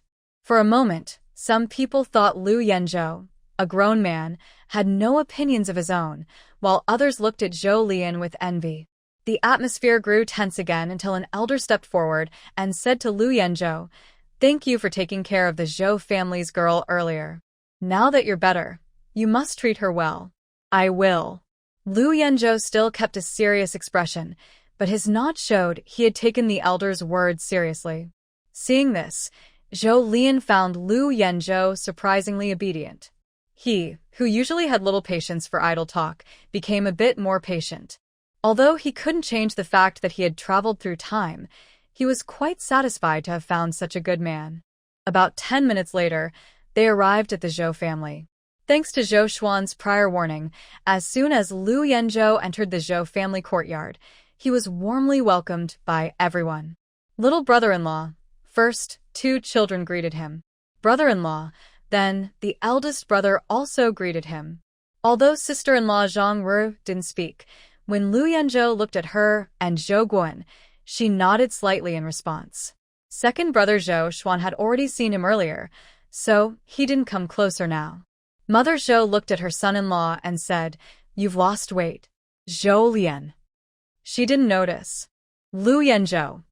Faced with Mother Zhou's comment about losing weight, he was momentarily unsure how to respond. Fortunately, Mother Zhou didn't need him to reply. She simply said, "Eat more later." "Okay, Mom," Lu Yanzhou quickly answered. Removing his usual coldness when facing outsiders, he now looked like a proud lion bowing to his family. Finally, it was Dad Zhou's turn.